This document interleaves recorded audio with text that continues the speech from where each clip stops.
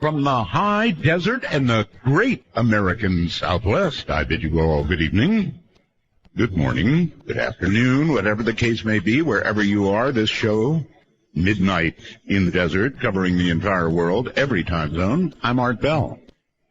It is my pleasure to be here this evening. We have a witch on tonight, a real witch. You know, you need to take a look at her, too. She's either a witch or a judge. Actually, she's only one at the moment. All right, so we only have two rules on our program, and they are no bad language. We have no need of those bad words. Children listen, or youngsters anyway. Besides, if you call up and use a bad word, I will have tonight's guest cast a spell upon you, and you'll not be able to reproduce nor even practice.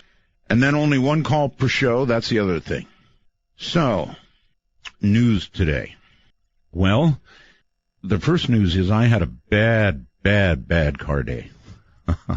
You ever have a bad car day? We had two cars up at the dealership for separate problems.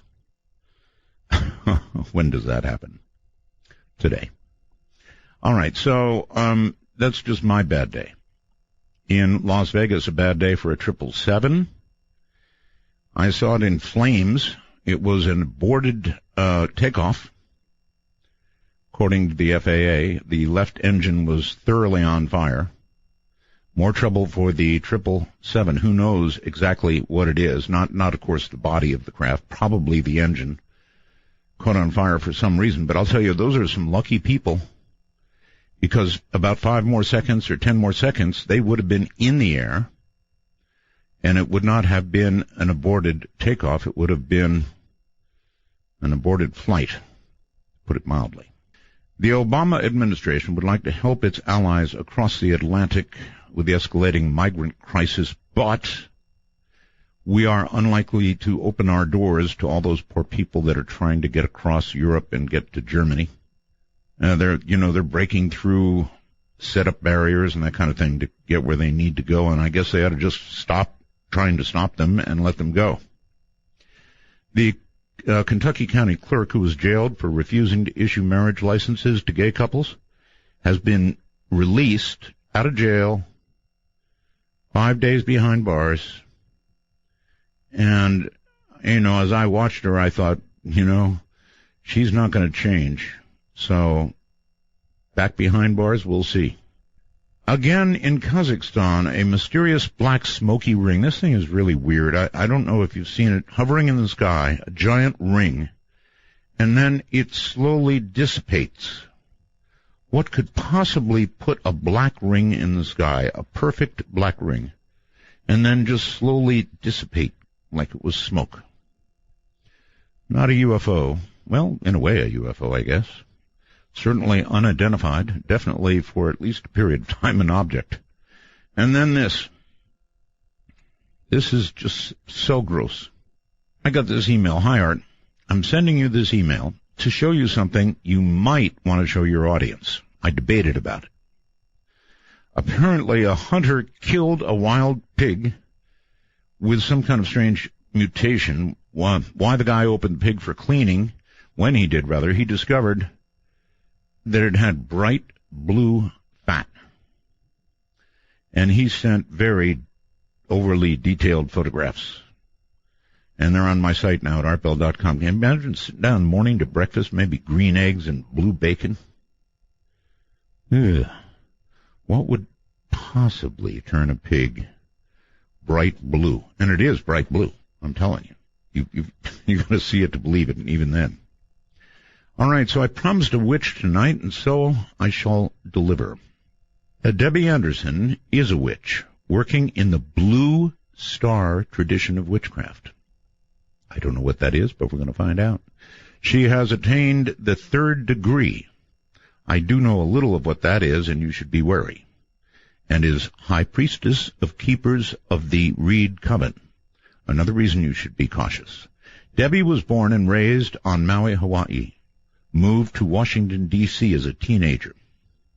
In the 60s, along with so many others who were searching for life's meaning, she was drawn to witchcraft. In 1991, Debbie met Frank Buck, the founder and creative genius behind Magic Crafts Jewelers, the company that supplied hand-woven pentacles and other metaphysical jewelry to the huge neo-pagan community. 'Twas Fred who introduced Debbie to Blue Star witchcraft, neo-paganism in the United States, in many forms and shapes that witchcraft took. Fred also introduced her to me, Art Bell, and apparently earlier in life they would fall asleep at night while listening to this program, or me. The pagan festival circuit attracted practitioners of all persuasions, and Debbie learned a great deal about the magical practices of these disparate groups and incorporated many different magical applications into her own practice. In the 24 years since Debbie has embraced the more formal craft structure, I love that word, the craft. I don't know why. I guess it was the movie. I guess it's just short for what is so interesting, pursuing not only the ritual part of the Wiccan path, but also the practical applied aspects of magic working and spell casting. Debbie is a former officer of the Covenant of the Goddess, an officer and member of the Liwa Gazoo, that'd be a lodge of co-Freemasonry. I saw everybody just wake up, La Droit Humain, and a criminal defense attorney practicing in Washington, D.C. So, I'm sorry, I didn't mean to laugh at that last part. It seems, I don't know, so, I'll wait until after the break to come up with a word for a witch who is an attorney, and a criminal defense attorney at that. On the other hand, if I was a criminal, I might look at her, and she does kind of look like a witch. I might say, yeah, baby.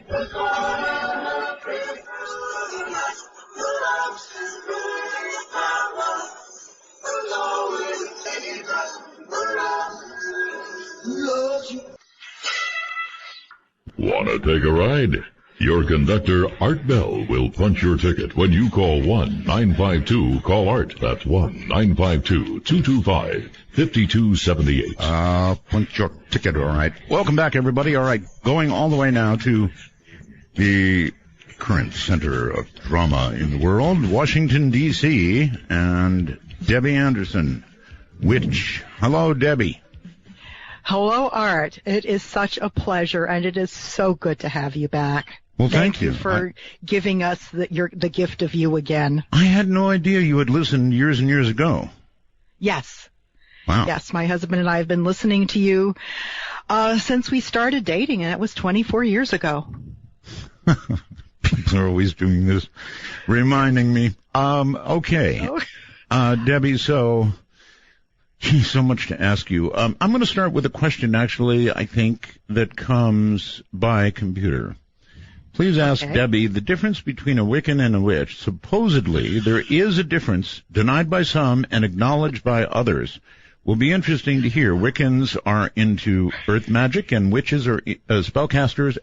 I'm sorry, Wiccans are into earth magic, it says, and witches are spellcasters and plus earth magic. Is that right or wrong? That is one of the questions I was desperately hoping would not come up, but I will try to tackle it. So see, I found it first. You did well. You've hit a question that has a lot of depth. I tend to do that. Back when I first started practicing in a formal coven structure 24 years ago, we were all witches. And our religion was witchcraft. And then somewhere along the line, and I don't really have a sense of when, because I was busy practicing and not being on the political end of the craft, it started being called Wicca. As I understand it, and that is a big caveat because this is not any knowledge I feel strongly about and imparting, but my understanding of the difference, if there is a difference, is that Wicca is derived from the formal system that was set up by Gerald Gardner. Witchcraft is more of the spell casting, they're hedge witches. There doesn't have to be a formal coven structure behind witchcraft.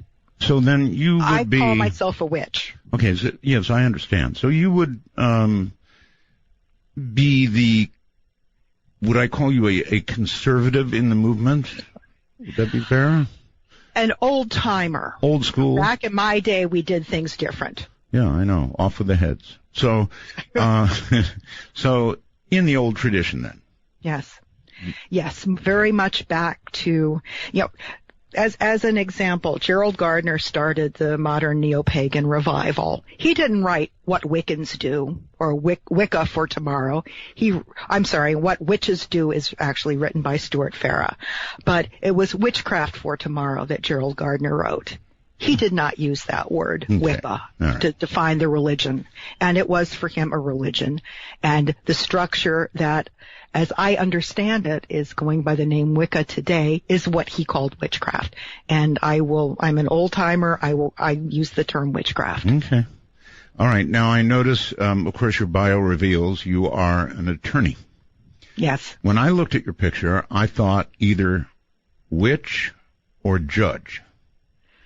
I mean, it almost looks like you're in a black robe there.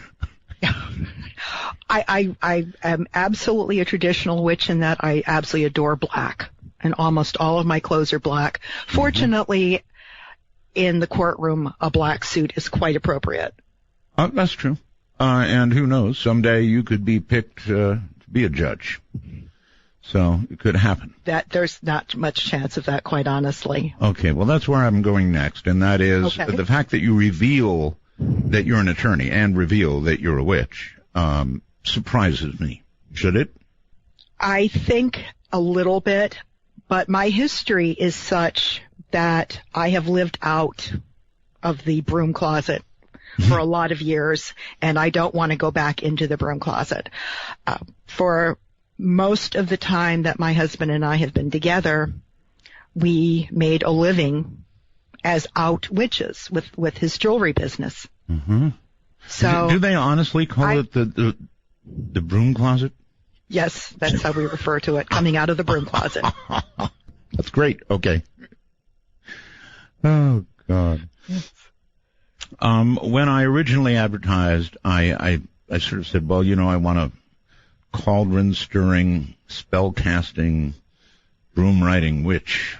And you are as close as it gets. Now, did you hear the many, many interviews I did with Evelyn Paglini? I heard very many of them, yes. She was an amazing woman and such a great loss. She was such a wonderful teacher. And because of people like Dr. Paglini, it makes it easier for people like me to be out of the broom closet as a witch.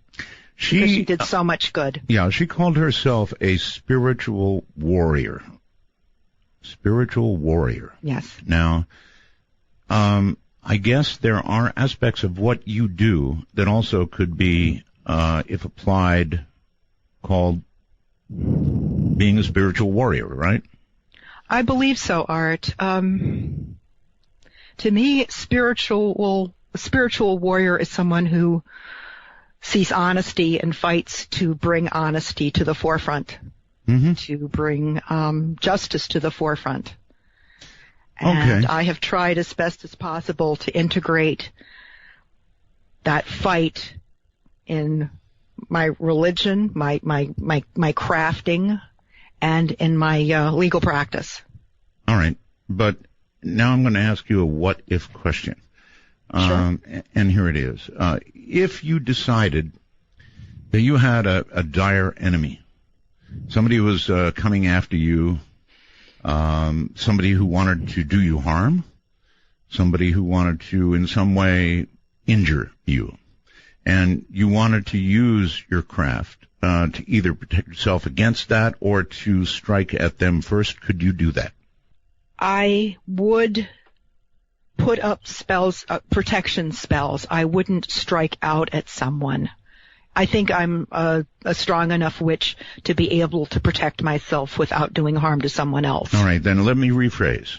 If somebody had done you harm and was after you, they've already done you harm, could you fight back with what you know?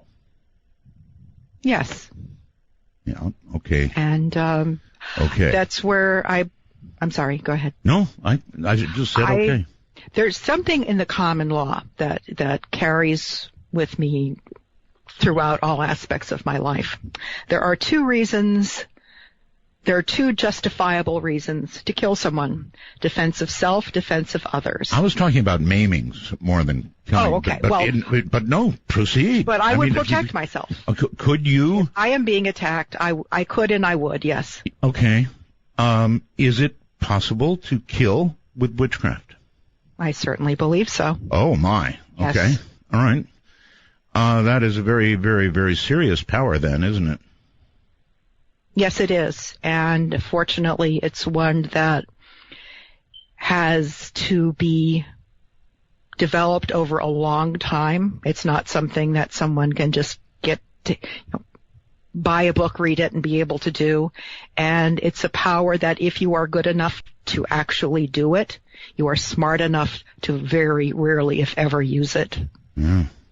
And to add to this, and send chills back right down the spine of everybody out there, you're also a Freemason, yes? Yes, I am. Very proud to be. And an attorney. Holy moly, and a criminal defense attorney at that. I was saying, jokingly, but I'm really not joking, if I was a criminal and I was seeking a defense attorney, I don't think I would be bothered one little bit by knowing that you were actually a witch. Now, is that the way you can kind of make it work? That's part of the way I make it work. I also investigate my cases thoroughly. I also fight with any tools available to me, whether it be a spell, a really effective motion. I'm always going to use spell crafting the night before a trial.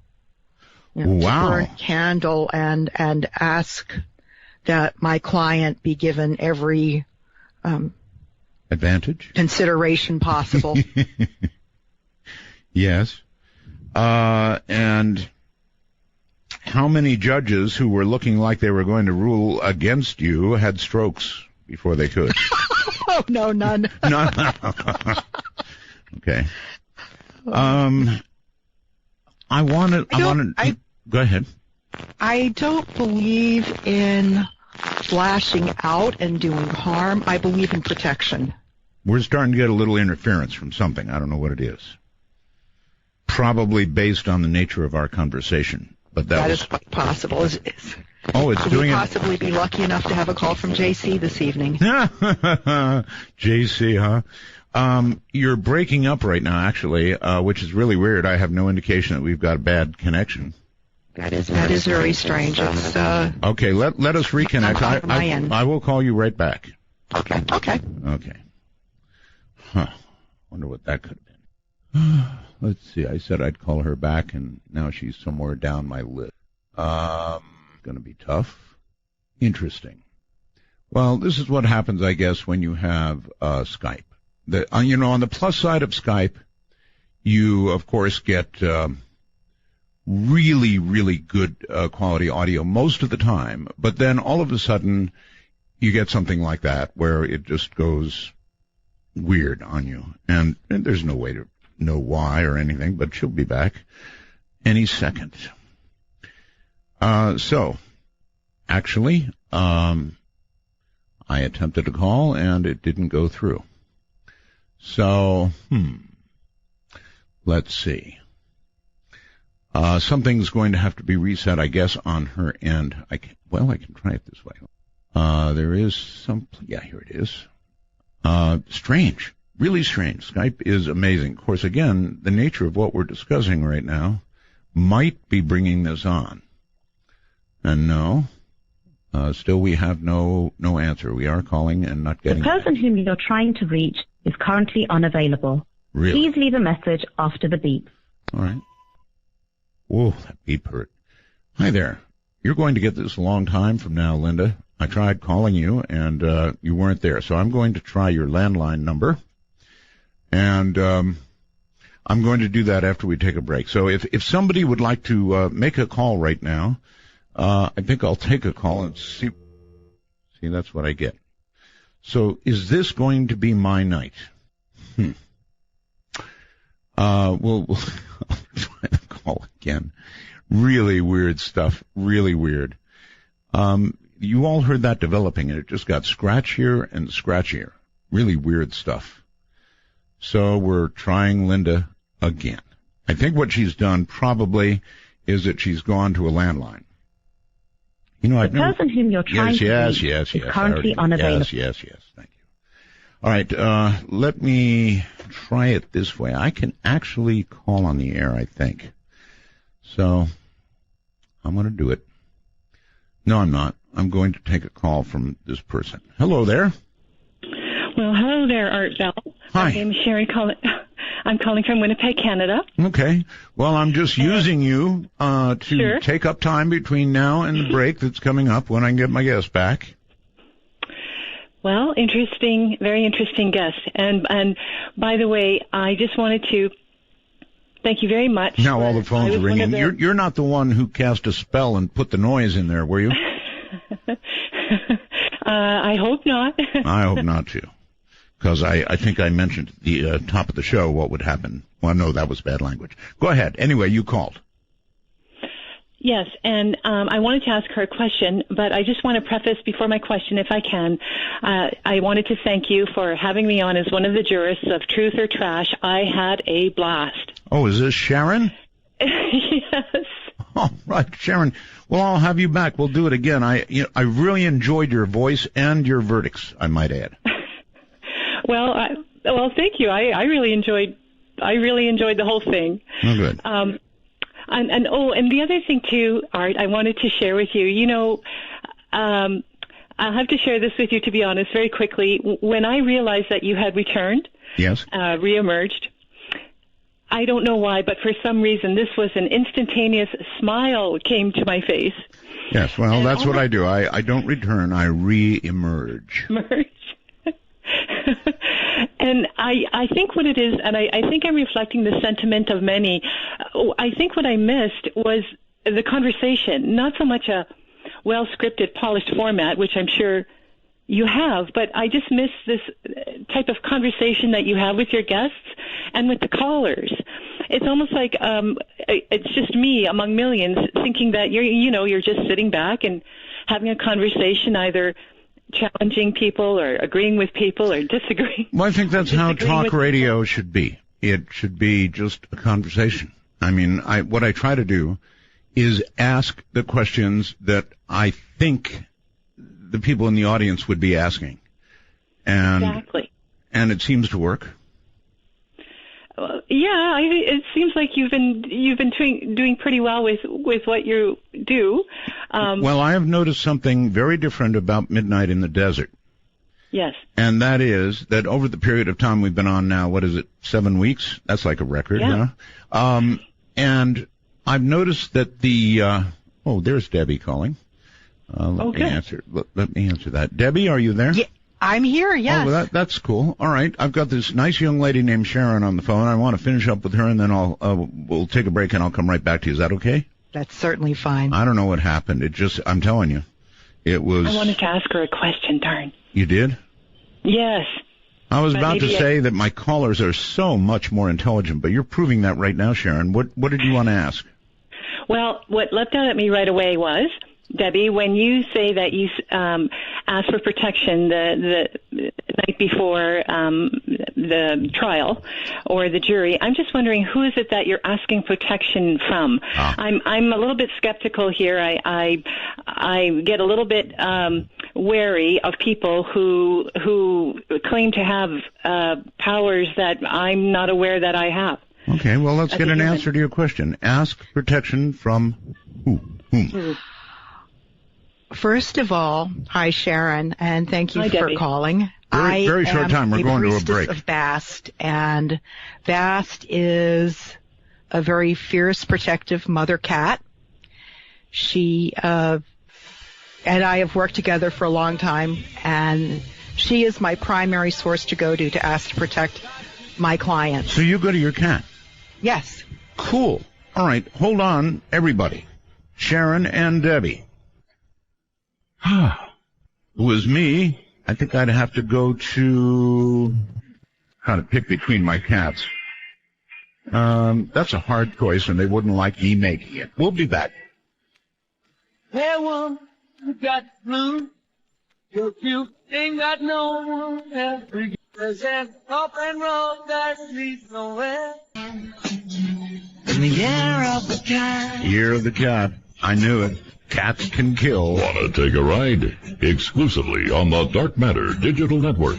This is Midnight in the Desert with your host, Art Bell. To call Art, please dial 1-952-225-5278. That's 1-952-CALL-ART.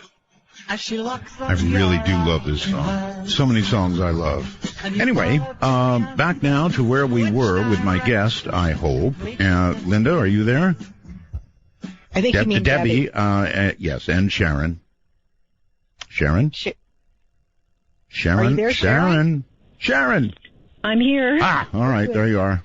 Okay. All right, so the answer was I believe Debbie would say familiar. Is that yes, Mr. Butch is my familiar. Mr. Butch. Yes. So she'd go to her cat, Sharon. That's the answer. I would go to the goddess Bast, but my familiar is Butch. But I would like to address something, Sharon, that you mentioned, I think quite rightly so. I would be very suspicious of someone who claims to have powers that you don't. I see the power, if that's even an appropriate word, as something that we all have. Mm-hmm. And the only difference between me and, say, somebody on the street who is not a witch and does not practice what I do is just having spent time developing the ability. That's a good word for it. It's an ability. But it's something that we all have. Art had a guest on a few weeks ago. I think he addressed the point very well. Nassim Harriman. He is a theoretical physicist, and he talked at great length about how everything is interconnected. And all that we witches do is hone our ability to make that interconnectedness work for us. If I take my hand and push at the air, it's not just going to push at the air that's touching my hand. There's going to be a ripple effect down the line. Oh my! And that's what I'm talking about. Just being able to use those kinds of energies. Sharon, I think Art, if I may, and I'll hang up and to listen to the answer because I know you have a lot more questions. But I think what kind of struck me as that's kind of unusual or odd is I have the ability to hurt somebody. I have the ability to even kill somebody, but that's a choice I make. I have the free will to make that choice. One consequence would be very bad and would be bad for the other. So when Art gave you a what-if scenario where you could actually hurt someone with this spell or curse, I'm thinking to myself, well, that's a choice that you make. I don't agree with your choice. You're free to make it, but I don't think it would be of benefit to anybody. What I would do, my first instinct to answer that question would be, well, I would let it go, or Sharon, I would forgive. Sharon? Yes, are you a witch? No, I'm not. Okay, so you'd be using a gun or a knife. Poison, maybe. To bring harm to someone attacking me? Yeah. Well, I wouldn't, I don't own a gun. And I wouldn't have a knife on me normally. I would fight like anything. I would fight like hell. Yeah, you could say that. And but that's all I would be able to do. And then Got it. Ask for and pray for help. Pray for some type of help. 911. But not to think that I alone. What makes me think that I alone would be able to do something I understand. extraordinary. No, Sharon, I get it. But my guest does. Thank you, Sharon. Was actually a good call. I thought she was headed down the road of either telling me she was a witch or that she had, lethal weapons. So, but with witchcraft, you actually can accomplish these things, and that is what I call a serious witch. And I've got to say, you are a serious witch. You said 24 years at it? Yes. Okay. 24 years right. in a formal coven structure. Yes. And covenant of the goddess, an officer and member of something. Is it Louis Guazou? Louis Guazou. It really yes. is that. Okay, Louis Guazou, Lodge of Freemasonry. How does Freemasonry, before we get back to witchcraft, fit into witchcraft, or does it not? It does. Oh. Gerald Gardner was a member of Le Droit Humain. He was initiated into Freemasonry. One of the things that I wanted to pursue with Freemasonry was how much effect did Masonic ritual have on what Gardner crafted as Wiccan ritual. And I have been able to explore that. And that was the beginning of my interest, that and also the fact that my father and my husband are also Masons. But I stay because the fellowship is very important to me. The ritual is different than Wiccan ritual, but it's still beautiful, especially the third degree raising ceremonies. It's a profound ritual. Yes, you don't get to third degree as you have easily at all, do you? Well, as a witch, it's right. a lot of work. Right. Third degree, actually, in Freemasonry, I am a Master Mason, but there is a very long path ahead of me there. Really? There's a long path behind you. There are a total of 33 degrees in Freemasonry. Right. In co-masonry, in masonry for men and women, as well as the more traditional male-only craft. How is your witchcraft greeted by the Freemasons? We don't discuss it a lot. We don't discuss religion at all much. There is broom closet?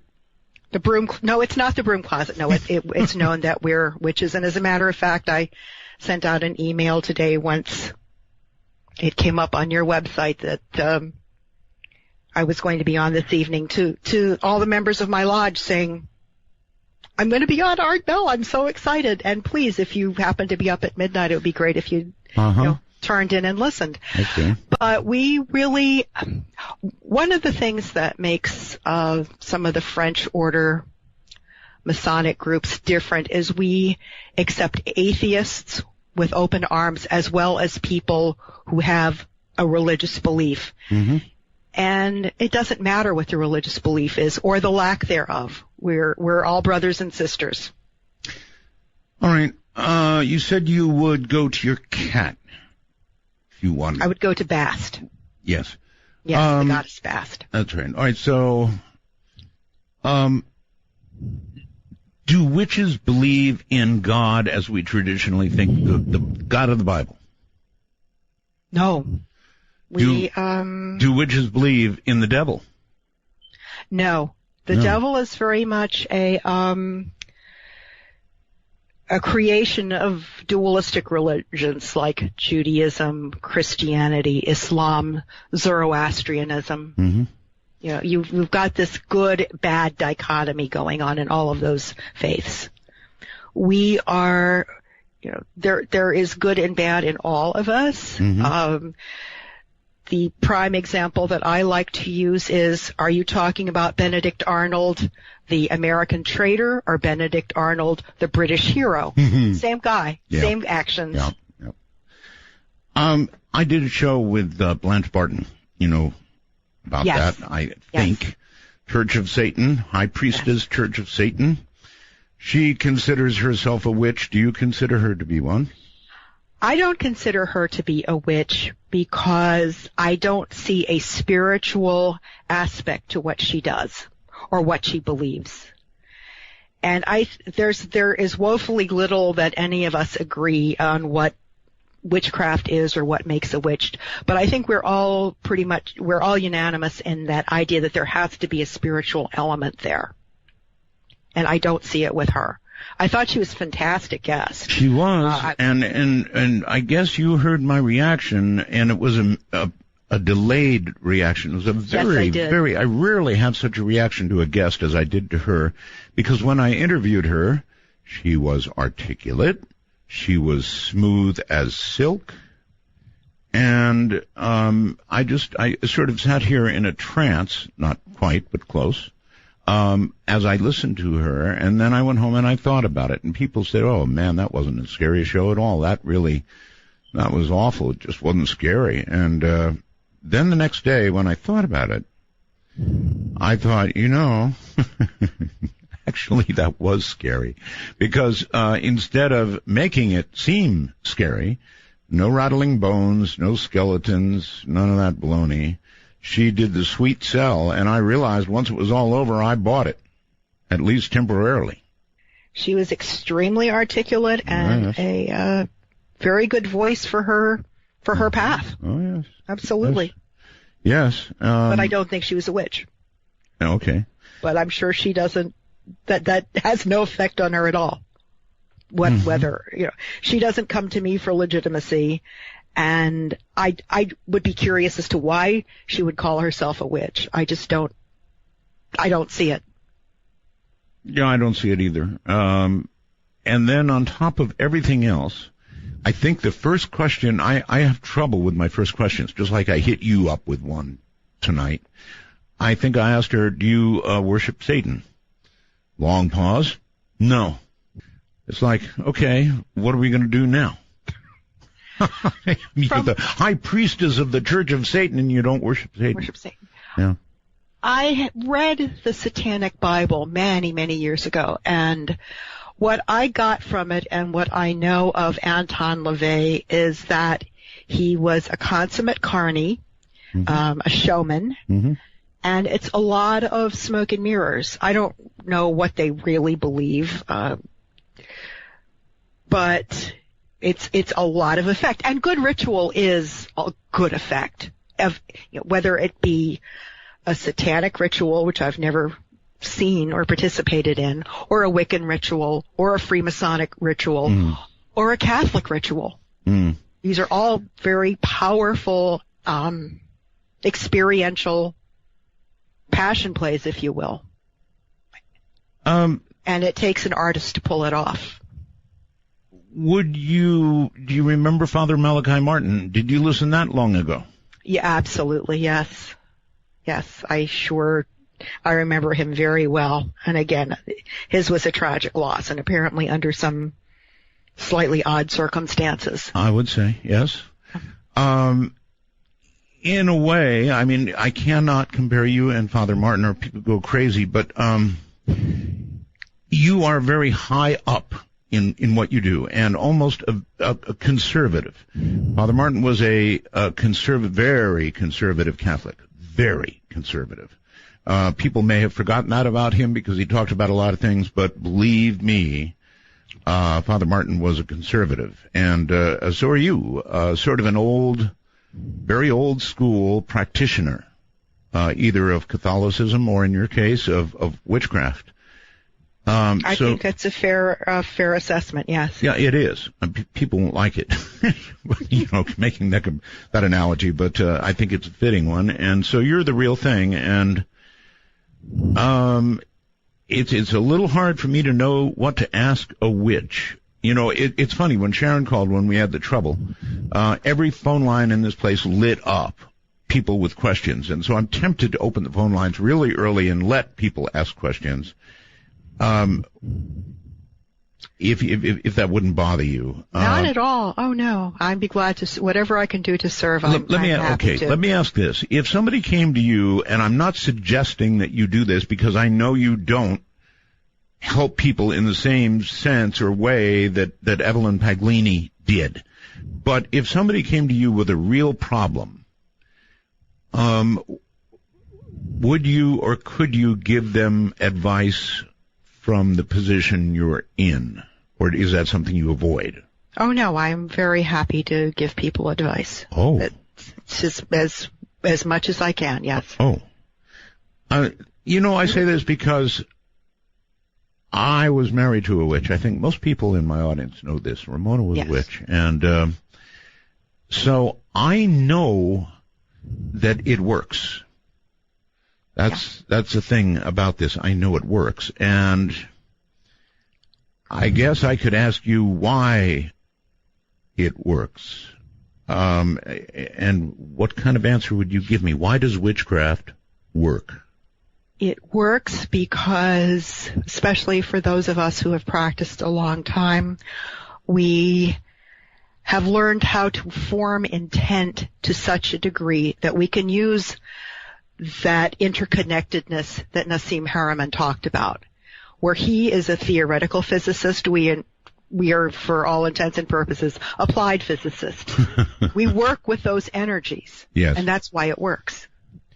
But to apply those energies effectively, it takes a long, long time. And you've been at it a long, long time. So you can actually apply them. The average person can't go down to the library, pick up a book, read for a few minutes, and start casting spells with any effect, right? That's correct. Well, that's what I thought. Should witchcraft scare people at all? I don't think so. I think we are a really sweet bunch. A sweet bunch. Gosh, not with some of the witches I know.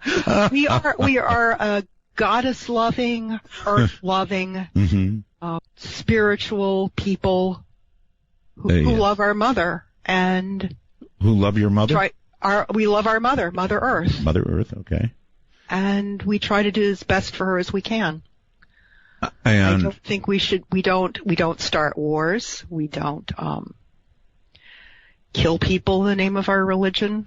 Okay. I'd say we're probably some of the most peaceful people around as a religious group. Okay. So I've got a lot of experience, Debbie, with groups, right? Mm-hmm. Groups like church groups or I don't know, baseball fans with, kids playing softball and stuff, little league. Internet groups of all kinds. And a coven is a group. And you're in a coven. Now, groups have this way of, I don't know, sort of deteriorating into political infighting. And I would imagine that would be true even in a coven. Would I be right? Yeah, you would be absolutely right. That's why it's a very fluid nature of a coven. I know that Christian churches generally have a stable population. People come and go from covens. And there may be a core group that have learned to work together and work well and can bring those energies up. And then there are people who come and go and, are there for a couple of months or a couple of years and decide it's not for them. But I mean, there are jealousies, there's egos involved, like any group, right? Yes, absolutely. I faced those when I was first brought in by Fred. He and his former high priestess had divorced. We met, and I was brought in as high priestess over people who had been there longer than me, were higher degreed than me. So of course there were resentments. And part of what I needed to do very early on was to reach out and to let people know that they as individuals were very important to me. That my status should not in any way lessen them, and that to be a good high priestess, I really needed them. All right. We need to break here, so hold tight. Leave the world behind. You're digging for gold. You're throwing away a fortune and feeling that someday you'll pay. Midnight in the Desert doesn't screen calls. We trust you. But remember, the NSA, well, you know. To call the show, please dial 1-952-225-5278. That's 1-952-CALL-ART. So, Debbie Anderson is the real thing in every way. She is a witch, 24 years at it. She can push more than air with her hands. that bears investigation. You can do everything up to take a life with witchcraft. This kind of witchcraft. She is also a Freemason. She's also an attorney, a criminal attorney in Washington, D.C., and we've got her. And I want to add before I let it go that after this show, there is a group that follows this show. Can't think of their name just off the top of my head, but I know they put a message in here saying they somehow hooked you into coming on after and answering sort of after show questions. Is that right? Yes. I open for anything. Really? And did you get the name of the group? No, I didn't. Oh. Huh. Well, I'll look around for it. It's somewhere on here, and when I get it, I'll put it up. I should know it. You know, they're a group that follows the show, and so it'd be pretty cool that you'll do that, and I appreciate your doing that. They are an Art Bell group, so that's very nice. So anyway, when people meet you, people on the street, people who don't know you and then find out about you, and since you're out of the broom closet, they do find out about you, I guess. If I were to casually begin reading about you on the internet, would I learn you're a witch? I'm trying to think. Certainly it's possible, obvious on my Facebook page. I have listings under LinkedIn and also on Avvo, which are business sites. I don't think so. Actually, I don't think so. It's not something I push in that way. But I don't hide it, but I don't say, "Hi there, I'm a witch." You know, it's not part of what I do when first meeting somebody, or my very shallow public face. So, you know, if somebody looked you up on Facebook, they'd become aware, but otherwise you've got a foot in the broom closet, sort of, or did, till tonight maybe. I guess so, yes. But it's not something I would ever hide. My husband and I were actually, a group wanted to photograph us for an animal rights activity, and the photographer wanted me to put my pentacle inside my clothes, and I refused to. Really? Yes. I wear my pentacle out when I'm in court. I also wear my Masonic square and compasses pin when I'm in court, and people find that very surprising because I guess in some circles... Or intimidating. Well, being a woman and being a Mason seems to be more of an issue in some circles than being a witch, quite honestly. Huh. I don't know what that's about, but that's just been my experience. Okay, so here we go. Nick says, Art, I'm a tax attorney, and I also practice witchcraft. I routinely deal with clients of various faiths and often have difficult conversations about the intersection of my beliefs and profession. And he's asking how you deal with that. I am not familiar with tax issues so much, Nick, but when people come to me, they're in trouble. They really don't care about what my religion is. What they care about is how I can help them stay out of jail. And I have a pretty good record of doing that. That's all that people care about. Abnormally good? I like to think so. I will say that I'm very proud of the fact that since the Heller decision was handed down by the Supreme Court, I've had about 2 dozen gun and ammo cases here in D.C., and I've won every one of them. Wow. That also has something to do with the fact that DC is crazy in some of the cases that it prosecutes, but yeah, I'm pretty proud of that record.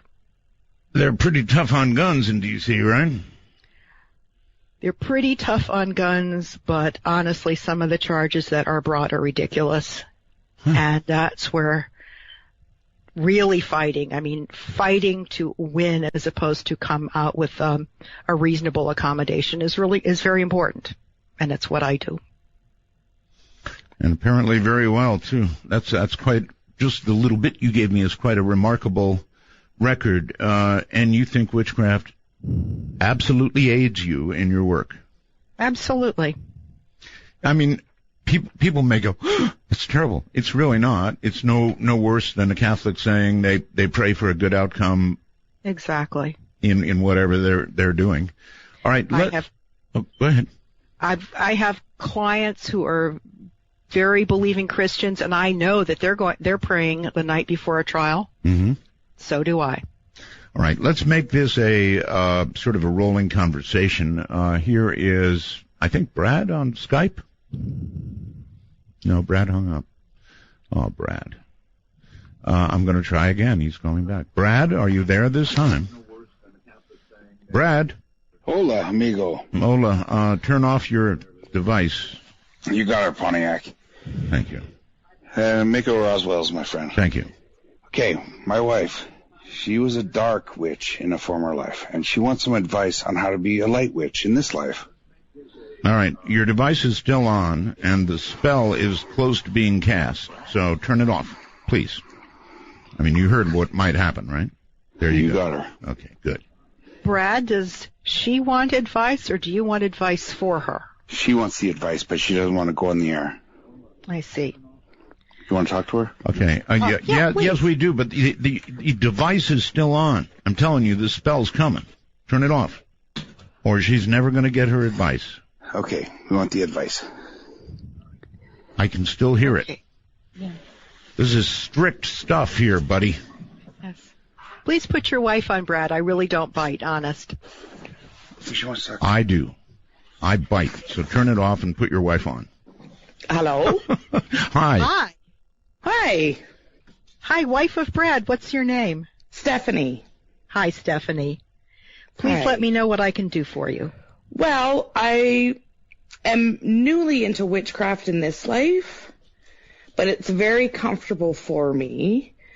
And I've been told by other witches that I have come across that I was a dark witch in previous life. And I'm just wondering how I can do light work in this one, because I find myself falling back into old patterns, if that makes sense. Certainly, yes, I understand what you're saying. Certainly for, it would be a great idea to work light, to serve people. Do you have any interest in working in soup kitchens, in volunteering at an animal shelter? Those are the kinds of things that I see as being very beneficial, because witchcraft and humanity living should ultimately be about service.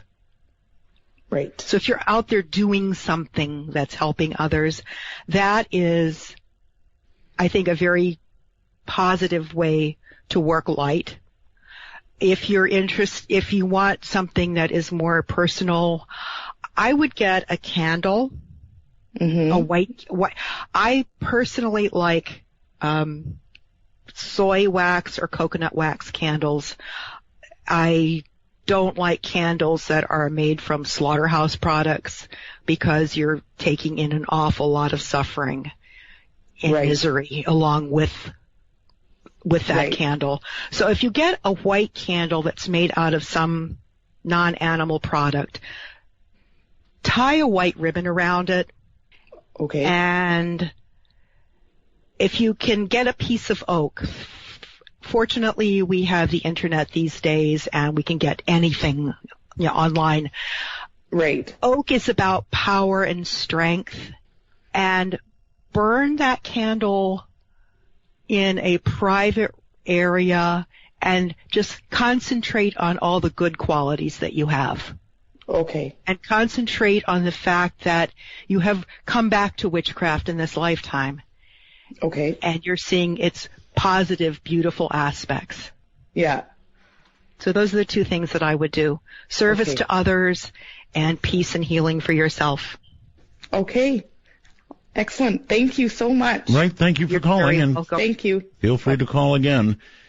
Now, there inevitably are people like this, people who are telling me, Art, you're being tricked again.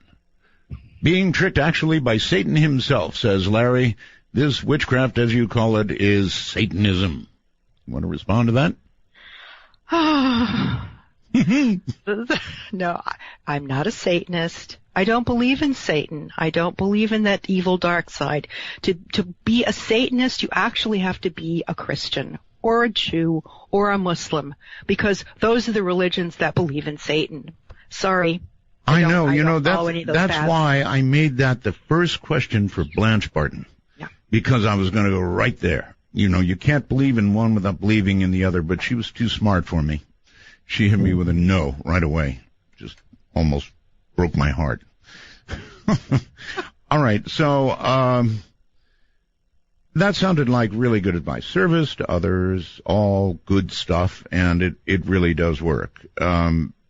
But when you're faced with, well, all right, let's look at your work. When you're faced with defending a criminal, an alleged criminal. An alleged criminal, yes. Yes, thank you. Now I really know you're an attorney.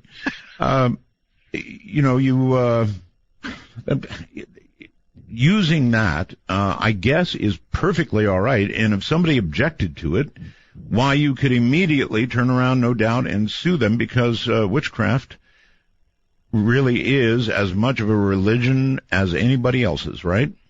Absolutely. And if they are going to ban me from a courthouse, fortunately in Washington, D.C., this does not happen. But theoretically, if someone wanted to create an issue that I was a witch in a courtroom in Washington, D.C., mm-hmm. I would also say that every Baptist... Yeah. Wouldn't that be the pot calling the kettle black?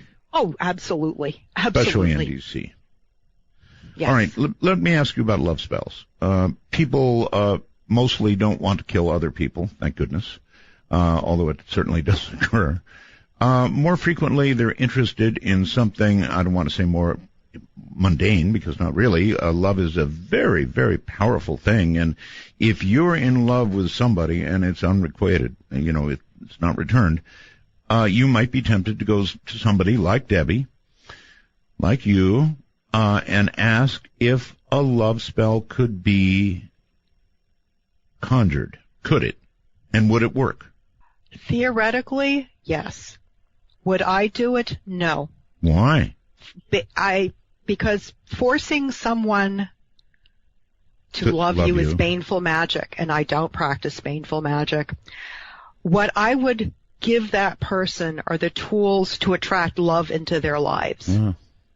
Well, in every movie I've seen on the subject, it always works, and then it overworks. In other words, the person finally gets tired of the constant attention, they're loved to death, and they finally have to go back and ask for the spell to be recalled.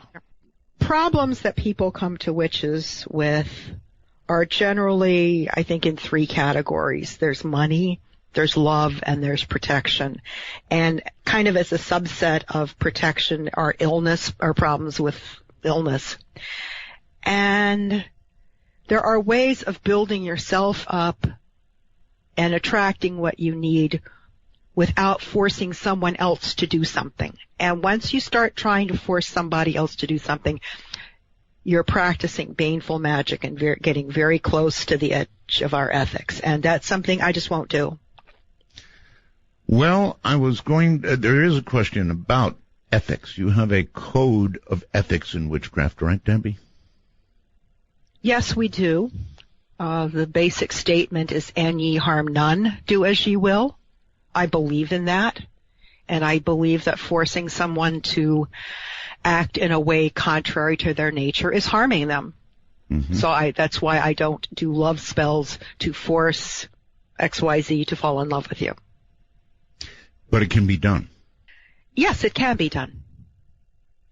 And then you're bringing, I also believe in karma. And another thing that we, almost all of us witches, believe in is the law of threefold return.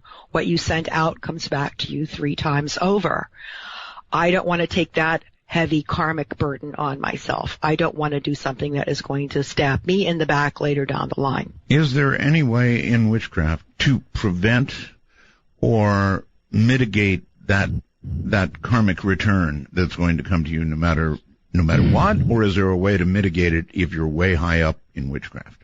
I would say a lot of prayers, saying how sorry you are, that you did whatever you did that is putting you in fear of your eternal soul being in a great deal of trouble. So you believe we have eternal souls? Yes. All right. Now, maybe we're getting somewhere. Hold on, Debbie. So we have eternal souls. I wonder who we're the temporary custodians of them, right? But final destination. Eternal souls and final destination. That'll be my question. We'll be right back. Remember, when calling Midnight in the Desert, let the phone ring until answered. These calls are unscreened for your listening pleasure. Call 1-952-CALL-ART. That's 1-952-225-5278. Indeed, unscreened for your listening pleasure. And by the way, I usually don't do this, but I want to do it. I had so many emails, so many calls about this LED technology, and all I can tell you is this. I have had a really bad back all my life. You know, the kind of back where sometimes you can't walk and it bothers you every day, that kind of bad back. And this LED technology, as I said in the ad, tain't cheap, but it works. It's the only thing I've ever actually found that does. So when you hear me do that Lumen commercial, know that I'm telling you it works. And if any of you try it, I'd be really interested to hear how it works for you. It was a miracle for me. Their phone number again, and I'm not going to do this again. I'm not going to repeat it again, but I wanted to, I don't endorse something lightly. I actually had to talk them into doing a commercial. It's area code 828-863-4834. Only thing that's ever worked for me, ever.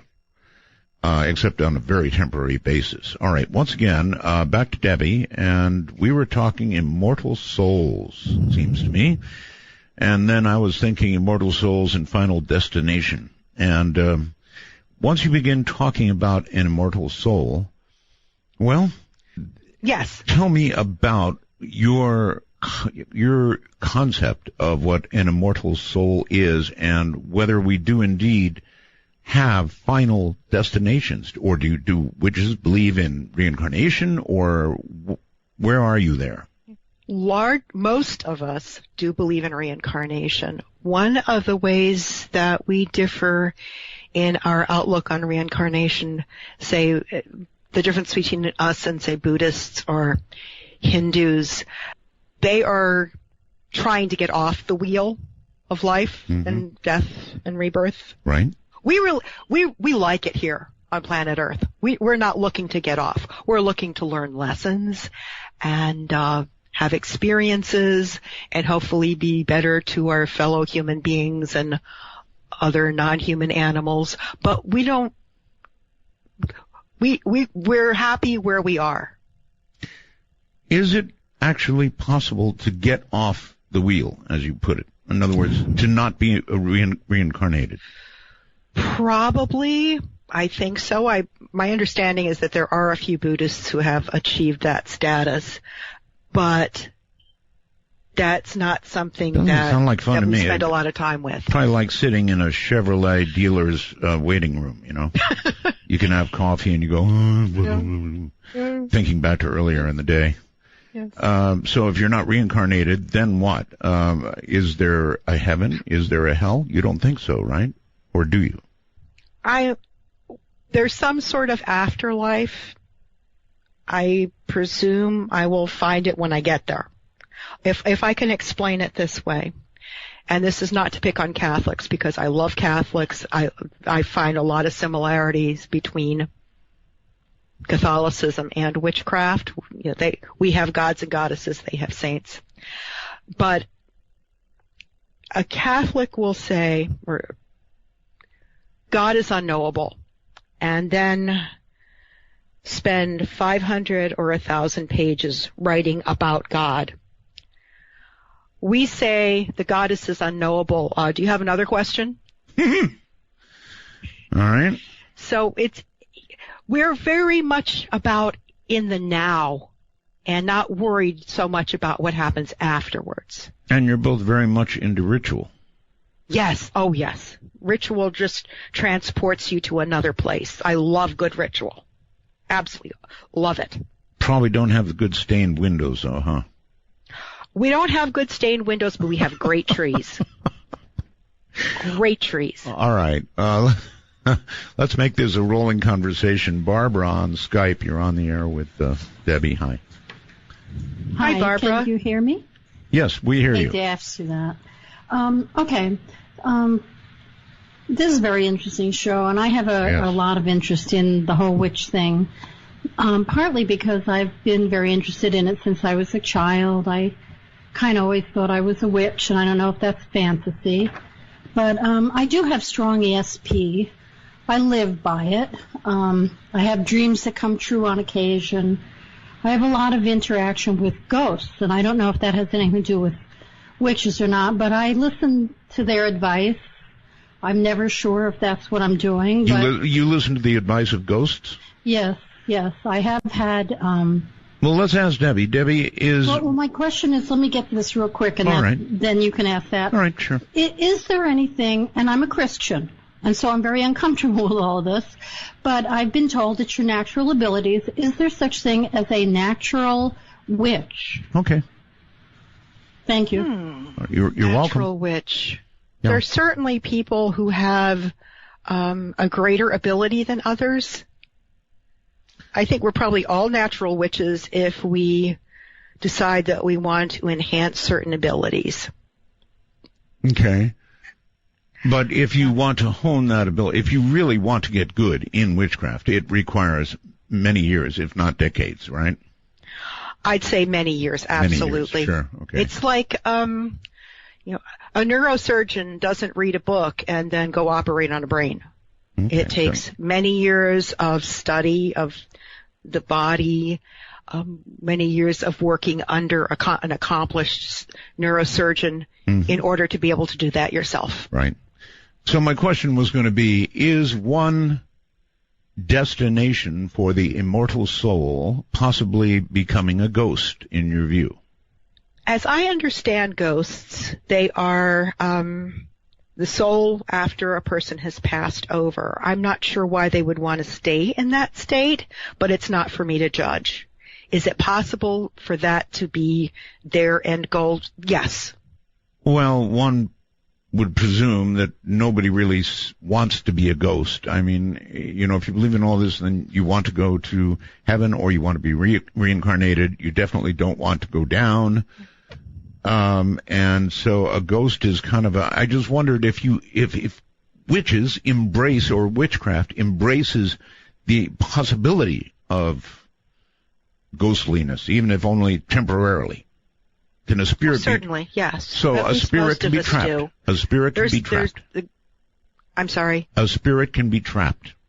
Yes. A spirit can feel that he or she has unfinished business and for some reason wants to finish it now as opposed to coming back with the people that they have unfinished business with.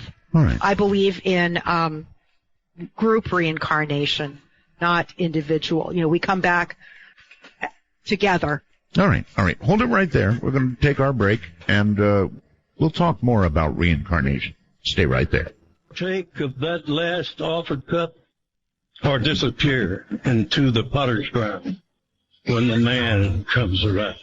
Midnight in the Desert spans the world. To call us from outside the U.S. and Canada only, use Skype with a headset mic if on a computer and call MITD 55. That's MITD 55. All right. When you call on Skype, whether it's domestically in North America or worldwide, it doesn't matter. Once you hear audio, in other words, I pick up on this end. Once you hear audio, the first thing for you to do is turn your device down before I get to you. When you hear that audio, same goes for the phone. You're gonna get on. You're gonna make it. So just hang in there. Debbie is my guest, Debbie Anderson, and she is the real McCoy. She is a real witch and rather high up in witchery. Is that right? I'm rather right. Old in witchery. Okay, we'll old give myself that. Yeah, okay. Yeah. Reincarnation has always been a really favorite. I sort of half believe in reincarnation, to be honest with you. If there is an immortal soul, and I hope there is, reincarnation makes sense, except it doesn't make sense. In other words, as you look at the increasing population, the Earth from when Adam took the bite, or whatever you consider the beginning to be, until now, when we've got, I don't know, what is it, 6.5 billion, 7 billion people, all kinds of, lots of people, it doesn't seem to leave room for reincarnation unless there's a pool of new souls constantly sort of falling like apples from a tree. I'll tell you what I believe, and okay. We witches don't agree on a whole lot. There are a lot of different traditions, so different traditions believe different things. Okay. What I believe is that there are new souls being created, but not every soul has to be reincarnated on this planet at all times. Oh. I believe that there are other planets that are inhabited, and there are souls out there waiting for their next incarnation, deciding what lessons they want to learn. Actually, we don't all have to be here at one time. It actually makes sense.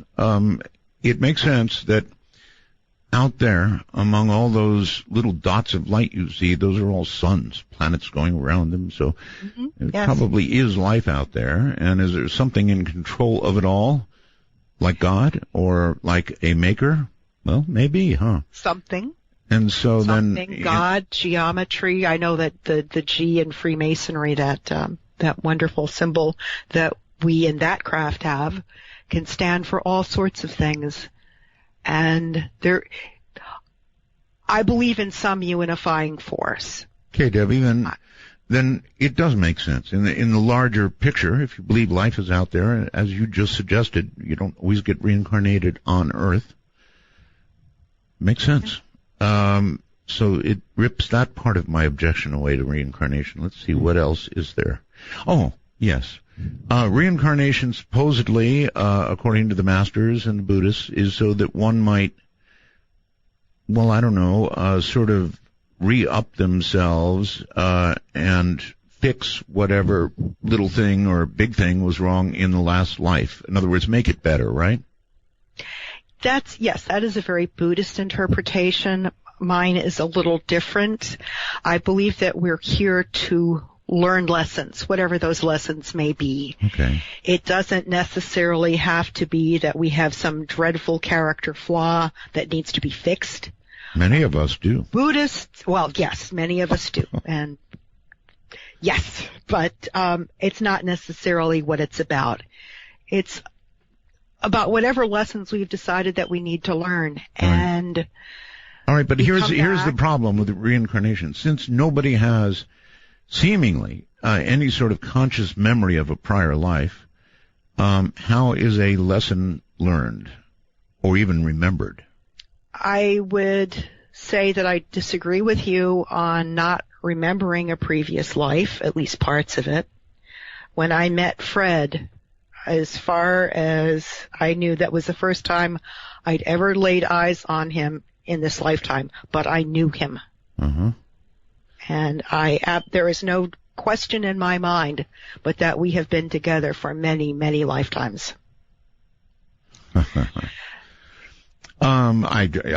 shouldn't laugh at that. I just recently saw a movie, and I can't remember it's killing me. I can't remember it. It was about eyes and reincarnation.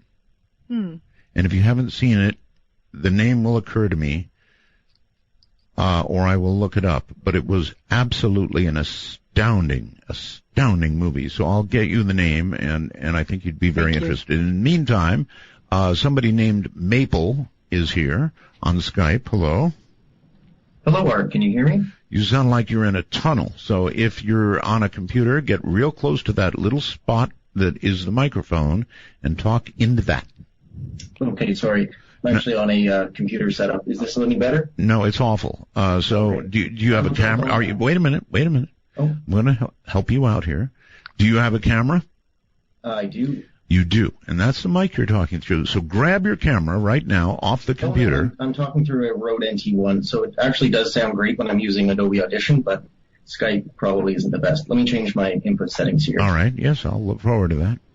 I'm pretty anal about this, folks. If you can imagine. I'll just try calling you back, Art. It's okay. All right, yeah, good, thank you. I am bad about that. I want to hear good audio. That's the whole point of Skype, and if you're yelling 5 feet away from your computer or talking 5 feet away from your computer, it sounds just like he sounded. Not good. I will say I have not used Skype until this opportunity presented itself, and it's just amazing. It is. You actually sound like you're right here in the studio with me, and that makes for a wonderful interview. We can hear each other's voice inflections, as you cannot on a regular phone. Anyway, back to Skype. This is somebody named Larry, who I hope is doing it right. Hello, Larry. Hello, Art. Hi. Hi, Larry. Hi. How you doing? Doing Very fine. well, thank you. Yourself? Yeah, for your guest, my question is this. You are identifying as a witch and a Mason. I mean, so what are your views on Lucifer? Lucifer is Latin for light bearer. I think that bringing the light is a wonderful thing. Okay, so that means that you worship Lucifer. No. No, I worship Bast. She's the Egyptian goddess of pleasure. And she manifests as a black cat. Okay, I'm having a problem with the duality between your Masonry and witchcraft. I don't get how those two go together. Really. I apologize. I don't have a problem with them. Why do you have a few witches who are also Masons? Why do you have a problem with it, caller? Where is? Well, it may be that I just don't know enough about it, but the things that I have heard about it. I also heard I didn't think women could be a Masons. That is true for the two predominant orders of Freemasonry in the United States. One being Free and Accepted Masonry, the second is Prince Hall Masonry. I am a member of the order Le Droit Humain, the American Federation. This is an order that came out of France and was and also had a lot of has a lot of adherents in England. But we are co-equal with men in my order. There is no difference, man or woman, religion or not religion. We're all Freemasons and brothers and sisters together. Okay, well, thank you very much. That clears it up a bit. All right, thank you. Good. And that allowed me to find the movie I wanted. It's called just the letter, I Origins. Oh, the letter, okay. I Origins. I Origins. You're going to want to see this. Trust me. I will You're going to want to see definitely do that. Amazing story. And sort of a movie that not that many people have heard of, I guess. Let's go to the phones, actually, and say, hello, you're on the air with Debbie Anderson. Hi, Debbie. How you doing?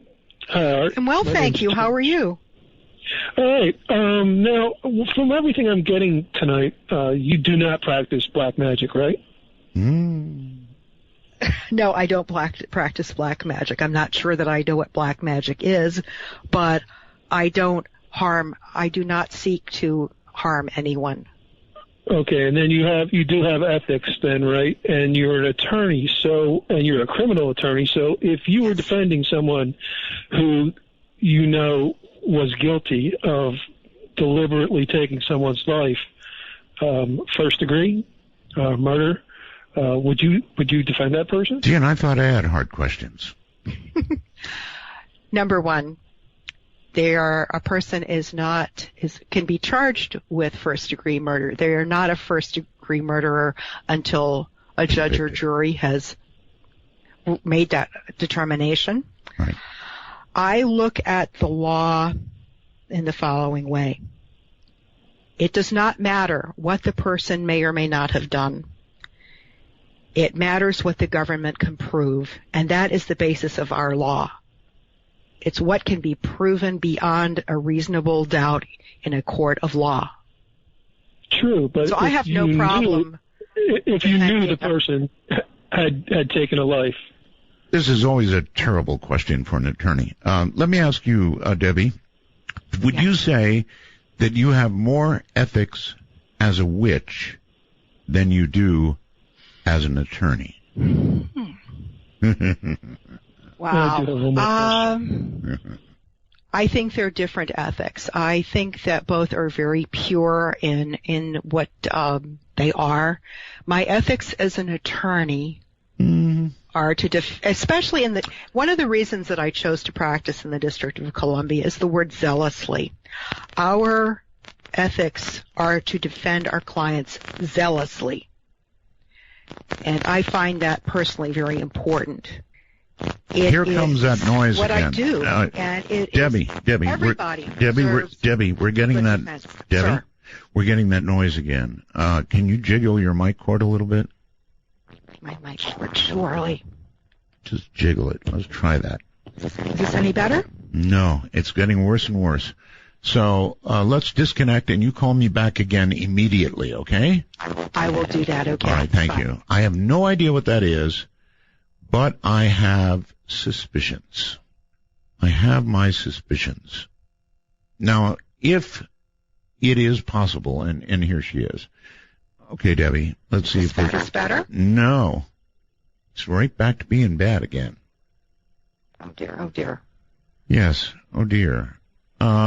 Shall I hang up and wait for 2 minutes? I want to know something. I want to know if actually it's your connection or my connection. And the way I can find out for sure is to answer another Skype call. Hello there. Chairman, meow? Hey, it's Maple back here. Okay. Do I sound better now? You do. You sound fine. Great. Yeah. So I'm glad to have you back. I'm glad you called back, and our Skype connection is fine. And Debbie, let's test ours. How am I sounding now, Art? Not good. Oh dear. Not good. Let me try to call you back this time, okay? So let's disconnect, and I will call you back, and we'll see if perhaps the other path is going to work. Isn't this odd? It's kind of like, I don't know. It's kind of like somebody's after us. Somebody has cast a spell out there or something. So I am calling Linda now. We'll see if she answers. In the meantime, let's go back. The person whom you're trying to reach is Yes. Yeah, she's got something going on her end, obviously. So, caller, you're back on the air again. Hey, thank you, Art. Sure. I was just going to ask Debbie I remember seeing a news article a couple of years ago about Halloween being canceled in a school in Washington State because it was offensive to witches, and I wanted to get her take on that. Halloween being canceled? Yeah, Halloween, the school's Halloween party anyway. Because it was offensive to witches? That's exactly. So I wanted to get the take on from a real witch here. Okay. See what she thinks. Are you back, Debbie? I just realized why I was calling her Linda earlier. Because somebody named Linda was calling as I was trying to get hold of Debbie. So, there you have it. I'm going to continue to try to get her back. In the meantime, sir, there's not a whole lot I can do. That's not a problem, Art. Yes. Let's see. Yeah, not a whole lot I can do. Offensive to witches, really? Yeah. Yeah, it was how do you spell it? It was like Puyallup, Washington. Puyallup, Washington. Puyallup, yeah. I'm familiar with it. All right, well, hopefully if she's listening, we will get this connection back one way or the other, and she's writing down these questions, and we'll respond to them. Thank you. Awesome. Thank you, Art. Right, take care. And that's the way you do it. Get close to the computer, get it set up, and you're all set. Now, I'm seeing it suggested to me that she unplug the USB headset that she's got plugged in and plug it back in again. Maybe it is a USB connected problem. Weird. On the phone, you're on the air. Hello. Yeah, I was just curious if she had ever dealt with the demonic, any possession in her travels. Well, you know what? She said, I hate to answer for her, but she doesn't believe in the devil. Yeah. So I kind of doubt that she would have. I mean, there would be bad things, I suppose, that you would have to deal with, but she actually doesn't believe in the devil, so I doubt she had to deal with demonic presence. Okay. Or if she did, she'd be reforming her opinions, right? Yeah, I hear you. Have you? Me? No. I've had a few women that I was very suspicious about in my life. Amen, brother. Right. Yeah. Thank you for the call, sir. Take care, Art. Take care. Yeah, a few women in my life. They were not at first, of course, but eventually they seemed somewhat demonic. Hello there. Hi, Art. How are you? Thanks for having me on. I'm doing okay. All right. Well, I had two questions for your guest, but before that, and I know she's not on right now. No, she's not. But go ahead and ask them because she'll make notes. Okay, and before I do that, let me just say, your new show coming on to the internet is paving the way for a new way of doing radio. It is, and you know what, Debbie may be. Yes, I'm here. Heather suggested that I unplug my microphone and plug it back in. And it worked. Excellent. So, caller, you are so in luck. She's right here. Go. Awesome. All right, and I do have two quick questions, but can I just finish my thought real quick to what I was going to say to you, Art? Yes. It's really important. Yes. In fact, to the entire listening community. Okay. Yes. I know you're going through some growing pains a little bit with the technical aspects. You probably have high-speed connection and can get all the bandwidth you need, but then the people calling in or the guests might not have the same bandwidth, so you get bad connection. But when I worked at Headquarters Special Operations Command as the data manager of the Special Operations Joint Interagency Collaboration Center, MITRE organization was working for Google to metatag the entire Internet, which they are now controlling. I would love for you and your allies to get together and create a new Internet for the people because the government is now, actually the United States corporation, because they're not a government. They're just posing as a government. Okay, sir. Our time is very nearly up. We're at a break. Okay, so my two quick questions. First of all, you asked your guest about how witchcraft works. Yes. I read a book called Hypnosis a long time ago that separates the conscious from the subconscious. Uh-huh. And we're not actually physical beings. We're actually ghosts to other dimensions. So the question is what? Does she believe that really everything, including religion and witchcraft, is self-hypnosis? All right. We'll have to accept that, and we'll tackle it when we get back. We're at a break. This is Midnight in the Desert. Did you hear the music? A serenade from the stars. To initiate a dialogue sequence with Art Bell, please coordinate your phalanges and call 1-952-225-5278. That's 1-952-CALL-ART. Interesting. Very, very interesting, actually. Every time we've had trouble, every time Debbie's audio has begun to deteriorate, there is somebody named Linda, last name G, you know who you are, who's been calling me. And I keep thinking, oh, that's Debbie recalling. And it's not. It's Linda, but I wonder what Linda's doing. Because the only time she calls is after I've had trouble, and Debbie and I have disconnected. Very odd. You don't know a witch named Linda, do you, Debbie? No, I don't, but I'm intrigued. So am I. I mean, every time we've had a problem, that call starts to come in. And it's on the screen as I'm, sitting here trying to reconnect with you. And that's what had me call you Linda. And it's happened twice, if not 3 times now. And I think Linda's after us. So, I don't know. Oh. Keep it in mind. I will do that. All right. So the conscious, the unconscious, he was asking a question before the break. Yes. I was very confused by his question, quite honestly. Well, I think he was asking if a witchcraft is a combination of both used together, I guess. Well, we're certainly all... When you project intent, for example. Yes. Right? When you project intent, it may well be both. Yes, I'd like to think that we are integrated human beings, and that we we come together with everything that we have. Mm-hmm. Okay. All right. Let's try Skype again. I'm ever hopeful. Brad? Good evening. I think I'm here. I think you are here, yes. Okay, my devices are down. Good. I would like to say blessed greetings to a fellow sister witch. Blessed be, Brad. Blessed be. You had mentioned earlier that you gave worship to Bast, but you also mentioned another name earlier on, and I was listening on shortwave, and there was a bit of noise. You said Bast is your familiar, or Bast is your primary?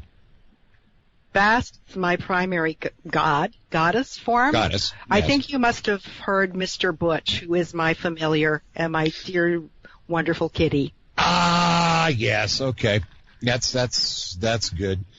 I was sitting here scratching my head and saying Bast, but anyway, I have seen a lot of the chat traffic tonight, and yes, there have been trolls, but I just want to let some of the others know that I am also a practicing witch. I just about knocked over one of my cauldrons trying to get my headphones. And I at first thought, okay, real witch, do the air quotes. Okay, and as far as I have listened tonight, it sets well with the Heart of Souls. I've been practicing for about 25 years as a pagan, and I would assume that you would qualify yourself as a pagan. Well, certainly, witches are pagans, yes. Yes, okay. I'm more of a Celtic witch mage, so different traditions, different paths, but we do respect each other. My goddess is Macaw, my lord and lady are the Morrigan and the Dagda, and I'm sure other Celts are out there going, huzzah! All right, sure. I'm also been referred to as the snarky pagan. Do you find that using a bit of humor and, yes, the ritual thing, and I want to get back to the ritual thing that you said, and I'm going to try and hurry this up, Art, because I've been in radio too. Doing ritual, setting the stage, do you find that when you do, ground cast call the circle, do the ritual thing, it actually does build the intent, and you collect that magic, that energy work, collect it, focus it, and send it out to whomever or wherever your intent be? All right, that's where we're going to have to hold it. Go ahead. Absolutely. That is the working of a coven together, is to find something that needs fixing or people ask for help, and you get those energies together and make it happen. I think one of the prime examples of this, and this is a story that I love, and it's part of our folklore, and I believe it happened. It was, I believe, in 1940 when the Germans were threatening to invade Britain. Several covens met in New Forest and all brought up cones of power and pushed the Nazis back, pushed the Germans back. There's incredible power in working together in groups that work together over a long period of time and know how to work together. And you can't beat those sorts of energies. But yes, you certainly do start gathering them from the time you cast a circle. Let's go back to the ethics question. I want to explore that a little bit. It seems to me that from what I've heard from you, you have more ethics as a witch. Maybe that's a wrong way to put it, but you have a stricter set of ethics as a witch than you may have as an attorney. I mean, many times as an attorney, you realize you are representing somebody who did something very bad. Your job is to the very best of your ability and to zealously defend that person. But that's not a defense you would make as a witch, is it?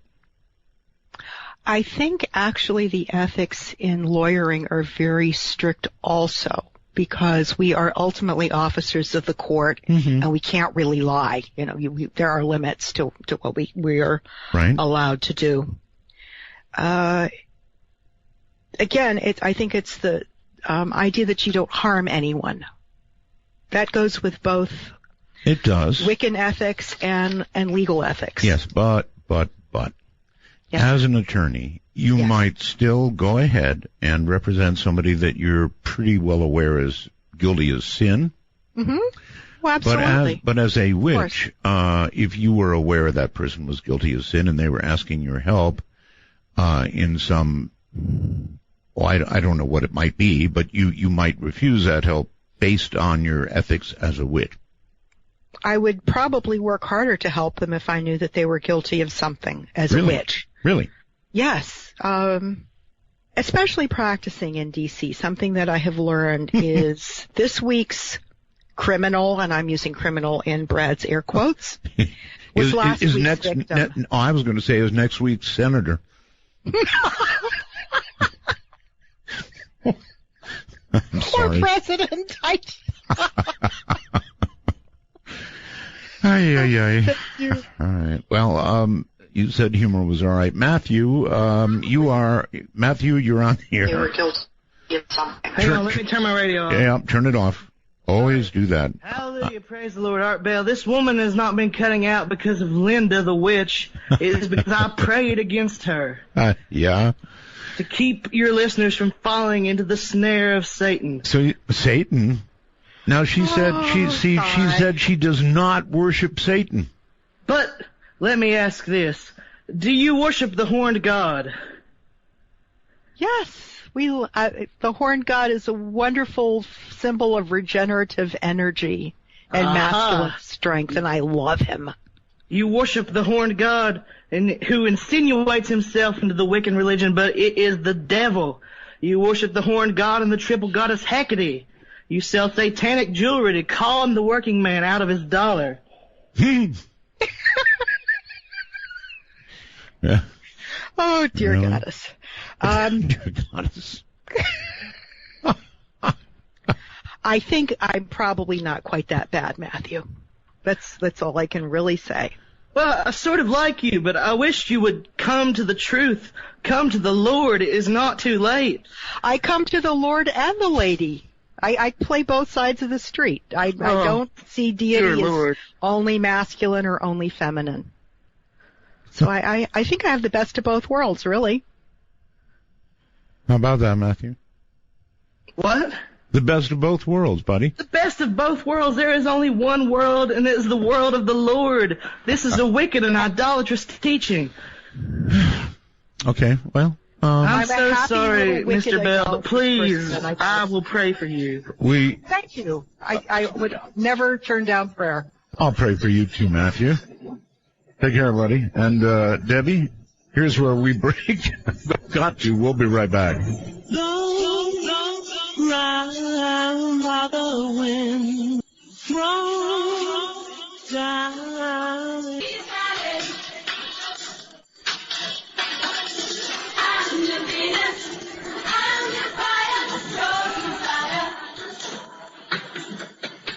To initiate a dialogue sequence with Art Bell, please coordinate your phalanges and call 1-952-225-5278. That's 1-952. Art. Phones are absolutely going berserk, so a lot of people obviously want to talk to Debbie, and for obvious reasons. She is the real thing. Debbie Anderson is, I really don't know how to say this in the way it should be said, but she is a very highly placed witch, and I know that's the wrong way to say it. You are way up at the top of the coven. You are conservative. You are old school.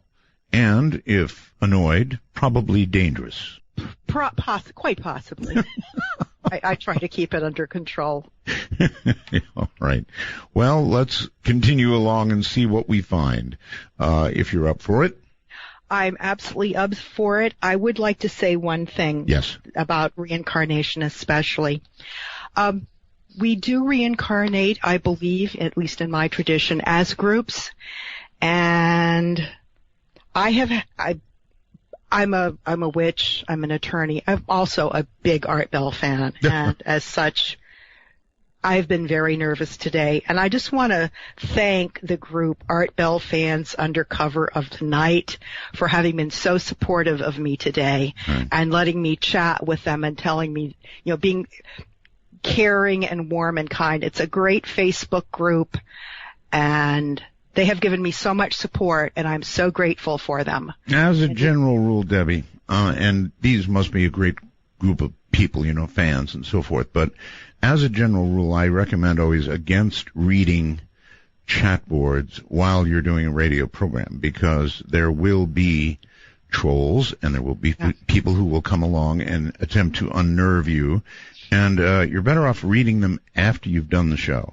Oh, I agree. No, this was the day before the show when I was saying I'm nervous. Am I going to be okay? Oh, you're going to be fine. And they were just wonderful. You're going to be fine. You just, it's one of those things where the next time you and I do a show, and I can tell we're going to do another one, so you'll relax. You'll get used to it after a while. Trust me. Okay? I will. And whenever in doubt, take a deep breath and just plow forward. Round and center, yes. That's right. Scott, hello. You're on with Debbie. Hi, is that me? That's you. Yeah, I'm sorry, Art. You caught me napping. Debbie, it's so nice to hear from someone from my old stomping grounds, Disneyland on the Potomac. Oh, well, thank you, Scott. Yes, it still is Disneyland. Yeah, 61 square miles surrounded by reality. But anyway, two questions. One is, can you recommend a good book about Blue Star tradition for a beginner? And I like the practical application of what you do, up to and including something that I definitely would like to attract, and that is a window air conditioner. Seriously, it would help a serious health problem that I have that's affected by heat. And also my cat and my bird would be thrilled to be cool and calm and collected. So either of those two things would be very helpful, and I'll listen off the air. All right. Actually, that's a really good question. Is there any application in witchcraft for material gain? Absolutely. It is, in his case, finding where you can go to get such a critter. I would like to address also the first part of his question. Blue Star, the tradition Blue Star has changed over time. The form that is practiced in my coven is a much more traditional hierarchical form than it later became. And the book that I always recommend to people that I think is just an excellent book is What Witches Do by Stuart Farrar. Farrar. Right. It tells it like it is. As far as window air conditioning for health reasons, I wish you'd stayed on because we could have talked about exactly where you are now. I understand you're not in the DC area anymore, but there are resources. I don't know if this is permissible or not, Art. I can give an email address, and if he's still listening, I can certainly try to hook him up with some sort of a social service. Okay. You want to give out your home phone number? Give that out. I don't care. I think I'll stick with the email address. Social security number? No, sir. Okay. All right. Email. Go ahead. DCANDE01@gmail.com. That is my business. Well, it's a general email. Yeah, you know he's scrambling for a pencil or a pen and probably just now has it, so repeat it. DCANDE01@gmail.com. Okay. And if he gets to you, then you will attempt to help him. I will, yes. With the air conditioner or the health problem? With the air conditioner. I can also, he asked for help with the air conditioner. I would not be so presumptuous as to help him with his health problem. Well, I think it was his pet, but that's another part of our ethics. Okay. All right. I'm really interested in that. I've always been interested, actually, in the ethics of an attorney. And, since I have you on, why not ask? When you really know somebody is guilty, and there's times you know. Oh, sure. Of course. Yes, you can't lie. But in presenting what's called a very zealous defense, it gets pretty close. Yes, it can get close. We are the only profession, Art, that is self-regulating. Doctors are regulated by the state. Engineers, professional engineers are regulated by the state. Accountants are. Nurses are. We are self-regulating through our state bars. Yeah. And that is something that we never want to have changed. So we actually are fairly strict. But there are, yes, you can, one of the tricks in effective lawyering is to know where that line is and to push right up against it, but not to go over it. Boy, that's got to be a tight rope to walk at times. At times it is very tight, yes. Mm-hmm. Somebody calling themselves Sushi Dog. Hello. Well, good evening, Art. Evening. And good evening, Debbie. Hi, Sushi Dog. Oh, yeah, this is Sushi Dog from Sacramento, California. Mm-hmm. Debbie, I want to understand this hey kitty stuff a little bit better. Okay. And I don't mean the kibbles and bits stuff, but let's say, for example, Art and I are neighbors, and we have a beef. And Art wants nothing more than me to be more reasonable with him in order to solve a problem. So Art goes to you and explains the situation. Now, do you go to your cat and have a chat with the cat? I mean, I want to understand where the cat comes in on your witchcraft or whatever it is that you do to help Art try to remedy a situation with, say, an ornery neighbor. If it's a problem with a neighbor, I don't think I wouldn't need to go to outside source. I would try to work with the both of you to iron out the problem. I would be using much more lawyer skills than I would be Wiccan skills, quite honestly. Well, but what I'm getting at, Debbie, is this. There's this black cat involved, correct? I'm sorry? There's a black cat. I don't think she ever said black. Yes, Bast is represented as the black cat. Okay. Oh, so there's no real live black cat that you're talking about? The goddess that I work with is Bast, who is represented as a black cat. In my household, I have a little black cat named Sakmet. I have another little black and white cat named Max. And my main man of the non-human persuasion is Butch. So there are real cats here, and they certainly are children of the goddess. Let me try and help the caller. Do you actually pray to the cat, or is the cat just a symbol that you're praying to? I actually pray to a cat. Okay. when I was in law school and away from my husband and my family, I would invoke her almost nightly and put my head on her paws, and she'd lick me to sleep. Okay. I think that's actually what the caller was asking. May not be the answer he wanted, but I think you're spot on, Art. See, I'm still. She's now that situation she just described. Debbie just described.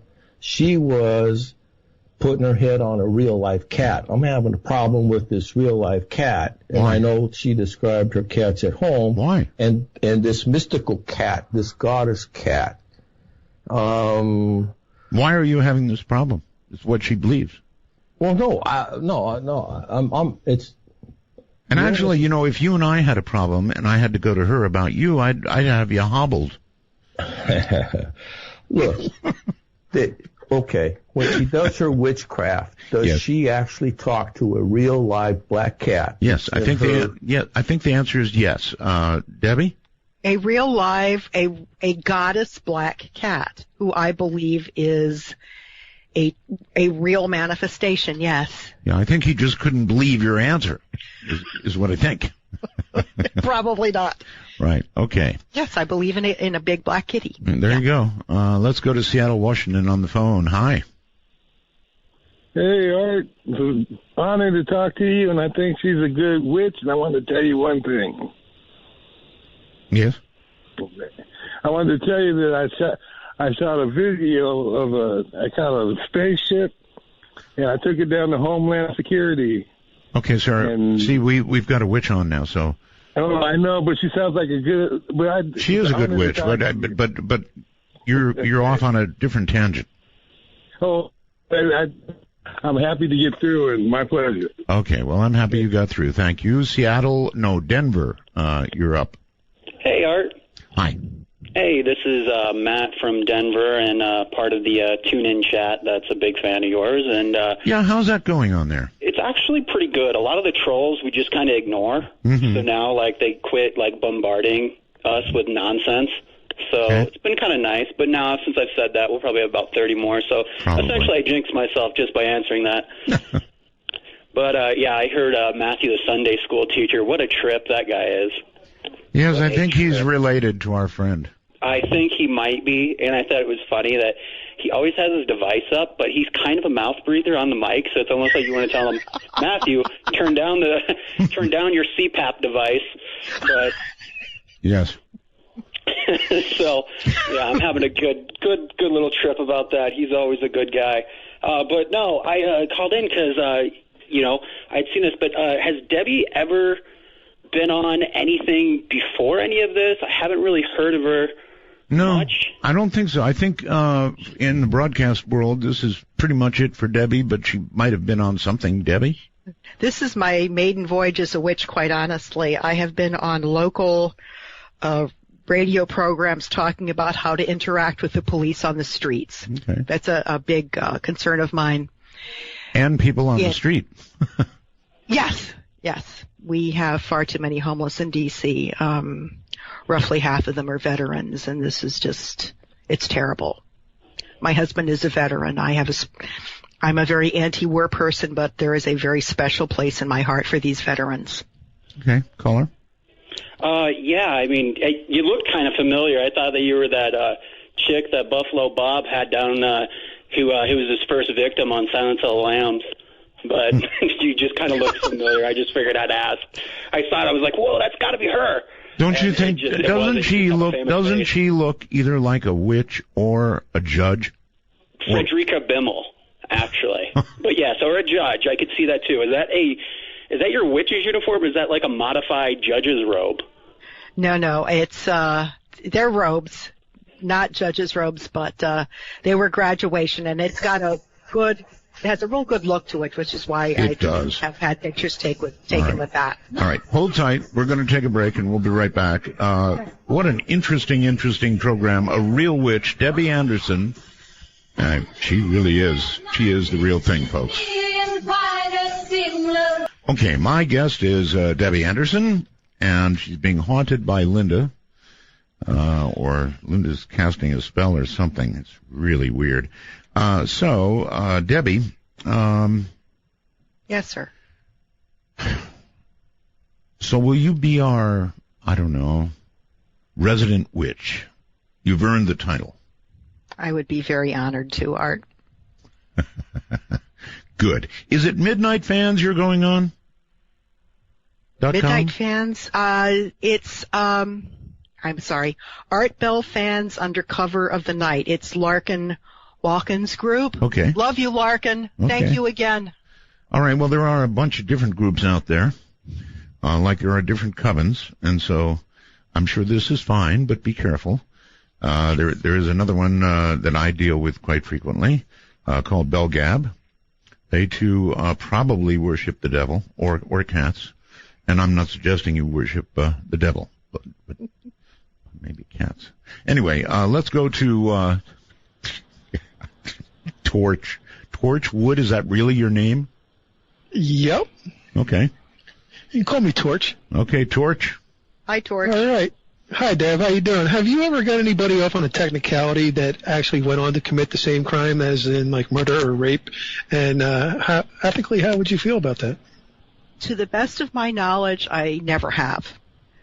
That actually is a fairly common question that comes up to criminal defense attorneys. Probably a fairly common. And the way I answer it is this. Problem. If I got a person off and he or she did something else to put them back in the criminal justice system, I would feel very sad that they had wasted that opportunity that I was able to give them. Well, that would hurt a lot. But I think what you're asking me is, would I feel guilty over what they did afterwards? And no, I would not. Yeah. No? No. No. No karma involved there? No, well, no. She has I a did job. My job. She has a job to defend somebody, and that you really got to understand. That's what an attorney does. If they don't do it, the bar will go after them. You present a zealous defense, no matter what, and if you don't, you're not doing your job, right? Exactly. I'm not doing my job, and I pride myself on doing my job well. Even if you knew that person was guilty. Yeah. It doesn't. Guilt or innocence does not matter. Does not enter into it.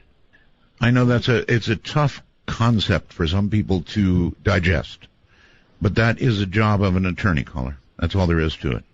Well, I'm just saying, like, if they you'd feel went bad. on to, say, so of course kill you'd feel your wife bad. or rape your daughter, I'm sure you'd feel different about it. Well, yes, but what are you trying to say? That that it's not a good profession? Is that what you're saying?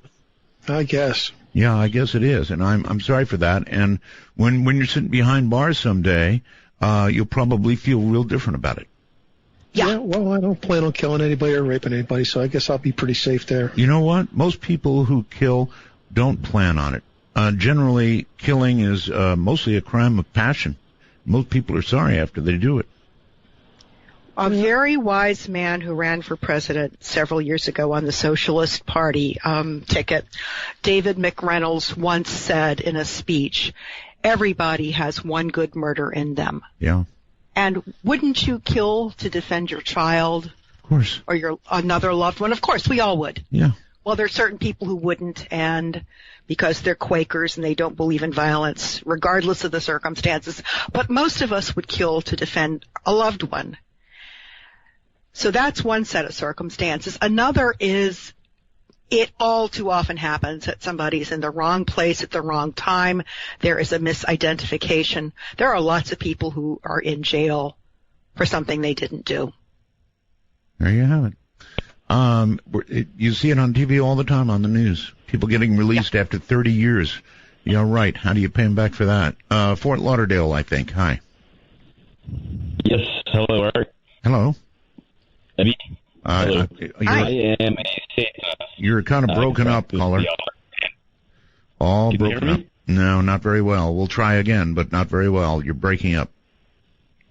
Is it any better now or no? A little. Try your question. Let's see if we can get it. Yeah, just a quick question. I practice the left-hand path. I am a Satanist. You're a Satanist. Just a few. Yes. All right. Try to call back, Satanist. It's just not good enough. I'm sorry. Washington, Georgia. Hello. Hi, Art. Hi. I just have a couple of questions to ask Debbie. Sure. As a high priestess, are you able to communicate with the dead? And also, if so, is there any safe way for me to do so? Let me go with number 2 first. If you're interested in communicating with dead people, find yourself someone who was already very good at it. Apprentice yourself out to them and learn how to do it properly. Can I communicate with the dead?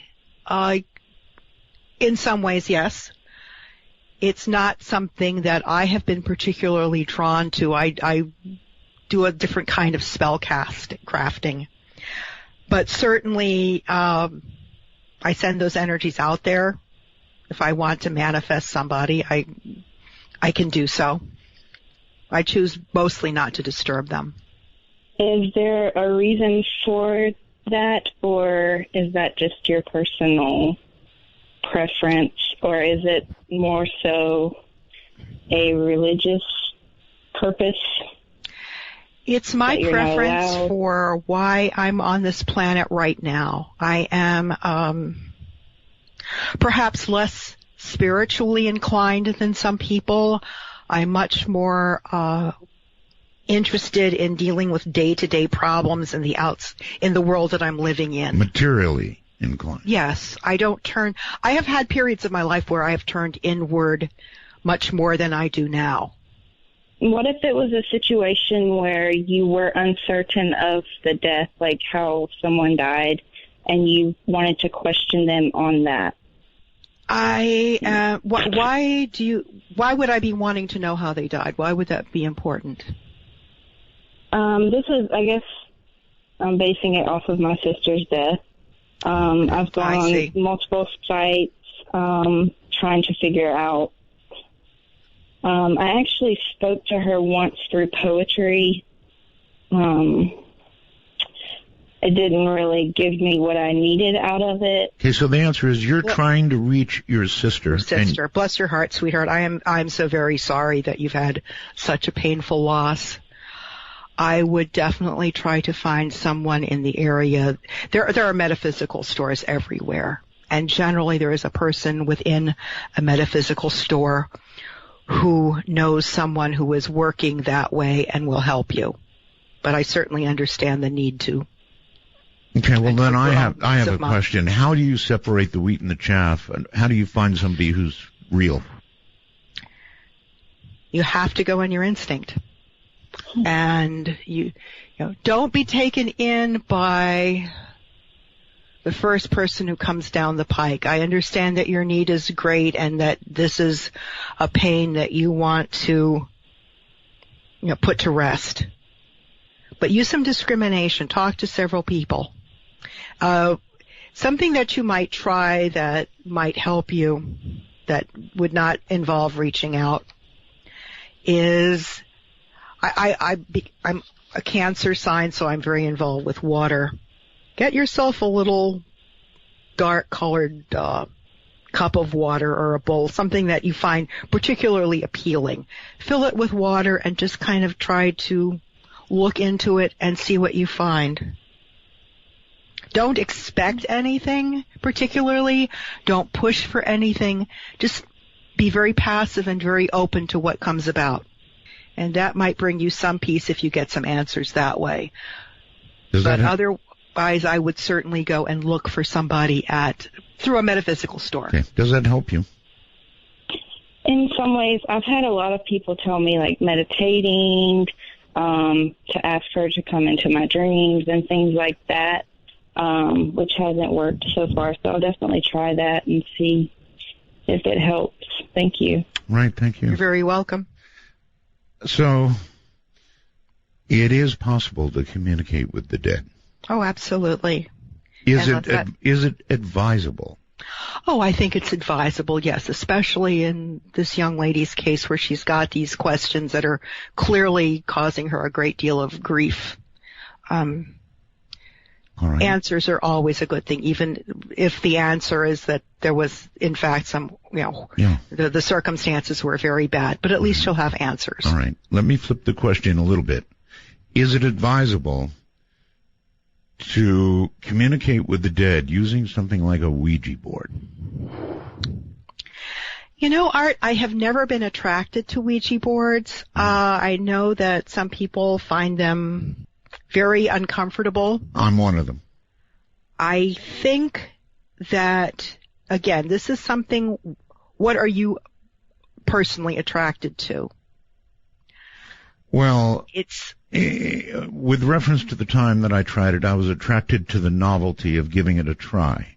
Now, the clear intent is to have somebody from beyond communicate with you.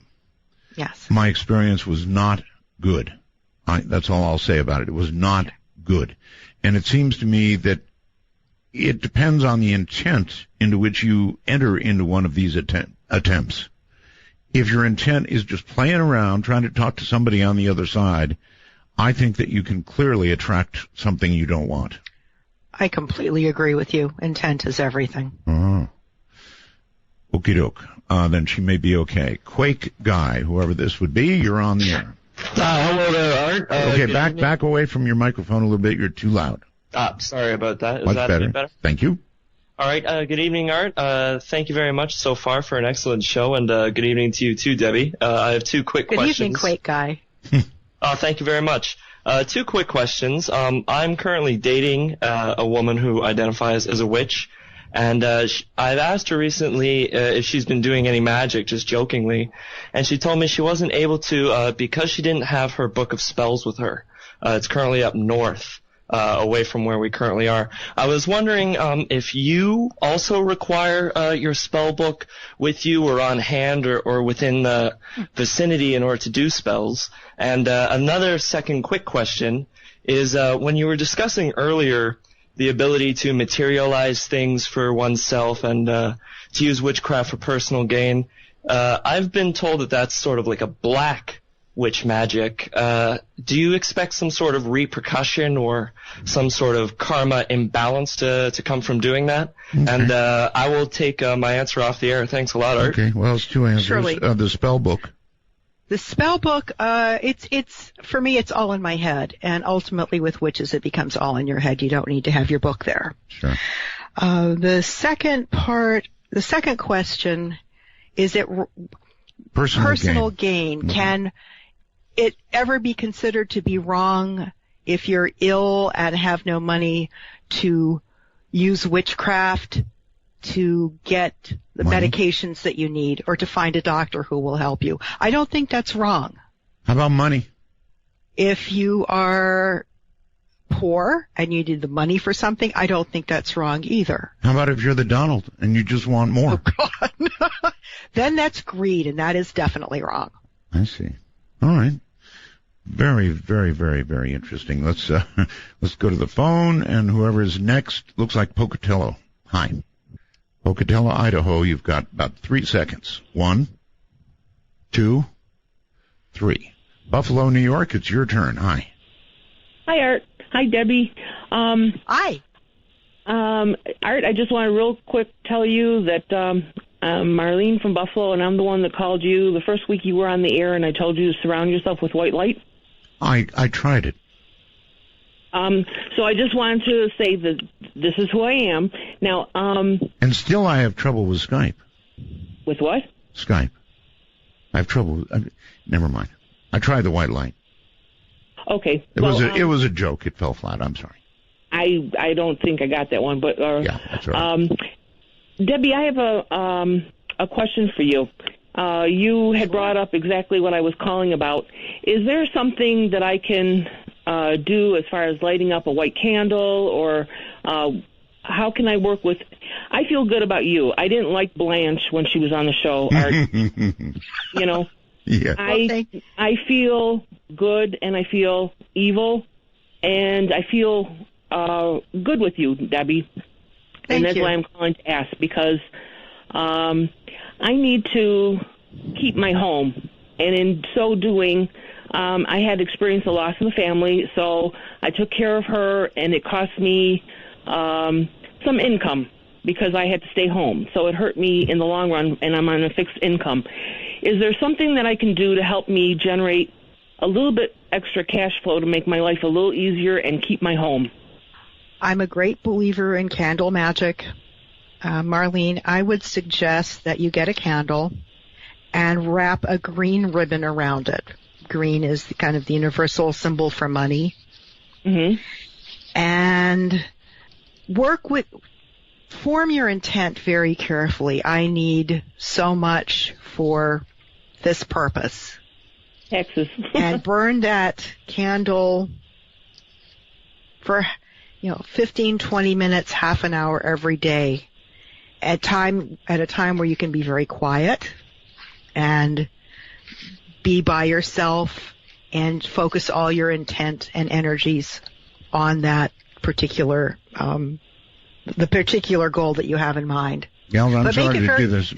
My show is ending. It's ending. You know what? And also, I have a black cat. Her name is Wanda the Witch. And I rescue from the SPCA. So your princess will be happy I took care of a cat. You too, Art, because you love animals. All right. Bless your heart, hon. Thanks. I've got to go. The show is ending. Now, listen.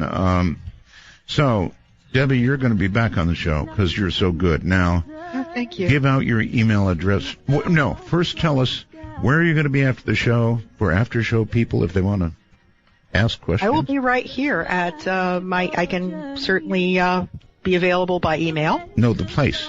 The place. You're going to an after Washington, show. D.C. No. You're going on an after-show show, right? Oh, the after-show show. Yes. Where is that? I was asking you. Oh, I'm sorry, Art. I absolutely completely was confused by what you were asking. Okay. I am going to be going to the Art Bell fan page on Facebook. All right. But you forgot the name of it again.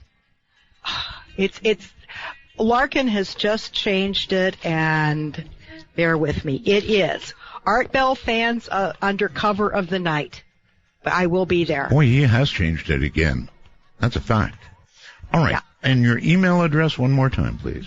DCANDE01@gmail.com. All right. Debbie the attorney, Debbie the witch, Debbie the wise lady, thank you for being here. It has been a fantastic program. Art, it has been such a pleasure. Thank you so much. Good night. All good things. Thank you. All right. Now, listen, tomorrow night, I'm going to have a lady on who has been with Bigfoot in East Texas for many, many years. It's going to be a show you're never going to forget. Again, that's tomorrow night. It's East Texas. That location may resonate with you. From the high desert, I'm Art Bell. From the high desert and the great American Southwest, I bid you good evening, good morning, good afternoon, as the case may be around the world in all its time zones, each and every one covered like a blanket by this program. Midnight in the desert, I'm Art Bell. It's a joy to be here tonight, definitely. Welcome back for another week of whatever. Going to be a lot of very good whatever. The rules to this program are very simple, easily kept.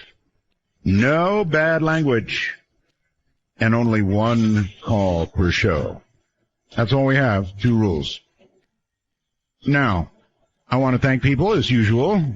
Telos, Joe Talbot, Keith Rowland, my webmaster, Heather Wade, my producer, Stream Guys, LV.net, sales, of course, Pete Everhart, and TuneIn Radio, which gets us out there.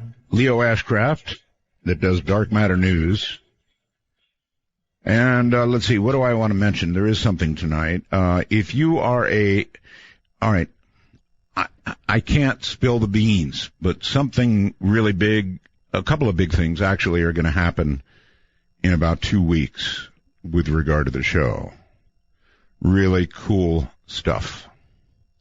So, here's what I advise. If you are not yet a time traveler, if you are not yet one who has access to our archives, which are getting very large now, by the way, and Time Traveler status gives you that, access to all our archives, RSS feeds, cool. And also the wormhole, the famous wormhole. If you haven't done that yet, I suggest you get on it, and it will be apparent why. Now, we did lose one today, and it is so sad. It was Quick Carl who decided to leave us. He says he is canceling his subscription directly, both to myself and Richard, because of what people on Belgab have been saying about his wife, and the fact that MV, the guy who owns it, has done nothing to stop it. This is sad. Quick Carl, sorry to hear it. However, Quick Carl, I'm told, hangs out in the political section of Belgab, which is like hanging out in the hottest section of hell. I mean, I'd rather go to the dark net with my Social Security tatted on my forehead here. But, so how that happened and why he blames it on us, I don't know. But anyway, there you go. Win a few, lose a few. The fires out west are horrible. Horrible, horrible. We have been getting a great deal of smoke here in the southern part of Nevada from those fires, so we know how bad they are. But we're not in them. And now they're up north, small mountain town north of San Francisco, which was really nice back when they had the bad fires before and opened all their schools and everything up. And now that town itself, Middletown, is evacuated, and it is gutted by another blaze that shocked firefighters by its strength and speed. It's the drought. And those are all things coming home to roost. And then if we get the projected rain this winter, the fires will at least then be put out by the mudslides, I would imagine. All right, I got this. I get emails, from people that are strange. This one really caught me, and I don't know what to make of it. It says, Art, I'm going to get right to the point. You're going to love this. On December 21st, 2010, my girlfriend climbed the ladder that went up to the attic. I asked her what she was doing, didn't get a response. I grabbed her legs, and she was like stone. I couldn't move her. She was half in, half out of the attic, legs still on the ladder. When she finally came down, she was a completely different person, talking different, acting like a 50s housewife. She actually started cleaning, and that's what scared me. Funny, right? Well, in the video, he's got video of all this. She says things I couldn't possibly understand. You can hear her growling after I ask her to tell me that Jesus Christ is my Lord and Savior. Now, maybe she was been talking to that fellow I had on Friday I couldn't find competition for. It's not that God is dead, just some of his people are not real active. Anyway, back to the story. She says all this mockingly. Kind of laughs. There are orbs that are constantly flying around the room, which I only saw in the video. I even showed her a porno magazine to see what she'd say. I got a strange response. Put your playthings away, she said, something like that. Normally, she would have beaten me. Really. I would like you to see it, the video, that is. Get your opinion. But you only... I don't want it public just yet. There are 3 videos, and in the last one, she admits to never going into the room she just cleaned. The next day, I went into the attic and called out anything that might be there, claiming that I was a man of God and you better come face to face with me. There was a rocking chair. I touched it and it fell to pieces. There's just so much to tell. But this is a strange story indeed. So I have requested the video, he says, Roswell's, and thank you. So I requested the video. I definitely want to see that. It's like she started cleaning. That's what really scared him. I'm sorry. Coming up in a moment, Charles Maxwell, who was born in London and will have an appropriate accent, where he attended Millfield and has been overheard telling people quite proudly that Jeremy Clarkson of Top Gear did also. Well, he didn't actually. Maxwell attended Southern Methodist University in Texas and graduated with a degree in English. He attended graduate school at the University of Colorado, Denver. While making a field full of secrets, that's his book, Maxwell discovered the stunning hidden science of crop circles, which led him down the path of rendering their 2D designs into a 3D machine.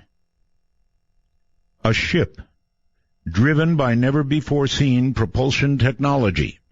Maxwell lives in Malibu, California. This is very contact-ish, isn't it? A machine from crop circles? I recall, well, anyway, let us bring on our guest and say good evening. Good evening, Charles. Good evening, Art. Thank you so much for having me. I'm very excited about this. Very happy to have you. So, where are you located right now? I'm actually, I'm in North Malibu. That's where I reside when I'm not making films. You are there, okay. Yeah. All right. So you're a filmmaker. You're not using a speakerphone, are you, Charles? I'm not. No. Okay. No. I'm on the handset. Is it working okay? It is. You just must be in a slightly echoey room. I am. Yes, I'm in a very rectangular stone room, so you're going to get a bit of an echo, I'm afraid. Okay. All right. I'll live with it.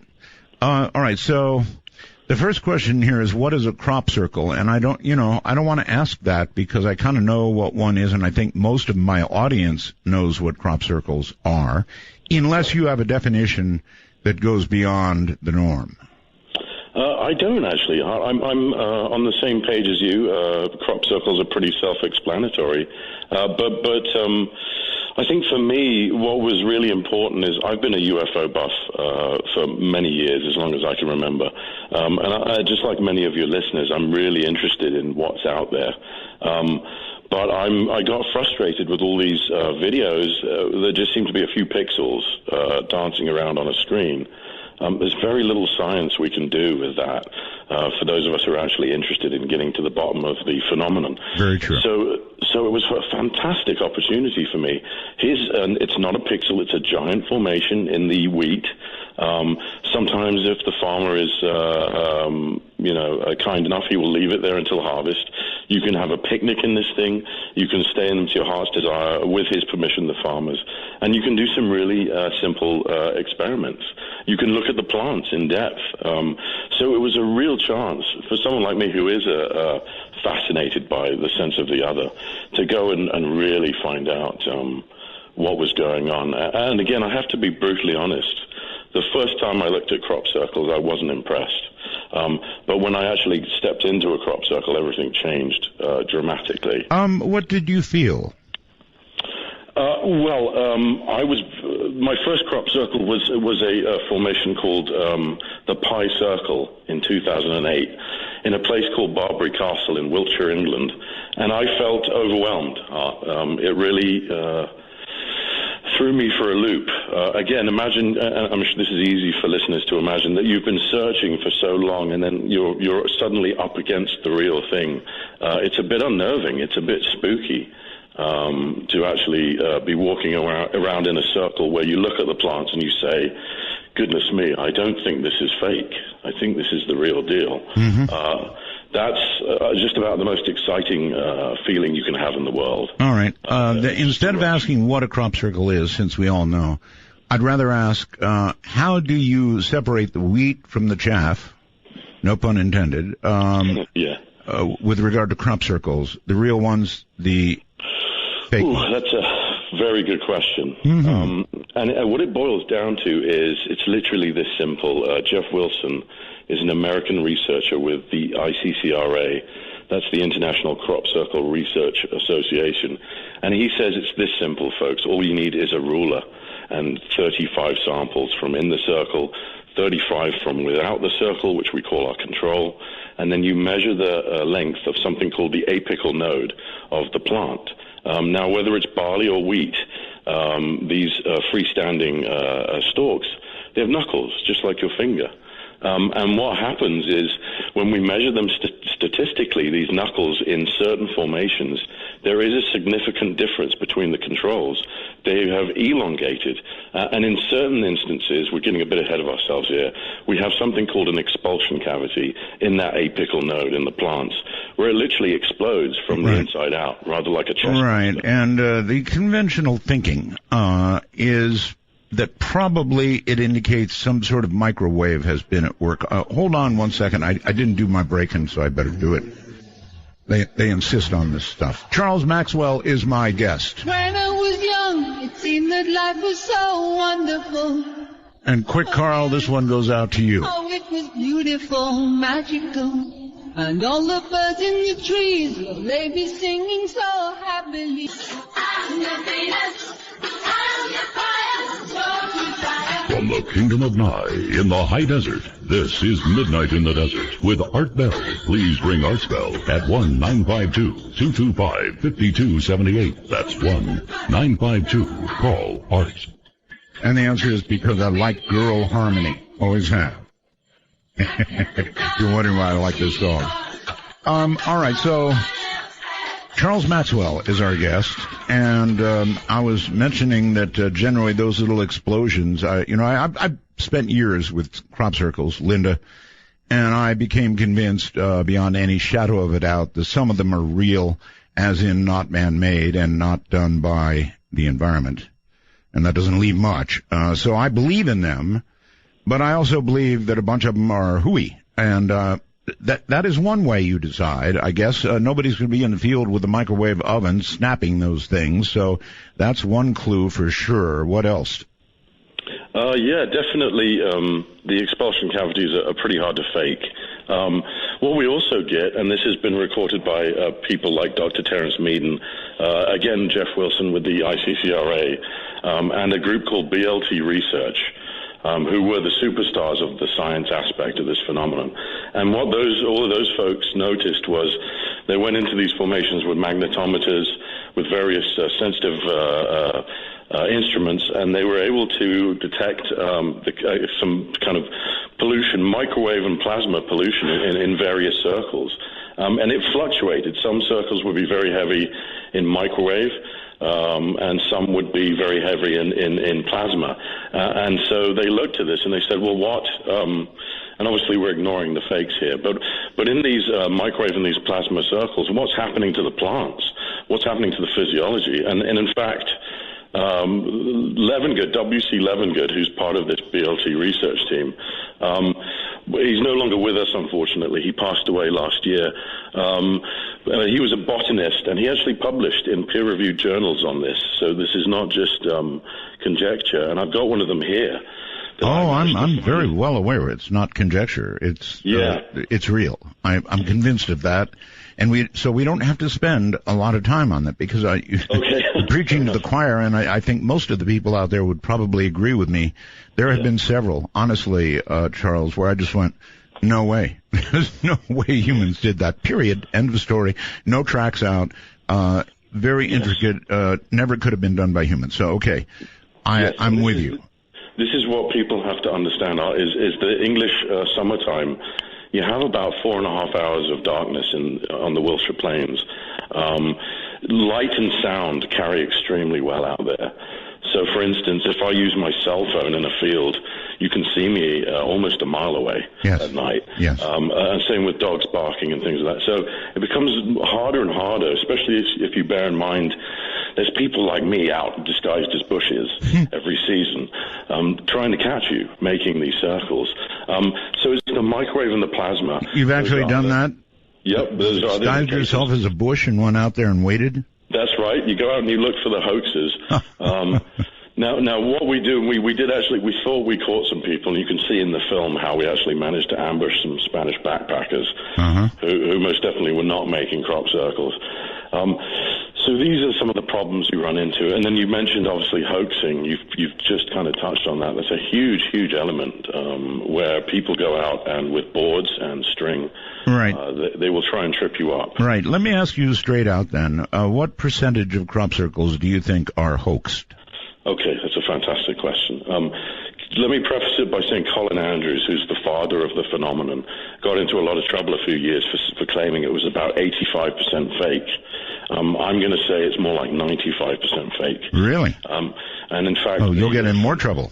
Yeah, and the phenomenon's in slight decline, I have to be honest, there as well, where it seems like it's just kind of winding down. Okay, based on your accent, I have another question. Obviously, you'd be in a position to answer this. Why Great Britain? Another good question, right. Well, we have to look at the environment, the landscape, and in particular, that very small area between Avebury, Silbury Hill, and Stonehenge in Wiltshire. What's different about that? Why is it crop circle central? And what it turns out, this goes to the work of John Burke, is that most of the crop circles in the world come down in this very small area, which happens to be over the largest chalk aquifer in the world. So that's very interesting. So then John Burke looked at that and said, what's going on here? Why is this the case? And what he discovered is that over the summer months, as the water, the enormous amount of rain that we get in England over the rest of the year, moves through that water table, that chalk aquifer, it creates a ground charge. And that perhaps this ground charge is how the real circles are being created. Well, how about this, Charles? If I were the government, and thank God I'm not, but if I were and highly placed in the government, somewhere in as a science advisor, perhaps, I don't know, to the Prime Minister, you know what I'd do? If I found that crop circles, some of them were real, and they had real messages in them for humanity, and they really did come from out there somewhere, I would start making fake crop circles, and I'd try to debunk the whole damn thing. Yeah, you'd run some disinfo, Yeah. I think that's what's happening, Art, as well. You see it a lot. You see some teams, if I can be honest, that are not just out there for fun. They're extremely professional. They're extremely coordinated. To give you an idea, some of these circles, they cover the length of a football field. I know. They require theodolites and surveying equipment to even attempt. So I'll go a little bit further, actually, Art, and say that not only are there some very serious people making some of these formations, but they seem to have the kind of accuracy we only see really from military trained individuals who work in units in the middle of the night. I'm really glad you brought up the military because I am curious whether you've had any interaction with the military when doing your research. I have, incidentally. So let me give you an example. To find out how close they're all clustered crop circles, we do things called aerial sorties in helicopters. It's also good for us to show you, we can film them. In order to do anything like that in Wiltshire, it's 2/3 militarized. So they're constantly running live fire drills. You have to clear your flight with at least 3 air bases, military bases, that are in the area. And so if the military has to cooperate with you and they give you clearance and they say, for instance, there's some Apache gunships on the deck, be careful about those, stay above 1,000 feet, and you get all this kind of stuff. I think I know that they're as curious as we are, because I've actually filmed, we have an Apache gunship below its kind of legal, intraction zone, and it's very curiously examining a yin-yang formation, and we saw this a few times. So I think that they're trying to get to the bottom of it, just like we are, and perhaps they're a little bit shaken by the fact that these things can appear right under our noses, and it's good to know why and who's doing it, and that many of those questions haven't been answered. Well, I know that you are going to make a claim tonight that you have put 2D crop circles together in a 3D visualization and came up with the plan for a ship. Now that's just like that's right out of Contact almost. It's very, isn't it? Yeah, we were aware of that. Doug Ruby, years ago I interviewed, and he was doing something similar, only he rotated, if I recall correctly, the crop circles. He actually did it on a phonograph and found they were 3D. And it made some progress in that area, and I'm sure you've heard of Doug Ruby, yes? I have indeed, yes. And in fact, we reached out to Mr. Ruby because it was so similar, his method of articulating these shapes. Well, as you say, what he was doing, he was spinning them very fast, and they were kind of, you were getting the illusion of solid shapes there. That's right.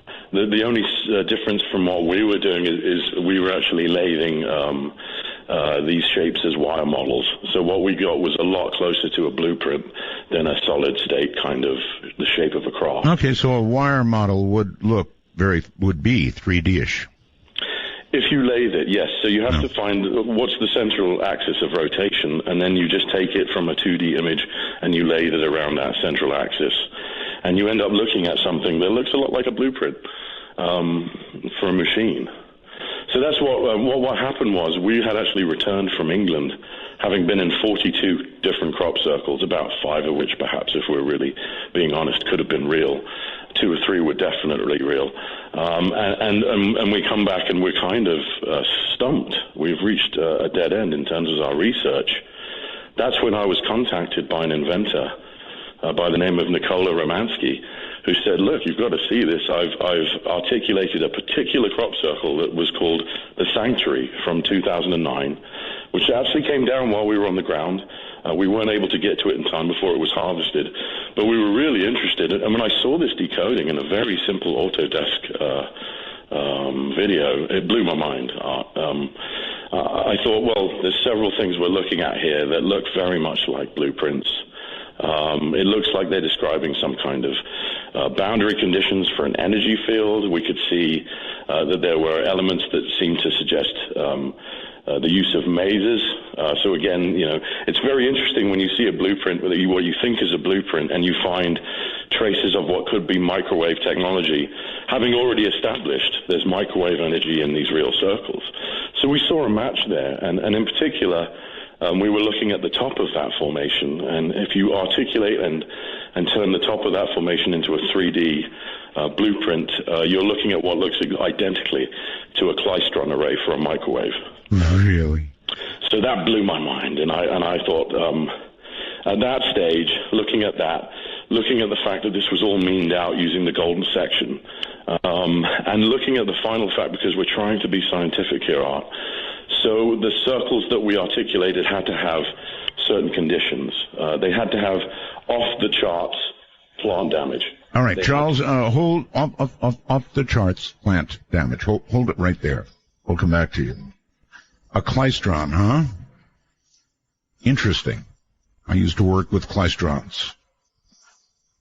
I wonder if it could have been a klystron in a satellite with USAF on the side. I'm Art Bell. This is Midnight in the Desert. And it's been you, woman, right down the line. Take a walk on the wild side of midnight. From the Kingdom of Nye, this is Midnight in the Desert with Art Bell. Please call the show at 1-952-225-5278. That's 1-952. Art. My guest is Charles Maxwell. He has examined and deciphered crop circles in the third dimension, and from them he has discovered a design for a ship. That deserves a pause, right? A ship. He mentioned klystrons. I used to work with klystrons. I built the head end, that means the satellite gear and the processing gear, and the microwave gear to distribute the signal in Las Vegas many years ago, and then was in charge of all that. We used to be up in a tower frequently trying to get our microwave shots right, and I remember one day working on something, and I noticed my leg was getting really warm. And I looked down, and I had I had my leg right in front of the center of the dish, and so I was cooking myself, and if I hadn't moved, I would have been like one of those little buds that exploded. Anyway, Charles, welcome back. What makes you think, you mentioned a klystron, indeed a klystron strong enough in a military satellite could do the kinds of things that we see in these fields. Has that occurred to you?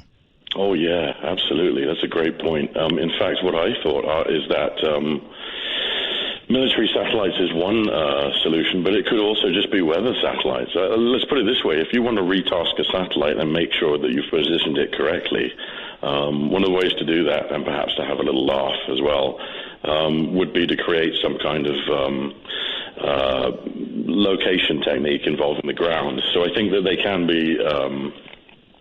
they can definitely be the result of satellite technology. And in fact, that is perhaps the most probable source. It's very interesting when you look at crop circles, only 20% of them have any kind of association with orbs or actual UFOs. Mm-hmm.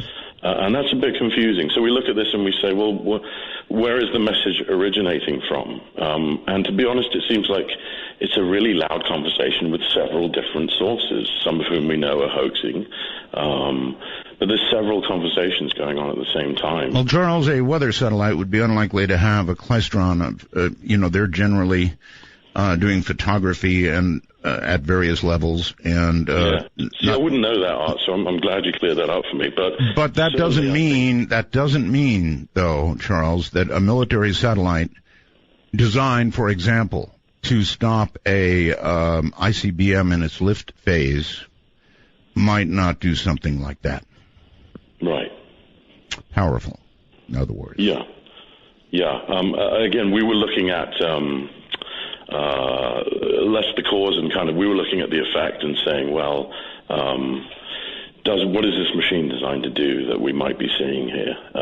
If we were to build this, for instance, what's it going to do for us? All right, well, we'll certainly get to that. But you said you did have interaction with the military in some of your researching of crop circles. Now, again, think about it. If the military did it, they might send somebody out to take a look at what they did. Or if it was done by others, as many of us suspect, they definitely would send somebody out to try and figure out what it means. When you dealt with the military, at what level? Very basic, Art, in terms of being in a helicopter flying out of Thruxton Air Base, sorry, not Air Force Base, Thruxton Air Base, which is a commercial airfield. We would fly out of there in our helicopters, and of course any movement that you make in Wiltshire, which is 2/3 militarized, you need their permission. So they're actually being, the military do cooperate. They're not as nefarious in this particular instance. And in fact, my uncle was a lieutenant colonel for the MOD, and so we know that they're very interested. When you talk to people like John Martineau, who's been associated, he's a brilliant guy. He's actually more of an astronomer, rogue astronomer, but he had noted that when he talked to friends of his who were in the military, they say, look, we're just as curious as you are. We'd really like to get to the bottom of it because this is an invasion of our airspace several times a summer. Do you know what I mean? So, yes.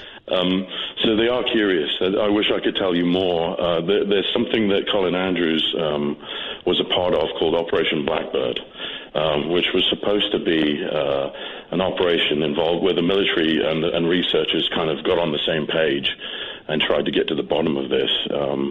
Ultimately, Blackbird wasn't very successful. What seems to have happened is some hoaxers came in under their noses and created a crop circle.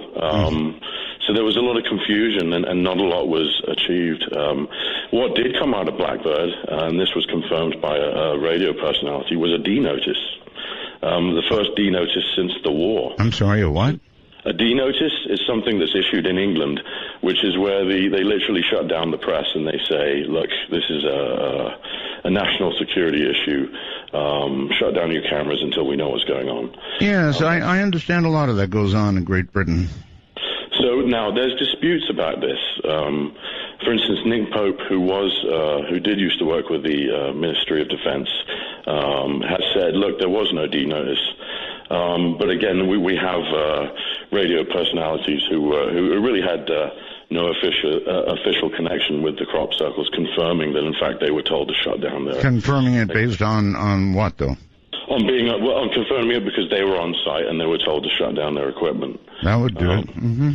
And that's a fact.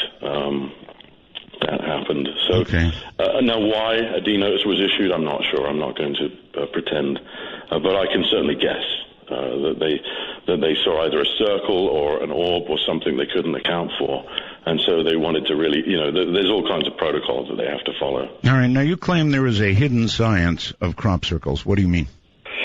Well, this gets back to the aquifer technology, and the fact that they seem to be tracing out for us because they often come down right on these ancient sites. So they'll be across the road from Stonehenge, or they'll be across the road from Silbury Hill, and they seem to be describing a fertility science to us. Well, again, this is the work of John Burke, and what he noticed is that, just to try and keep it really simple, in the morning when the sun comes up, there's a tide of like electrons and photons that wash over the landscape as the sunlight comes up, and that when this happens, there are places in the landscape called electromagnetic discontinuities. This was Burke's work, and that's a fancy way of saying the rocks simply change density and type. So you might have a strata of slate in the middle of limestone or something, and it changes the ground charge, and you get these magnetic anomalies. In fact. All right, as long as we are now at this point, Charles, sorry to interrupt, you've heard the remarkable, or seen, I'm sure, the remarkable news about Stonehenge, and I wonder how you feel about that. I mean, it's so much more than what we can see. Just fill me in on that, on the. Oh, really? Because I do know that they found a lot more of the complex, but I've got to be honest, I haven't looked at it in depth. Okay, well, they found roughly 100 stones beneath the ground, Charles, that are arranged in something of a semicircle in front of Stonehenge. And it's quite remarkable. I mean, it's so much bigger than what we see above ground. And maybe all of that winds into all of this somehow. Yeah, I think it's very interesting. I didn't know that. I can tell you, for instance, that Avery Stone Circle actually has an avenue or two of again, standing stones, and then it almost describes a womb if you see it from the air. Oh, wow. So that's interesting. But what it seems like, what was happening here is if you look at Levengood's work on the blown nose, just to go back there for a sec, sure. He did a lot of experiments, and he noticed that the next year, in real circles, the crops that grew there were stronger. And had a greater yield of protein, and were just overall healthier by about 20 to 30% from the controls. So again, the question is why? What's going on here? And it seems like microwave radiation, by the way, kills plants, but plasma energy seems to have the opposite effect. If we have negatively charged ions in the atmosphere, it seems to really help. What Levengood called embryogenesis, the germination of the seeds, the very mystical kind of the process of life itself seemed to be boosted by these plasma fields. So we then get to this idea that the ancients were aware of these magnetic anomalies. They built their temples over them. Mm-hmm. They went there to worship, but also they would take their seeds, you see, place them there overnight. They become electrically charged, and they'd get the same effects. So what Burke said is, look, this is a fertility science that we've forgotten, that's being described pretty accurately here. And these crop circles are actually drawing our attention back to these sites where we find these magnetic anomalies. And this is the case not just in England, but I found this was the case also at Serpent Mound in Ohio, where we had a crop circle come down in 2006. And so you find this not just in Wiltshire, but elsewhere as well. So you think it's fertility related? Yes, I do. I think it has to do with germinating the seeds If you have a technology, Art, that guarantees you a greater yield and a successful harvest, you have an immediate advantage over your neighbors. And especially back in the day when you couldn't guarantee a crop necessarily, an advantage like this was hard to ignore. So you think this fertility thing just applies to crops? It applies to the crop, yes. But you could, theoretically, you could, these energy fields can be beneficial for you too. Well, then it's been woefully overdone. We've 6.5 billion people on the planet. Yeah, exactly. But that's why it's so interesting. You see, if we can find something that gives us an edge, where perhaps we can grow crops for easier, we can guarantee. We can make some dent in the growing food. We're going to need it. Problem. As you know, we're running into food and water shortages of epic proportions. So it goes but beyond being a mere curiosity about UFOs, and it becomes something that you really must look at. All right, let's get right down to it. How did you claim you broke the crop circle code? Yes. So what is the code? How did you break it? I actually don't make that claim, Art. I claim that I found something. We definitely were able to articulate some circles and pull out some blueprints that we did. Then we did our best to bring those into the real world through a very long 2-year R&D process, working with aerospace engineers.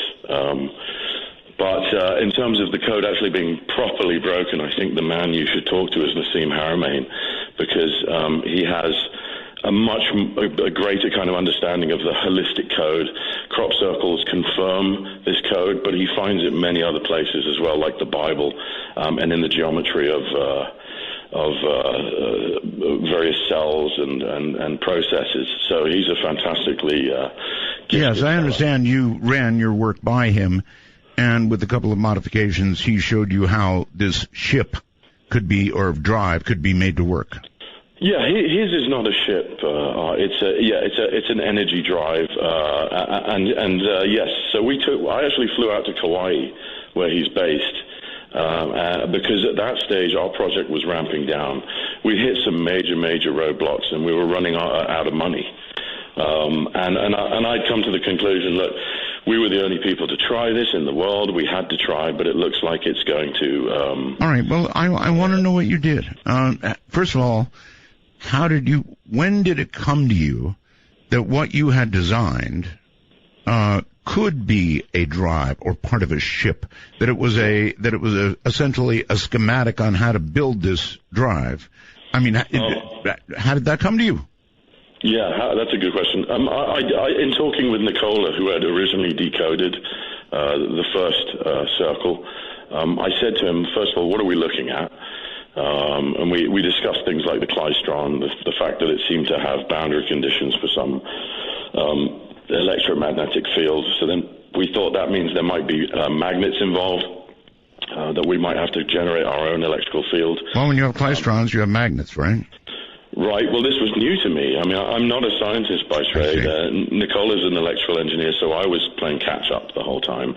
But what I discovered is that, in fact, there are certain things that you need, and this is where Nassim agreed with us. He said, you guys were right about the rotation, you were right about trying to manipulate plasma, and you were right in general about the physics that you're playing with. But he said, you guys were trying to spin metal, which is true.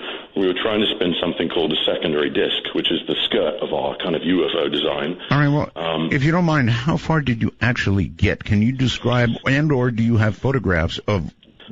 it's in the film, actually. It's very clearly described how far we got. We got to testing the plasma ignition system. That would have been the heart of the device. And we were doing it we were trying to get a steady kind of stream of plasma there so we could bend it with the magnets. This is the idea. And it's kind of based on the theory that we have that the universe doesn't run on gasoline. So what does it run on? Well, what's it doing, and can we copy that? And that was what Sweet Potato, that's the name that we gave the machine, by the way. That's what Sweet Potato was trying to do. We were trying to imitate the universe, or the galaxy, at whichever level you want to understand. Where's all this energy coming from, this EM? Can you give me a sense of the actual hardware that you did put together? Yeah. So what we did was we used I think between 12 and 24 neodymium magnets that we had to get actually cut to order. Right. We worked with a company in Simi Valley called Rytec. They were aerospace engineers, and they helped us with the chassis, which we made out of aluminum 606-1. Okay. That's actually, to people at home, that's the stuff that commercial airliners are built out of. Right. So we were worried about the stresses and the tensions that it was going to undergo, spinning it so many revolutions a minute, that we thought we better get the best material. So these magnets were spinning? Yeah, well, actually, the magnets were going to be stationary. They were going to spin the disc. So it would be like an Oreo cookie, and the cream would be spinning. And the cookie itself would be the disc. Okay, that's starting to sound like a saucer. Yes. If you look at the design art, it's very saucer-like. And again, I said, well, this is just spooky. This looks like we're building a UFO.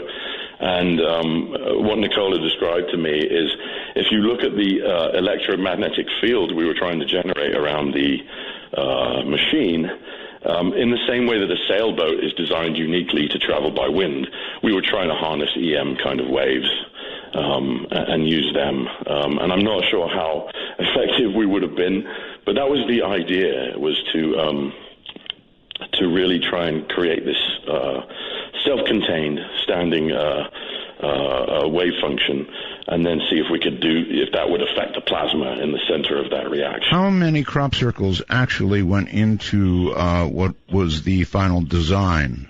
Yeah. Initially it was 8 to 10. But we had to narrow that down to 3 because our criteria were so strict. Okay. So for instance, Nicola said, look, I really think that this is a boundary condition in this crop set. And I said, well, you can't it has to be all there. So let's take what we know is real. Let's make sure the nodes are all blown in these designs, because I'm not interested in hoax circles. Right. And then let's see how they fit together. And to be honest, that was a problem, because they didn't come with labels or this part goes there. It was very much, like I said, there were certain elements. You'd see a klystron and you think, wow, maybe there's microwave energy being modulated here. But then how exactly we pull that off, it had never been done before, you see.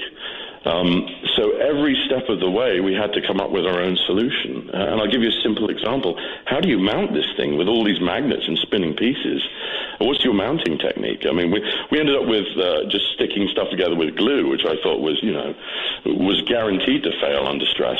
So we had some problems. I'm not going to say it went... glue is probably not top of the line for interstellar possible drives. I think, no, it's extremely dangerous. But while we're doing this... Charles, you're going to have to hold on. When we come back, we'll try and get a better mental picture, if not a picture, of what you put together. I want to picture it in my head, and I don't quite yet. If only you believe like I believe to love you. All I got to be happy. All it's got to take is some more to make it blow away, blow away, blow away. In that darkest time between dusk and dawn, from the high desert, it's Art Bell's Midnight in the Desert. Now, here's Art. Charles Maxwell is my guest. He attempted to build a drive from crop circles. And I'm trying to get a sense in my mind, mechanically, of what this was like. Obviously, he built a disc, and interior to that disc were the magnets? Yes, sir. So the way it worked... I'm sorry, how many again, please? There were about, this is a long time ago, actually, we're talking a few years. There were, I believe there were 12 large magnets, neodymium magnets. They're incredibly strong, by the way. They're the same kind of magnets used in your MRIs. Okay. And then in the center we had what was essentially a spark plug. We were trying to create a little plasma flame. And then we hoped that rotating EM field would be strong enough with these neodymiums to do something weird to that plasma, to warp it. When you say a spark plug, do you mean literally a spark plug? Yeah, well, actually, it wasn't. It was doing similar things to a spark plug. It was called an aquapulsar, and it hadn't come to market yet. We got the inventor he was a very nice guy, and we got him to lend us a prototype. And this would create a plasma flame. for us to mess around with. But ultimately, if I'm being honest, we had a lot of trouble maintaining that flame. Right. But the real trouble was getting the magnets to rotate the secondary disc when we couldn't actually figure out a mounting technique. So in the film, you'll see us testing the ignition system, and we're bench testing it. It's not actually in the it hasn't been fully integrated into the design yet, because we wanted to bench test it first. You know, everybody, it seems to me, Charles, everybody who tries to design these drives actually does take a very similar route to yours, or some variation thereof, generally with rotating magnetics and something like a Jacob's ladder or what have you in the center, and sometimes modulated or kicked off with lasers. You know, so I've heard this from many different guests. So anyway, I guess, and so this specific design came from, I believe you said three crop circles. So there were two in England, and there was one actually by Serpent Mound in Ohio. That when we articulated them, they didn't require any additional tinkering. You're just staring at a blueprint. And so one of them, for instance, would describe boundary conditions for the field. Another one, like I said, would have kind of the klystron, and the majority of the machine would be described there. But there's I'm not going to lie here, there was stuff that we really looked at and we said, well, what on earth is that? And it was up to Nicola, to try and figure that out. Now, traditionally, let's say NASA's building a new vehicle. One guy or a few guys have an idea. Then you hand it off to 400 other engineers and scientists, and then they will outsource. But instead, we put this all in Nicola's lap, so it was between Nicola and I, and my producer, Dax Phelan, to try and figure out how do we do what at least we have never done before, and we don't think anyone else has. And right as it was all falling to pieces, I discovered that this man, Nassim Haramein, was doing essentially the exact same thing. Okay, so you went to Nassim with the plans you had, and when he saw them, he said what? Well, we flew to Kauai. He's a really lovely fella. He was incredibly busy, but he met with us over lunch, and he said, look, he said, you guys are really, you shouldn't beat yourself up, because I was in I was a bit depressed, in that state. I thought we had failed, but I was encouraged that someone else was coming at it from a relatively similar angle. Although I have to say, Nassim's code is not our code.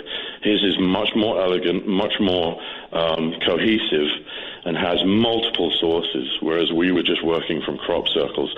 What Nassim found in crop circles was confirmation of what he already knew. It was this one particular shape, that he was seeing from, that I believe was related to kind of Buckminster Fuller type geometries. Sure. And he was seeing this shape from a variety of different angles. So it was like the circle makers were articulating it in every possible variation for him. Well, if Nassim said these things, I'm impressed, because I interviewed him not long ago. He's a very, very bright guy. Yeah, he's a lot brighter than I am.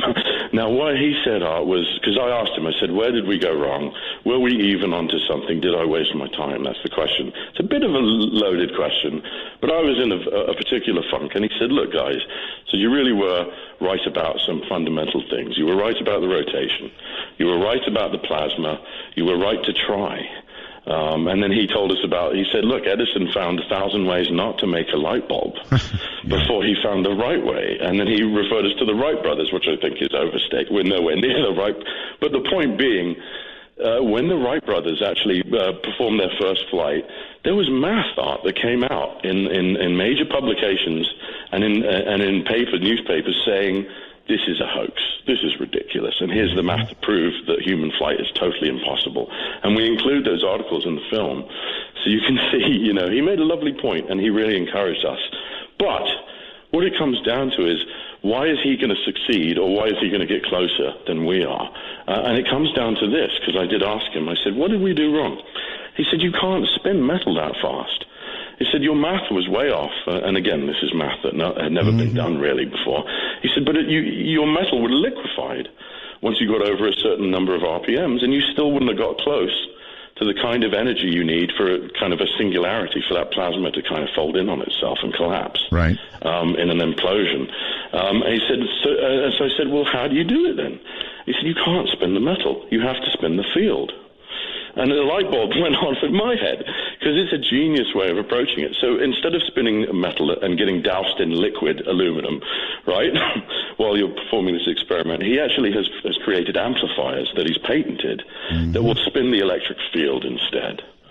Yes. It's a much more elegant solution, and I think he's going to get some kind of effect from it.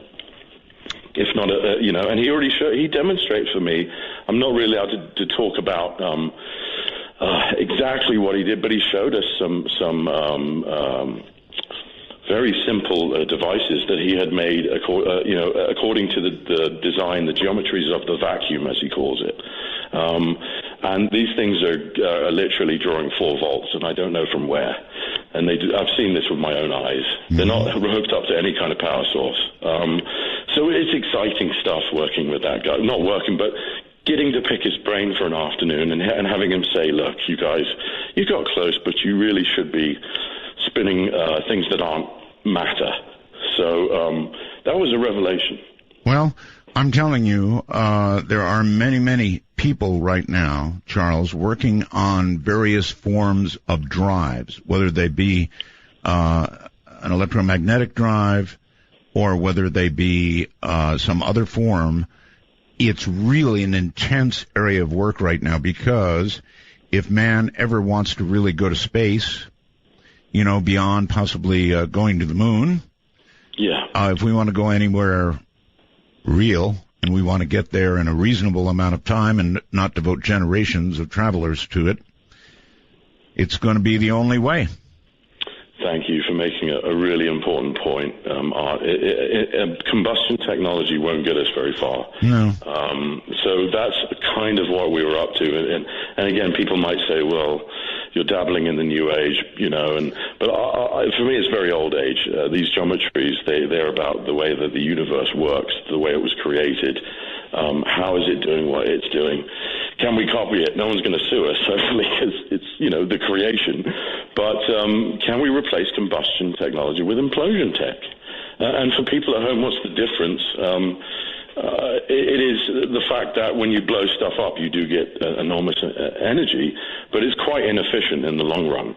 And the idea that we can implode things and actually get more energy out of the equation is tantalizing. I wanted to explore it. Well, okay, so this is ended. Where do you go now? Yeah, well, what we... like I said, we ran out of money. Yeah, I get that. We had to shut down. And so for me now, I stay in touch with Nicola. We're still friends.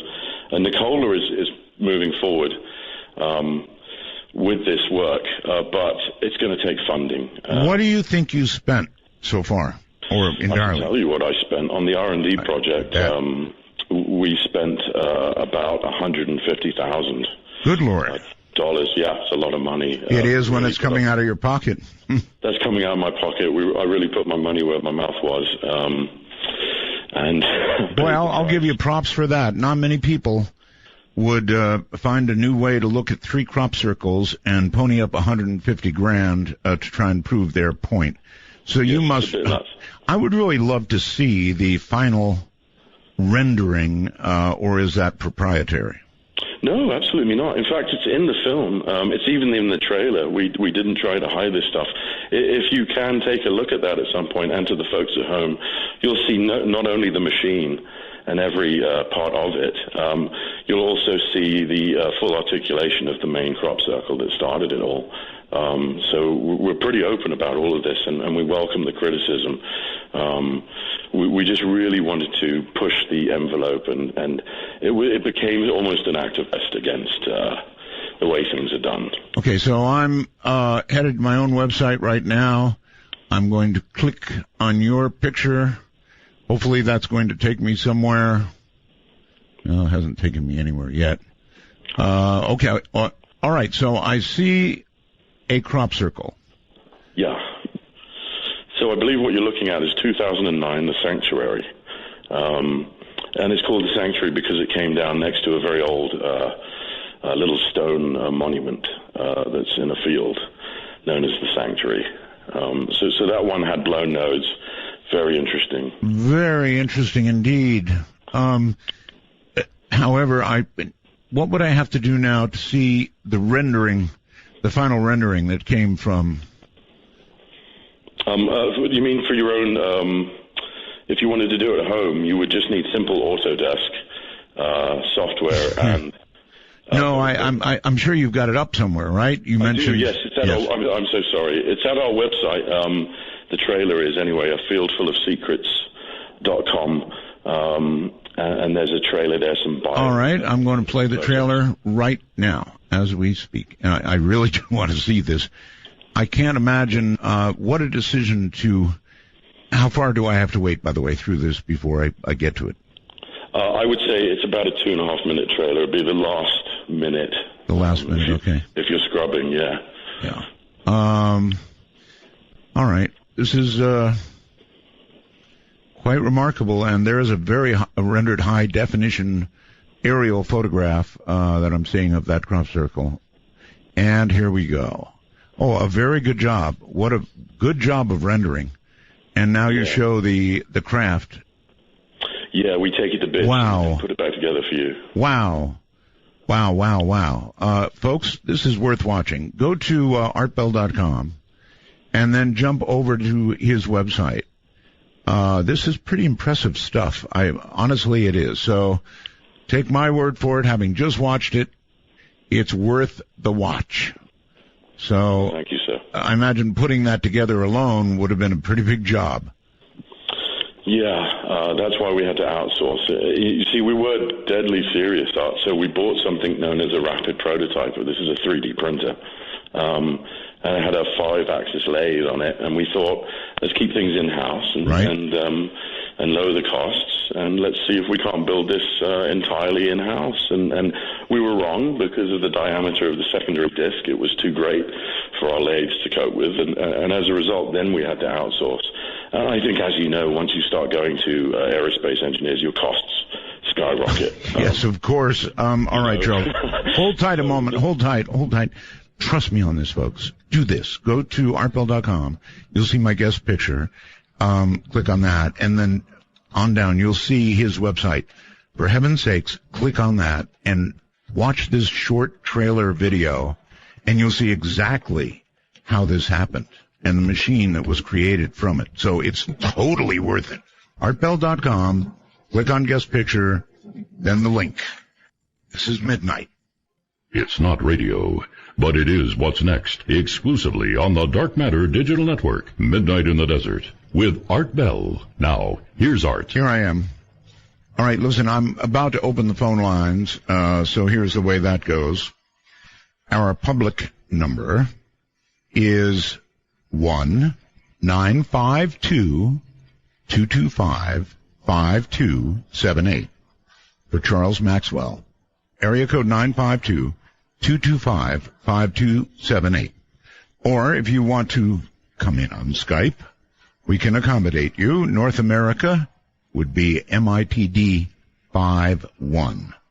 Just go to the little add button, add us as MITD 51, and thereafter we'll be on your list and you can punch it and call us. Now, same deal for international calls, except it's MITD 55. MITD 55. Following this show tonight, RCH is going to have another man working on a drive as well. I mean, we're getting all kinds of feedback from all kinds of people on a drive that'll get us the hell off this planet.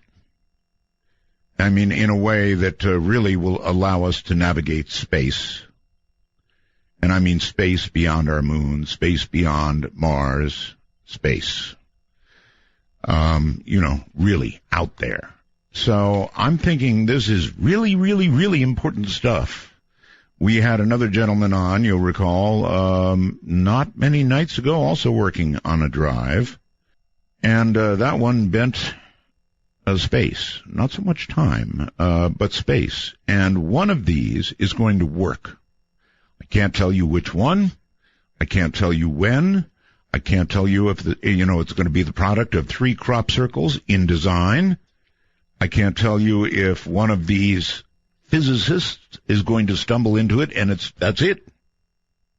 We're going to go from people trapped basically on the planet and or nearby it to a people that can actually travel to the stars.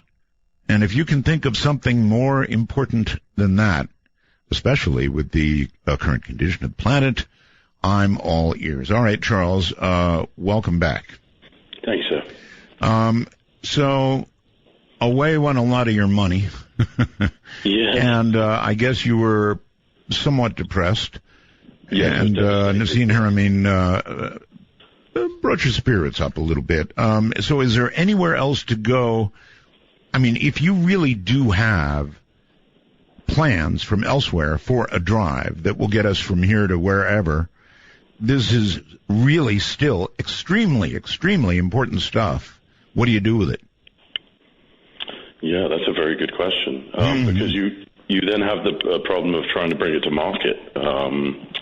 And there's all kinds of problems there, not the least of which is the massive oil industry, which I don't think is in a huge hurry to give up trillions of dollars of revenue a year for something that potentially only needs maintenance. You see, the idea was not just that our machine or any of these drives, because there's many ways to skin a cat, not just that this machine would be potentially a vehicle, but it could also be an energy generator, and with very few moving parts. Therefore, your biggest cost is fixing it when it breaks, but it doesn't require a whole lot of fuel. Yeah, well, I guess what I'm saying here is here.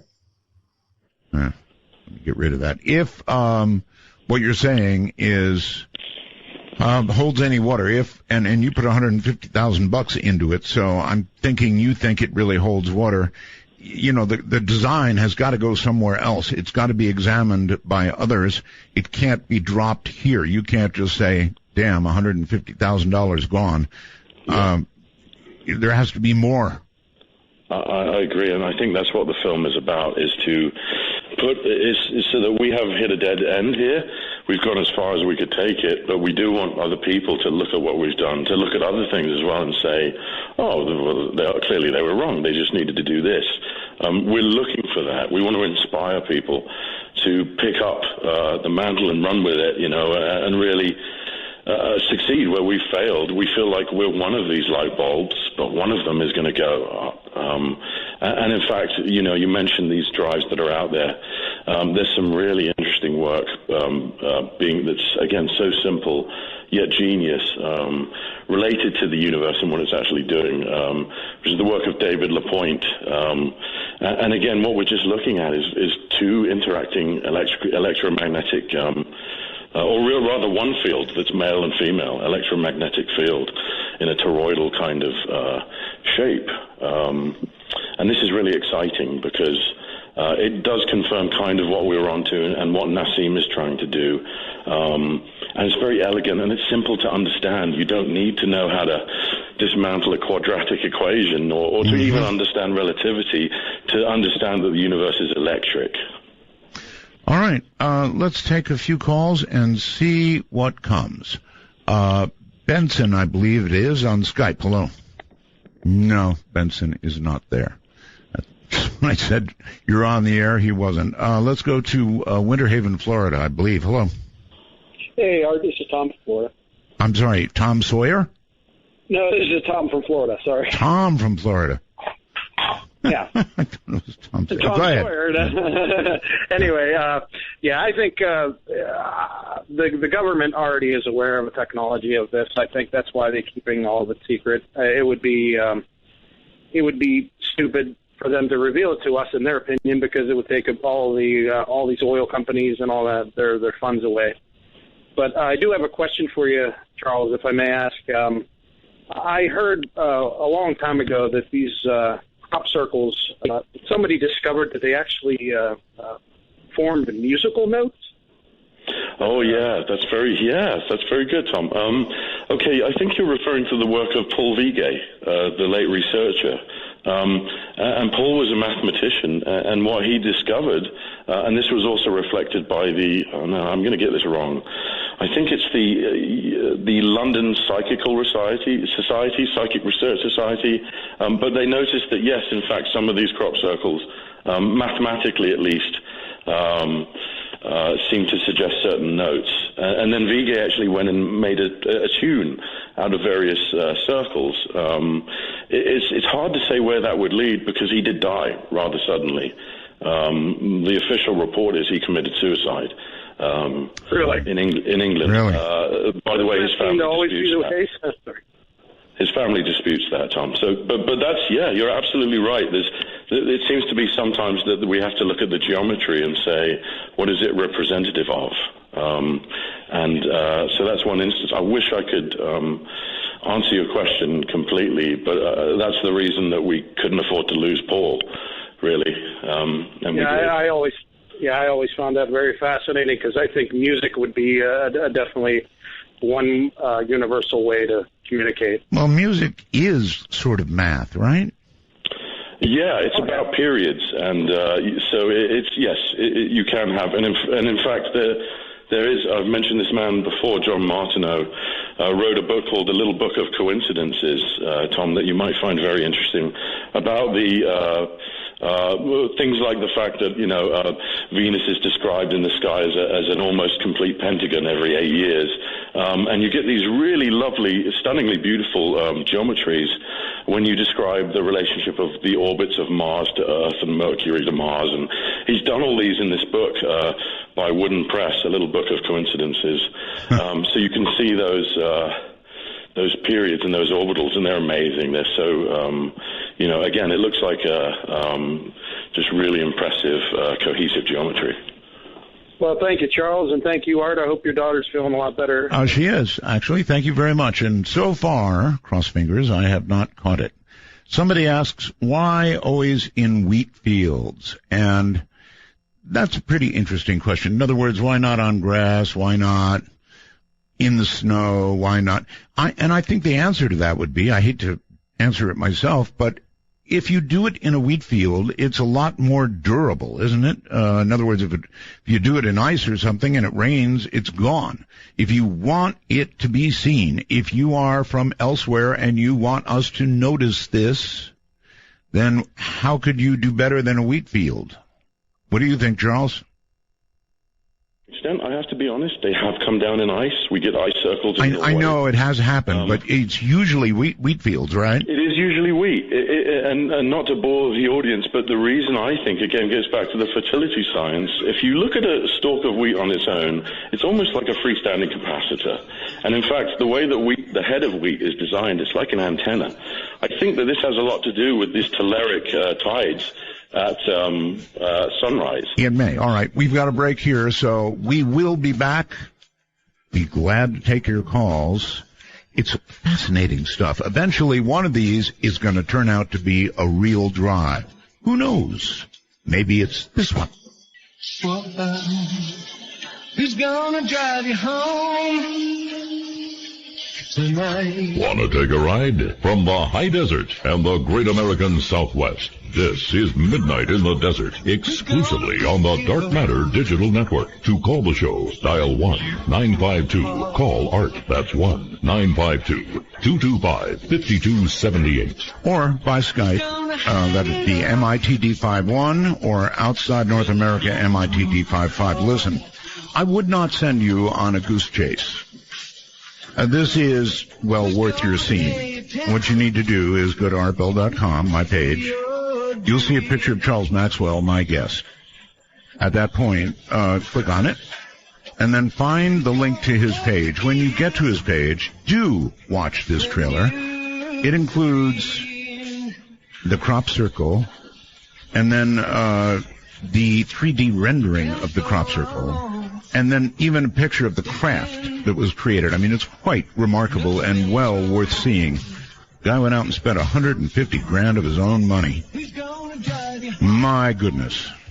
Incredible stuff. Absolutely incredible. Okay, Charles, welcome back. Is there anything, before we go back to the phones, important in your story that I have missed? Goodness me. I think that as long as, we get across the point that we are coming from observational science here, that we're not just, we're not channeling the Pleiadians or anything. We really are. I know. You know what I mean? We're trying to work with observational data, and our model is the electrical universe. So we contend that there's actually a lot of electricity out there and a lot of plasma. And this is David Talbot's wonderful work that kind of turned me onto this. But this idea that curvature space-time, the Einsteinian relativistic model, it's got all kinds of problems. And when you really look at who's making the advances, who makes the major inventions, the Marconis, the Teslas, the Edisons, these are electrical engineers working in the real world with electricity. Oh, yes. They're not theoretical physicists. For the record, I don't interview people who channel at all. No, didn't think you did, sir. No, I don't. Kelsey on Skype. Hello. Hello? Hello. Hey, how's it going? You're on the air? Hey, how are you guys doing? Fine. Good. This is actually Cody in Vancouver. Well, Kelsey's what's written. Yeah, that's the Skype that I'm using there. Okay, get good and close to your mic, or you're going to cut out on us. Okay, can you hear me better? You're not.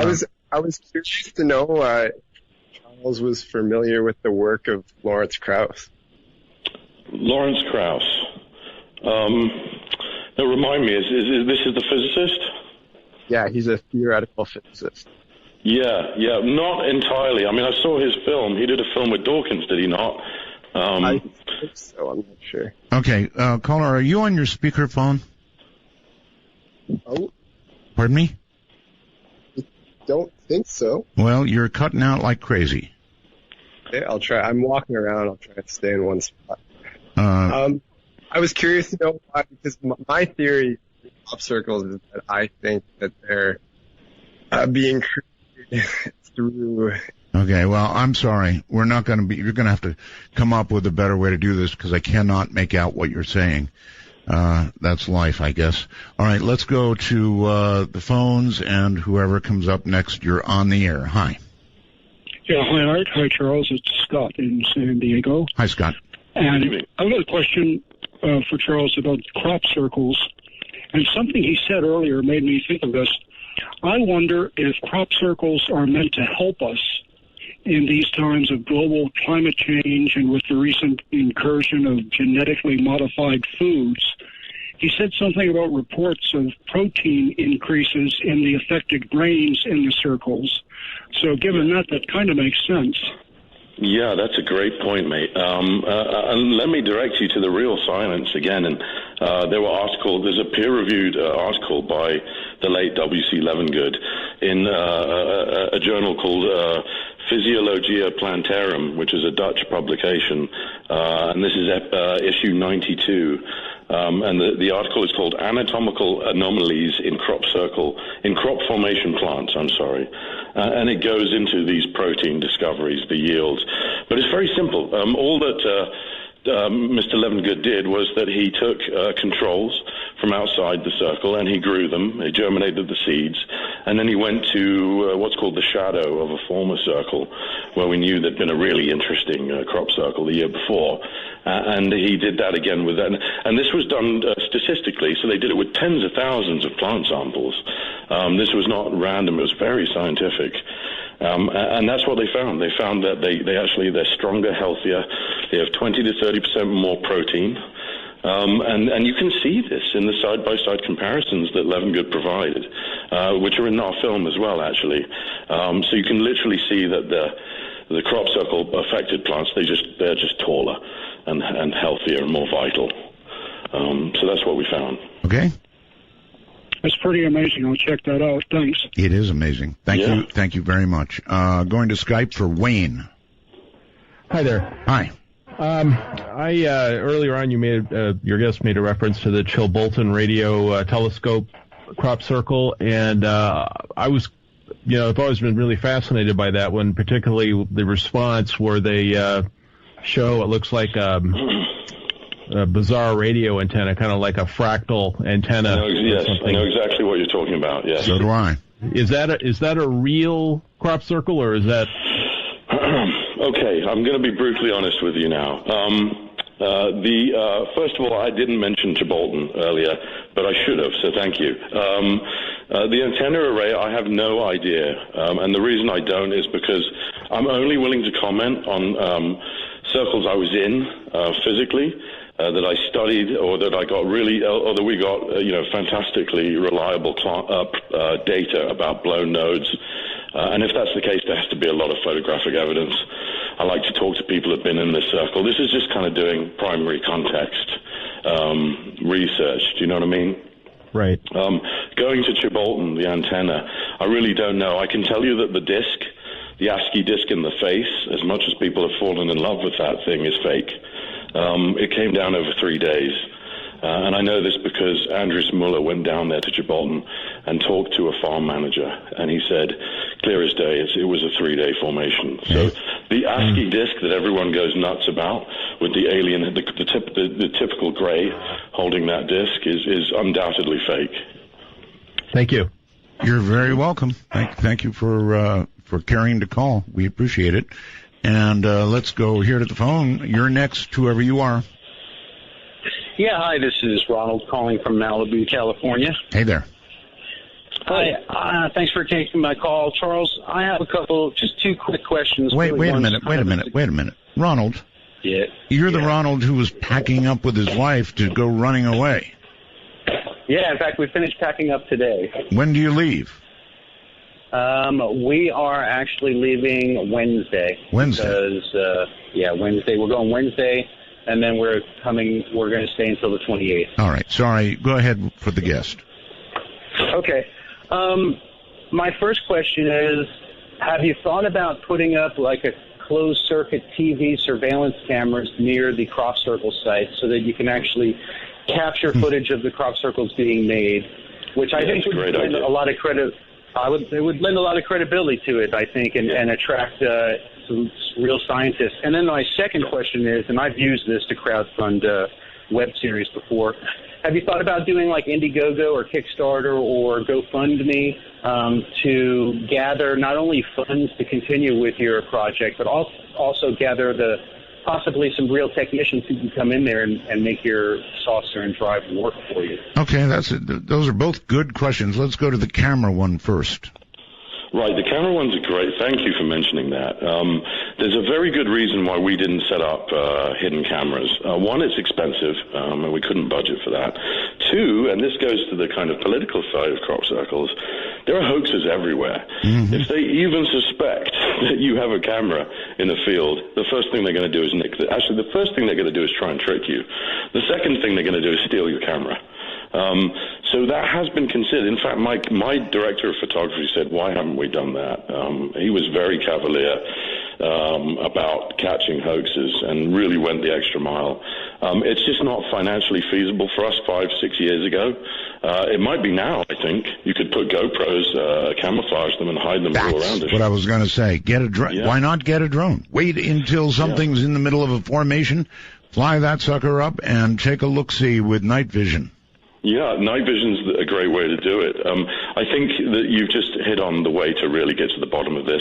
There's another way. I mentioned earlier weather satellites, and Art corrected me about the Klystron array. But weather satellites in Britain scan every field in the nation every 15 minutes. Mm-hmm. This is our food source, so of course we want it protected. So I've always said, why can't we simply see the weather data? Because we could, 15 minutes is not enough to make a large circle. We would definitely catch them in the act if we could have access to those weather satellites. All right. His next question concerned continued funding for your project. Crowdfunding, GoFundMe, something. Yeah, that's, again, a very good idea. What I've decided, and I didn't arrive at this easily, is that we have some significant flaws in our design. So that if I were to continue funding, I would hit the same problems. And those problems we've discussed a little bit, stuff like mounting, the fact that I could never get that disk to rotate anywhere close to the speed it needed to bend that plasma with an EM field. So what I would prefer to do, mate, is to find a more viable version like Nassim's and invest there. And I think that we need to be smart and discerning about which technologies we endorse. Do you know what I mean? Yes, I do. And in your case, you don't want to use GoFundMe. You want to use Please Pay Me Back. Please pay me back, yes, because I'm still in the red. Yes. All right. On the phone, you're on the air with Charles Maxwell. Hello. Hello? Yes, hello. Yeah, this is Donnie from Delmar, Maryland, Roswell's TUR. Thank you. Hi, Don. I have a couple of questions. Can I pick you up on shortwave radio? Yes. What channels? 5085. 5.085. Okay. Okay. And my second question is, we sent a message into space with our DNA coding, and like right below it was the shape of a human. Yes. And then I guess I'm not sure years later if we received the message back, and it had like different DNA coding and an alien right below it in a crop circle. Well, are you in the crop circle? Okay. What about that? Well, you're referring to, let me see, that's the data strip response is what you're referring to, where actually the little gray fellow was supposed to be silicon-based. That's right, yes. Yeah. Yeah, that was really interesting. Unfortunately, because it was that's a Chibolton formation as well, or that part of the world. So I'm afraid to say I don't have a lot of data on that one. It did come down, I think, about 10 years ago. And so rather than put my foot in it, I don't have enough kind of empirical data about what the lay of that crop circle was. But off the top of my head, based on the ASCII disk, I have serious questions as to the legitimacy of that circle, I'm afraid. All right. You're on the air with Charles Maxwell. Hello. Hello. Hi. Hi. Go ahead, sir. Oh, this is Art Bell. My gosh, I can't believe it. Try to believe it. Huh? Yes, try to believe it. You're on the air, so go ahead. I do. My favorite guest of yours from 2000 or so was a guy named Michael Schumann, Dr. Michael Schumann, man from Skeptics magazine. Yes. And I'm not a total skeptic, but I kind of look at all things in a roundabout way. Now, crop circles, I've heard many people speak of them. Most every one of them have approached them from the idea of debunking them. And then they mostly find out they can debunk about 93% of them, and they accept the other 7% as being real. And I would kind of think, from my skepticism, that maybe there's 7% of people who can fool that person. But in this guy, this guy's name is Charles, is it? That's correct, yeah. Yes. Hi. In your case, I would say there is a good possibility that observing crop circles triggered something in your mind that answered some questions in your mind, and that you came to these worthwhile conclusions and built something which may be the right thing, may not. But I've seen elephants in the clouds, so to speak. You know, your imagination can be stimulated, and it can confirm. So, are you suggesting that he just, his imagination went wild with what he saw? And no, not that his imagination went wild. His imagination put together, and maybe it is. Maybe those crop circles are from aliens. I keep an open mind about it. It's just that most of the people who look into them say that same thing. Oh, I can debunk 93% of them, and the other 3% are real. Or maybe the other 3% are just by some very clever Englishmen who have too much time on their hand and too many pints of bass. Yeah, well, could be. Yeah. Well, you struck on a very good point, my friend, and I'm not going to just let it go. I think what you're saying to some extent is, and I've noticed this, I'm not going to dispute it, is that crop circles can be something like a Rorschach test. So there is the possibility that you bring your own kind of decoding, as it were, that what you see what you want to see. And you could certainly levy that argument against me and say, well, he was looking for technology and he found it. I think actually that's a very legit question. And I don't really know how to answer, except that we tried very hard by using scientific method to kind of divorce ourselves from that possibility. Well, to spend $150,000 of your own money, you must have thought pretty hard about it before you took the bite of the apple. Absolutely, of course, yeah. And the other thing, is that we have to decide, and this is another point that your question raised, is who's actually making them? Who is actually behind the real ones? Are we assuming that it's aliens? Because I think that's a false assumption. We just have to assume they're real because, and this is the distinction, there's ones that are boarded, where it's the weight of a human being has crushed and killed those plants. They're never coming back up again. They're not going to be 30% stronger the next year. Do you know what I mean? Yes. And yet we have these real ones. So we have to decide first, is this, like Art says, is this a military satellite? Is it aliens? Is it the planet itself? There's some real mind scratches, benders that you have to come to terms with. And it's clearly, it could be us. We could be doing this to ourselves. It could be a joke. It could be some kind of projection technology that doesn't require boards, but doesn't require aliens either. Well, you must have thought about all this before spending all that money. Now, you've got a video. Is that for sale? You're selling the video or just available? The film, you mean? Yes. Field Full of Secrets. Yes. Actually, it's available on Netflix right now. It's also on iTunes, Amazon Instant, Hulu, Vudu, on various of those pay systems. I think that's the easiest way to find it if you do want to give it a try and see what we got up to. All right, well, I hope they do. I think that we pretty well wound through your story, Charles, so I'm going to thank you, tell you that it was a wonderful night. I wish you all the luck in the world. One of these is going to work out, buddy. One of these days, somebody's going to come up with it, and if they don't, we're stuck on this planet. So, thank you very much, Art. It's been a pleasure. Charles Maxwell, thank you. So what we will do is take a break. And when we come back, we'll do open lines. Absolute open lines. I'm not even going to suggest a topic. I'm going to take 1 hour of solid open lines on the phone or from Skype. Either way.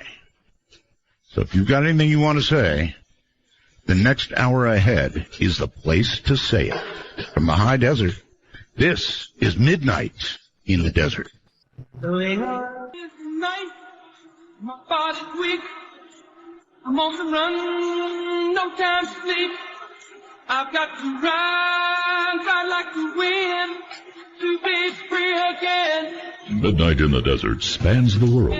To call us from outside the U.S. and Canada only, use Skype with a headset mic if on a computer, and call MITD 55. That's MITD 55. One time a night, right?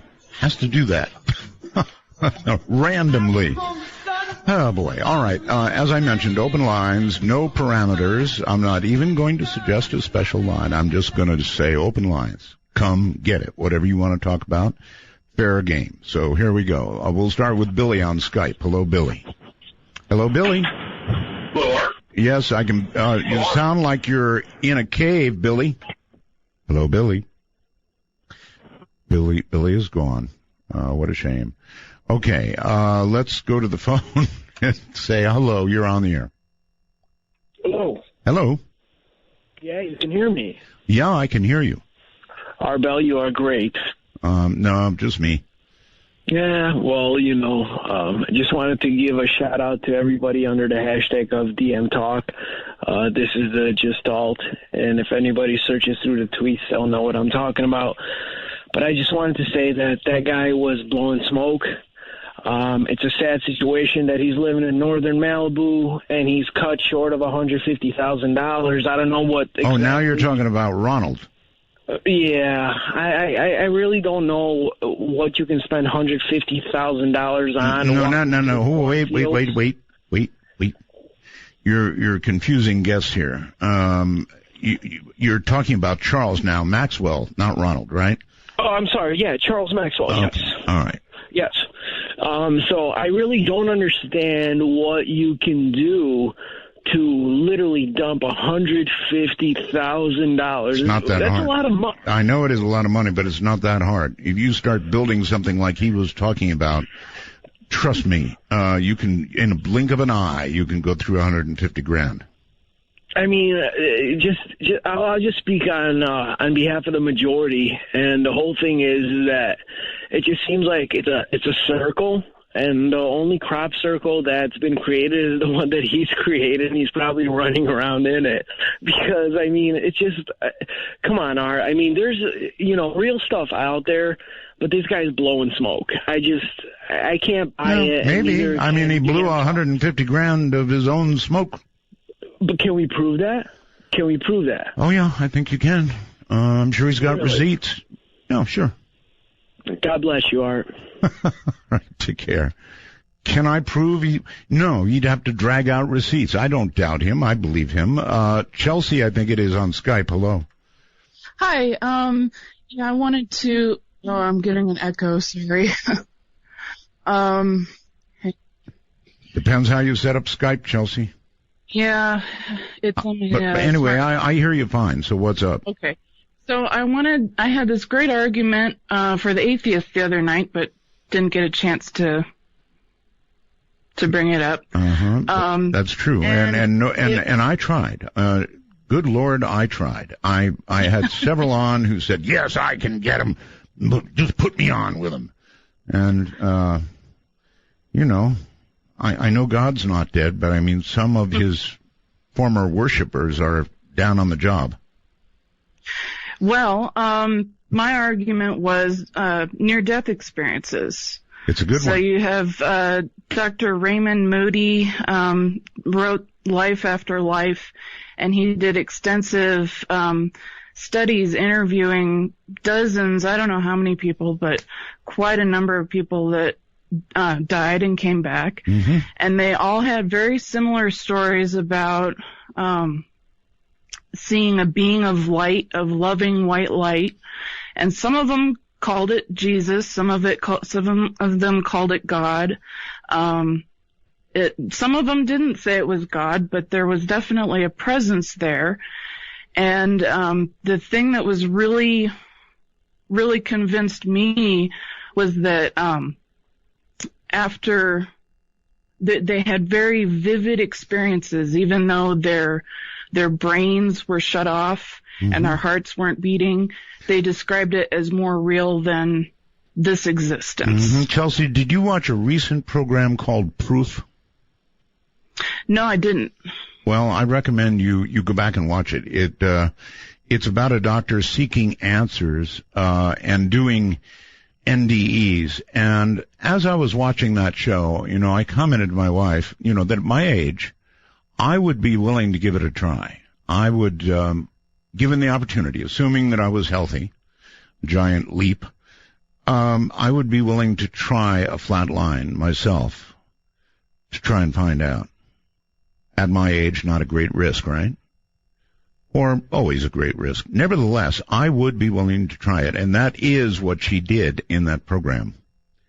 And I was constantly complaining about the program until the final episode, where what would be considered proof was actually reached, because prior to that there was always the hint or the taunt of possible proof and never any real proof. Anyway, interesting stuff, and we are going to examine on this program NDEs in great detail.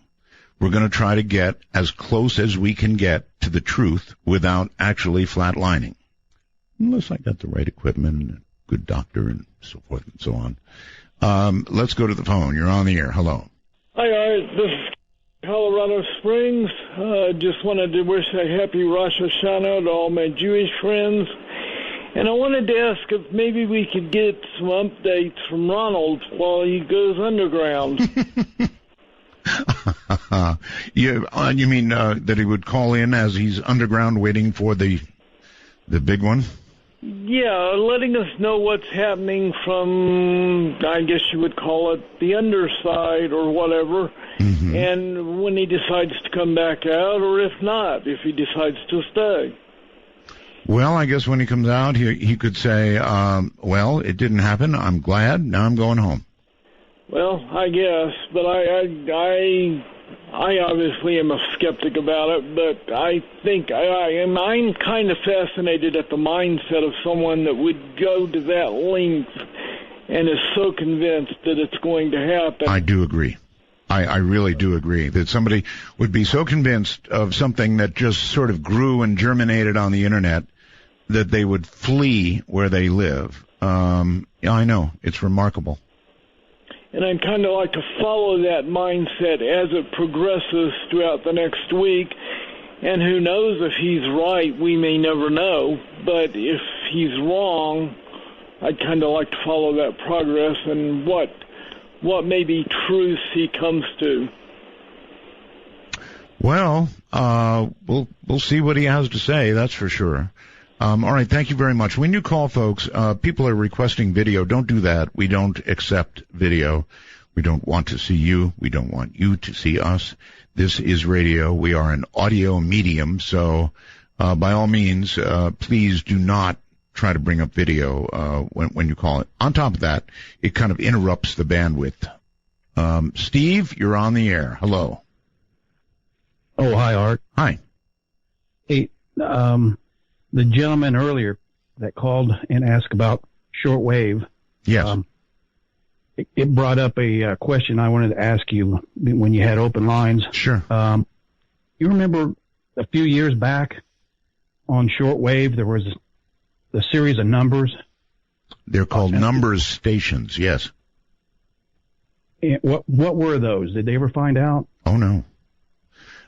They are ways to communicate with agents in the field, like CIA agents and other nations' agents. Those number stations are there, and all you hear is a girl going 37, 64. Right, I remember hearing those. Yes, So that's a way of communicating a cipher code. So it wasn't a mystery after all. I always heard it was a mystery. Nobody knew what it was. Well, that is the healthiest theory, Steve, of what they are. I see. Okay. Well, I have one more question. Sure. What's your theory on orbs? Like I saw one once, and I have no idea what it was, and I wondered if you had any ideas what you might think it is. And okay. It was you saw an orb. It was like Wait. You saw an orb with your eye or something that was rendered on a camera? Okay, I was outside, and I saw it passing across the street, and it rested on the roof of the garage across the street from me, and just sat there, and it was like it was observing me, like I was observing it. That's really weird. I'm sorry, Steve. I don't have a theory for you. The ones they catch on camera are pretty much baloney, in my opinion. But seeing one with your bare eyes beats me. And the strangest thing of it is, it was like 20 years before. This happened like 4 years ago, I think. But a fellow that I became friends with where I worked, about 20 years prior to this, was telling me that he was going home one day, and this was like in the middle of the afternoon, and he was describing what I saw, an orb. Mm-hmm. And I didn't know whether he was making it up or what, because I didn't know him that well at the time. And until I saw one, and I'm going through my mind when I saw it, I'm thinking different things on what it could be, and then all of a sudden it dawned on me this is what it is. And the light that it gave out was unlike any kind of light I've ever observed. It didn't, like when it was passing behind trees, it didn't light up any. The trees should have been lit up. The leaves The surface of the garage roof should have had some kind of light. I'm going to make bright enough. I'm going to make a guess, Steve, that what you saw was a plasma ball, and that's all it is a guess. But light that would exist, perpetuate itself like that, sounds to me like a plasma ball, and they do have them. Scientists don't fully understand them. It's another one of those things that's just plain weird. But we know they do exist, and they move in ways that make no sense, and they pop in and out of existence, sometimes associated with thunderstorms, sometimes not. So I wish I could tell you more, but that's kind of what I know. El Paso, Texas. Hello. Hello, Art. How are you doing tonight? Just great. Thank you. I've been listening to you since I was about 13 or 14 years old. Thank you for that. And I am so glad that I finally got to speak with you. I'm so excited. And I just wanted to share a quick story, if I could, with your audience. Okay. This happened when I was in middle school. There's a pauper cemetery behind the middle school. Yes. Me and a friend of mine, we were walking back there. We were walking on the graves, actually. And my leg, it sank into one of the graves. And, very bad. It was pretty scary, yeah. My friend didn't help me out or nothing. He just laughed at me. And, yeah, that's pretty much it I wanted to share with you. I'm sorry? Well, that was it, huh? Yeah, I mean... you yanked your leg out with bones hanging on it or something, or... No. It was just very scary experience. Oh, you're really, really, really excited to get through, huh? I am. Can you tell? Yeah, I can. All right, thank you. Awesome. Thank you, Art. Good night. Right. Have a good night. Open lines, folks. Anything you want to talk about. Not even a suggestion from me. You name it, we'll talk about it. Midnight in the Desert. I'm Art Bell, rocking in the nighttime. Tonight, we're gonna make it happen. Proudly part of the Dark Matter Digital Network. This is Midnight in the Desert with your host, Art Bell. Now, here's Art. We're in open lines. Anything you want to talk about is fair game. Anything at all. Let's go overseas. Hello there somewhere. Peter. G'day, Art. Can you hear me well? Good day. I do indeed. Oh, great. I've got a story about possibly alternate timelines that happened to me about 7 years ago. I was in the car with my children and I was going to the heated pool, and I asked my children to put their valuables in the glove compartment, and which they did. And then we went to the pool. We were travelling home, and we got home, and I decided I would go inside, and I didn't. I forgot to remind my children to get their stuff out of the glove compartment. A day went by. I still hadn't reminded my son to get his watch from the glove compartment. And then the next day go by, I'd forget again. For about 3 days, I forgot. And then on the third or fourth day, we were going to go to the pool again, and we got into the car. And I said to my son, Kyle, I forgot to tell you to get your watch from the glove compartment. And there was dead silence from the back of the car. And I couldn't work out what was going on, why there was such silence, because he normally would respond straight away. And I turned around and he was white in the face. And he said to me, that's funny, Dad, because I've been wearing my watch all day, and and I've been showing my friend at school. And at that point, I reached over to the glove box and I took the watch out of the glove compartment and I gave it to him. And we can't really work out what happened. Are you telling me that was an identical watch? It was an identical watch. At the time, I decided I'd get the kids while their memories were fresh, and we'd write down exactly what happened. And so that we wouldn't get the mistakes mixed up later on. And so anyway, he said he couldn't really remember where he got his watch from, and he thought he might have got it from my room. And I did have a watch that was on the floor of my room, but it wasn't the same watch, and it wasn't working. And that watch was still there anyway. And he still remembers it. He's not here at the moment, but he still remembers it. And like I said, it's been about 7 years since that happened. And the only thing I can think of that would explain it would be if that he somehow we moved into a different timeline, and I remembered the old timeline, and the old timeline came back. That's the only, absolutely weird, Peter. And both watches remained in this timeline. There was only one watch that was in this timeline. No, wait a minute. Wait. Yeah. We were in the car when you opened the glove box, picked out the watch, and he was wearing it at the same time. No, it wasn't on his wrist anymore. Oh, man. Sorry, I didn't include that part. But no, that's a very important part, Peter. Very important part. Yeah, it's hard. I'm a little nervous because I've never rang in. Yes, where are you, by the way? In Australia. Well, yes. You want to be specific? Sure, why not? All right, Bendigo. Okay.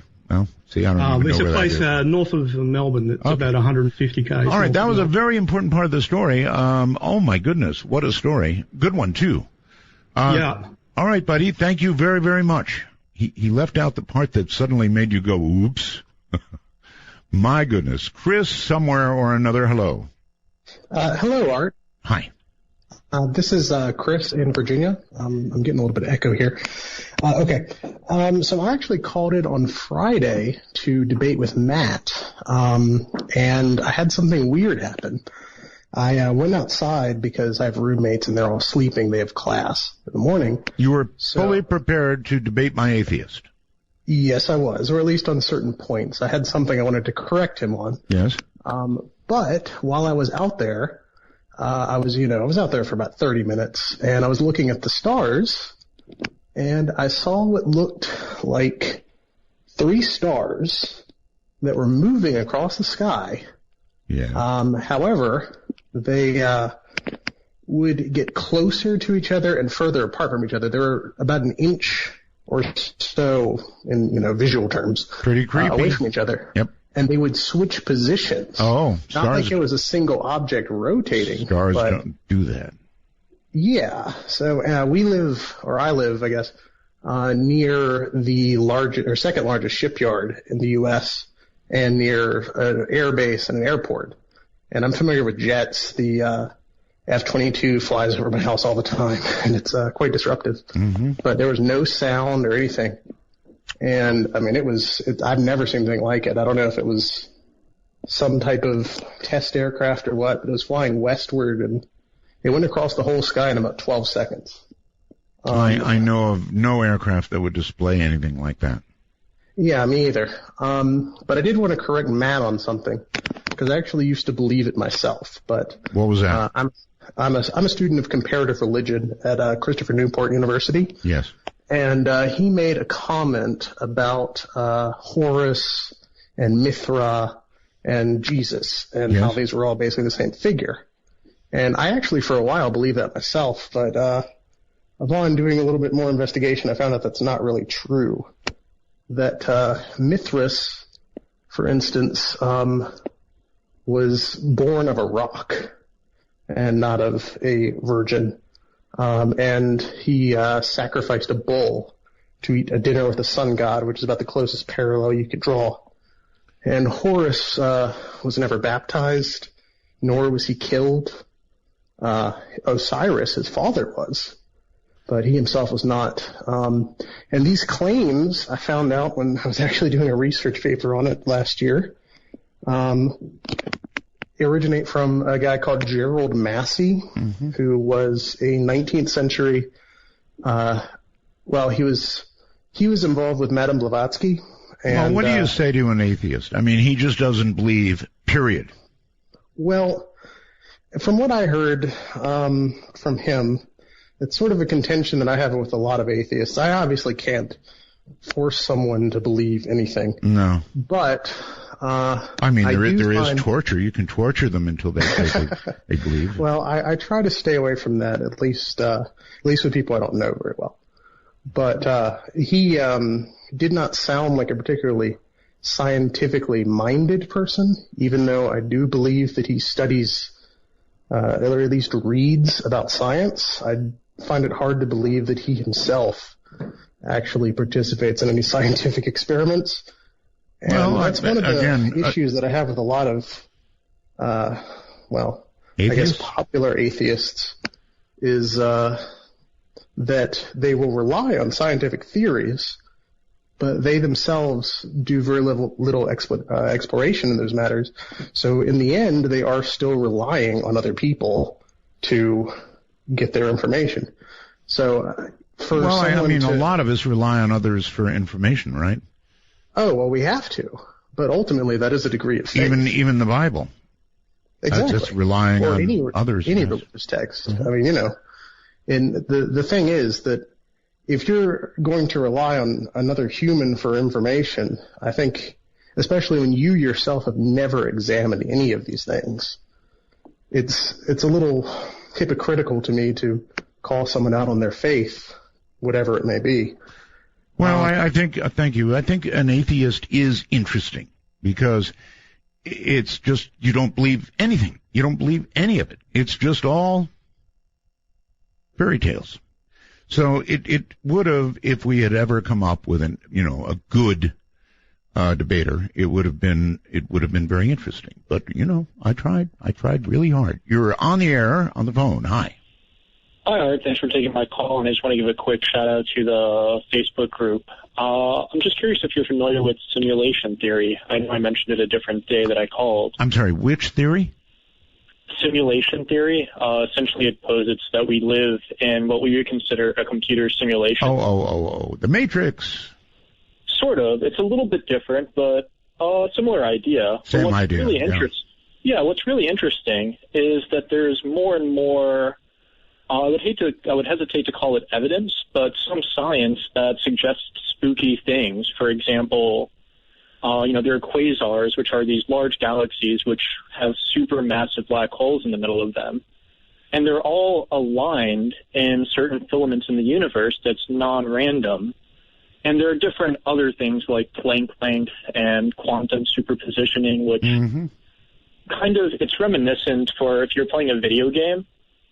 You can see that walls will render when you look at them, but when you're not looking at them, the walls aren't really part of the game because it would use up too much power. And it's sort of similar. It's a similar idea to how you can see electrons that will exist in every sort of possibility until you look directly at them, when then they're in one place. Imagine how horrible it would be if you sat down in front of your computer, moved your mouse, and your wife suddenly shifted rooms. I think that would be incredible, because then I would never have to move. That's the direction we're headed anyway, aren't we? A little bit. But what I think is really interesting is what you do if this is true, what the solution is to this. And I think the solution is what someone has said. Reboot. To make your own simulation. Yes, sir. The people watching us would see. Let me say it again. Reboot. Sure. Hold on. Thank you, Art. Hold on. We'll be back. This is Midnight.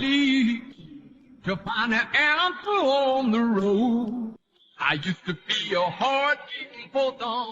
My heart needs protection, and so do I. Remember, when calling Midnight in the Desert, let the phone ring until answered. These calls are unscreened for your listening pleasure. Call 1-952-CALL-ART. That's 1-952-225-5278. And that applies, by the way, to Skype as well. If you don't get through and, it'll only ring so long, just try again. Don't give up. Persistence will pay off. And I was thinking, what about this caller and what he said? How cool would that be or uncool, if one day you went to your computer, you just jogged the mouse a little bit, and your wife went across the room, or your child, or something in your environment went whoosh. How weird would that be? Anyway, you're back on the air, sir. Thanks, Art. You play the best music in between, I gotta say. Thank you. But what I think is really interesting is, if we are a simulation, how do we respond to it? What do we do if we want to survive? What does surviving even mean? And what some people think is the right answer, which I think is pretty elegant, is we should be in a race to make our own simulation and to make it as accurate as we can to some type of universe. Because assuming that we're being watched, right? Oh, yes. Someone who's watching us will look and see that we've made a simulation, and then they're going to wonder if they're a simulation. So they'll stop them from pulling the plug on us. And it becomes turtles all the way down. And what's interesting is where does it end? Where is the top? And I think that's a very fun question to think about, and I think it's a very freeing idea, and it makes technology seem all the more interesting to me. It does. All right, thank you so very much for the call. And Thank you. I'm going to ponder that for some time, actually. A number of people have posited this theory that we may be living in a simulation, and for all we know, we are, right? What do we know? Again, if I were doing a new Twilight Zone, that's where I'd be going. Just jog that mouse a little bit. Nicola on Skype, you're on the air. Hi, Art. This is Nicola. The Nicola that Charles was referring to, actually. Really? Yes. Well, excellent. I'm glad you decided to call the show. I'm glad you made it in. He's not still here, but as you heard, he mentioned you any number of times. I tried to send you a couple of pictures as well. I don't know if you got them, but they might be useful for the discussion if necessary. When did you send them? I already did. You mean during the show, Nicola? During the show? Yes, it was. Yeah, see, I can't check my email when I'm doing the program, so I'll get them after the program. Okay. If you have any questions or anything like that, I just thought I'd call in and touch base. If not, fine. Well, what did you think of his project? This project was very interesting. They could have put more time and attention to detail into it, but as he said, the funding had run out, and there wasn't very much we could do beyond that. Some of the things he did not mention were the limitations that were placed on the project because of safety. Primarily, it's like nobody in production really wanted to get burned alive, so we kind of like tabled that for something else some other time. All right. Getting splashed with liquid aluminum is nobody's idea of a good day. Either that or exposure to high-intensity microwaves either, It's like good day of ruiners. I do. Thank you very much, Nicola, and I'm glad you called to kind of back him up. Obviously, the man thought he was really onto something. Apparently, he was, because the people who have looked at it, yourself, Nassim Haramein, really, I think he was on to something, and he spent $150,000 of his own money. So, God bless people like that. And one day, somebody like that man, if not that man, will invent something that will take us to the stars. Don't doubt it. Okay, let's go to the phones, I guess. You're on the air. Hi. Hello. Hello. Yes, I was taken by the guest that you had tonight. There were certain questions I had for him about the particular crop circle that he has on his trailer, but I'm not able to ask him directly, so there's no point in bringing that up. But it did lead into... well, let me ask a question of you. You saw the trailer. It was very impressive, huh? Yes, sir. Yes, sir. Very impressive. And that particular crop circle has actually been notorious on the website for being one of the more complicated ones. There was an actual alien script that came up 20 days after that initial radar dish crop circle showed up.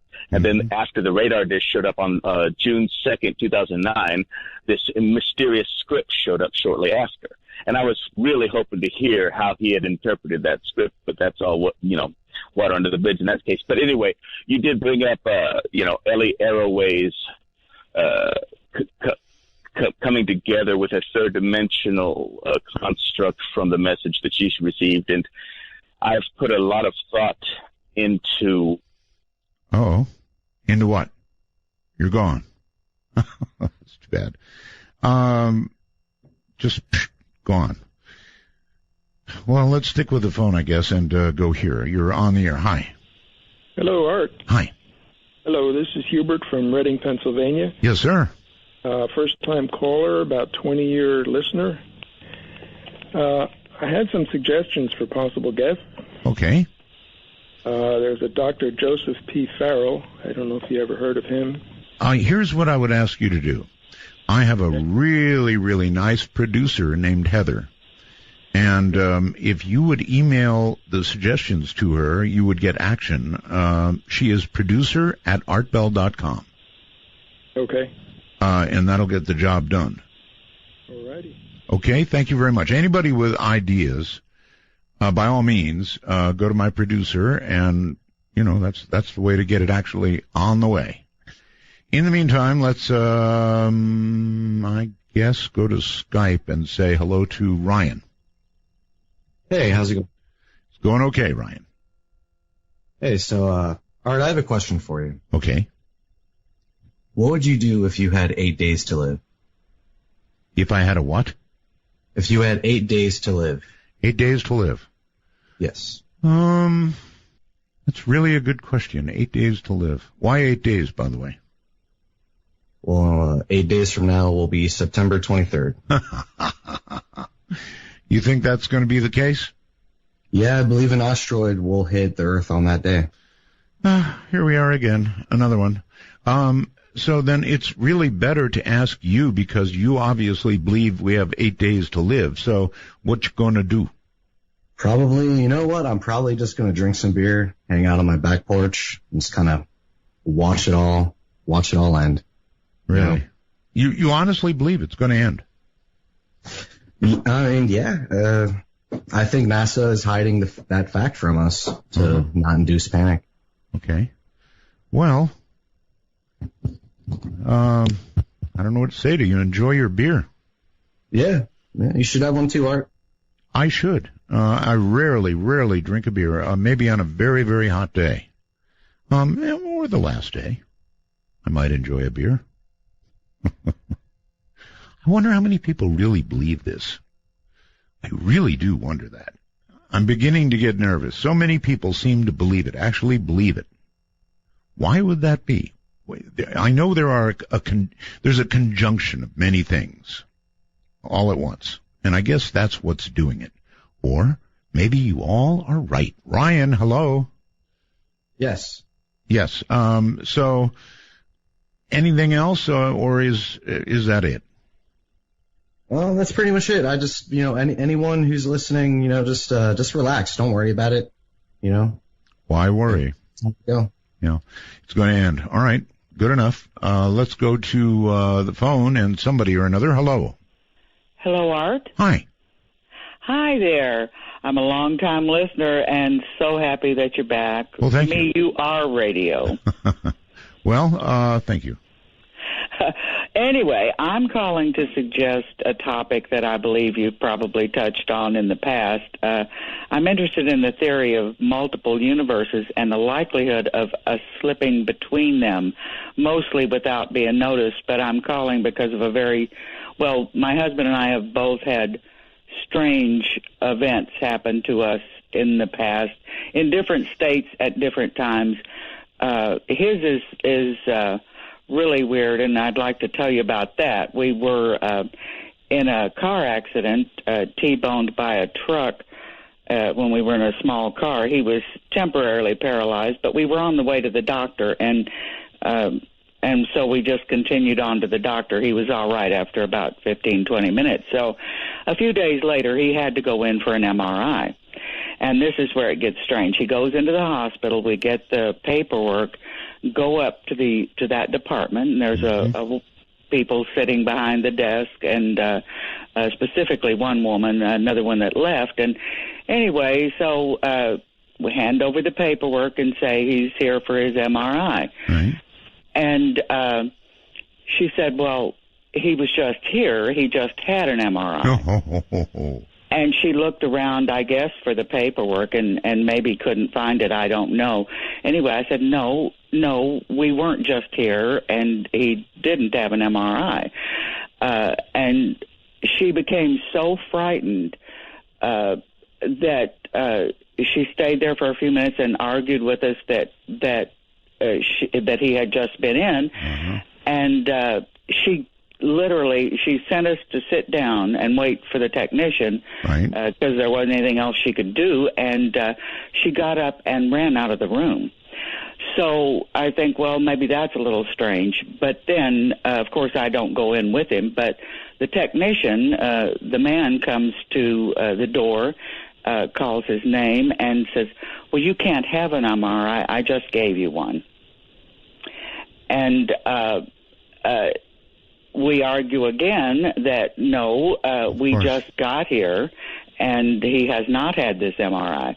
Well, the technician didn't know what to do, but at least he didn't leave the scene. He took him in and he had his MRI, and there was some damage, but nothing, we're still around after 46 years of marriage. So that was the experience, and that's always stuck with me. Would have been interesting to compare the two MRIs.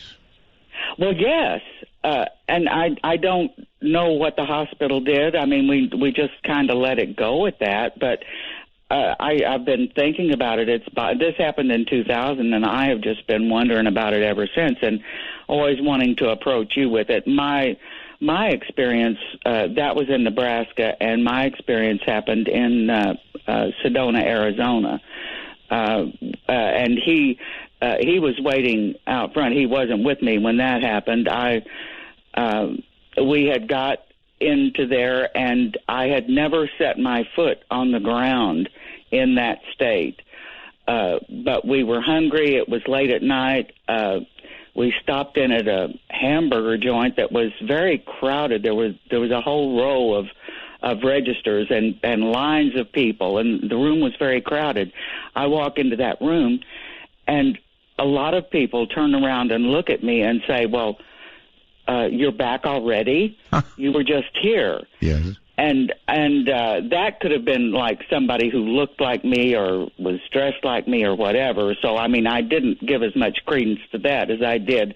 You can't be giving people one MRI after another one, and that's what really stuck with me. And I know you've touched on a lot of different subjects, but I've often wondered if there aren't really multiple universes, and oftentimes people can slip from one to another without actually realizing it. I'm with you all the way. But it's interesting that you get witnesses to it.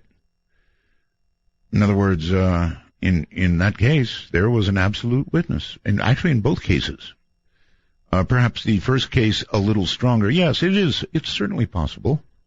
We could slip in and out of the current reality into something else. We'd never notice. But yes, I guess others would. Marvin, hello. Good evening, Art. Hi. Please turn off your device. Well, I don't have a device on. Whatever it is playing the show. Oh, I don't have anything playing the show. I'm in the other complete end of the house with an earbud in my ear on my iPhone on Skype. Okay. So it's some kind of weird Skype thing. I guess. Anyway, I wanted to talk a second about ham radio and HARP, because I really think that I don't know whether you've had much time to play on 75 meters this season, but the bands are acting different than they've ever acted before. I could not agree with you more. I absolutely agree with you. Conditions, if you want to call them that. Okay, I'm hearing that in the background very strongly. All right, I'm going to have to terminate because of that. But anyway, he's right. That man is absolutely right. Conditions have changed in a way that is kind of suspicious, frankly, of HARP. I have never quite seen anything like it. For those of you who are not ham operators, this will not mean much to you. But 75 meters was an old, dependable amateur radio band, one in which you could go back night after night after night and talk to friends reliably in, a 1,500-mile or less range. And that has changed. It is now true that 75 meters is no longer reliable in that regard. It does what's called going long, and the people that you generally associate and be able to, normally you're able to talk to them reliably, are no longer there. In other words, you can no longer receive them. So I want to, even though he had that going in the background, I had to get the call. The fact of the matter is that he's right. Something profound has changed about the lower frequencies of the amateur radio band. I don't know what that something is. I just know that it has changed. It began a few years ago.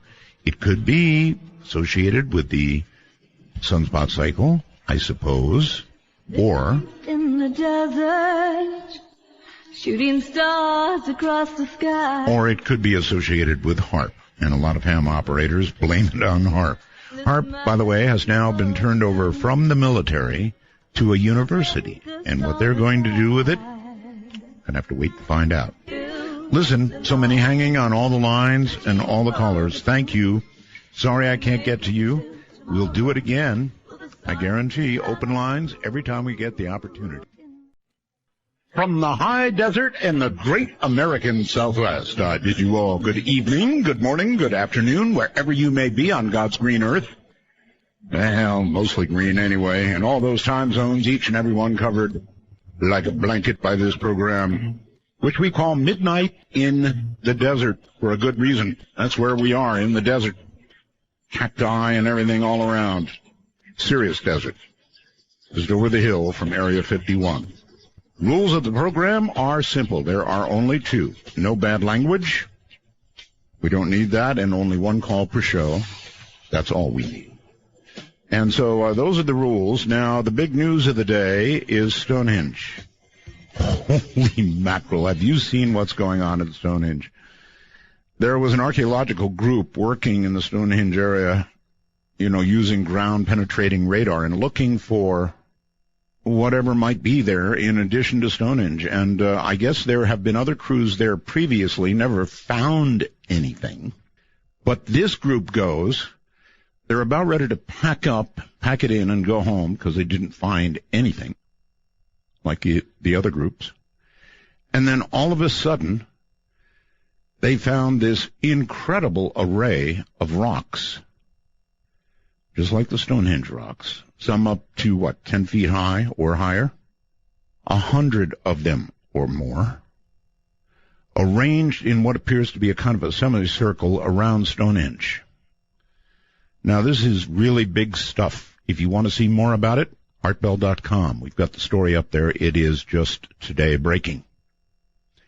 Other news, I guess, almost worth noting.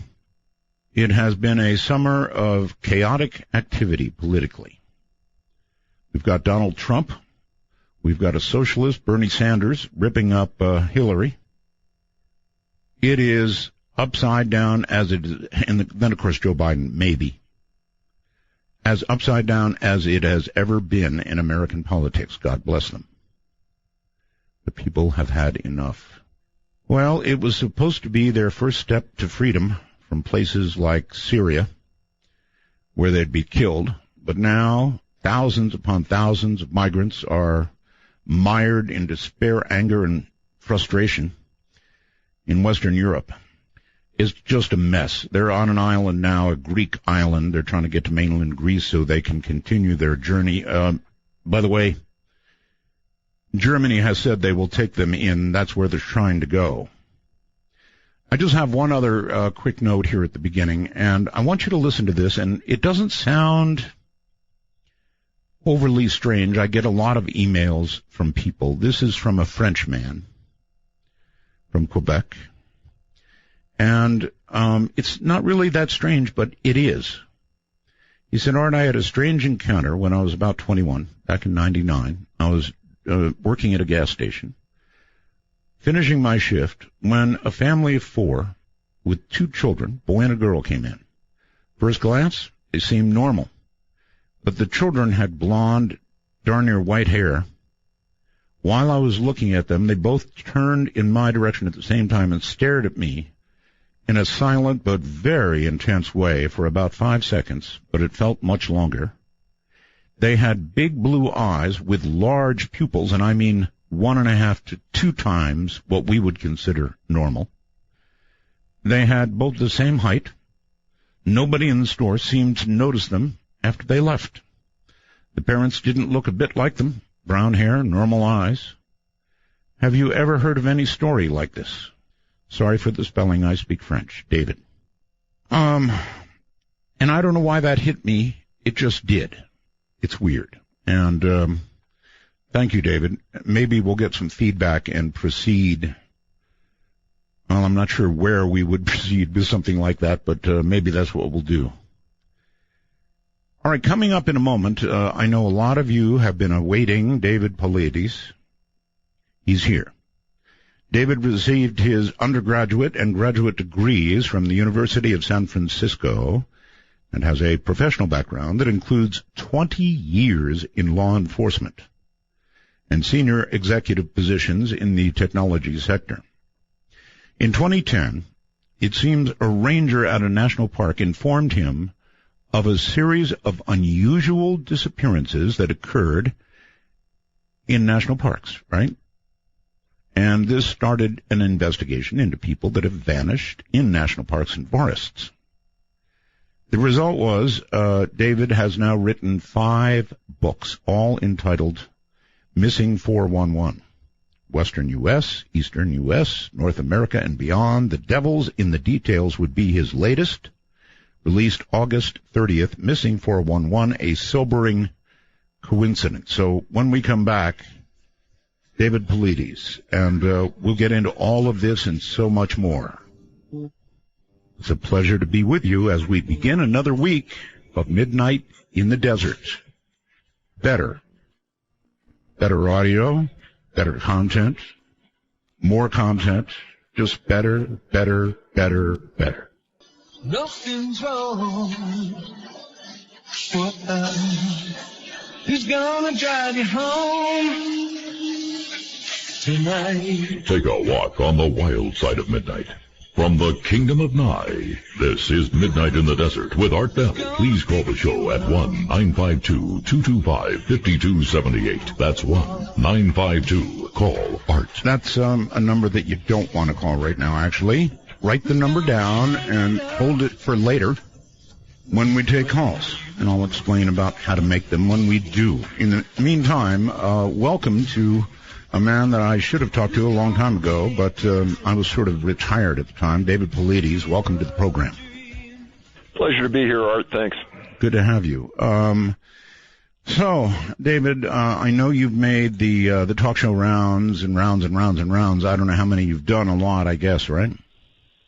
It's been going on about 5 years, and I've talked to all your compatriots out there.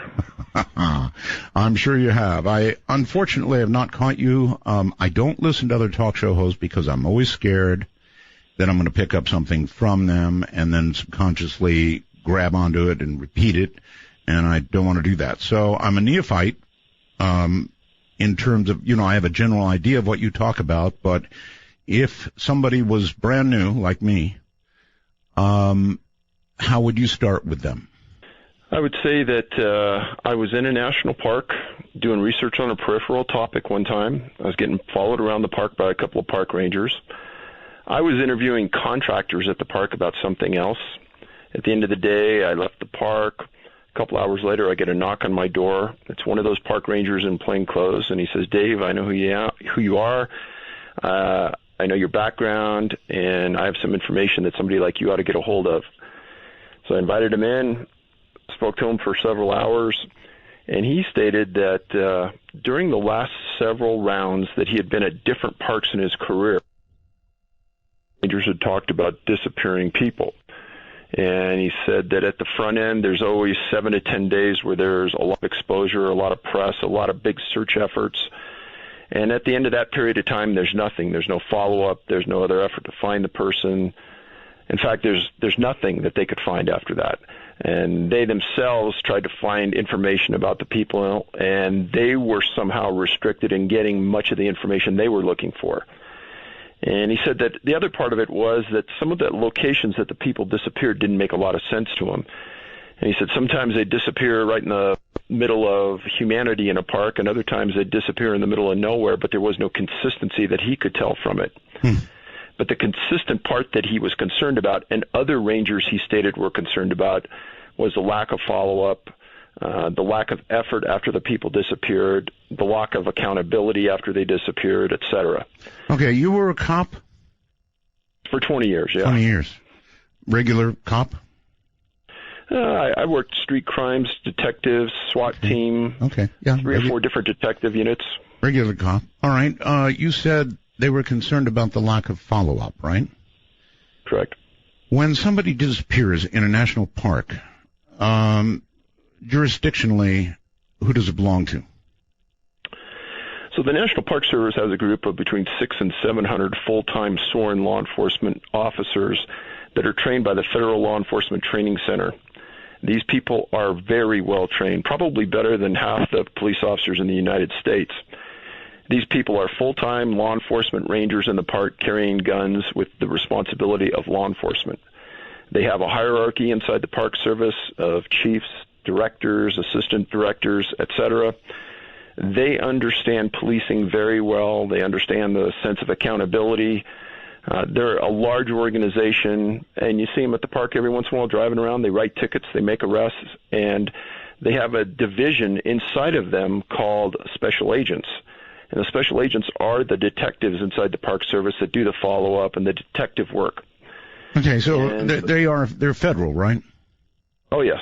So it is their jurisdiction, so nobody would come marching in from a local county or any other jurisdiction at all, except maybe the FBI, I guess, if it was bad enough. Yeah, and the FBI in some of these instances was invited in, but you're right, they hold the primary jurisdiction. Sometimes they do invite search and rescue organizations from counties and nearby jurisdictions to come in. Other times, they don't let anybody in. So there's no consistency there, but you're correct in your assumption about jurisdiction. Okay, well then if they were coming to you with concern about the lack of follow-up, why weren't they looking in the mirror? I didn't understand that at the beginning, but then after I started to look into it, it becomes pretty obvious the mentality and kind of the approach with the Park Service.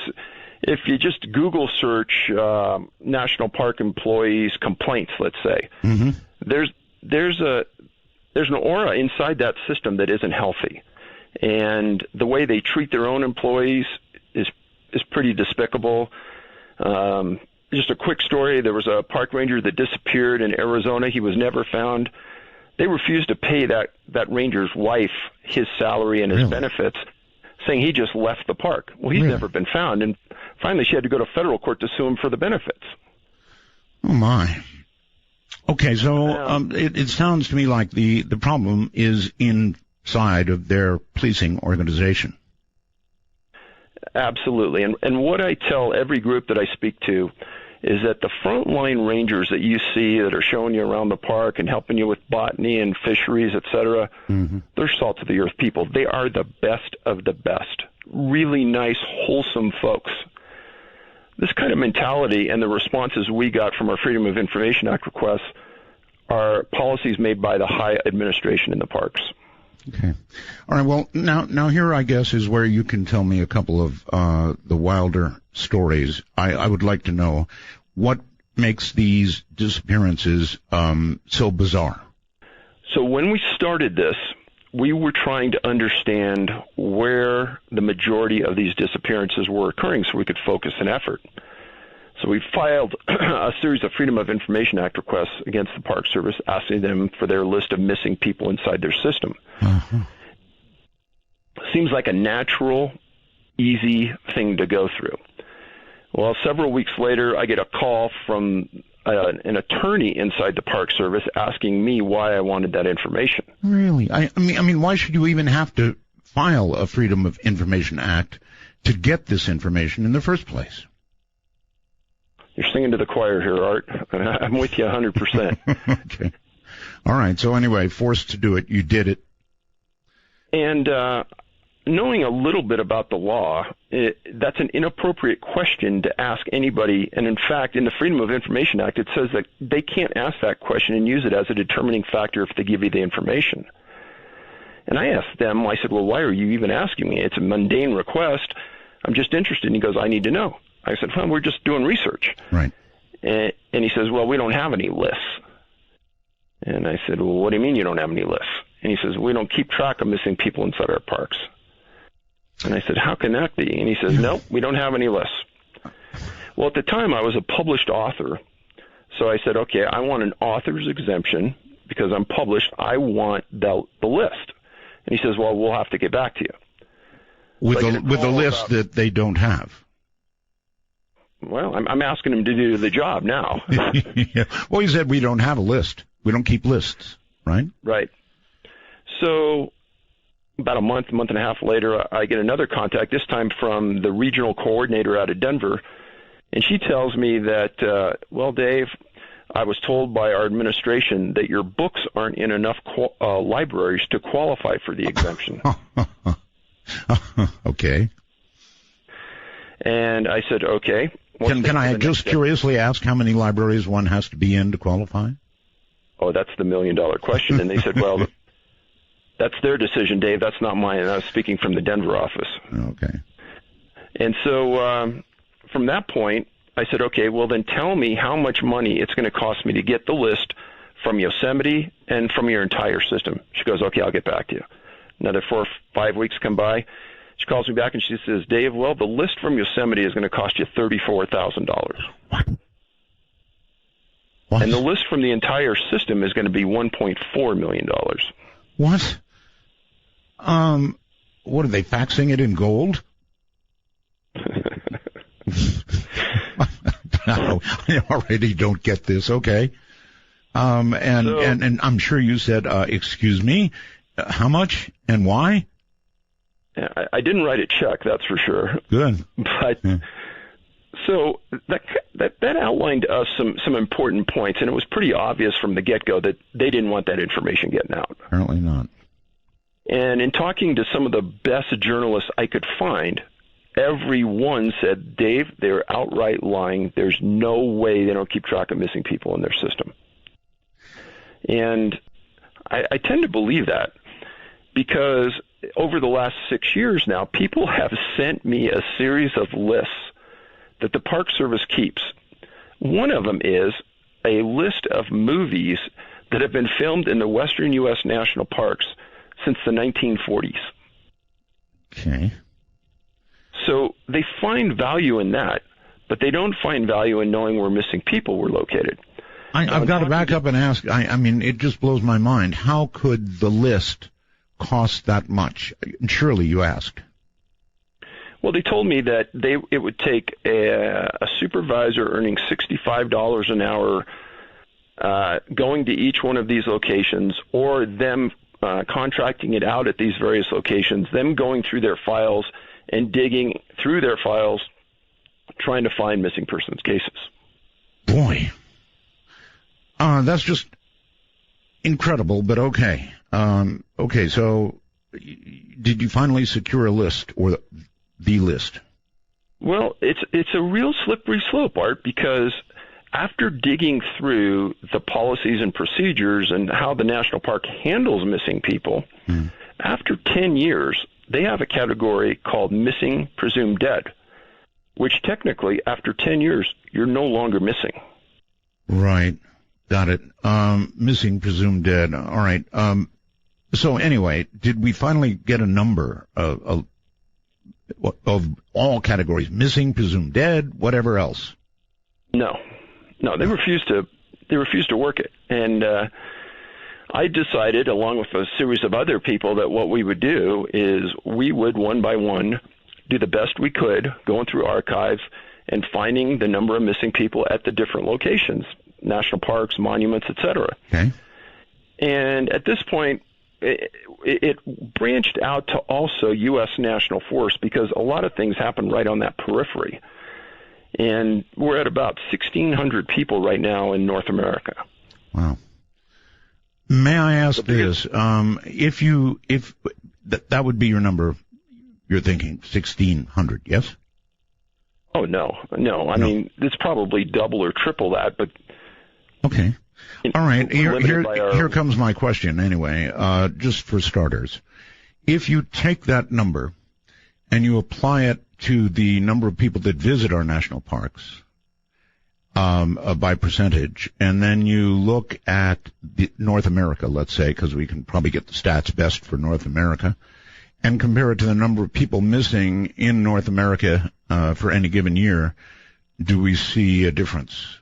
Well, first of all, the number would be infinitesimal compared to the number of people that visit the park. No, by percent. Yes, of course, but by percentage again. Again, I don't want to make that because we truly don't know. At this point, I'd be playing into their hands by giving you a number. Yeah, that's true.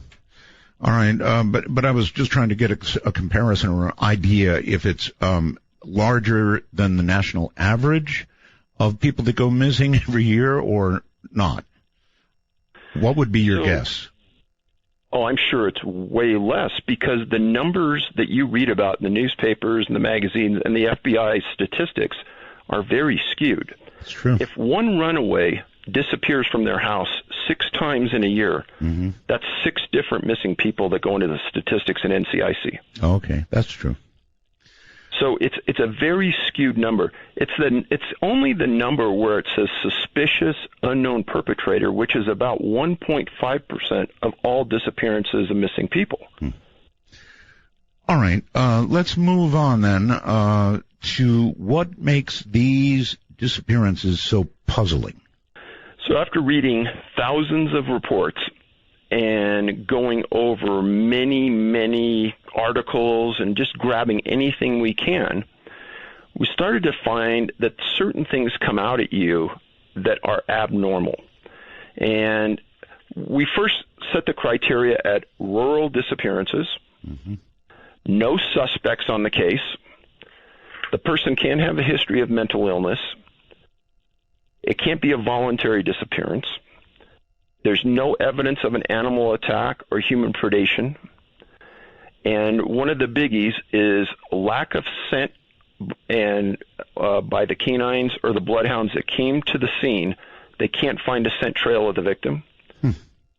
Many of the times, the victim, if they're found alive or deceased, they're missing clothing or shoes.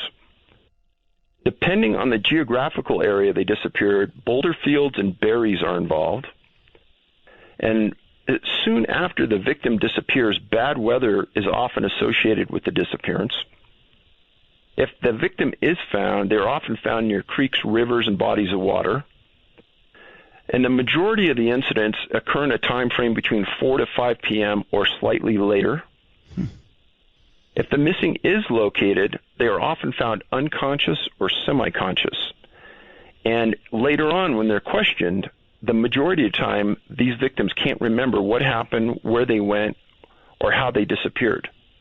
Wow. In an abnormal number of times, where a doctor or the parents talk about it, they talk about the person having a fever, a low-grade fever. Okay. And this is the one that'll blow your mind, but the missing are most often found in an area that had been searched many times before, sometimes dozens of times.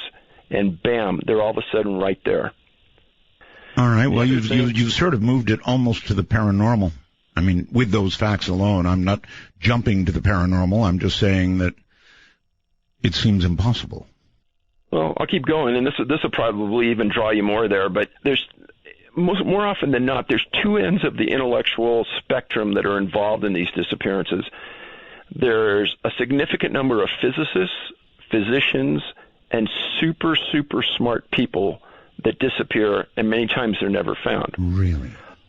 A lot of times, people with significant autism, dementia, impaired ability to think, etc., they disappear, and oftentimes, if they're found, they can't explain what happened. Of course. And then one of the last things is that there's a geographical clustering of these people. There's 52 clusters of missing people in North America. And this is something that surprised us because when you're dealing with hundreds and hundreds and hundreds, you don't realize it until you put a map on the wall and start putting pins on it where they start to fall out. Interesting. So 2 ends of the scale of the intellectual scale, and that's the scientists you mentioned, very bright people, and then autistic people and people at the other end of the scale, but not so much in the middle. Middle people, middle ground like me, it happens, but it doesn't happen, it seems, to the frequency that we're looking at for these both ends. And it's a strange paradox that we realized probably in the middle of the research. Well, important though, because of course it could go to motive. I mean, what do they want with people with these attributes? Oh, and I get emails about that all the time. People read the books and they say, well, could it be this, this, this? A lot of great ideas. But no evidence yet. Well, when the people are found, whether they're deceased or alive, and they go through either an autopsy or they go through a doctor's examination, the other thing on this is that many times the medical examiner, if they find the person, if we find them, they can't determine the cause of death, which is pretty strange. It's very strange. It does occur. I mean, sometimes they are stumped and they don't know what kills somebody, but they do call it a natural death. All right, hold on, David. David Polides, my guest. And yeah, this is very weird stuff, to be sure. This is Midnight in the Desert. I'm Art Bell. I've got a pretty good question, I think, when I come back. Stay right where you are. In that darkest time between dusk and dawn, from the high desert, it's Art Bell's Midnight in the Desert. Now, here's Art. Here I am. We always get one of those a night, don't we? David Polides is my guest, and I must admit he's laid down a sobering list of things to shake your head at. All these people going missing in national parks, and not much follow-up within the national park organization with regard to what happened to them. All right, welcome back, David. I live here in the desert, and I mean serious desert, cactus and very serious. Temperature goes up typically to 110, 112 or higher during the summer. And inevitably every summer, people with no prior history of mental illness simply decide to wander out into the desert where they inevitably die. So I guess it is reasonable to ask if something like that could be going on with respect to the national parks as well. If you decided to take your own life for whatever rational or irrational reason you might have, a national park would be a pretty place to do it. Yes? Sure, but if there's ever any inclination that person had a mental illness or was about to commit suicide, it wouldn't be one of the cases that we considered or wrote about. Okay, well, not all suicide is irrational necessarily. I mean, that's subjective, but, if you've got something wrong with you, then, of course, it's a likelihood. Another thing that occurred to me that I want to ask you about is the possibility, and I haven't actually heard the details of any of these cases yet, and I want to do that, but does any of this lead you to the conclusion that we could be dealing with a serial killer or even a series of serial killers? So if I could just back up a little bit, when you talk about people who want to commit suicide, there's large numbers in the books that I write about that are very young children. And so that issue of suicide or voluntary disappearance is kind of washed away.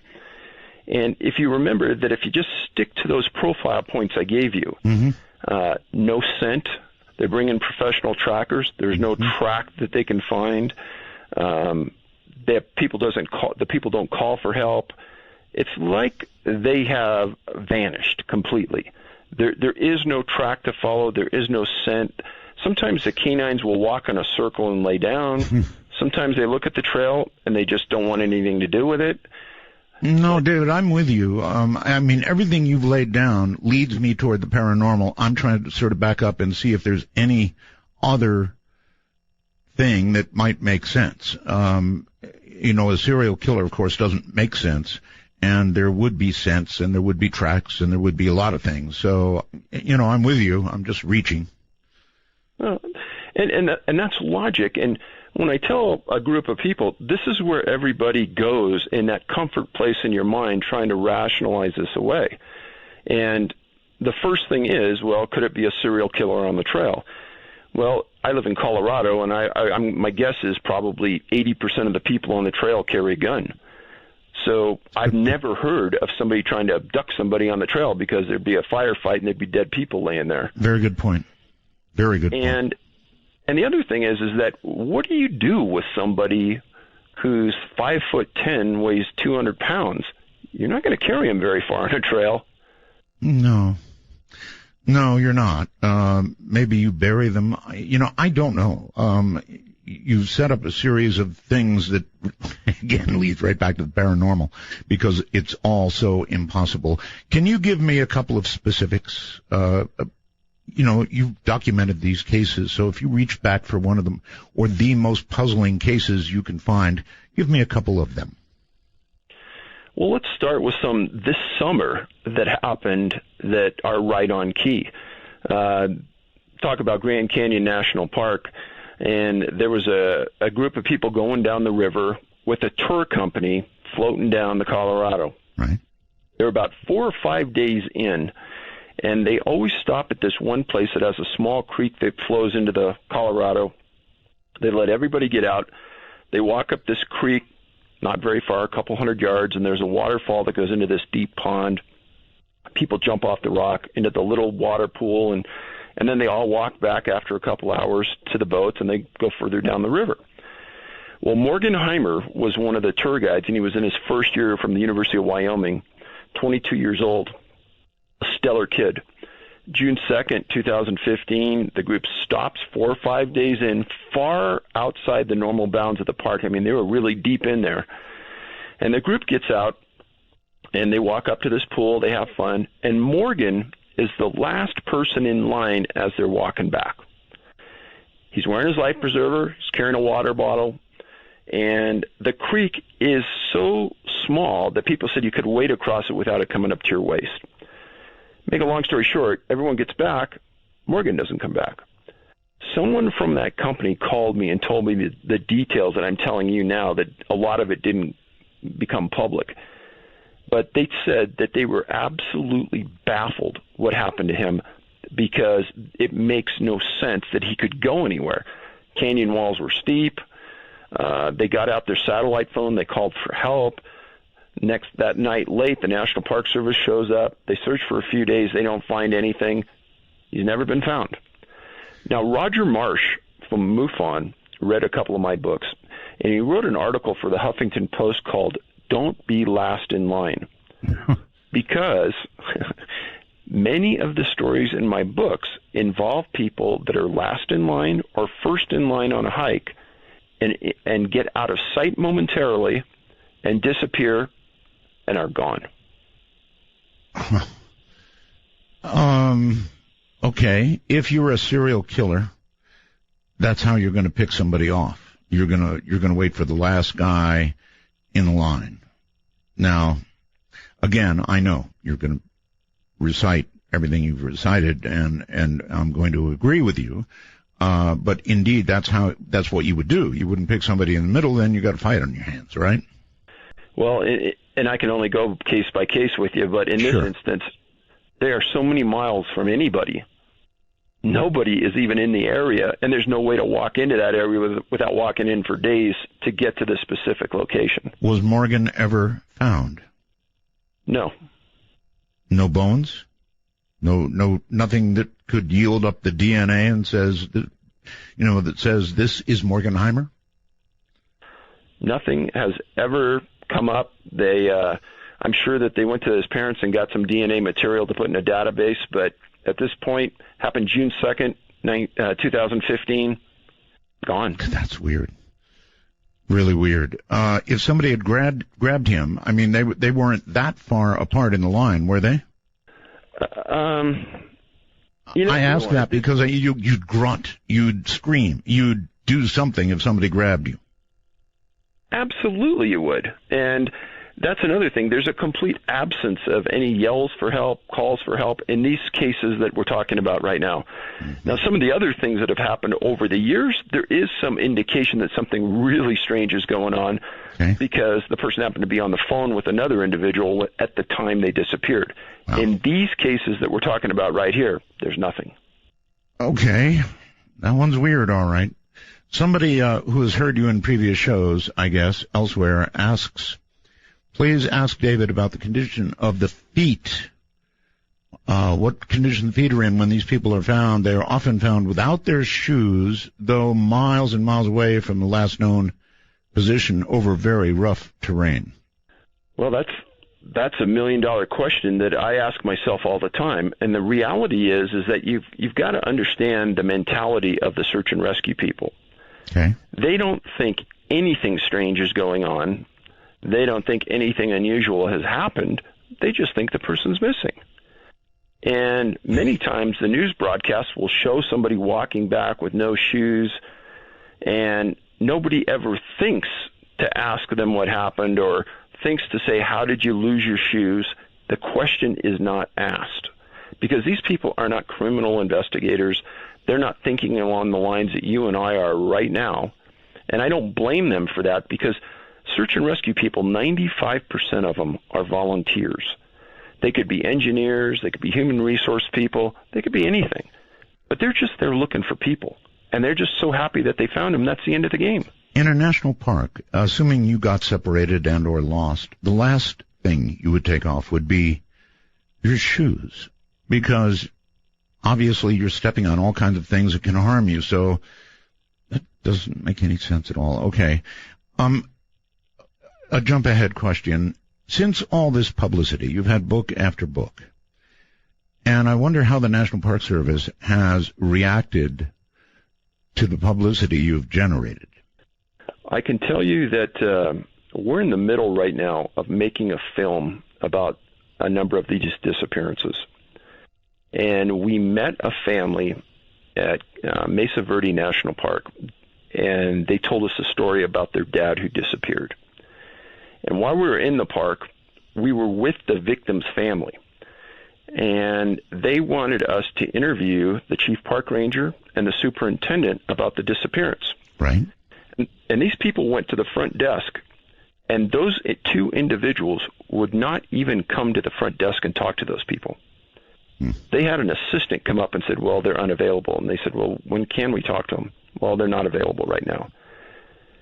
And that type of mentality towards a victim's family when they lost their dad in that park was absolutely unbelievable. Well, was it your name that got the inattention? We hadn't even been in there. We were standing outside, and they walked in. All right, then let me circle back to the question. Since you've written these books, with respect to you, how has the National Park Service been treating you? They can't be happy. Well, no. I mean, we continue to file Freedom of Information Act requests for reports on missing people inside their park. Right. They classified me last year as what's called a commercial requester. I've never heard that before. And because of that, they quadrupled the fees that they would charge the normal public for anything I wanted. As an example, there was an incident where a park ranger disappeared in Rocky Mountain National Park, disappeared for 10 days. He was found dead. I made a request for that report. They said it was going to cost me $7,500. God. Whatever happened to law enforcement cooperation? Oh, that's a really good question. We were actually at Rocky Mountain National Park on a peripheral issue, and I'm in this little satellite office on the way up to one of the mountain climbing sites, and I see a table with 4 individuals, older guys, sitting around talking, and they talk like they were cops, but they were all in plain clothes. And I told my friend I was with, I said, hey, we're waiting right here. I'm not going anywhere. I got to talk to one of these guys. Mm-hmm. One of them walks out. I meet him in the parking lot. I introduce myself. He goes, oh, my name is so-and-so. I'm a retired special agent from the Park Service. I'm thinking, oh, I hit the glory hole right here. We ended up talking for a couple hours in the parking lot, and I explained all the issues I'd had with the Park Service and how they had obstructed, delayed, done everything they could. Mm-hmm. And I said, how do you account for that? And he said, Dave, it's very easy. He says, a complete lack of integrity. And he went in and he told me a story about an investigation he was doing into a park superintendent about high criminal felony case, and he got a call from Washington, just said, just drop it, leave it alone, walk away. And he goes, Dave, that's the way the Park Service works. And the answer to the question why is it's corrupt? He didn't really go into that. He just explained it in very simple terms that don't be offended because it's probably not you per se, but it's just the way they do business. And he said, you're never probably going to get that information out of them regarding missing people because they don't want you to have it. All right. How weird does it really get? I mean, go ahead and hit me with a couple of other cases. You would think that with some of the weirdness you're describing, it would have caused other investigators, paranormal type people at this point, to jump in and begin investigating and looking for signs of Bigfoot or some Wolfman or God knows what. So proceed. I'm told you have a lot of cases, and I'm interested in how weird they really are. So why haven't other people looked at this? Something called plausible deniability, meaning in our world, we've been told it's normal for people to go down a trail and disappear and never be found. Really? Well, and that's kind of the way it goes, because you only hear about these people for a couple days, a couple of reports. Once they're missing and they're never found, you never hear about it. Well, maybe it's normal on TV. You know, the last guy in the line disappears, just gets snatched away. It doesn't happen that way in real life, only you're saying it does. So, talk about another case this year. June 9th, 2015, okay. Chiricahua National Monument, jurisdiction of the National Park Service, a 44-year-old woman with the mental capacity of a 5-year-old is with her dad, who's a physician, and her mom. They're in the motorhome of their dad. They stop at the monument, and the girl gets out with her mom, and they go to the restroom. The mom goes to the restroom, and so does the girl. The girl leaves early to go back to the motorhome. The dad's waiting there, not far away. She never comes back. Mom comes back. They said, well, let's look around. They look around. They can't find her. They call for a National Park Ranger, and a search starts. Sure. Now, what's interesting about, first of all, her name was Janet Castrojohn. She's never been found. That was this year, June 9th. What's interesting about this is the same location. On January 13th, 1980, the only National Park Ranger to ever disappear on duty and never be found, Paul Fugate, disappeared. Really? Okay, so she's mentally impaired, you've already said. One would imagine she could have wandered away. One would not imagine she'd get very far, and that if something awful happened, if she fell or whatever, obviously she would be found. Absolutely. They bring in a series of canines and bloodhounds from different search and rescue organizations, and they all say, we can't find a scent trail. And the dogs had something to start with, some article of clothing or something that they could, grab the scent from and then go look. Absolutely. That is really, really weird. And the park ranger, what about him? He's presumably something of a survivalist himself, or have some of those skills, yes? I wouldn't call him a survivalist at all. In fact, he was probably more the urban park ranger. Really? Yeah, he everything I read about him in the file. Now, I did get a file on him. It was about 8 inches thick, and they did a huge investigation on him. And there were allegations at the beginning that it was a voluntary disappearance. And like I said, this is the case where they refused to give his widow any benefits at all. She had to get an attorney and sue him in federal court. And finally, to make them pay. It was unbelievable when you read the story. But no, he's never been found. Not anything at all? Not an article of clothing? Not bones? Not anything? Nothing. I don't see how that can be. Well, he walked off on a trail, was supposedly going to go check on something. Mm-hmm. Reports said that it was late in the afternoon. People saw him leave. He left. They went and searched the area later. They found nothing. Yeah, that is it's just not within my realm of understanding. I'm going to have to try and process this. All right, David Paulides is my guest. We've got a bit of a break coming up while I think all this over. Disappearing, I understand. Getting lost, I understand. Not finding a trace of the individual, I don't understand. We'll be back.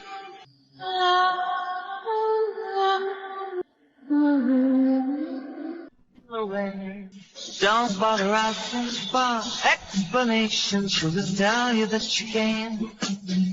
In the year of the cat. Midnight in the Desert is a wild trip across the Days Divisor. Get your ticket to ride by calling 1-952. Call ART. That's 1-952-225-5278. Well, that is our number. David Paulides is here. We're talking about people missing in national parks across America. People missing not just in, well, he or she wandered off and that was that. Well, actually, it is that. But there's no trace. There's no scent. There's no bones. There's no autopsy, or in the few cases there is, then a cause of death is apparently many times not found. So, David, welcome back. Somebody asks that you tell a story or tell me about some little girl who was actually fed berries by a wolf. Hello? There was a story a while back where a girl disappeared in the 1800s in Michigan, and her dad and another guy were looking for her, and as they walked up, something jumped off a log into the water. She was really a small girl, didn't have a good grasp on language yet because she was so small, and she said that wolf fed me berries. He asked where her hat was. Wolf ate it. What happened to your shoes? Wolf ate them. It was one of those stories that was fascinating, but you can't take it literally because of the limited language ability of a small child. Mm-hmm. So you don't really know what she might have been explaining. Okay, well, that's weird enough. I take it she's still alive and well somewhere. I think she's passed on. It was in the 1800s. Oh, I'm sorry, 1800s. I didn't hear that part. Okay. So how many cases? I mean, we've got the 44-year-old woman, we've got the park ranger, we've got how many other people in similar circumstances that just flat disappear? I mean, without a trace. July 10th of this year in Lemhi County, Idaho. Lemhi County is about 100 miles due west of Yellowstone National Park. Right. And about 100 miles, maybe 125 miles north of Twin Falls.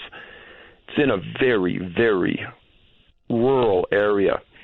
A dad, a mom, a 2-year-old boy, grandma and grandpa, and another guy all go camping together into this remote area. They drive a dirt road, horrible road, for miles and miles to get into this lake area. Okay. And this lake sits in a giant bowl. Nobody's back there. It's really, really rural. Well, his name is Dior Kuntz Jr., 2 years old. His dad and his mom tell Grandma and Grandpa they're going to go take a walk. Grandma and Grandpa maybe didn't hear it or something, but there's 15, 20 minutes where nobody is watching this kid. And he disappears. And the mom and dad, Grandma and Grandpa, everyone searches for him, can't find him. Now, they get a hold of Lemhi County Sheriffs. They search. They bring extra resources in. They search. Canine search. No scent trail.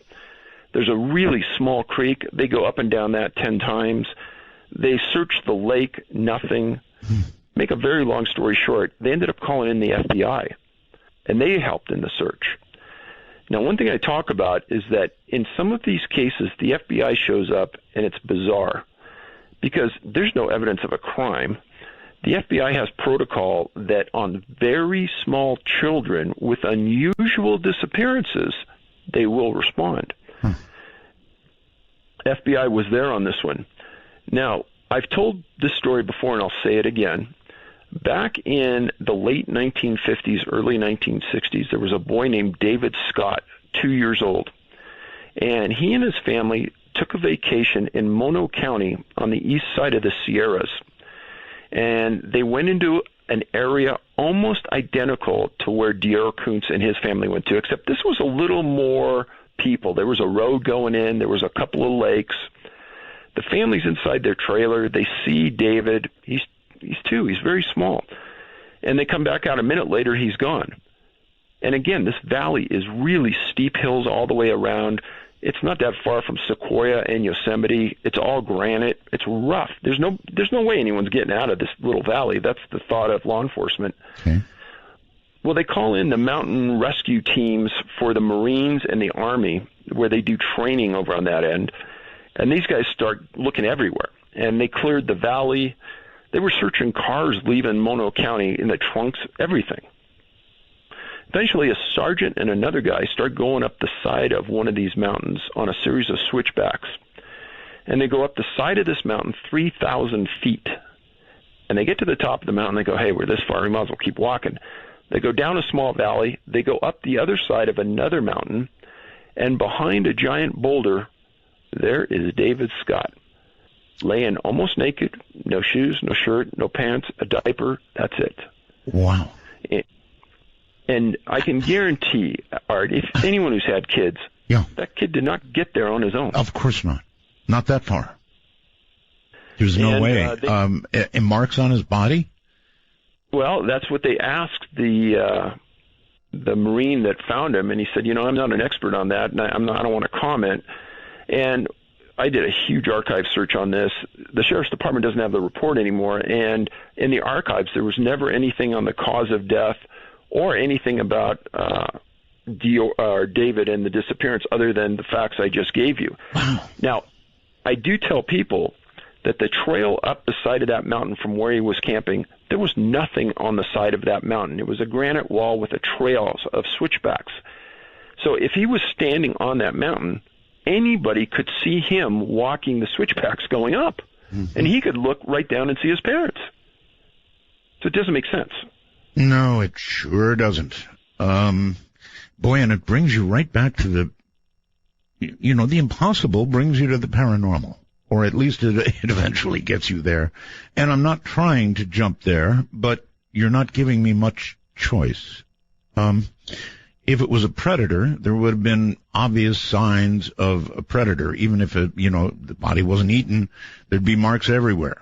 It would be, little boy would have been a mess. These are recent. Here, let me try this. You've given me a lot of recent cases. Is there a cluster date-wise or year-wise as you look back? I mean, when you're trying to put together a puzzle like this, that's part of it, right? When did these things happen? Was there a cluster? So in my books, I explain this because at the back of every other book, there's a complete list of all the missing from that book, the dates they went missing, the locations, states, etc. Right. There's one thing about these disappearances, is that if there were 5 of them in one summer in one location, everyone would jump all over it. But there's a distinct lack of consecutive disappearances in one location.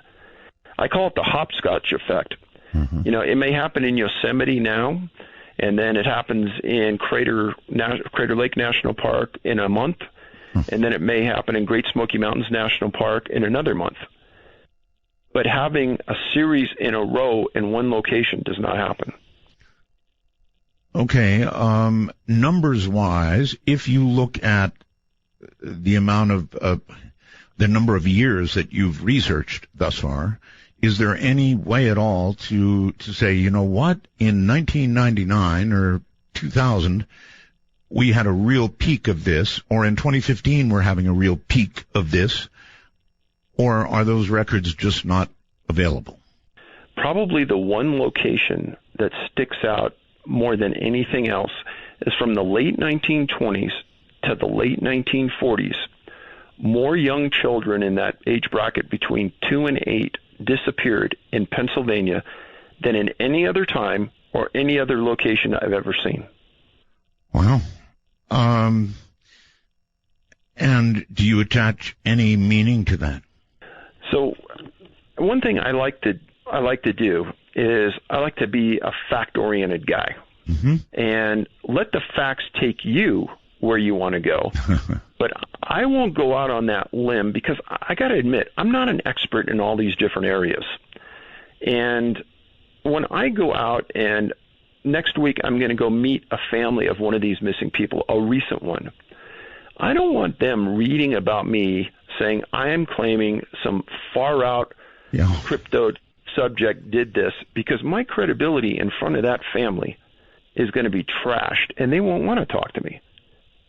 I want them to use the knowledge I have and use it to their benefit, but I don't want that compromised on a topic they know little or nothing about.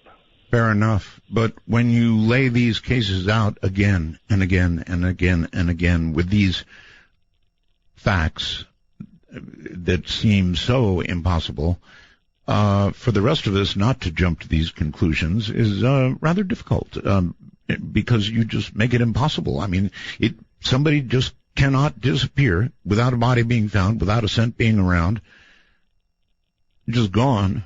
You might as well have called it, I don't know, not a trace, 411, or anything else. Is just that, because that's what it is, not a trace of these people. They just are as though they disappeared, or they were, heaven help us from saying it, taken up like a cow by a UFO. I don't know. This is yeah, go ahead. One thing I don't do is I don't minimize anything anyone says. And I have learned so much in 6 years from people talking to me and telling me their own thoughts and opinions about what's going on. I mean, I've had 8 or 9, maybe 10 thesis-length explanations from people who are 100% positive that they know what's going on here. Now, obviously, none of them are right, but the truth of the matter is that I've learned a lot from this, because there's parts of all of their thoughts that do make sense. But then there's other parts that are completely impossible. And when I wrote the first book, Eastern and Western U.S. came out almost simultaneously. Mm-hmm. You know, there was a certain level of evidence that you could look at. And as you keep going forward, you start to realize, well, what may have been applicable in the first book sure isn't applicable now, because this tire that we're working at, there's like 3 spokes in that tire right now. And I'm guessing in 4 or 5 years, there's going to be more spokes in that tire that are going to cause much more of a conundrum in my thinking about what's really going on versus what I may have thought at that first book.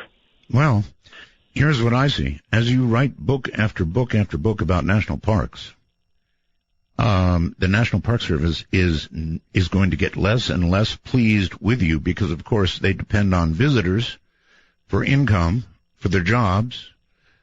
And when you hear these kinds of stories, it doesn't exactly make you want to strap on a pack and head into the woods.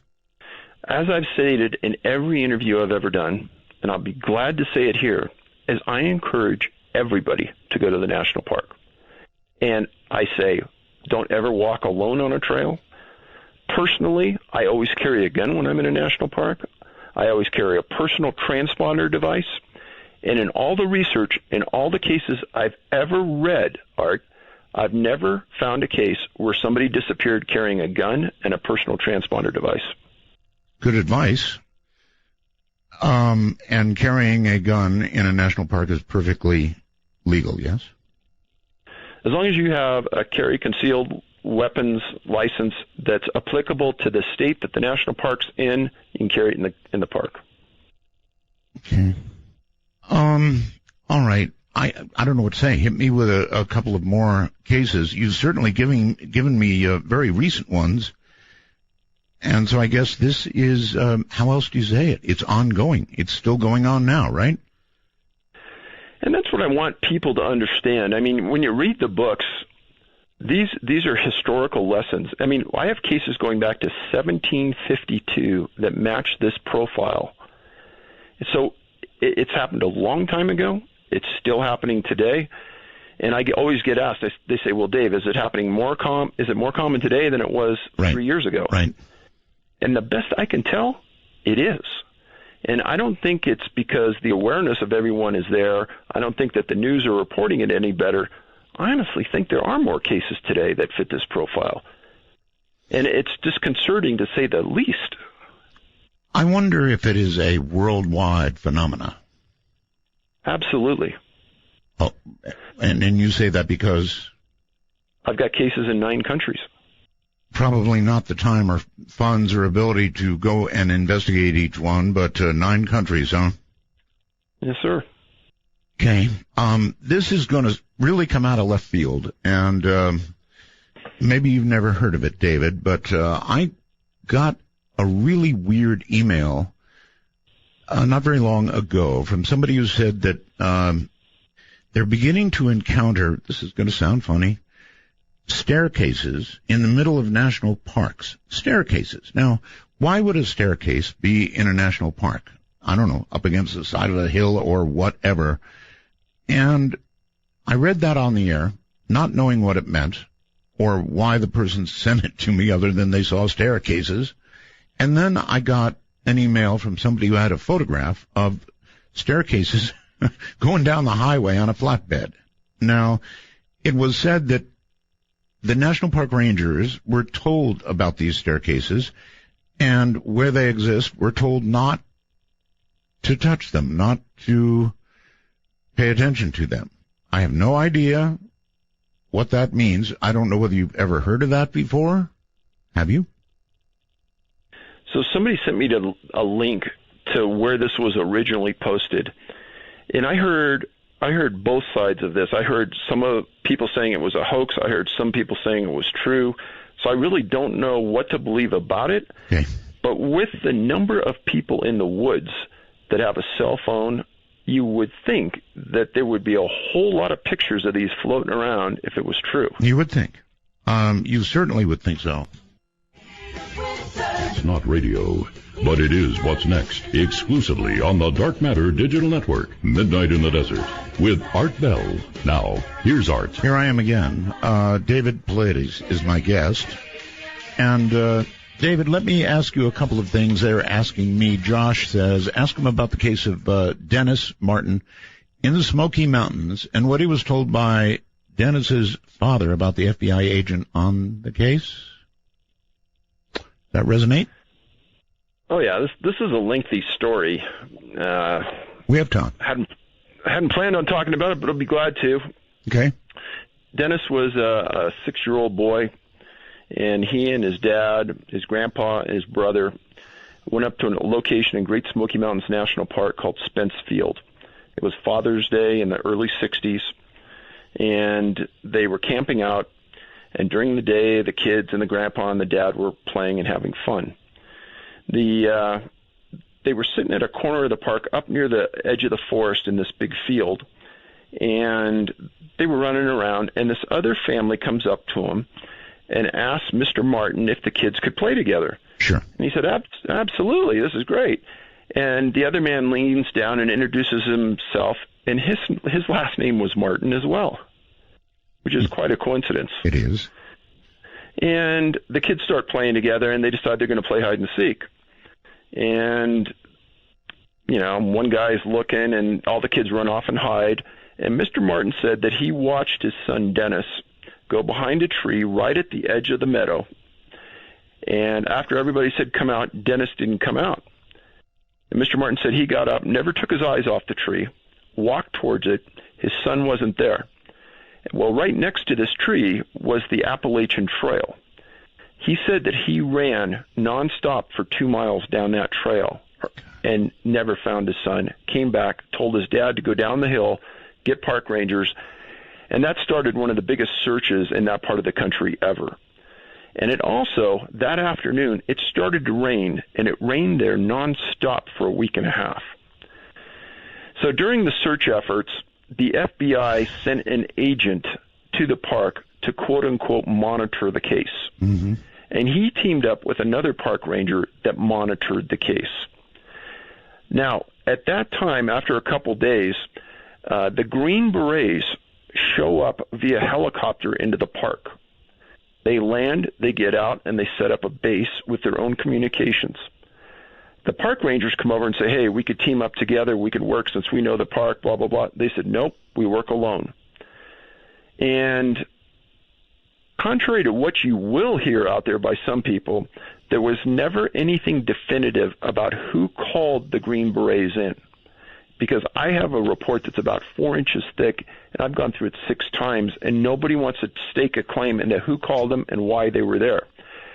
2 times, I've filed Freedom of Information Act requests with the Department of the Army asking for the orders for that Green Beret team on that date. 2 times, Art, I never even got a response. It wasn't a denial. Yeah, somebody did somebody have a very close, high-placed friend in the military? If they did, it's not in any report I ever saw. So the Green Beret were there for about a week. They pull out. Mr. Martin never left the park for 6 weeks. Now, as Dennis was disappearing, unbeknownst to anybody at Spence Field, there's a family that's at the bottom of the park that drives in, goes up to a park ranger and says, we want to go to a location where we can see a bear.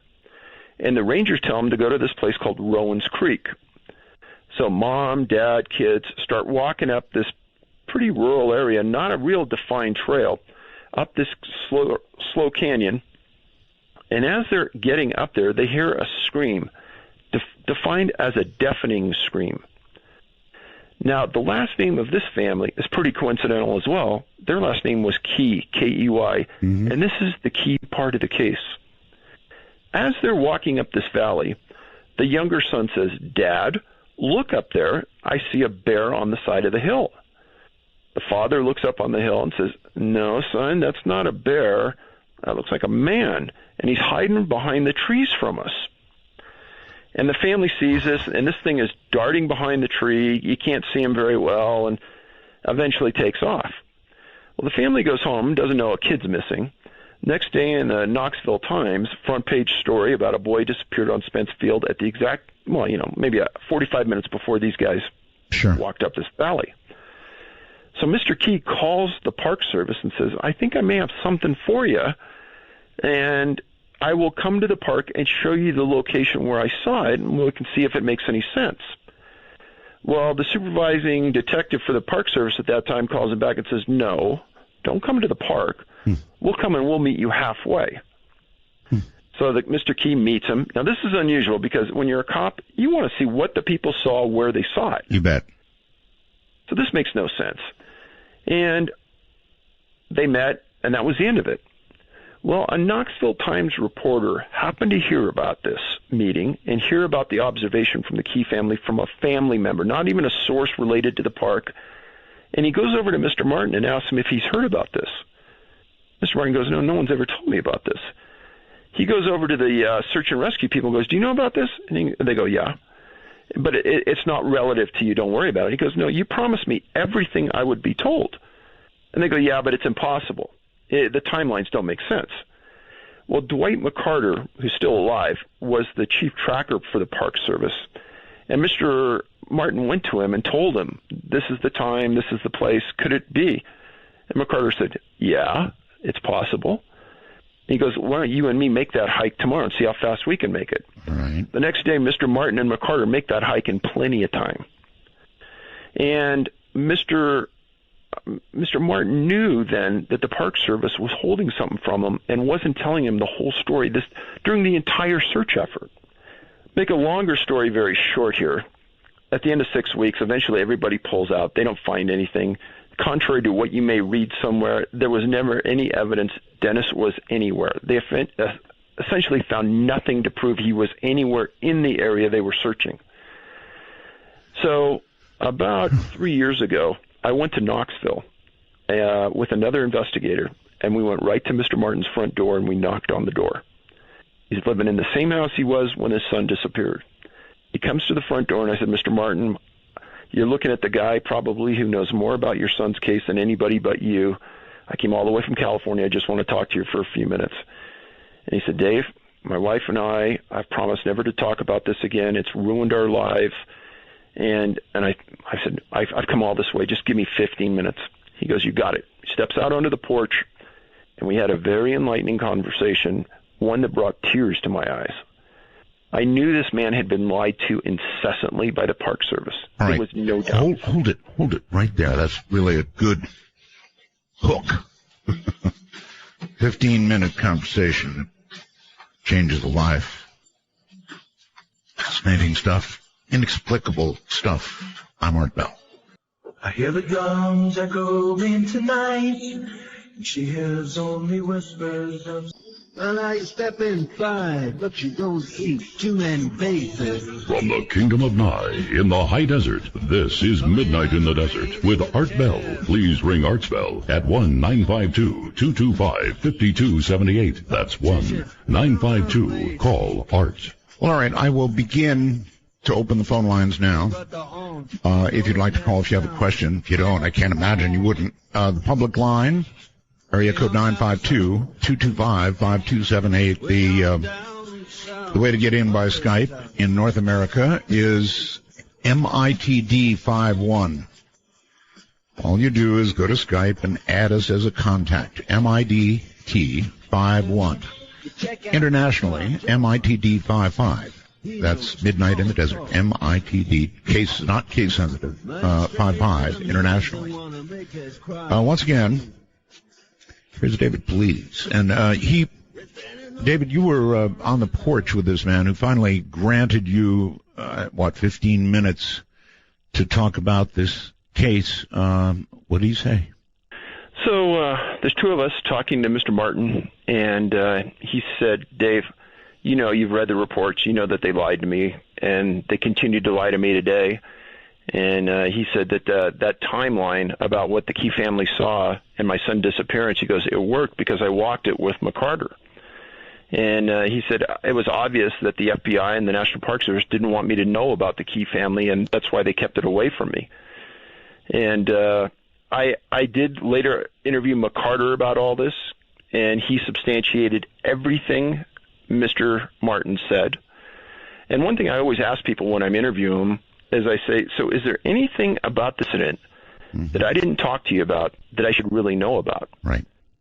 And I said, and he looks at me and goes, absolutely there is. He goes, you wrote about a series of disappearances in the park and around the park at that time frame. I said, yes. And he says, and you wrote that an FBI agent monitored all of those cases. I said, that's correct. His name was Jim Reich. And he goes, do you know whatever happened to Mr. Reich or Agent Reich? I said, no. He said he committed suicide. Oh. And we confirmed that a month later by talking to another agent that worked with him. And the only thing he would confirm is that Reich did commit suicide. Tell me about the lies. I mean, yes, there were lies told. What were they? So for starters, they never told Mr. Martin about the Key family. Okay. When he found out about the Key family, they said that the timeline between the disappearance and what they saw didn't fit. He asked about why the Green Berets were there. Mm-hmm. They didn't tell him. He asked about what Agent Reich knew about other cases. They wouldn't tell him. He asked him if there was any evidence that his son was abducted. They said no. Well, when he finally got a chance to meet the Key family and ask him about what they saw, the family said, well, we saw this look like a person up on the side of that mountain, dodging between trees, and it had something on its shoulder. Oh, my God. You're describing every parent's absolute nightmare. And Art, I want you to think about this. Yeah. Mr. Martin is in a position where he has to trust the one organization that's going to help him and bring his son back. Of course. Can you imagine living with this for a lifetime and knowing that they've lied to you, they've hidden the truth, and they won't help you? And there's no explanation for the suicide at all. other than what we can imagine from knowing about the case? That's all I know. In how many cases that you've investigated, David, has a medical examiner actually been able to come up with a cause of death? Well, there's been more than a few, and usually it comes out to being hypothermia. Mm-hmm. I would think perhaps stroke and heart attacks, that kind of thing as well, people not used to the exertion. Actually, I've never seen a stroke as a determination. And there may be a heart attack, but I honestly don't remember one. The creature or the being that you described, or was described to you, I guess is more accurate, a lot of people are going to think that's Bigfoot. And that's the place where a lot of people like to go. And you got to understand that not only did I talk to Mr. Martin, but then I went back and we interviewed McCarter twice, the head tracker for the Park Service. Right. And I said, hey, is all of this true, what Mr. Martin said? He looked me in the eye, and looked the other guy in the eye, and he says, it's all true. I said, then what was it that that the Key family saw on the side of that mountain? And he said, a couple months before Dennis disappeared, there was a park ranger that stopped somebody in the park, and they got in a fight, and the park ranger was beaten pretty bad. And this was before the park rangers carried guns, even before law enforcement guys in the parks carried guns. Okay. And he says, Dave, there was a group of people at the time, and he goes, there probably still is, that live off the grid, that wear furs over their shoulders, that live in the park, that we can't control, and they do petty crimes. And he goes, this is what probably took Dennis, but nobody wants to admit it. No, it's not a petty crime. Or even close. That isn't for sure. Yeah. Yeah. What about signs of foul play? I mean, at these various sites where these people disappeared, obviously when law enforcement of whatever sort goes in, they're going to look for any signs of foul play at all. Not just scents. Sometimes the dogs can do it, sometimes the dogs can't do it. More times than not, they can, but, I mean, they're going to look for other signs of foul play, right? Absolutely. Nothing? Nothing. Many times they bring in enough search and rescue people that they're walking shoulder to shoulder through these areas. Right. And they want to make sure they don't miss anything. But again, I want to take people back to the mentality, and this isn't a diss on the search and rescue people. They are not law enforcement people. When they're looking for somebody in the field, they're not looking for evidence of a crime. They're looking for a missing person. There's a big difference. Mm-hmm. They could be trampling right over evidence that may be important to me with my knowledge base, but they don't really care because they just want to find the missing persons. They're going home, and that's it. But they're never found. There's no bodies. There's no bones. There's no DNA. There's nothing. They're just gone. This is what's so weird about it. And in the cases where they have been found alive, you're telling me, and I'm curious how many cases this would be where they are found and they can't remember what happened. Oh, there's a few. There was a case out of Arkansas where a woman and her brother, I think it was, were walking around the woods. They got separated. She wasn't seen for several days. She eventually is found by search and rescue. She comes out, and she said that she was hiding during the time she was missing because there were people in the woods that were stalking her. And at the beginning, she said that she would walk up on them hiding behind a bush and say, what are you doing? And they would hide even further. And the physician that examined her said, no, she doesn't have psychosis. This is what she really said happened. And she made it out alive. After several days, she lost a lot of weight. But that's just one story that I can think of off the top of my head where somebody survived and told something pretty bizarre. And that's pretty bizarre. All right. Let's take a few calls. Let's try it. Debbie on Skype. Hello. Hi, Art. Can you hear me okay? I hear you. Hi, this is Debbie in Arlington. Hi, David. I'm enjoying the program tonight. Thank you for taking my call. I have a couple of questions. It kind of came to my mind. I was thinking about a case that has been going around on Facebook, and a young man came up missing in Antonio, Colorado, and he was from Chattanooga, Tennessee. and the feds were brought in on this case, and he went missing back in the mountains back there. He was at a dude ranch and came up missing, and he was with 2 friends. He was only 19. Okay. I kind of have my doubts that he just disappeared. I mean, the 2 friends probably seen something. Did they say anything? And I think that might be the case with a lot of these people. Did they say anything? Are they? I'm sorry? The 2 friends, did they say anything? No information has been released on what their statements were. Like I said, the feds have come in on it, but, there's been no word on, where he went, or he just disappeared. But my point really is, I think the friends had something to do with it. And I think in a lot of these cases, and I don't know, but just listening to what you're saying, it seems like if you want to kill your husband or your wife, I mean, what a better place to go. These people don't do their jobs. I'm sure a simple Google search could turn that up at any point that, nobody gives a darn over there. What happens? Okay. David? These aren't human-to-human crimes. There's no evidence of anything other than maybe this Martin case where there was a human involved. There's no scent trail. There's no tracks leaving the area. Sometimes professional trackers are brought in. There's no evidence that the person even left the region. So I know people will regularly go to this place in their mind because it's a comfort place, because what I'm explaining is very uncomfortable. But I have never had anybody who's read the stories and come back and thought a human did it. Ever. No, it doesn't. It really doesn't make sense. And the sightings that there have been, now you told me about the one that to me sounded like Bigfoot, but what do I know? Have there been other similar weird sightings like that?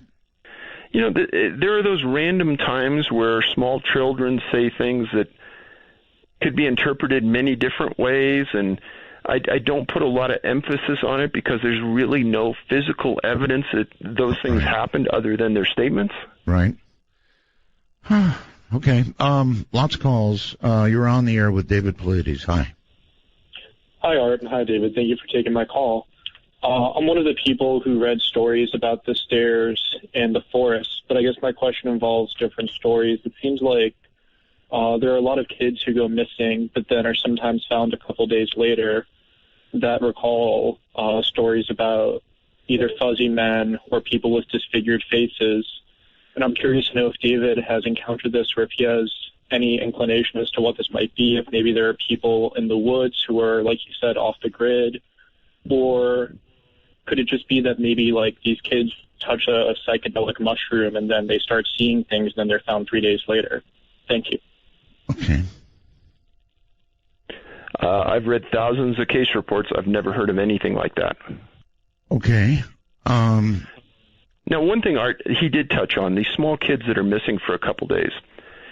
In that David Scott case where I said he went up 3,000 feet, right. I have more than probably 2 or 3 dozen cases of 2-year-old, 3-year-old, 4-year-old kids that disappeared and were found thousands of feet uphill from where they disappeared from, or many, many miles from the location they disappeared from. So the idea that these kids got from A to B on their own, once you read the facts, it's impossible. Impossible is a word, and that's what keeps drawing people back, I think, to, including me, to the paranormal aspect of this, because there's no rational explanation otherwise. None. I mean, there simply isn't. These kids can't do that. Well, there's a survivor man, Les Stroud. He's read the books. We actually interviewed him for the trailer for our movie. Yeah, I know his show. Yeah. And he said factually, he said, hey, Dave, there's no way I could even do some of these feats that supposedly these 2- and 3-year-old kids did in their time frame. And he said, you know what? You lay down the facts. You don't come up with theories. And some people have a tough time with facts because they're cold and they're hard, and it's tough to argue them. But when there's a story in one of them about a 2-year-old kid at a ranch in Oregon, he's found 13 hours later, 8 miles away and 2 mountain ranges away. His story? True story. Was he found alive or dead?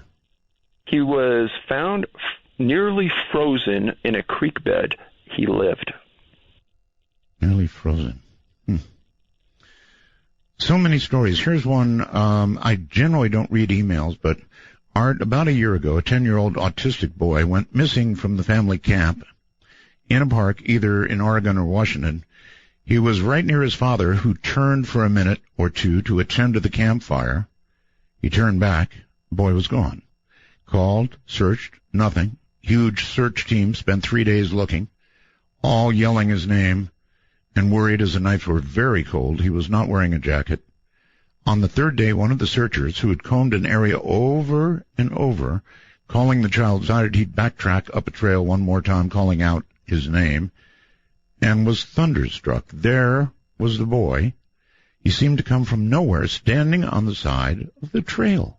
He called to him, but he never came. Walked up to him, picked him up, walked down the trail to the search center. I saw the boy on TV, and he was in remarkable condition.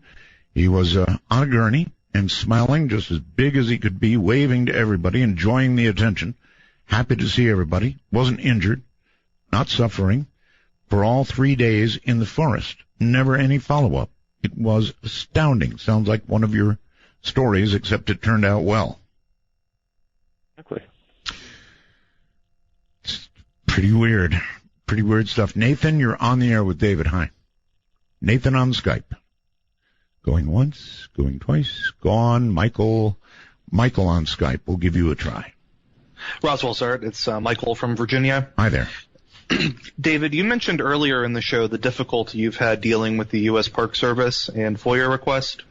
Have you contacted either your congressman or the Department of Interior's Inspector General for help in getting your FOIA request approved? Mm-hmm. Also, David, what's your personal theory for these disappearances? Thanks, Art, and hello to Belgab. Okay, I don't think we're going to get a personal theory. We can try. What about the FOIA thing? So the Inspector General, to the best of my knowledge, plays no role in appealing or approving this. There's an appeal process, and I've got overturned. I mean, it's been upheld twice that I didn't get the report. All they have to say is it's an open case, and because of investigation reasons, they don't want to release it. And these are just straight missing persons cases, whereas another national park would give me the exact same circumstances and give me the case on a missing person. Yosemite will never give up a case on anything. And so there's no consistency at all in the Park Service. All right. Might as well give it a try. I mean, surely, as you have investigated these cases tons more than we've discussed tonight thus far, you must have some personal hunch is the right word. But I guess you probably don't want to take a shot, do you? So, as I stated earlier, what I may have thought at the end of the first book, we've run 2 marathons as we get to the 5th book now. Mm-hmm. So, and I have 2 or 3 spokes to the wheel. Do I have any positive evidence, physical evidence of what's done it? No. Now, ladies and gentlemen, there's a group of people that are sitting on the periphery that are just waiting for me to say something so that they could pounce on and destroy the reputation of my organization. Sure. I've stated nothing but facts in 5 books. And I've told people, to the best of my knowledge, what to do if they go into the woods. Carry a firearm, carry a personal transponder, don't walk alone, don't let your kids go out of your sight, and keep everyone close. Now, the reality is if I was sure that I knew what was happening, I would step up and say it. I'm not going to compromise my own ethics and guess, because my guess at the first book wouldn't have been my guess today, and my guess today won't be the one I'm going to give you 2 years from now. All right. Your guess, maybe you can talk about this. Your guess after the first book, what would that have been? It's irrelevant. Yeah, I do understand. And it sounds to me as though your guess would be somewhere in the paranormal world, and if I were you, I also wouldn't want to make it. So I guess we wait for evidence. But with the paranormal, a lot of times that just never comes. Never. I can see her lying back in her satin dress. Anyway, good. There's a lot of calls for you, obviously. You know, everything's filling up. People want to know about this. As I said earlier, it's every parent's nightmare. And hearing these things, I don't think it's going to, despite what you said about carrying a gun, location device, I don't think it's going to encourage people to go into the national parks. And I can't imagine the national park people are at all happy with you. So let's keep taking calls. Hello there. You're on the air with David. Hello. Hello. Yes, hello. This is Dean. First off, I want to start off. There's so many interesting questions I want to ask. David, I'm a USF alumnus also, and I know that the Jesuits and their colleges train us to be fact finders, A, and B, to give service to our fellow human beings. So I thank you for doing this, even if you are writing books. I would like to get to the bottom of this. In 1980, was in Big Sur area, hiking with American Indian friend of mine. We were about 12 miles back on a very narrow trail that, way down into God knows what in the canyon on one side and way up, very steep, very bushy. There was some kind of a spring 12 miles in. Anyhow, we became separated. I told him for an Indian, he sure didn't walk very fast. But I went ahead and, I did break the law because during that period we had the zebra killings going on in the San Francisco area, and I did have a .22 pistol with me, and he did also have a firearm. We weren't there to cause any havoc. We were only to shoot them if we got into trouble, and I know people shouldn't be doing this, but if you're responsible, you keep it out of sight. Maybe it does help you. But when I came to one part of the trail before dark, as I was headed back out toward the Highway 1, I did get a really strange feeling, and I'm not someone who I identify as psychic or anything. A very odd feeling as I went into a bend that was very dark, and just something told me something was watching me or someone.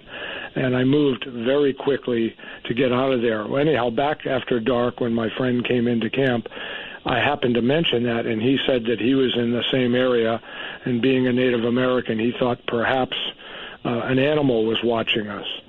But I can say that when I brought this topic up to some teenagers that I work with, because sometimes I will talk about the UFO stuff that my community is into, I was shocked where a young man about 16 talked about where it had happened to him recently when he was a little kid a few years back, where he was in a park, he went missing, and they found him the next day, and he said he didn't know where he was. He said, I don't know what happened to me. So there's something creepy going on when people will admit to it, and I don't know what the answer is, but you say you don't want people to break the law, but I'm telling you, next time I go in camping, I'm bringing a pistol with me. Yeah, I can't imagine not doing that, and that indeed is your advice, David. Take a gun with you if you have to. I guess better to break the law if you have to than end up just another one of David's stories. So let's go to Bryson on Skype. Bryson, hello. Hello, Bryson. Howard. Yes, hello. Yes, sir. Can you hear me? I do. Okay, I was going to say that right when Derek Lou King and Michael Cochini disappeared, I was actually hiking up to Elkmont, and then there was a third person who disappeared at that time, and it was real weird. We'd hiked to Elkmont, my friend Chelsea and me, and then we hiked on up to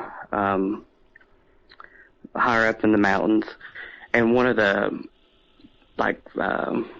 restaurant employees was interviewing someone, and I thought we were eavesdropping on an interview for a job, because they asked, well, do you have any medical conditions that would hinder and this and that? And it turns out a third person disappeared during that weird time. And I know that it's in the Smoky Mountains National Park.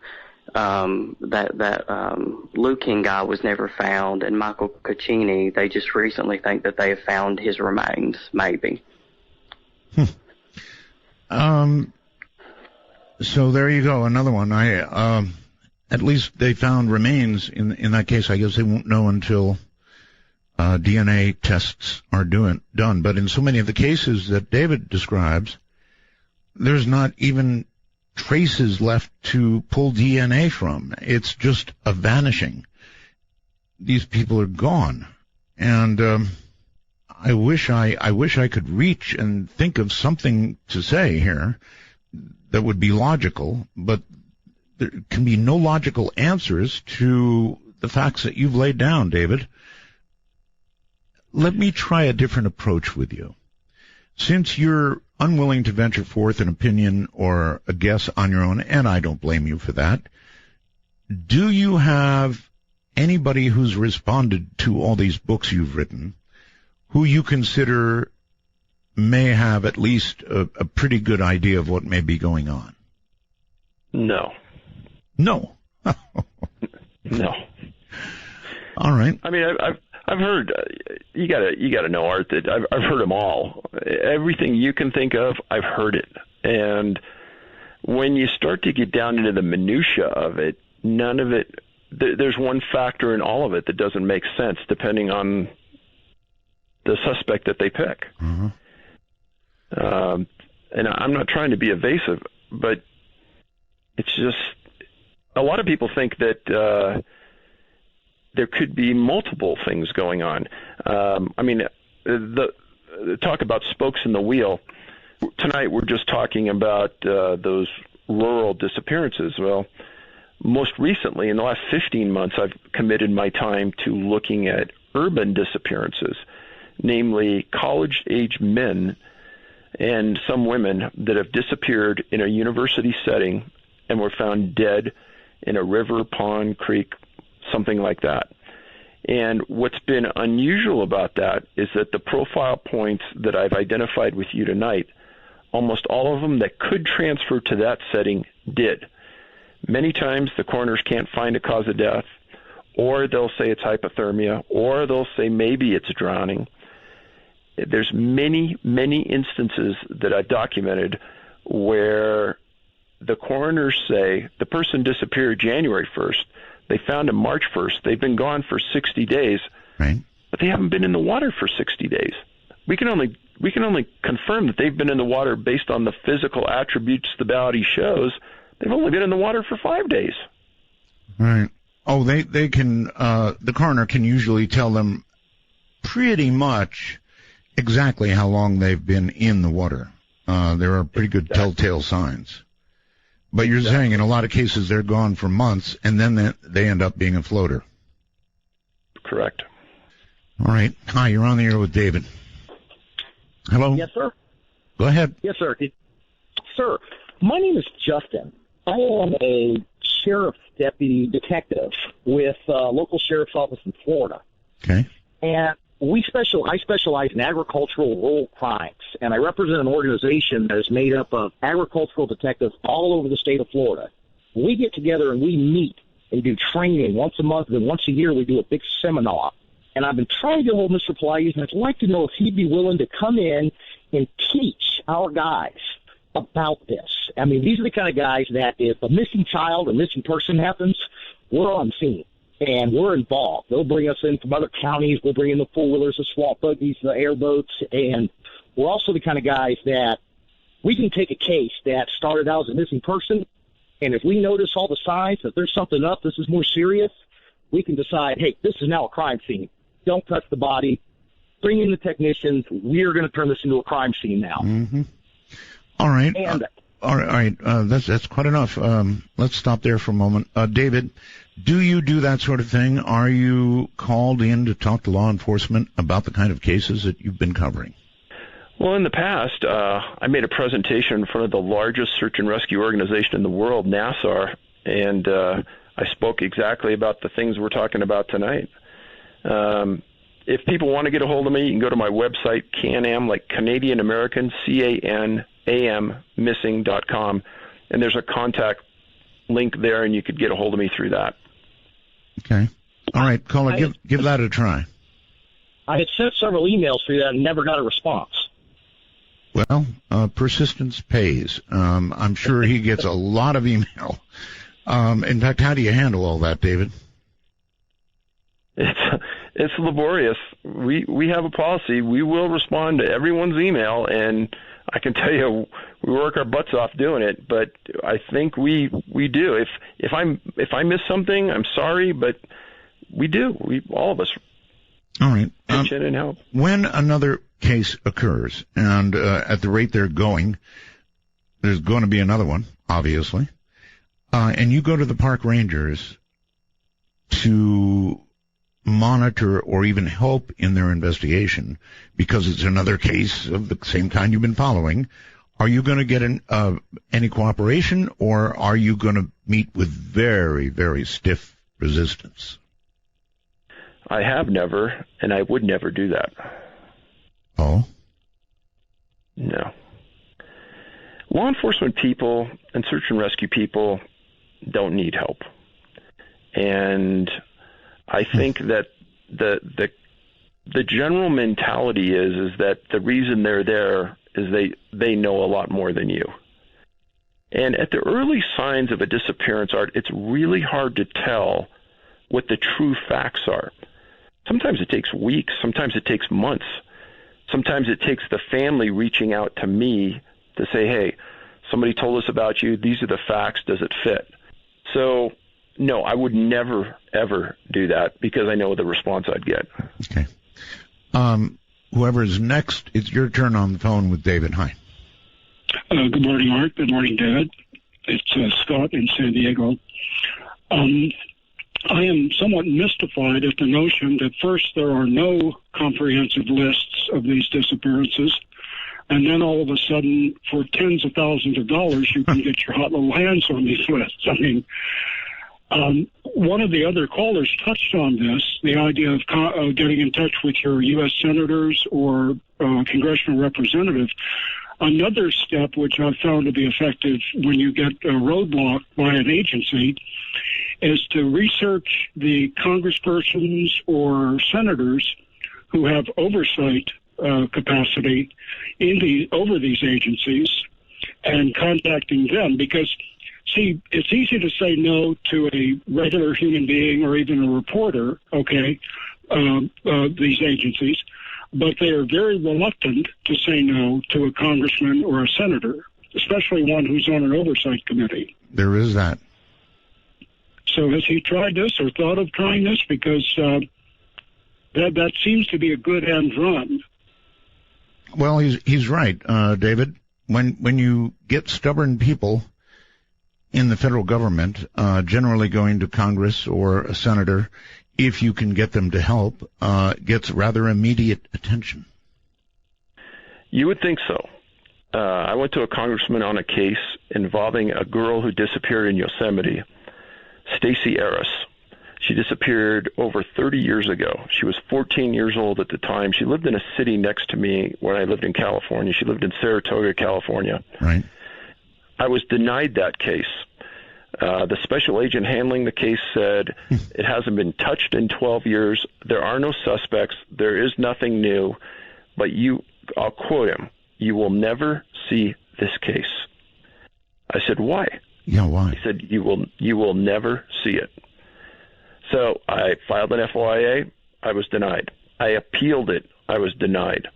I spent a week doing a formal presentation and documentation to my congressman. I was denied. And the congressman came back and said, don't touch it. You'll never get it. We approached the Park Service about it, and they told us we'll never see it. I said, they told you the same thing?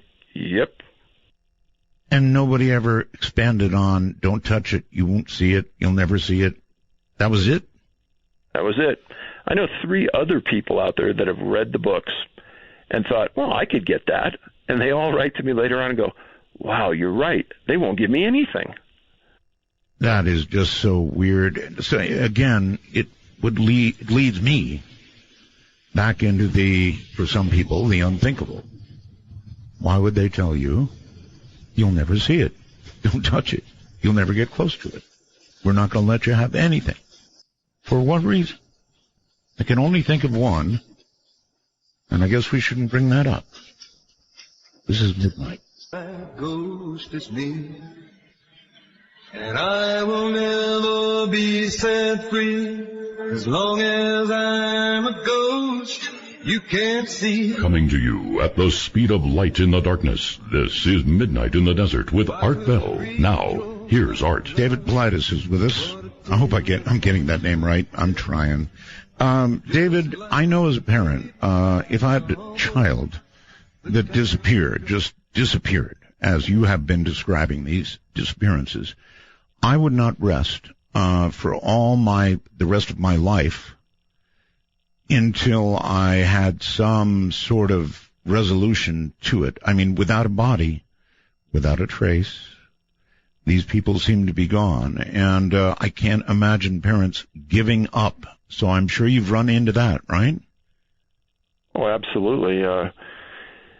Imagine that you're at the location where your son or daughter disappeared, and you have to make the decision to leave. You're essentially giving up. And that, I mean, I've met a few of these people, and it just destroys you as a human being, just as you described. Yes, a parent would never give up. They would always be thinking that little Johnny would show up suddenly smiling, like the little story I read you. But that doesn't happen. So these people are left with absolutely nothing. Even in the worst of cases, usually a body is finally found, and there's some sort of closure, bad as it may be. You know, as the police find out it was, there's some sort of closure. But with nothing, that's a hard life to imagine. All right, next, Kansas City, I think you're on the air. Hi, Art and David. How are you? Fine. A couple things, Art. I could probably talk to you till you go off the air, but I'm the former president of a missing persons foundation here in Missouri that was created in honor of two children that were murdered that were missing for over 3 years. Went through a lot of extensive training. We actually created and established a group here in conjunction with local law enforcement as well as county, and they put us through some extensive training, had crime scene guys come in. I noticed the deputy called a few minutes ago, and he was asking about help and everything, and believe it or not, when somebody says that the police don't need your help, they really do. This is just so unorganized throughout the whole country. I know, like locally here, we search for people local. Thank goodness for an organization like ours, but you can go to the next jurisdiction over and they're scrambling. What do we do? What do we do? And, getting to this national parks thing, I can recall a case. I don't remember the person's name that was missing in Arizona.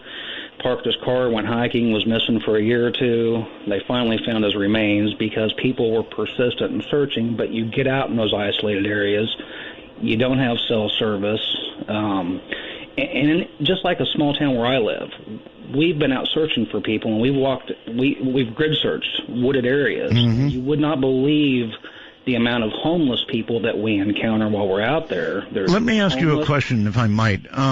Sure. With the number of searches you've done, how many times have you come up, completely empty, something that would fit the criterion that David's been talking about?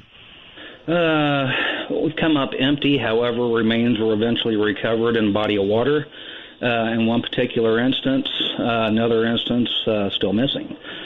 So, but the circumstances are much different. It's not national parks. There were some really disturbing issues that led up to the disappearance of a very small child.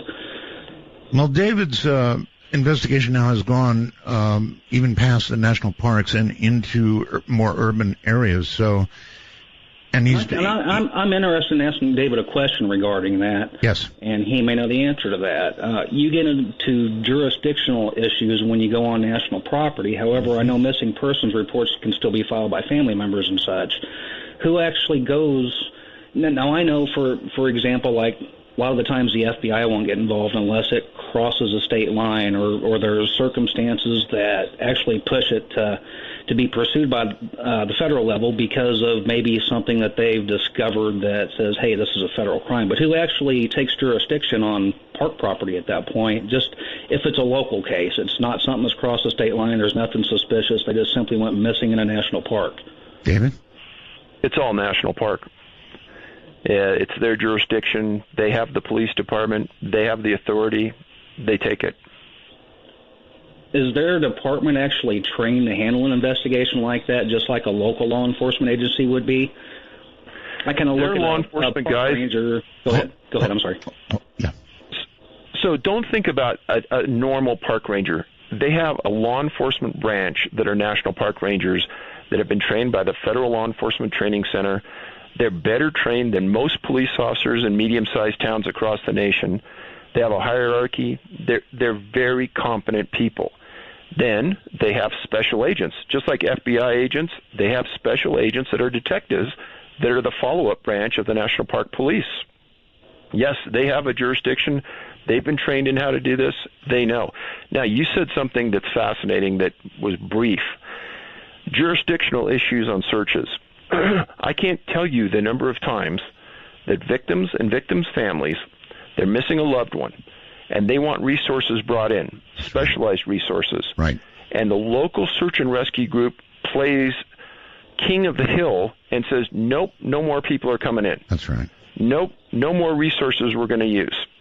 And I cannot tell you the number of times I've heard from families about it's obvious they needed more people, they needed fresh canines because their dogs were tired, and they wouldn't entertain it, and they wouldn't bring more people in, and they acted as though they were the king of the hill. I've heard this so many times, and I know search and rescue protocol, and it doesn't make any sense why the people are acting in this manner when you're on the 7th, 8th, 9th, 10th day of a search, when you need to cover a massive amount of area at that point, why you're not calling for more help. And I sometimes wonder if there may be circumstances, like I know here locally we run across a couple of those, but it was foul play. It was crime foul play. So they didn't want anybody else coming in because they thought there was going to be a crime scene for sure. There was a very strong possibility of foul play, and they did not want anybody else involved. Well, in the incidents I know about, there was never any inclination of foul play. It was a straight missing persons, and they weren't finding any evidence of where they were at, and they kept moving the perimeter and the grids out further and further and further. Right. Very interesting. Yeah, it sure is. Thank you very much. Yeah, jurisdiction is always kind of a weird thing. I I worked with police for several years as a 911 dispatcher, and it's I guess it's just part of being human, right? People claim their own territory. They want to hold on to their own territory. They don't want additional people in. In the case where you mentioned, for example, the Green Berets that came in, I imagine somebody in the family, connected to the family, or somebody had some connections high up in the military and just had it done. So those kind of things can occur. And I imagine if that occurs, nobody questions jurisdiction. Well, I know of 2 cases in the U.S. where the Green Berets were called. Really? And I only know the Martin family, and I know the Martins didn't know anybody in the Green Berets. And the number of times I've been on the radio like this, every time after something like this, somebody will contact me anonymously right, and say, hey, I'm a special forces person. I'm going to tell you flatly that the Green Berets will go nowhere in the United States to search for anybody. That's not what we do. That's not what we'll train to do, and that never happened. Now, we may have been there, but we weren't searching for somebody that was missing. I've had these emails like probably 10 times in the last 5 years. Well, maybe on paper somebody had to put down that they were there for a different reason, if you follow me. In other words, in some higher military hierarchy, another reason was officially put on paper because, well, they don't search for people. But, in fact, that's what they were doing. David, hold on. I can imagine that happening. I can't imagine these cases that we're hearing about. I just can't imagine it. Don't feel it growing day by day. People, you get ready for the truth. Coming to you at the speed of light in the darkness, this is Midnight in the Desert with Art Bell. Now, here's Art. Yes, here I am. And David Politis is my guest. We've talked about a number of missing people who have just literally vanished, actually. And Corby speaks for a lot of people when he says, look, why go on all these shows and talk about this if you're not going to offer any opinion? Granted, he doesn't want to affect his credibility, but then why go on and just let your books speak for themselves? I get it is very frustrating, is what he says, and it is frustrating, and yet I understand why you will not reach out with an opinion based on facts that seem impossible. So what would you say the goal of your continued writing about this is, David? So if there's no hard evidence to say what's happening, then you're guessing. Do you see any scientists out there in the academic world guessing about a hypothesis? I don't think so. No. And in your world, in this world of cryptozoology, paranormal, I think people are so used to people making outrageous claims that it's abnormal for somebody to come along and say, well, wait a minute, I want to wait and see where this goes. I want to accumulate actual evidence, whether it's circumstantial or not, and before I stick my credibility and integrity on the line. To me, it's amusing that people are demanding, or they say that they want to have an answer, because I don't have a good answer. Actually, they do understand. They understand what would happen if you said what they imagine you might say, and you're so right. That is exact. You would be dismissed immediately by a large portion of the law enforcement community, scientific community. A lot of people would just go, aha, and nobody would ever pay any attention to you anymore.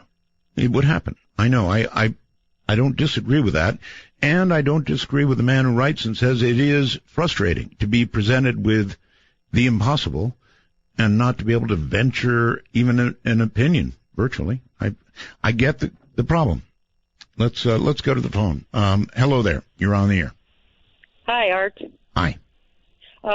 Most people who listen to shows like yours know the government keeps lots of secrets, like secrets about aliens, secrets about my labs, secret space program. You don't have to just be a listener to shows like mine.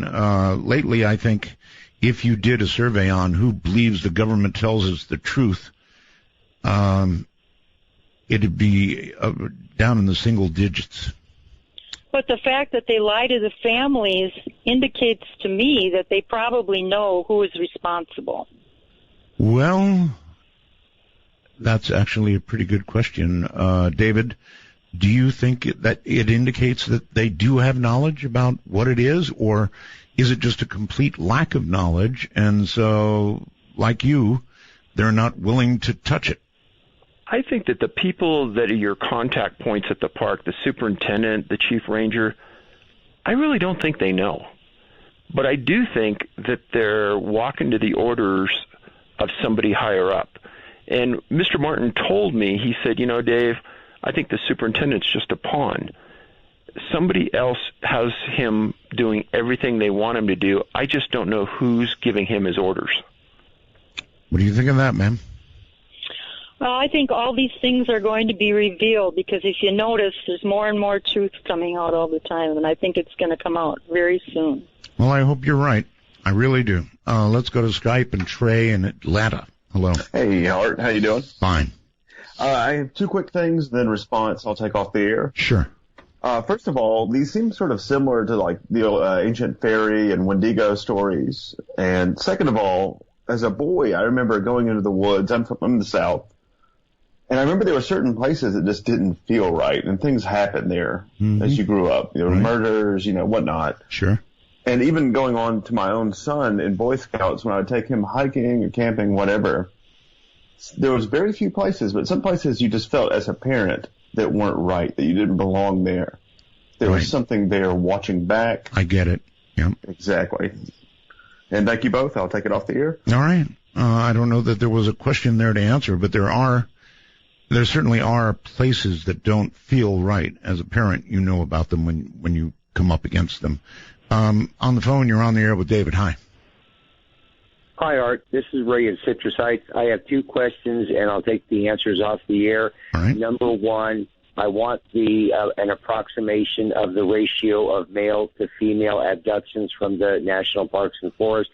And number two, I know why he won't answer as to a hypothesis, but what I would like to know is why he thinks the feds are being so secretive about these incidents, and I'll take my answers off the air. Thank you. Okay, so the ratio of male to females? Probably 80-20. More males? Yeah. Wow, really? All right, his second question, I think we just sort of answered that a moment ago, or the best we could. If they don't have an answer, then I guess they're just going to say leave it alone. I want to come back to your current investigation, which is moving into urban areas. And again, you said it's mostly young men, and then many times they end up later just floating in the water. Whereas most violent crimes are actually committed by men, young men, and generally against women. So this kind of runs against the grain, doesn't it? You know, it does. There's a series of disappearances and deaths in Manchester, England, and the men disappeared and they were found in the canals of the city. And you could Google Manchester canal deaths and see. And the community, it's still happening right now. Mm-hmm. And the community is up in arms because there's a lot that have disappeared since 2009 and been found in the canals under the same exact conditions that I write about in this last book. Namely, many times they can't determine the cause of death. In every instance, there's no witness to what happened. It doesn't make a lot of sense because a lot of those canals, you can stand up in them. They call them the pusher. Some people think that the people were just pushed in, but you got to apply logic to that. So what? You're pushed in the water. Just because you hit the water doesn't mean you're dead. No. And but the circumstances and the clustering effect in Manchester, again, match that clustering effect around the Great Lakes, Boston, New York, etc. All right. On the phone, you're on the air with David. Hi. Hello? Okay, I can't hear you. We'll go to the next one. Hi. Hey, Art, it's Tom from Florida. Hi, Tom. Yeah, I just wanted to state that I firmly believe that the government knows what's going on. I think that they are possibly, because it's taking place in national parks, it possibly could be connected with underground bases, as that's where they're taking the victims and possibly using them for scientific studies.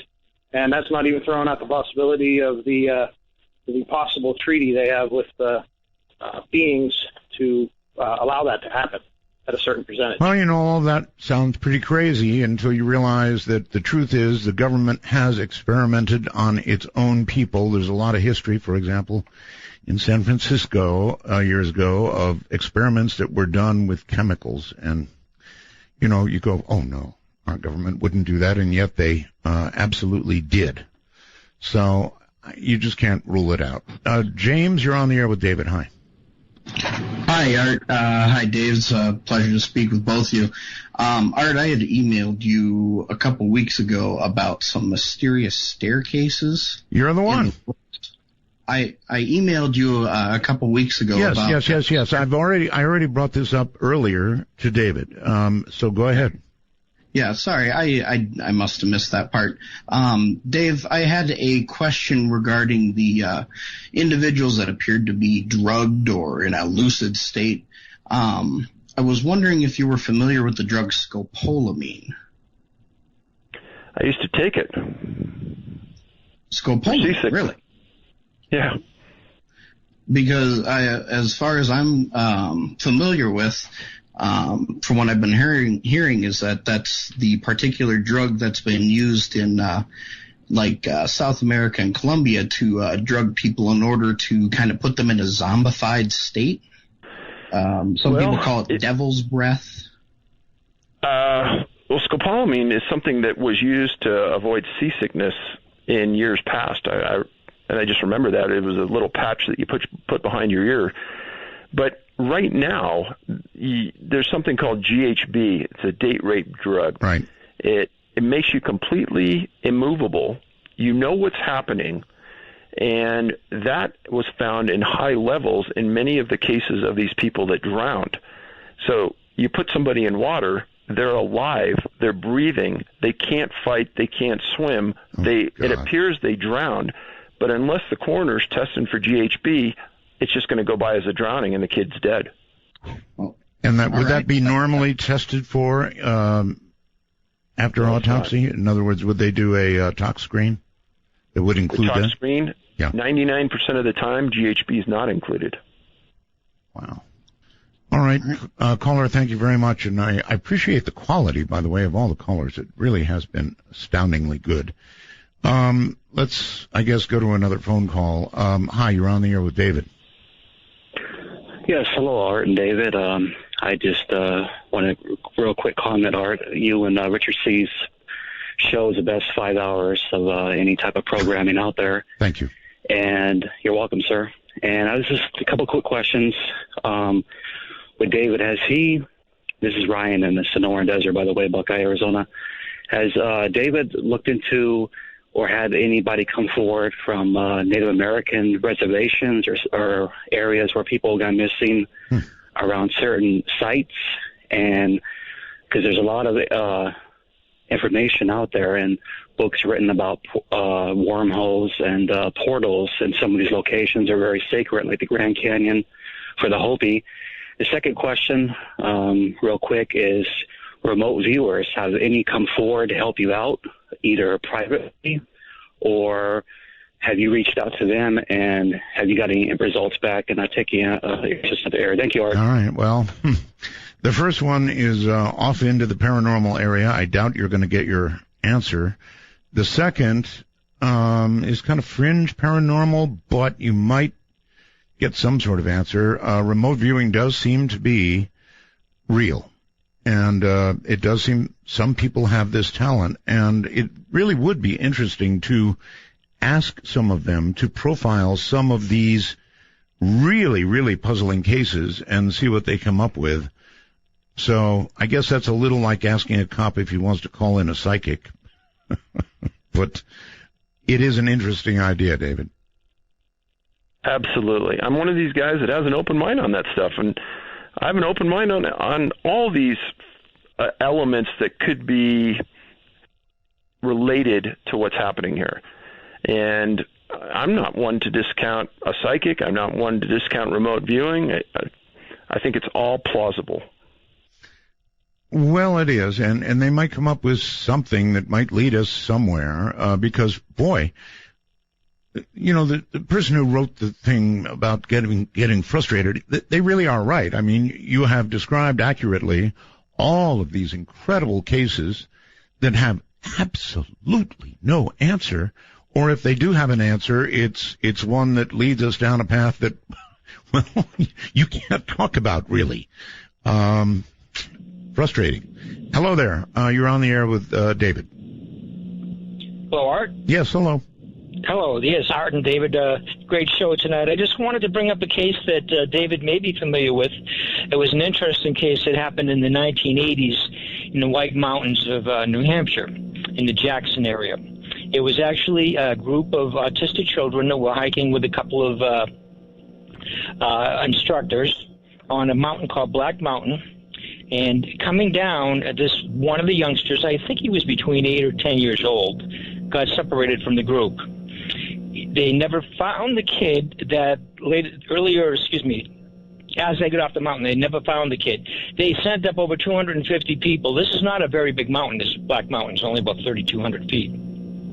They didn't find the child. A couple of interesting asides about this. They didn't find the child that night. I think it was possibly another night also that he stayed on the mountain. Interestingly, even though they had all of these people that were professionals as far as search and rescue, there was a fireman down in Marshfield, Massachusetts, that ended up finding the boy. He was watching a television show. This is about 250 miles away.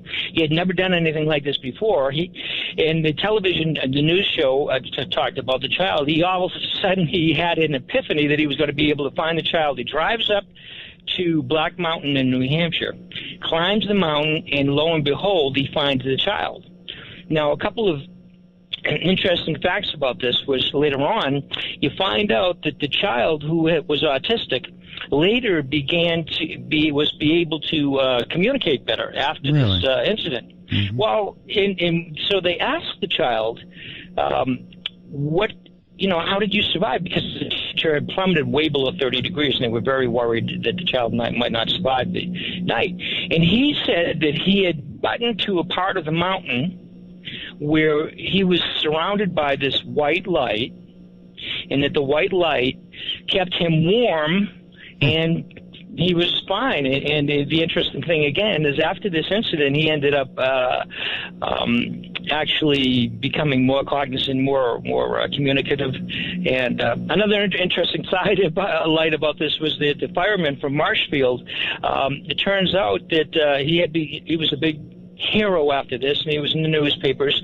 etc. And he ends up coming out and admitting that he was an arsonist that they had been looking for in the southern part of Massachusetts, and he had come out because he had felt this message from God that he was going to be able to find this child, and his whole life turned around. And I don't know if you ever heard of the case at all. No, I haven't, but it's quite remarkable.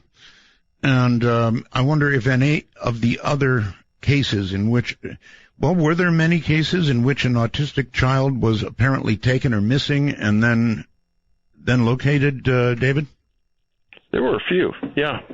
Did any of them exhibit the kind of, recovery that man talked about? I've never heard of that before. It's fascinating. The whole thing, David, is fascinating. Your new book is Missing 411, A Sobering Coincidence, is that right? Correct. When is that going to be available? It's available today. Available? On our website. All right. All right, well, it has been an absolute pleasure having you on and puzzling us all. Thank you, David. My pleasure, Art. Thank you. We'll do it again one day. David Plaitis, and from the high desert and the great American Southwest, I bid you all good evening, good morning, good afternoon. About a minute late here. Sorry about that. There were some technical things that happened. The internet went berserk. Hi, everybody. Welcome to Midnight in the Desert. I'm Art Bell. Great to have you along through all these time zones, circling around the world, each and every one of them covered like a blanket by this program.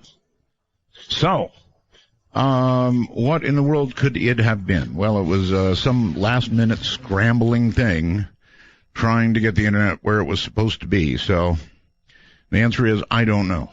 But it either it fixed itself, or I banged on something correctly, or something. I have no idea. So, rules for the show. It's going to be an extremely interesting show tonight. The rules are as follows: no bad language, one call per show. Very simple. Almost no rules. I'm going to assume that you all have had enough politics for the night. So I'm not going to do that to you. I did see the debates, and that's all I have to say. In Chile, though, they've got some serious news to deal with. That's a big earthquake, 8.3. 8.3 off Chile's northern coast on Wednesday night, causing buildings to sway in the capital, Santiago, causing tsunami warnings and, in fact, really big, heavy waves, some flooding. Big earthquake, 8.3. I wonder when the big one comes to us. It is interesting to me that we have spent, I don't know how many billions of dollars, training Syrian rebels to fight, right? We want them to fight. And we are left with, well, we did have 54 fighters, and that was pretty embarrassing. Now we're down to 4 or 5 fighting soldiers. That's just nuts. In other words, it didn't work, period. there is an interesting survey going on. Well, maybe it's interesting. It's Tara McIsaac, I believe it is, reporting on Rupert Sheldrake's. He's always doing a study on something, plants or something, right? He's a very interesting interview. We should have him on, Rupert Sheldrake. But now he's doing a survey on how many of you are telepathic with regard to your phone. In other words, when your phone rings, do you know who's calling?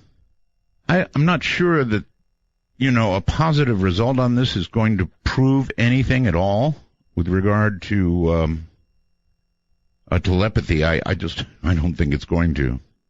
But we'll see. And I'd like to have Rupert on anyway. Again, I'm not wild about this particular survey because, I usually know who's calling, right? Boy, I'll tell you what, buy a car and let the warranty lapse. You want calls? They will call you to death. Absolutely call you to death. It's crazy what they do. They never stop. Your warranty. You've got to do it. No, I don't. I don't have to do it. I can take my chances. If I have my own money, I can take my chances. Oh, you don't want to do that. You want to pay us. No, actually, I don't. I'd rather take my chances. Thank you. If I have to pay to get it fixed, I'll pay to have it fixed. All right. Well, anyway, coming up tonight, we're going to be talking with David Weatherly, and the subject is going to be shadow people. Now, because of the urgent attempt to get the Internet functioning again, I didn't have an opportunity to get hold of our guest yet. So I'm going to do the break first, and I'm going to get him on the line because, and it's a big because, I want him to hear my story of terror. And I'm not kidding about that word. Terror really is the right word. And that's the reason I want to do this show. So coming up in a few moments, David Weatherly, we're going to be talking about, it even bothers me to say it, shadow people. Stay right where you are. Oh, the night is my world.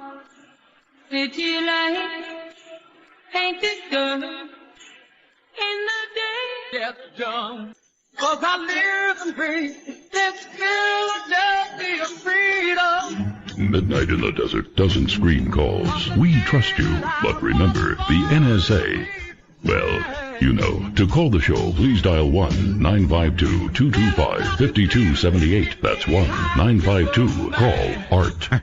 I really think that is my favorite. All right. David Weatherly is coming up, and I'll tell you all about him. But before I get him on, I'm going to tell you why he's here. Because I had a terror.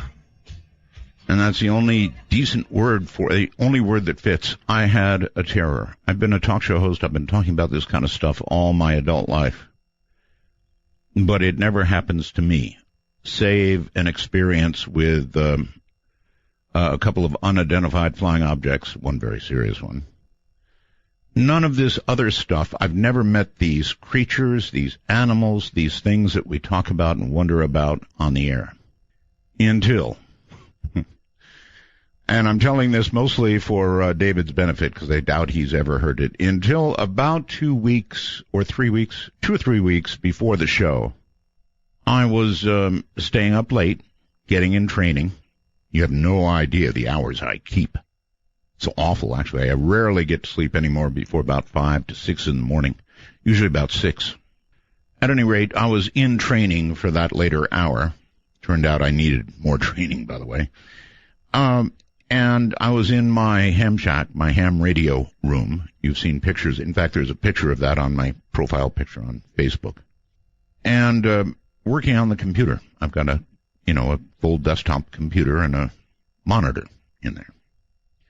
And I was beginning to catch up on the world of the paranormal because that's about, what I was about to plunge into again. Working very late into the morning, concentrating very hard. And so what I'm going to tell you is the dead flat truth, and it is terrifying. It may not sound terrifying to you because it hasn't happened to you yet. Or maybe it has. You know how we've talked in earlier programs about how you can sense when somebody's watching you or you're being watched or something? I had that sense. And oh God, I turned to my right, and here is this human form.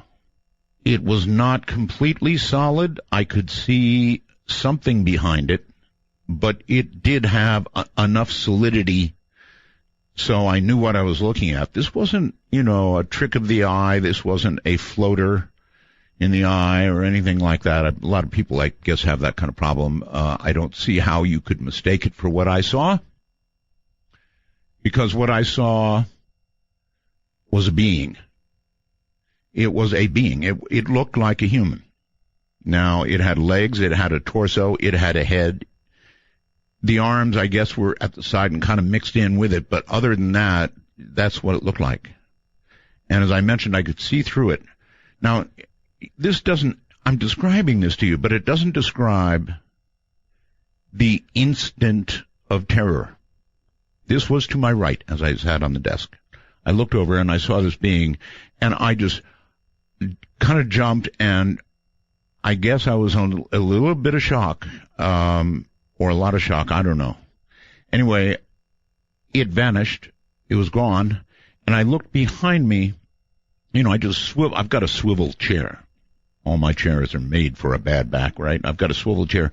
I swiveled around, looked behind me, and there it was. It was behind me, up against the back wall. And I could again see a little bit behind it, but it was pretty solid. Still looking just the same way, no real change. The same way. And I was scared out of my wits. I came back around, and oh my God, it was on my left. It was on my left up against the wall. And when it disappeared, it just went like that. It was just gone. And then suddenly it was to my left up against the wall. I don't know any other words to describe it except shadow person or shadow being or entity, whatever in the hell it was. It scared me so badly at that point that I ran out of the room. I've got a wife, I've got a daughter in a room next to me, next to my hem shack. I ran to the back of the house to the closet. I guess I really shouldn't be talking about all of this. Anyway, I went to where I keep a weapon and got it. Probably a poor choice, but I'll tell you, the terror was such that I was convinced that we had an intruder in the house, that something awful was there, whatever in the hell it was awful. And so I went everywhere. I went everywhere in the house. I went in every room. I went out in the garage. I went all over the place. Surprised I didn't wake my wife, and found nothing. But when I tell you what I experienced was terror, I mean real terror. No idea what I saw. To this very day, no idea. I remember doing a show many, many years ago on shadow people. People sent in pictures of, shadow beings in hats and stuff like that. But, to me, at that point, it's something that we talk about. It's something for a night's subject. And it kind of snuck up on me slowly. I had never heard of it before, and certainly never experienced it until recently. So there you have my kind of embarrassing description of what happened. Now comes David Weatherly, thank goodness, a paranormal investigator, an author, adventurer, explorer. For over 35 years, he has delved into the world of the strange, investigating cases around the country and around the world. He has written and lectured on a diverse range of topics, including cryptozoology, ufology, hauntings, and ancient mysteries. David has also studied shamanic and magical traditions with elders from numerous cultures, including Europe, Tibet, Native American, and Africa. He has been a guest on a wide range of TV and radio programs, including Dreamland, Over There with Whitley, featured in Watchers Volume 5. He is the author of Black-Eyed Children. Oh, that's another good one that has only come up recently. And a book called Strange Intruders. So, David, welcome to Midnight in the Desert. Good evening, Art. Thanks for having me on. It's a pleasure. Yeah, good evening. So, I had to delay things and change them around so that I had you on the line when I went through that description. And I wanted you to hear what I experienced, which, honest, scared the hell out of me, David. It really did. It's hard to describe the kind of terror that I felt. Oh, no doubt, Art. And I tell you, over the years, I have sat down with so many people and heard, countless variations of that same type of account. And, often when I interview these people, it's like interviewing someone who's just went through a trauma. Oh, or, trauma. A very frightening experience, and they just radiate. I find that a lot of these people, even recounting their experiences to me, if it's been, a year or several years sometimes, when they go back to that moment, they start becoming fearful again. That's right. It comes right back. Because it comes of back. Recalling the experience.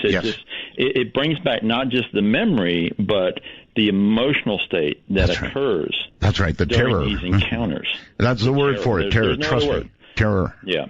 There's no other word for it. And I'll tell you, I've heard some, that were so frightening and over the top that, you really sort of wonder how some of these people even maintain their sanity long enough to push beyond this. Because there are some of these encounters that become physical. And that takes the fear factor up in many more levels. You sure would. I swear, it was a terrible idea to get a gun, because if I had seen this thing, I'd have fired.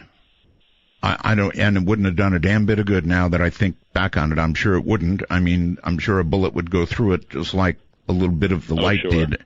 I guess you're some kind of expert on these things.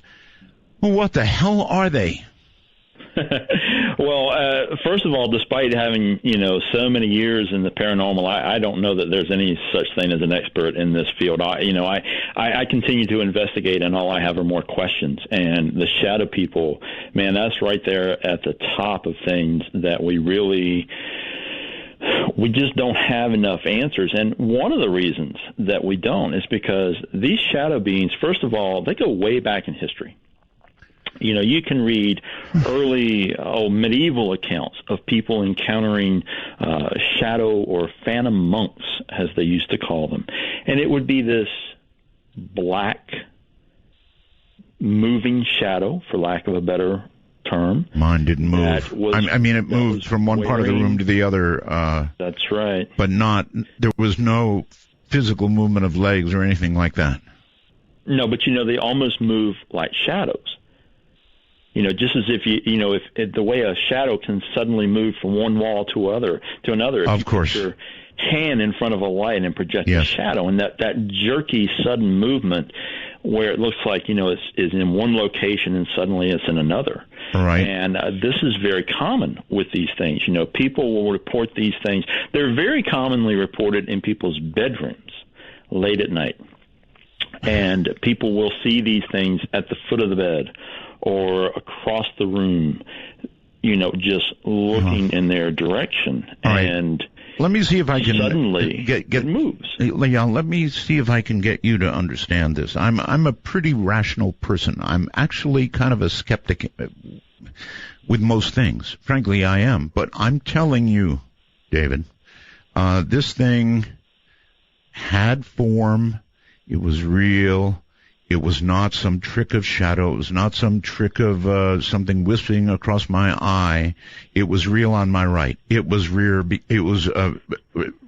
behind me. It was real on my left. This was a real something. And I can say these words and people will sit out there and go, yeah, right. He saw something. No, I saw a shadow person, or what I would describe as a shadow person. And there's absolutely no question about it. If people want to doubt it, fine, doubt it away. This thing was real, a real something, and it was terrifying.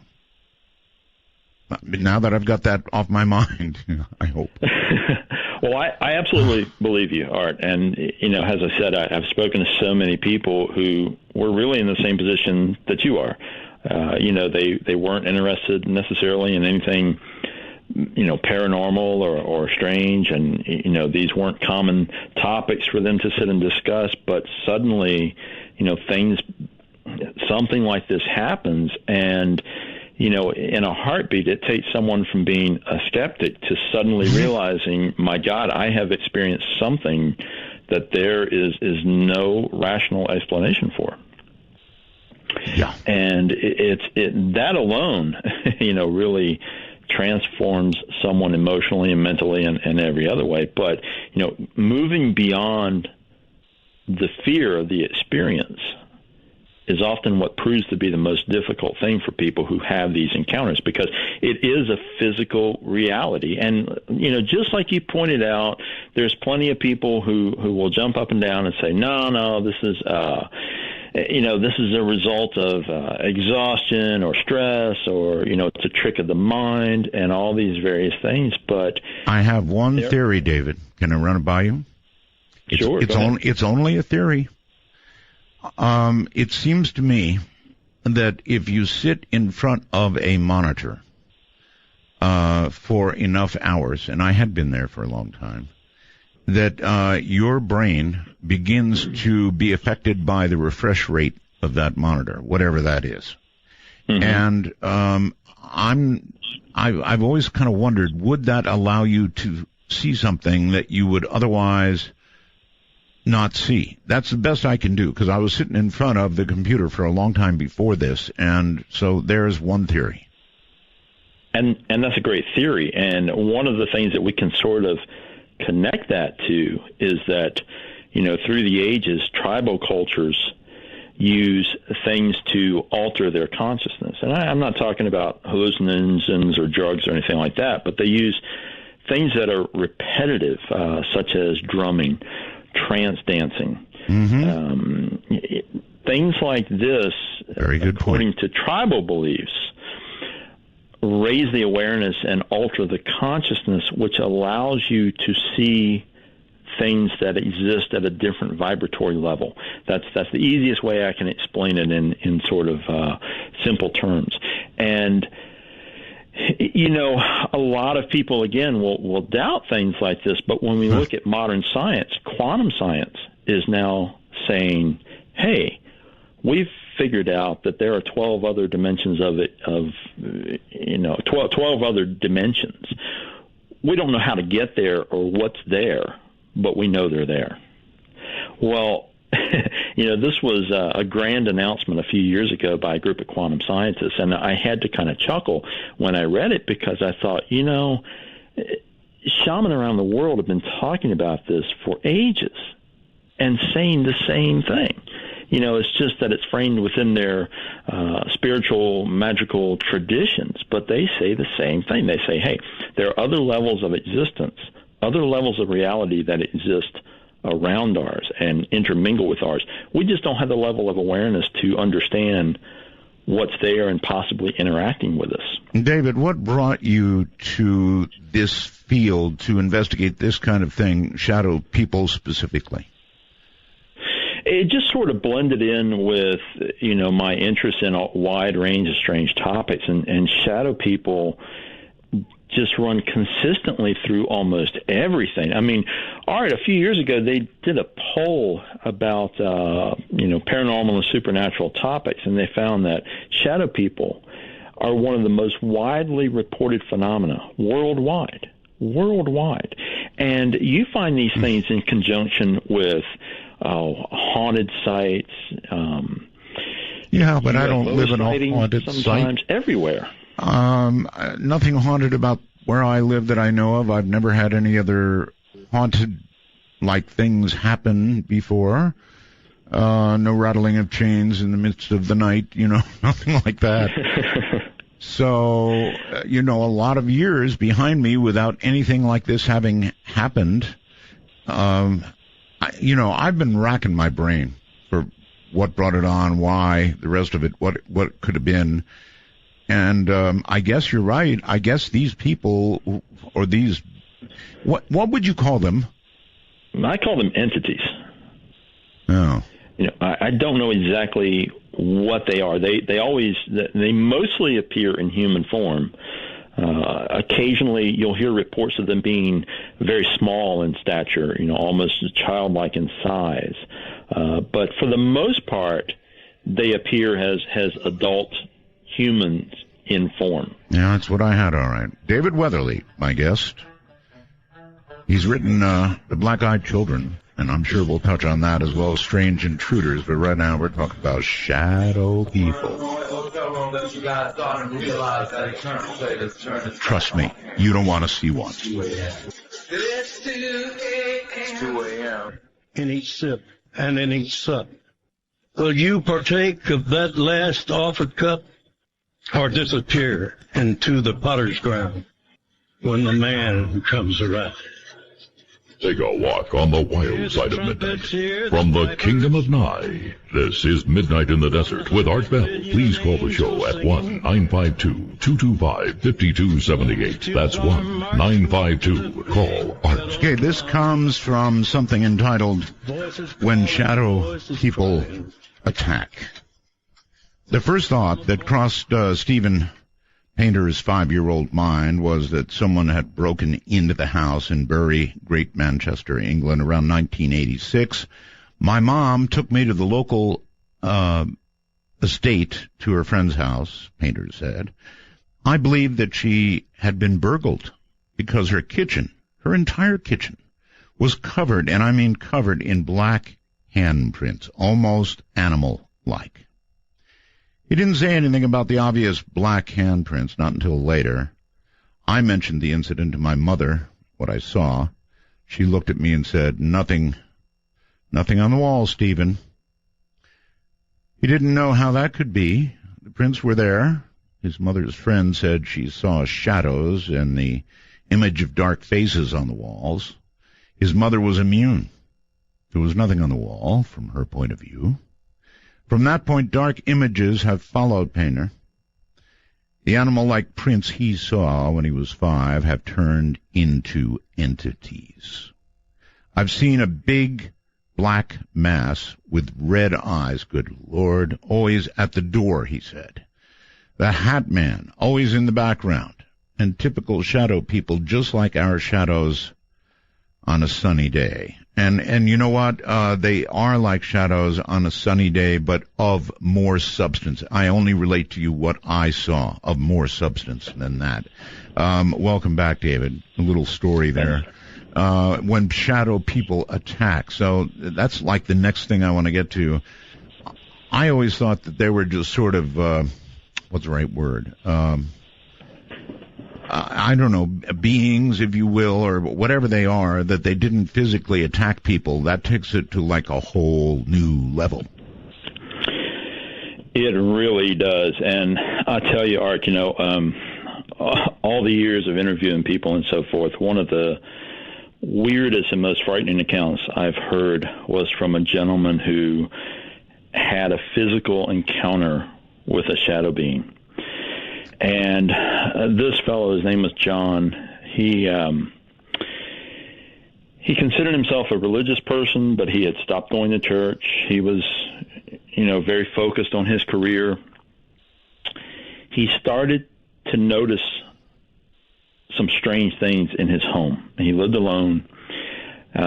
He started seeing fleeting movement out of his peripheral vision.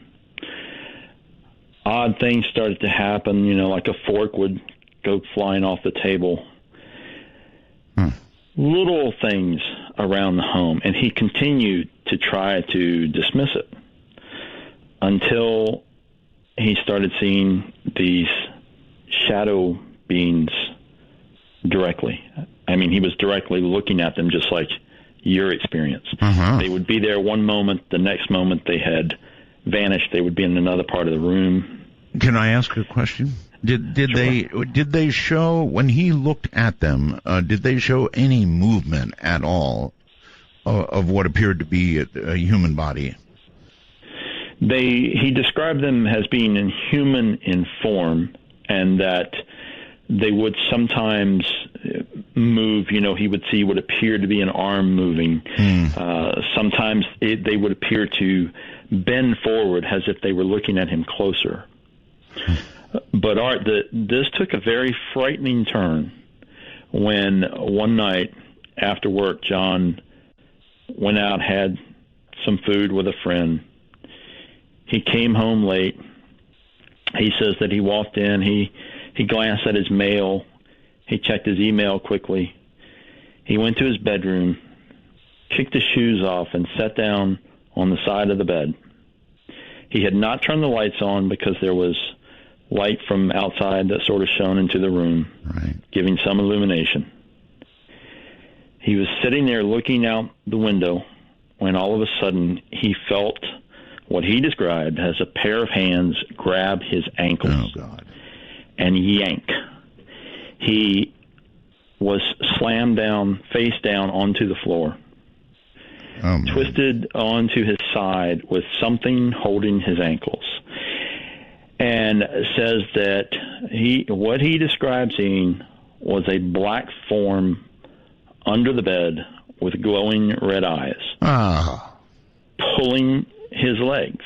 He just, in a moment of panic, flailing around, grabbed hold of a radiator. He lived in an older home, had those old-fashioned radiators that, literally have pipes running down into the floor. So it was very sturdy. And he wrapped both arms around that radiator and was kicking his legs and screaming and trying to get loose from this thing. I absolutely get that part. I would be holding on for dear life. And if my thing had red eyes, I probably wouldn't be here right now, because it put me in a state of terror. I really, really hate, you may not know, we've never talked. Have we ever done an interview, David? No, we haven't. No, that's right. Okay, so one of my phobias, one of my real fears is glowing red eyes. So had my shadow person had red eyes, it would be not me describing this to you right now, because I would have had a heart attack and died. Right. Well, John managed to, he somehow fought through the fear enough to focus. I mean, he was in panic mode. Don't get me wrong. All he could think about was getting loose from this thing, because he told me, Art, he said that he knew if this thing drug him under the bed, that he would just be gone. And he told me, he said, David, I don't know what would have happened to me, where I would have been, what, if anyone would have found anything, but he's just convinced that he just would not be here anymore. And in his moment of terror and crisis, he says that he started praying. He reverted back to his upbringing of going to church every week, and that's what he resorted to. And he just started screaming prayers at this thing, all the while kicking and trying to get loose. And it was, it's such a frightening encounter when you listen to this man pouring his heart out and reliving this terror, recounting this experience of this thing attempting to drag him into some kind of void. And, he ended up letting go of the radiator and grabbing the nightstand next to the bed, yanking out his Bible and continuing to pray, and started reading passages from the Bible while fighting this thing. And somehow he got loose from it. And, he says that he jumped up, he went across the room, he's turning lights on, he's screaming at his bed, screaming at this thing that he believes is still under there. And then, his fear started to turn to anger because of being victimized. And he ended up, kicking against the bed and finally just shoving the bed aside, and there's nothing there. Okay.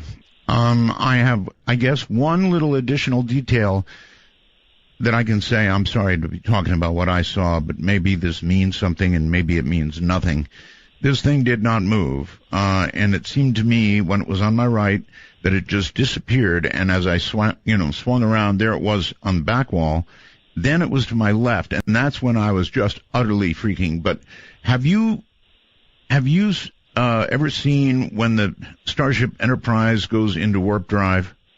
Oh, sure. Right. You go, Yes. Well, I had just a little tiny bit of that. It wasn't a full Starship Enterprise going into warp drive, but there was a little bit of that as it disappeared the third time. You could see a little, and that was it, gone. As if it went through a portal. I don't know what it went through. I don't even know what it did. But I'm just telling you that effect, if you can imagine that effect on a kind of a minuscule level, that one on my left, when it left, it would have been the direction of the house, going into the house from the back of the house where my ham shack is. And there was that little tiny effect, not a big effect, a little one. That's the only movement that I could even imagine to describe. Otherwise, nothing. I've heard other people report similar things to that when these shadow people leave. And now some people will say that it looks like the shadow or the darkness gets sucked into something suddenly. I guess it could be described that way. Right. And, of course, there are other accounts of these things leaving by going into mirrors. Yeah, mirrors are interesting. They are indeed. And, a mirror in a dark room, it kind of adds to the eeriness of some of these encounters. Cultures around the world have a lot of things connected with mirrors and believe that those are sometimes can be used as portals or gateways into other realities, essentially. Of the shadow people stories that you hear, how many of them result in some sort of physical confrontation? There aren't a lot of accounts where the shadow people make physical contact. Now, there are physical elements occasionally in that, they will at times cause things to move in the room. Of course, there are accounts where people will, get really frightened and throw something, which inevitably just goes through these beings. So, the physical components, when they do show up, as in John's account, tend to be pretty frightening and pretty stunning. But fortunately, there are a very, very small number of those at this point. But I have to point out that reports of these shadow beings continue to grow every year. There are more and more encounters showing up across the spectrum. Do you want to venture a guess why? With these things. Yeah, do you want to venture a guess why? I think there's a number of things that contribute to that. The paranormal in general, and I use that term very broadly. I'm old school. I started this stuff in the 70s, and back then paranormal meant, anything outside the norm. So, I think that it's become such a part of pop culture now with all the reality shows and movies and everything else that people have become, one, more open to discussing their experiences, and two, there are more people looking. I mean, we have more, ghost hunting teams and ufologists and cryptozoologists now than we've ever had in history. It's a worldwide interest. So more and more people looking, then more and more things are going to be found and more reports are going to be registered. Yeah, maybe, but it seems to me that looking for a ghost, taking like a camera crew out and hunting for a ghost has a very small chance of success unless you're going to a place that has had lots of really recent encounters and, is really a hot zone or something. But, hey, I'm 70 years old now, David. This was my first experience with anything like this. Right. Well, as another answer to your question, we could sort of go down the rabbit hole and examine it in different ways because, spiritual people, shaman, would tell you that the planet's in a very different phase right now. So the spiritual worlds are starting to come more in contact with our level of reality. And, alongside of that, we could also say, well, what's the human element in terms of our mental focus and our energy doing to possibly co-create some of these? I don't know. Back up for me, David. You said our planet is in a different what?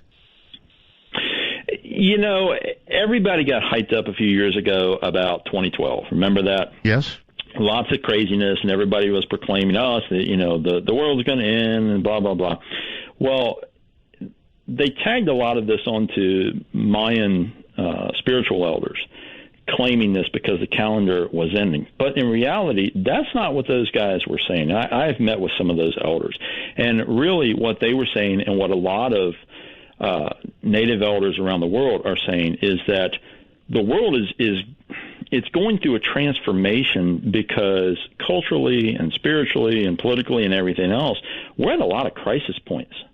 And it's all kind of coalescing into a forced transformation. I mean, face it, you look at the nightly news and you know that there are a lot of breaking points that are going to start showing up. The world's going to start changing. And when you coincide that with our personal viewpoint and experience of the world around us, then that's bringing some different things to light. Okay. You said the planet had shifted in some way. Say that again, please. Well, tribal elders talk about moving into different worlds. The whole reason the Mayan calendar ended was because a cycle was ending, and it means that we're starting a new cycle. I figured they just got tired of making calendars. No.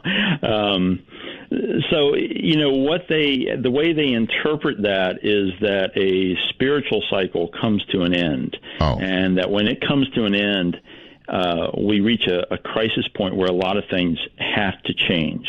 It's sort of a natural evolution. It's just that they viewed it not just in terms of physical terms, politics and things like that, but also in spiritual terms. So I know we're kind of really getting into the spiritual side of things, and some of this is difficult to relate in short terms. I'm trying my best. I don't care where it goes as long as I learn something about these creatures. I don't know about being in a different, I know the Mayan calendar ended. I don't know that we're in some different spiritual realm right now, that we passed over some magical date. And if we did, I'd like to know when it was. Well, let me put it in different terms. So, if we go back to this idea that quantum science is talking about the, quote, discovery of other dimensions of existence, we can sort of correlate that with ancient spiritual teachings that believe that we come to certain points in the evolution of the world where it's easier for those levels of existence to sort of cross over with each other. The veil gets thinner, so to speak. And when that happens, there's more interaction with whatever dwells in those other levels of reality. Whatever dwells. Whatever dwells there. And, you go back through history and you look at a lot of these cultures, and there's so many legends of other beings that used to live here with us. And at some point in the tribe's history, these other beings leave. They go through a shimmering doorway or, a hole in the mountain. There's various ways it's described. And if we try to put that in scientific terms and look at quantum science, we can say, well, it sounds like whatever these things were, they used to live here, they used to be here, and they left through some kind of portal. So we're coming back around to points, according to a lot of shaman, where it's easier for these things to come back through and come over here again. Portal is just a word. I mean, are you talking about moving from one dimension into another, or back and forth between? That's correct. Both. It's an entry point. it doesn't seem like, if you say the word portal, it seems like door or little passageway, but it doesn't seem that way. It just seems like these things drift in and out. Now, there is a lot of conjecture now about multiple universes, and I can see something coming and going from the universe, sort of drifting in and out. Thank you, David. We got a break here. Kind of drifting in and out, right? That I can kind of put together in my brain. Terrifying stuff. You don't want to see one of these things. Coming to you at the speed of light in the darkness, this is Midnight in the Desert with Art Bell. Now, here's Art. Here I am. My guest is as much of an expert as I guess you can be on shadow people, David Weatherly. Now, I'm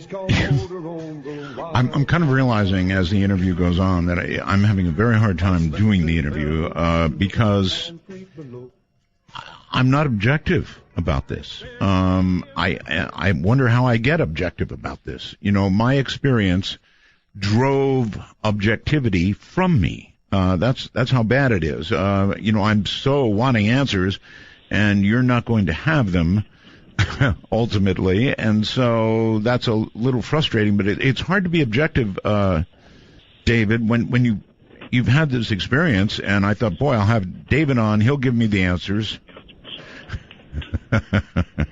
I just can't be objective. I'm sorry to disappoint you, Art. No, it's all right. These are things that people have been looking for answers for a very long time, and it's just that, unfortunately, for someone who's had a frightening experience like you have, there's not anything that is really going to I hate to say this, but really completely set you at ease with it. Because what I find from interviewing people who've had these experiences, there's always this nagging fear in the back of their minds that the thing is going to show up again.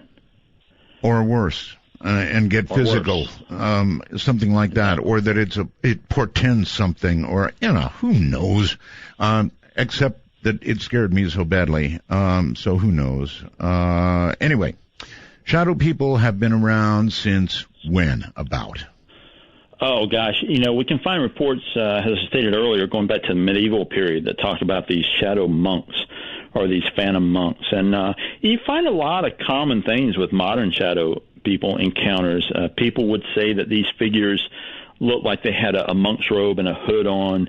There wouldn't be any discernible features. Sometimes there would be glowing eyes, but they would radiate this anger or this very, disturbing creepiness about them. And, people consistently report that these shadow beings appear to be observing them. And that's one of the most unsettling things. Well, that's what brought me to my first turn to my right, was I did feel something watching.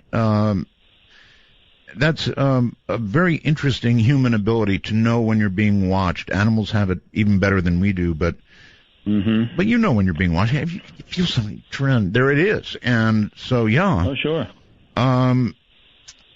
Okay, I want to ask this. Does having seen one of these things once make it more likely that you will see it again? Well, I have to be honest with you. Yes, it does. Oh, great. I would say that the greater percentage of people who encounter these things, do see them again at some point. Okay. Of the stories that you're aware of and the people you have talked to, is there an effective, I don't know if defense is the right word, a way to have these things be gone? There are things that you can do. Yes. Now, some people get so terrified that they resort to, sleeping with the lights on and so forth because they have their experience in a completely darkened room. What's interesting is that what often seems to be effective for people is using music in the background. Okay, you know what? I hadn't said this. Let me say it now so that everybody understands. In the room in which I had this experience, I have a fan, a ceiling fan, And attached to that fan are 4 60-watt bulbs going to each corner of the room. So this is a well-lit room. Maybe that helps everybody out there understand what the conditions were like. But, 4 60-watt bulbs, that produces plenty of light. So no trick of shadow here. All right, well, so I was asking about defense. Right. And, as I started to say, there are a handful of things. A lot of people tend to resort to their spiritual roots. And, they will do things, if they were raised Catholic, they'll start saying the rosary again, things like this. And a lot of people find that works for them. People who don't necessarily have that kind of spiritual foundation try to find other ways to essentially disrupt whatever possibly allows these things to come in. So, yes, and has anything been proven to be effective? Well, what I've had a lot of success with in giving people is having them play classical music in the background. Now, there are some interesting studies that say that, classical music assists the brain. It raises your level of creativity and so forth. And it seems to be that for a lot of people, this helps sort of settle the mind so that these disturbing, more disruptive things don't come in. Well, that's going to be a problem for me. I'm not a classical music fanatic at all. Right. For me, it's rock. Okay. All right. Are there any geographic areas in the world where these kinds of things are more common? They're very common around locations that have a history of hauntings, particularly older locations. There's something called the stone theory that relates to hauntings, and we find that a lot of times shadow people tend to show up around those locations too. It's essentially an idea that things like limestone, areas with a lot of heavy quartz in the foundation and so forth, can either attract entities or make it easier for things like this to come through.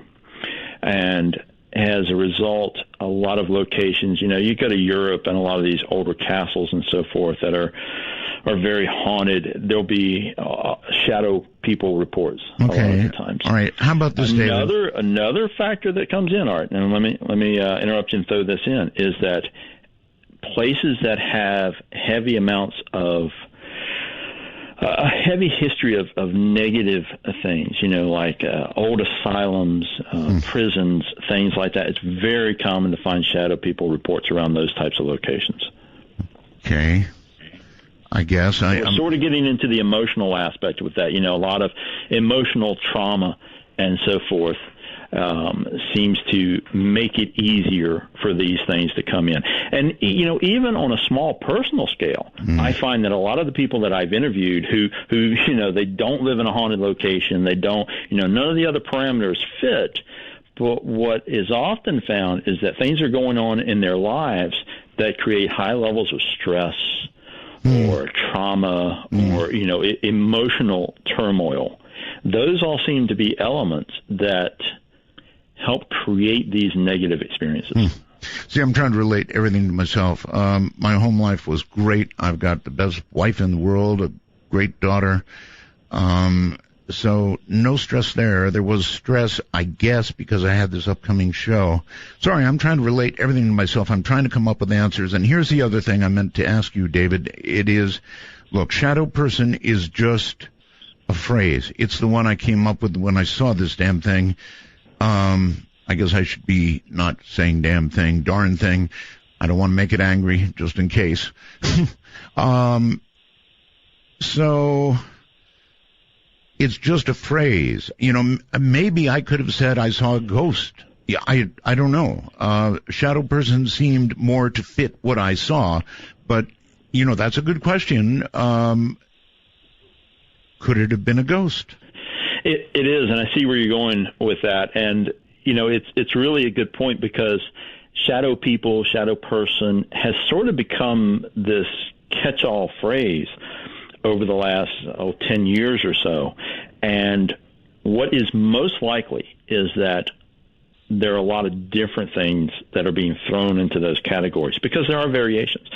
Some of them appear to be very malevolent, like the account that I related earlier with John. This thing, whatever it was really out to get him. Yes. But there are plenty of other accounts of these things that there's no physical contact, and while it's creepy and scary, these things almost appear to just be observing. People will report these things manifesting in their room, and they'll, suddenly be leaning over the bed as if they're trying to get a good look at the person, and then they vanish. So it seems that we have a lot of different manifestations all thrown into one category. And honestly, we could go down a lot of different roads to say, hey, this is what they probably are. I remember years ago interviewing people about shadow people, and some of the callers said, you know what, I confronted this being, I stared back at it or talked to it or yelled at it or something, and it seemed startled. Now, of course, I had no experience like that, but that was interesting, almost like this being was as startled as the person it was scaring. Right. And, those accounts do show up, too. It's as if they think they're covertly spying on us or something. But to be examined in turn is a bit shocking to them.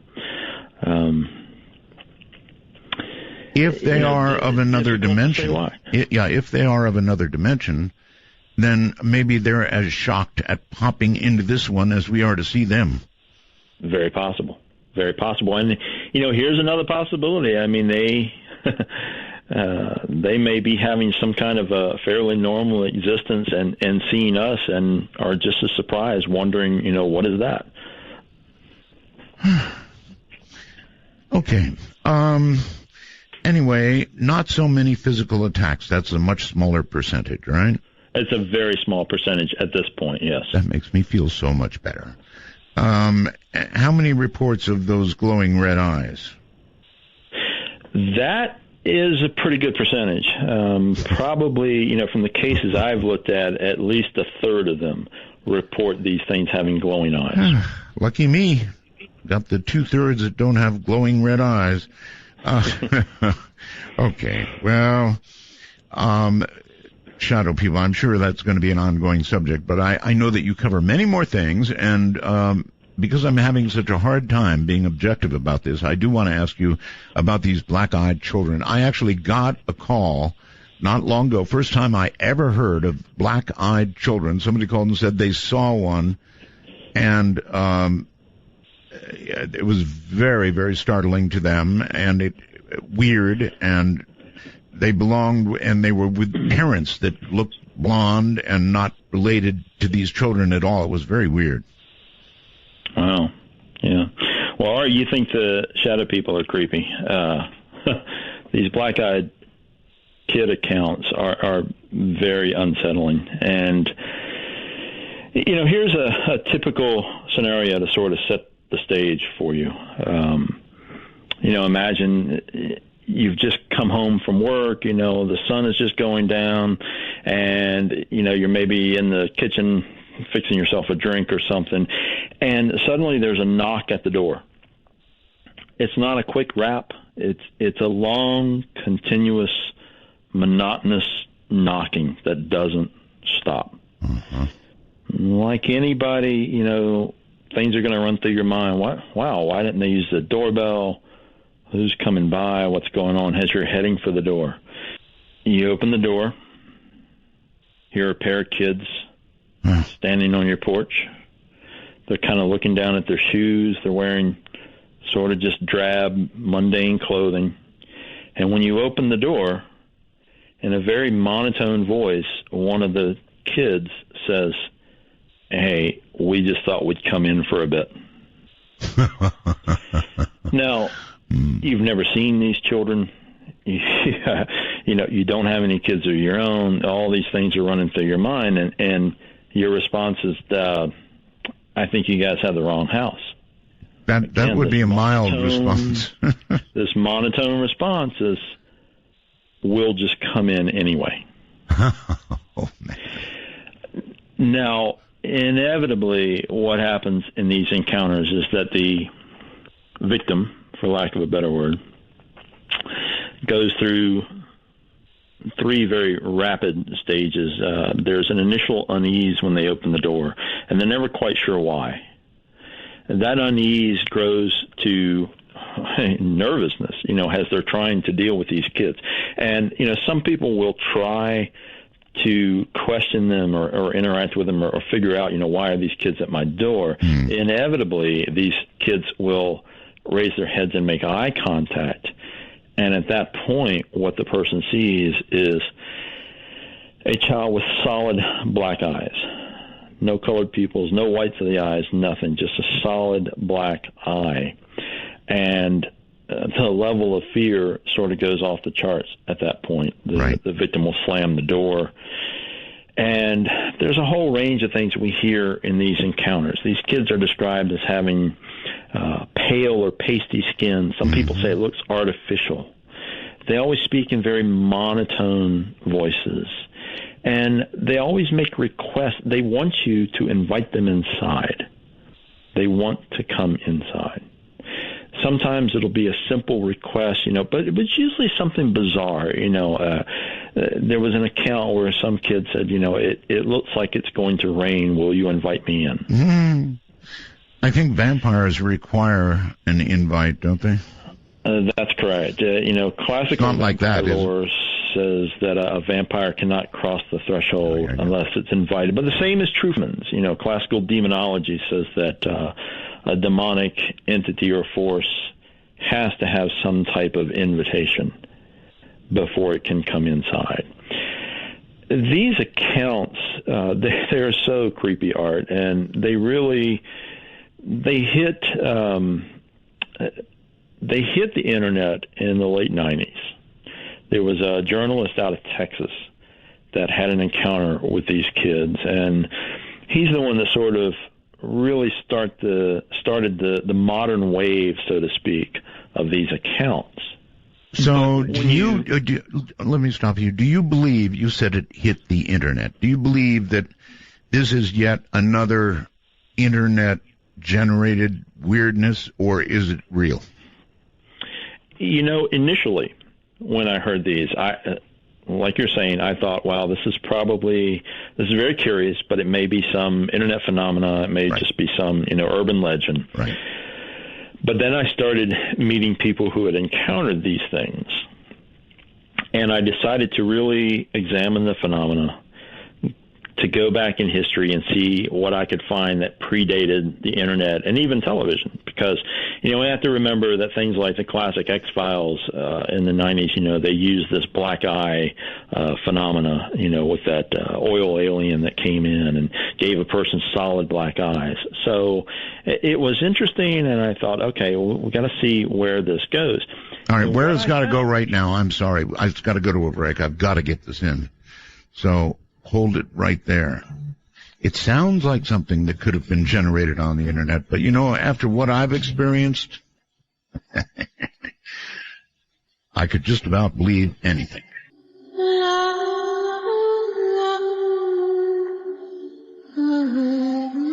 Coming to you at the speed of light in the darkness, this is Midnight in the Desert with Art Bell. Now, here's Art. Yes, what happens is I let too much time go by, and then I've got a little tiny area between my breaks because I get so wrapped up in what I'm listening to. My guest is David Weatherly. He's written 2 books, The Black-Eyed Children and Strange Intruders. Never a book, David, on shadow people, I take it. Chapter on shadow people in Strange Intruders. That's one of the things I covered in there. Okay. And in fact, if people are seeing the image of the cover of that probably on your website, they'll see that there is a shadow being on the cover of that amongst some other very disturbing entities. Really? Okay. Yes. I am now, this is on my website, I presume. I believe it is. Racing over there right now. Anything that cover for that. Anything that shows me a photograph of what I might have seen. Okay, I see your picture. Let's see. Read more. And perhaps we've got your picture of your book on here. I don't know. Well, not yet. All right. I'll keep reading here and see. Okay, so I see. Well, that has nothing to do with it. Okay, I'm not there yet. So, where should I go? You can go to my blog, which is twocrowsparanormal.blogspot.com. Okay. And I'm pretty sure there's a link for that on your website. And if you go to that and look along the side column there, you'll see the covers of the books. I am on the way. This is what I mean. I can't be objective about this. It freaked me out so badly that, okay, yeah, looking at strange intruders.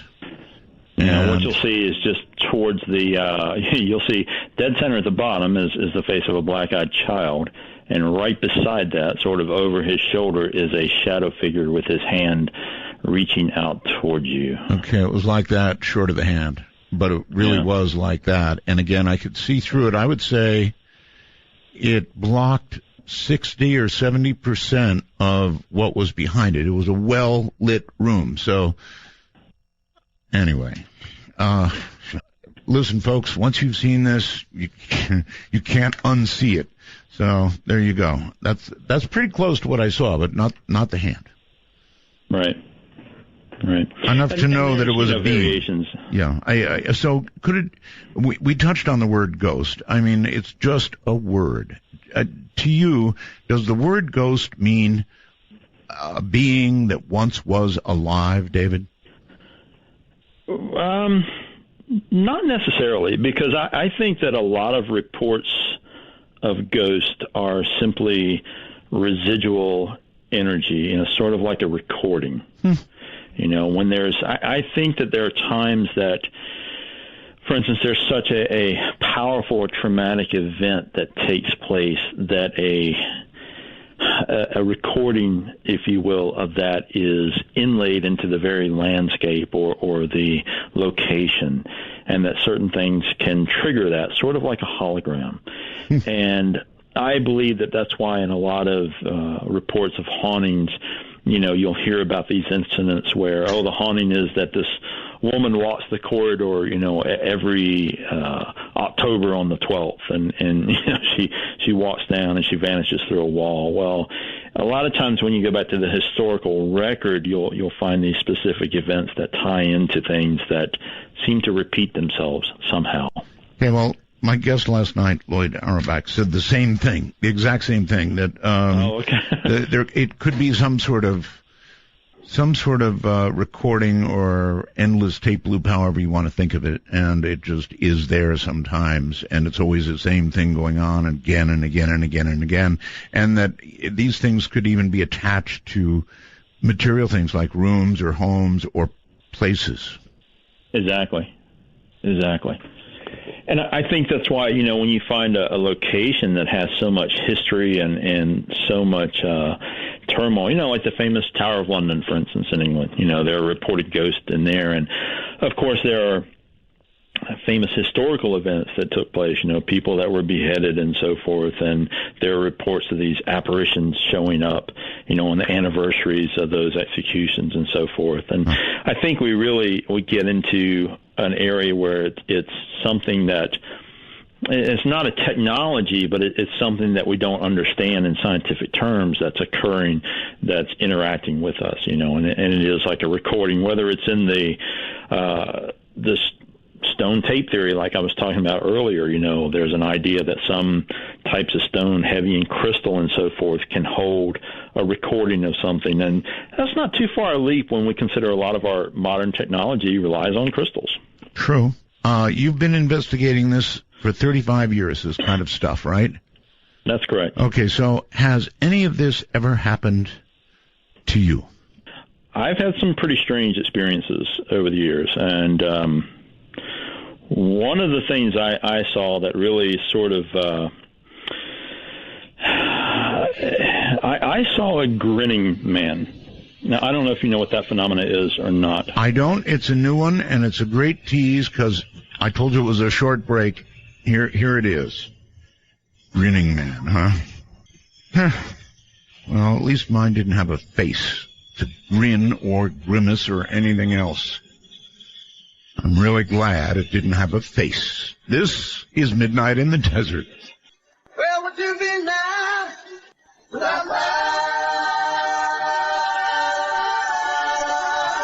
To initiate a dialogue sequence with Art Bell, please coordinate your phalanges and call 1-952-225-5278. That's 1-952-CALL-ART. Well, okay, David Weatherly is my guest. He's here talking about these strange things in the night, of the night, whatever it is they are.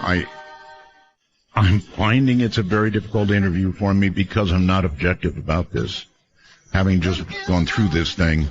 Usually, as an interviewer, you're objective, and you can ask objective questions. I'm asking more questions about self-defense and what I can do about it than I am learning stuff. So what I'm going to do is open the phone lines and let you ask, as soon as we talk about the grinning man, another one I probably, in some ways, don't want to hear about, but I'm about to. So I want to open the phone lines for all of you. Our major national number is 1-952-225-5278. Maybe that's why when many of you call up and talk to a guest about something like this that you have seen, you have a very hard time getting into it. I mean, the fear really does come back. We were talking about that earlier. And as you describe something, it's almost like it happens again. Not quite. Not that bad, but it's close.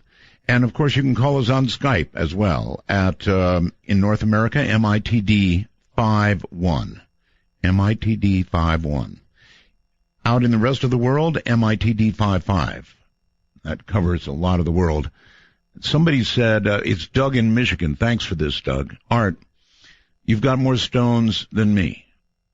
You talking about this thing just might bring it back again. Have you considered that? Yeah. Thanks, Doug in Michigan, for that. Thanks a lot.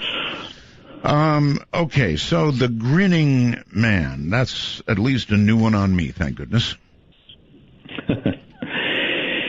Well, my personal account relating to the grinning man, or it happened in the 1980s. This was in a rural area of North Carolina. And, there's a whole theory that sometimes certain combinations of people can create unusual experiences. And at the time I had a friend his name was Tom, and it seemed like anytime we sort of went off exploring things that unusual things would happen. And this particular incident was that we were driving literally on a country road, very few houses, they were miles apart. Mm-hmm. And it was late summer. We're driving along at a leisurely pace, and we're coming to this sort of long curve in the road, and I see on the right-hand side, I was in the passenger seat, Tom was driving, I see on the right-hand side of the road a figure standing in the weeds. And this is very unusual. You never saw anyone walking around in this part of the country. And as we approach this figure, I'm kind of zeroing in on it and thinking this looks very strange. As I said, it was late summer. I realized that this gentleman is wearing a long coat. It's sort of Victorian in style. He has on a formal hat that's sort of like a top hat. Mm. His right hand is under his chin, and he's sort of rubbing his thumb and his fingers together. Mm-hmm. His other arm is not visible. It's just hanging down at the side. And beneath this coat is this very wide silver shiny belt. almost like something you'd see on a science fiction show or something that's that wide. Mm-hmm. But Art, the creepiest thing was he had this grin that it made me think of the Joker from the Batman comics. It was an impossibly large grin that no one could physically smile like this. As we approached this figure, it seemed as if time sort of slowed down for a few seconds, as if we were moving past him very, very slowly. Now, Tom has no memory of letting his foot off the gas or anything. It's just that something very strange happened when we were passing this figure, and I locked eyes with him. He was glaring right through the window looking at us. And the moment we were beyond him, past him, I spun my head around to look out the rear window. And this figure is now standing in the very center of the road watching our car. Wow. It's physically impossible that he could have moved that quickly. So, we continue to go forward, and Tom is almost in a panic, and I'm sort of I'm badgering him to stop the car and to turn around because I want to see what this is. And, we argue for a few seconds, and I he's insistent that this guy is probably some, psycho killer or something. And, you're the one with the stones. Turn around and go back and see what it is. Good Lord, man. Well, I finally, Tom is convinced, this is the 1980s. This is the era of, Friday the 13th and all that crazy stuff. And Tom thinks it's just some nutty guy. And so I finally convinced him to, look, just do a U-turn. We'll go part way back and see if he's still there, which Tom finally does. And he does a U-turn. He goes almost all the way back, and he stops the car, and I jumped out because I wanted to go see if I could find this thing. And I went to the area where he was standing. There was evidence of someone had been standing in these weeds because the weeds were mashed down. But, the woods in this area, very thick, and no one wearing that kind of attire could have quickly gotten through those trees to disappear. And, he wasn't running down the road or anything like that. And as the rest of the evening unfolded, some other odd things occurred. The house next door to Tom's was struck by lightning, and a fire started. And several people in the same area reported UFO sightings. And, I didn't know at the time whether, do you tie all these things together or not? Well, it's certainly a strange series of encounters that all happen around the same time. Well, I ended up discussing this with John Keel, who, he was kind of an influence on me. I met him a number of times, and he did a lot of interesting research, and he had researched what he called the grinning man. And that is what he dubbed these types of encounters, with these weird figures with a hideously large grin. Now, Art, I know you've got a lot of loyal fans. I was able to jump onto the forum where people are listening for just a few moments, and I see that a lot of people are very interested in clowns. And it turns out that a lot of these grinning man encounters almost seem like bizarre clown-type figures.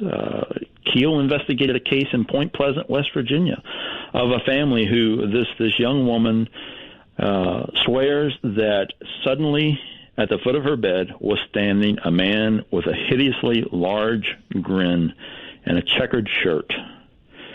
And he sort of leaned over her bed and looked at her very closely. And, of course, she was screaming for her mother and hid beneath the covers, and this figure vanished. But what chat room are you in? Oh, I jumped on the what's it called? Don't know. Is it Midnight Fans? Midnight Fans. Okay, all right. And that's the right one, yes. yeah, it is. That's one of them. Sure. Okay. Okay, so they're interested in clowns.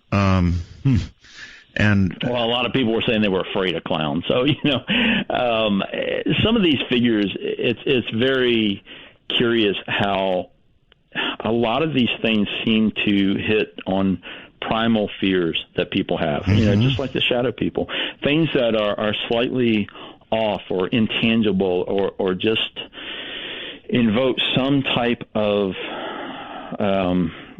almost a childlike fear. All right. So I want to go back to where you said turn around. You turned around. The car stops, and you get out of the car to go look for this being. If this had been a movie, that's where they break away and they show a couple of detectives, right?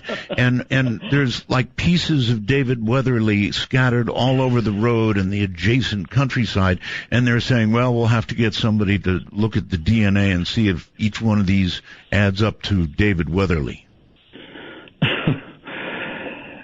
In other words, you went back. Why in God's name would you go back and get out of the car? Anybody who's seen a terror movie all knows how it ends up. Yeah. Art, ever since I was really young, I was just very compelled by this, all these weird things. I grew up reading Fate magazine and watching, In Search of and all of these things just really, it's sort of my passion to pursue these things. And, someone asked me recently if I'd ever been really frightened in these situations. And to tell you the truth, I don't really think about it. I go into these situations because I want answers. I want I want to know. Okay. Well, just remember how it works in the movies. We're going to take some calls. David, let's go to Knoxville, Tennessee. Say hello there. Hello. Hello. Hi, Art. Hi. Hey, I just wanted to say you're right on the money about these shadow people, because I've only seen one in my life, but it was in this new house that we moved into about 10 years ago, and I still live in the house.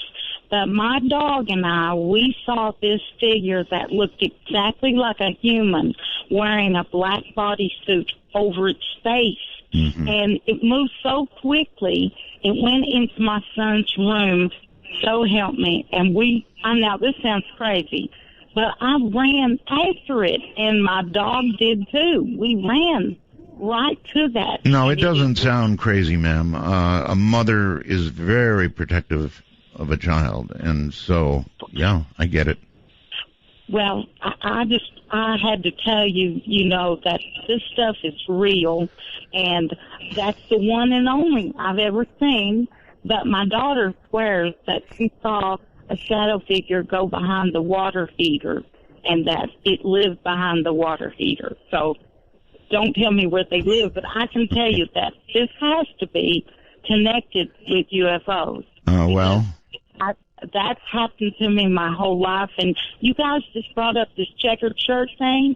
So help me God, there was this figure that came to the foot of my bed wearing a checkered shirt. It said to me, it said it in a low, growling voice, beware of the Bosch. Well, my daughter and I, we were so fascinated with what that meant. We looked it up on the internet, and what it means is beware of the fiery furnace. And I want you to know all this stuff is like interrelated. It's sort of like you've walked into another world that's right beside of you. And I don't know why that it happened to us, but it's happened to a lot of people. All right, ma'am. Well, thank you for the story. And it is like you move from one world to another, and maybe that being is coming from another world. I don't know. It's as good an explanation as any. We talked about that earlier, so that's something to grab onto, I suppose, and kind of hopeful in a sense, because one of the great questions in life, David, is whether there's anything else after life. Oh, absolutely. And even the existence of another dimension that can be moved into and out of sort of starts to answer that question a little bit. Possibly. And one of the many theories to explain what these shadow beings are that they are, just the souls of people that have passed away and are sort of in some kind of in-between space. before they've fully crossed over. So, who knows? She did bring up an interesting point in her account, too, that her dog noticed. Mm-hmm. And that's something that's very interesting because you find a lot of these shadow people accounts that people who have pets, their animals very often notice these things before the human does. Thank God I didn't have one of my cats on my lap, David, or it would have left horrible marks when this thing appeared. They always do. When a cat gets startled, the back claws come out and they launch.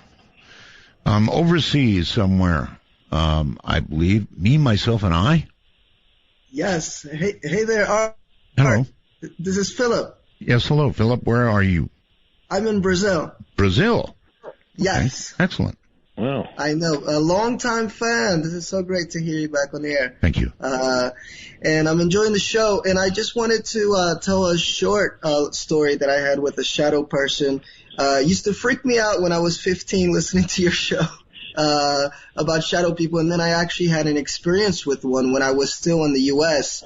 At university.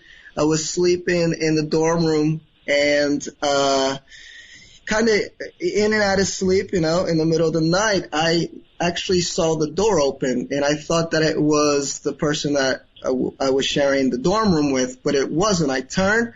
I had a little bit of sleep paralysis going at the same time. I turned, and I saw a very tall, dark figure. I mean, it was the size of the door, coming in, and it jumped on the bed on top of me, and I actually felt the pressure. I mean, I'm getting goosebumps just telling you the story. I felt the pressure of this figure on top of me and pushing down on me. I couldn't move. I was trying to vocalize something, kind of scream out, and I couldn't. And from that day on, it was almost as if I was possessed. Like, things in my life, just bad things started happening. So I don't know if you could ask your guest if there's any connection with shadow people actually attacking people and actually having the full exposure of this. I don't know what they are. After that happened, I got very freaked out about them. Yeah, I don't know what they are either. Sure. We'll ask your guest. Thanks for calling in, Philip, all the way from Brazil. The account that he's describing, Art, sort of broaches over into another phenomena, and that's the night hag. And these often sound very similar to shadow people encounters, but what's inevitable with these experiences is that the person will see sometimes just a shadowy mass or figure.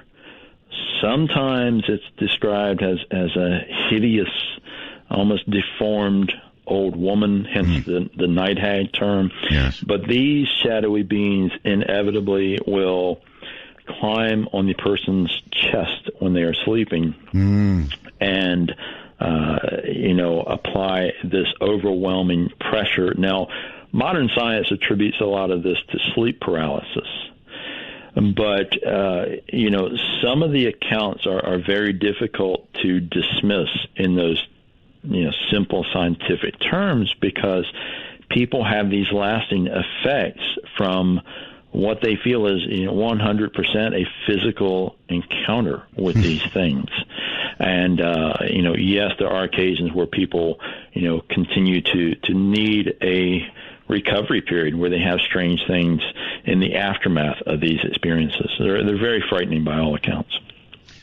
What about sort of a heart attack? I mean, that feels almost like a crushing of the chest, right? I've heard it described that way, and or part of sleep paralysis. But you're saying there's a being attached to this.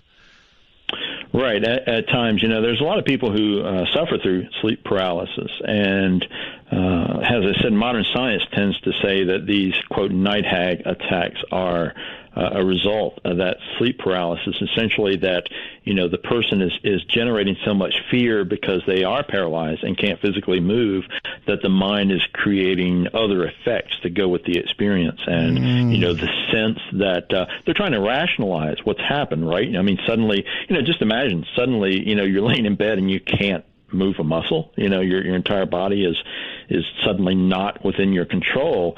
So the brain is trying to rationalize exactly what's going on. David, science has a guess for all of these things, up to and including an NDE.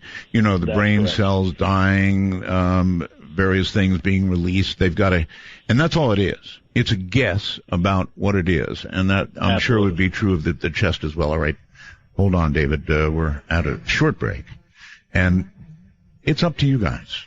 Be my guest. Call. Explain what you've seen, what you've experienced. I'm Art Bell. Sailing away on the crest of a wave, it's like magic.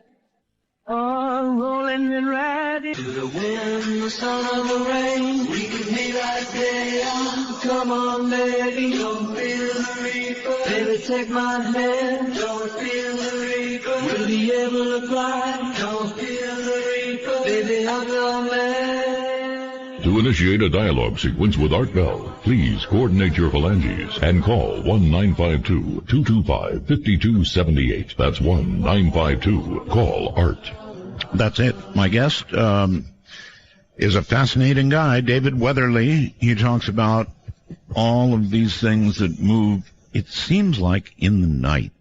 And actually, that's a pretty good point to ask about. David, they do seem, most of these things, I guess not your smiling man, but most of the others do seem to happen at night. Any thoughts on that? That is more common. I think that, logically we could even say that tends to be the quieter time. People tend to be alone or up late working like you were and things like that are definitely a part of the whole experience. There's so much stimulus and so much going on during a typical day. Most people are out at work and so forth, so we find fewer experiences. But there are indeed accounts of these shadow beings during the daytime hours. But more common at night, right? Much more common at night, yes. Right. I guess the brain has a little more time to... no, it wouldn't matter. If I'd seen this during the day, it would have been exactly the same. Stephen on Skype, you're on the air. Hi. Hi, Art. So I think I just wanted to tell you a story about an incident that I had when I was like a young kid. Sure. With I think was a shadow person. Yes. I was about maybe 7 or 8. Also, just to preface this, we lived in a small house, my family. We lived there my whole life up to that point. The way my house was set up was it was really small. My room was next to my parents' room, like literally right next to it, and my sister's room was right across the hall. It was maybe like 800 square feet. So I think I was 7 or 8 years old. I'm laying in my bed. I'm wide awake. I'm thinking about it's like 9 o'clock. It wasn't terribly late. I was always like a little night owl. I was always up till all hours of the night. And I'm thinking about playing like Pokemon or whatever. It's around that time. And I'm looking out of my doorway and I'm laying in my bed and all of a sudden I just see me basically, come out of my parents' room and round the door and walk right into my room. You saw yourself? The thing is, that's like what I said to myself, like at the time. What I saw a shadow of, it wasn't like a shadow person like you saw, like a person like standing in the room. It was a shadow like on the ground, as if I was the actual person, like, but I was invisible, say, walking out of my parents' room. And just my shadow was on the floor. It was going and it was walking right into my room. It was a shadow of like a little boy about like my age walking from their room into my room. Yes. Now, the thing about that is I found out a couple years later, maybe like 8 or so, like maybe like 10 years later, something like that, that in the same house, my mom also had like 2 miscarriages, like right before me. Yes. So I don't really know what that was about. So you're thinking that could be, oh my goodness, interesting, huh? David? That's an interesting set of things. I mean, I thought at first he was talking about literally a doppelganger, which is a supposed duplicate of a person. But this sounds more like some type of, ghostly manifestation, for lack of a better word. Really difficult to say whether his mother's miscarriages played into that or not. I mean, obviously that is a very traumatic experience, but I don't know. Interesting experience. I know. Let's go to Marty. Hello, Marty. Marty's got a lot of echo. Morning, Art. Morning, David. Okay, Marty, you've got something wrong on your end. It's echoing like crazy. Can you fix that? Oh, I'm sorry. Yeah, okay.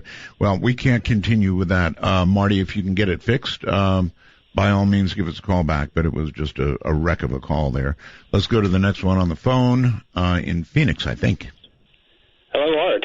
Hi. Hi, I'm Dave from Phoenix, and I'm hoping to demystify this experience for you a little bit and explain what you may have seen. Proceed. All right. I have some experience in my background. When I was in high school, I was being inducted into a certain three-letter group, a government agency, and saw some things I wasn't supposed to see. And so, all this in high school?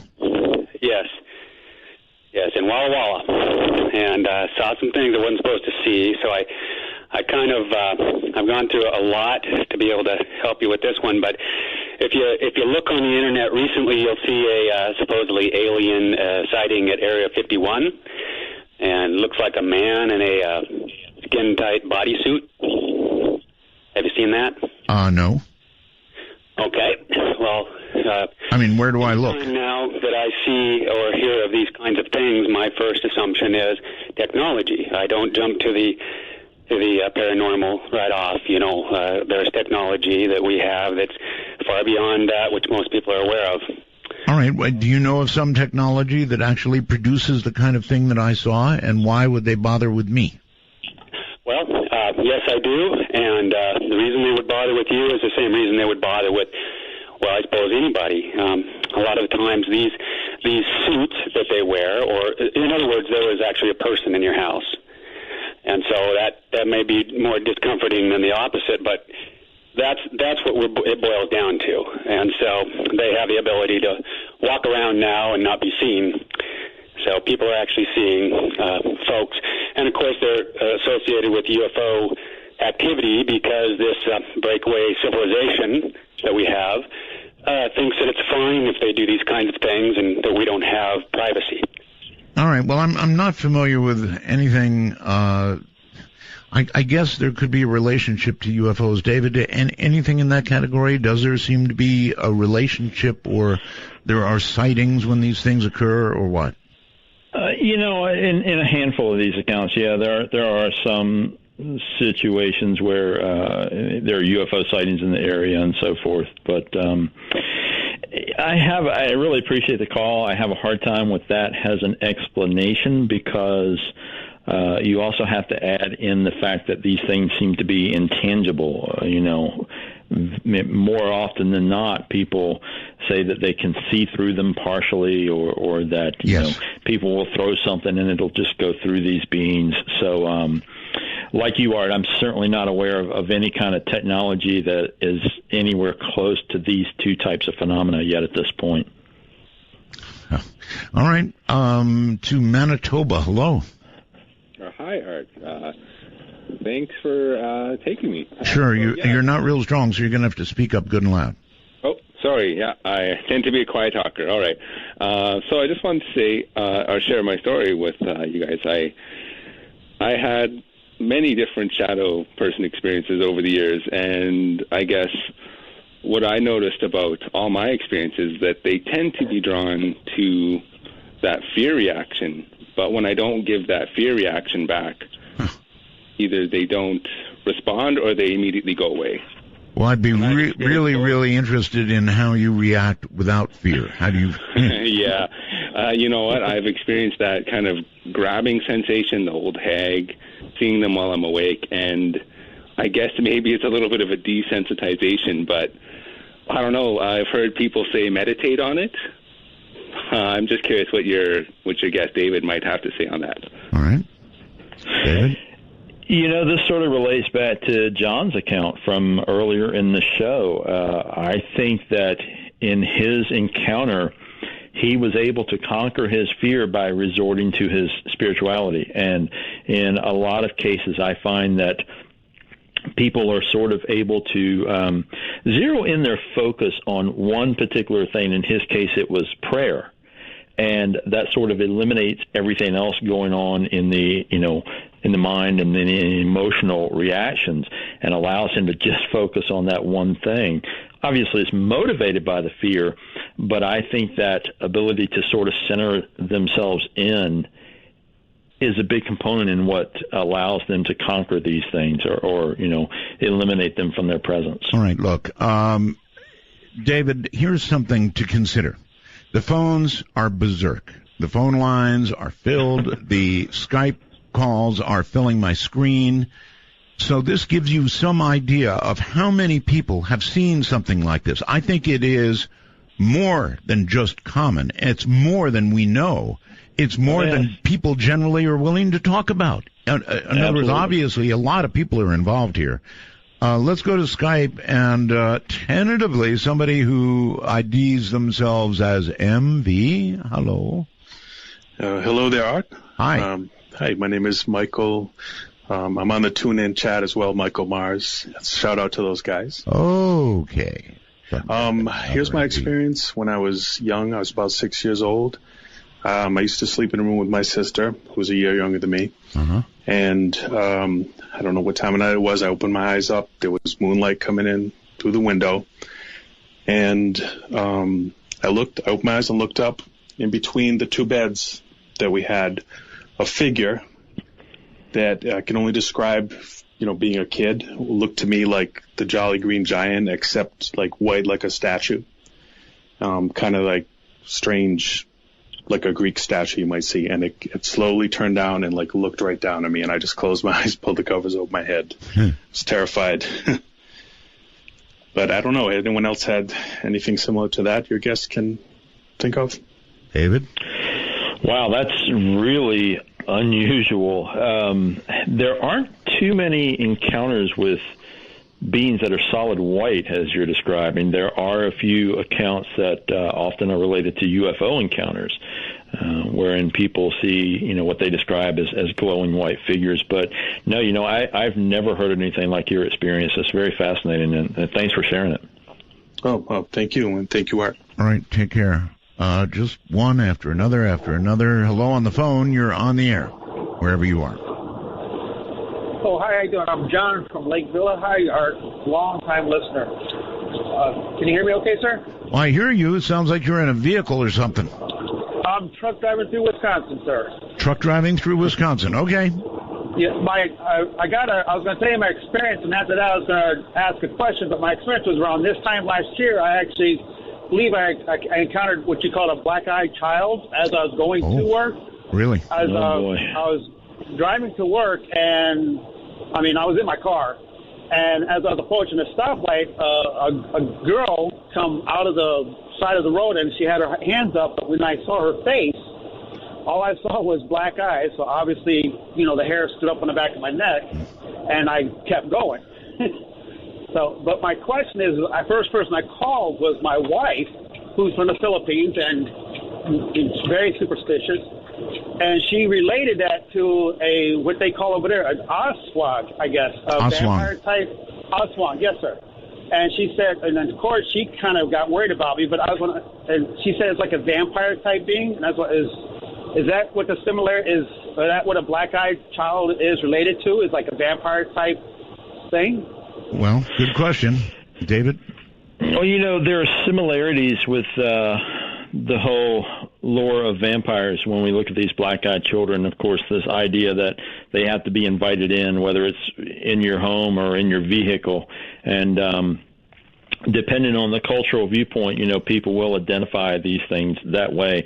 And, the similarities are not just there. There's also the pale skin and the fact that they seem to, some people say these things feel like predators. People will report being in the presence of these black-eyed children that they feel like they're being, eyed as a meal, or just really looked over, and it causes this incredible level of fear within the people who encounter them, because, look, Art, anytime you put something paranormal or well outside the norm and mix it with children, the creepy level really goes off the scales, and it also becomes very unsettling because as adults we're sort of predisposed to help children. If a child shows up at your door and says, "Mister, I need a drink of water," or "I'm lost," your automatic reaction is going to be to help that child.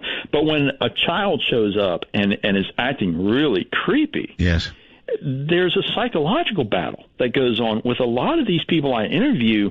They talk about how confused they are because here's a child asking to come inside, yet all the alarm bells are going off. Something is wrong here. It appears to be a child, and it appears that they need, they want something. They want some kind of help.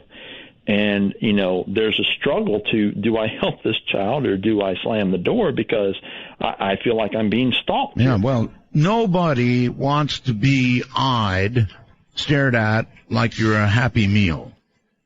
No. Go to the next house, down the lane, across the valley, whatever. I am not a Happy Meal. But I am glad to have my guest here. Midnight in the Desert. Who's gonna tell you when it's too late? With bombs and the devil and the kids keep coming. No way to breathe easy, no time to be young. Proudly part of the Dark Matter Digital Network. This is Midnight in the Desert with your host, Art Bell. Now, here's Art. I agree. I'm getting a lot of wormhole messages here about the creepy factor in tonight's show. Yeah, it is. It's definitely creepy. And one thing on the list here that I don't want to let go is your reference to Slender Man. Now, I saw a Law and Order episode, David, about Slender Man, involving some teenage girls. And I don't know if that came from a true story. I believe it did. There was an incident, was there not, involving Slender Man and a crime? There was, Art, and let's say right up front before we get people really worked up, I'm sure we're both well aware Slender Man was created on the internet. However, the weirdness of this, what has become a phenomena, is really creeping into contemporary society. And last year, there was an attempted murder. 2 12-year-old girls lured a classmate off into the woods and attempted to murder her by stabbing her some outrageous number of times. Fortunately, this little girl survived the brutal attack.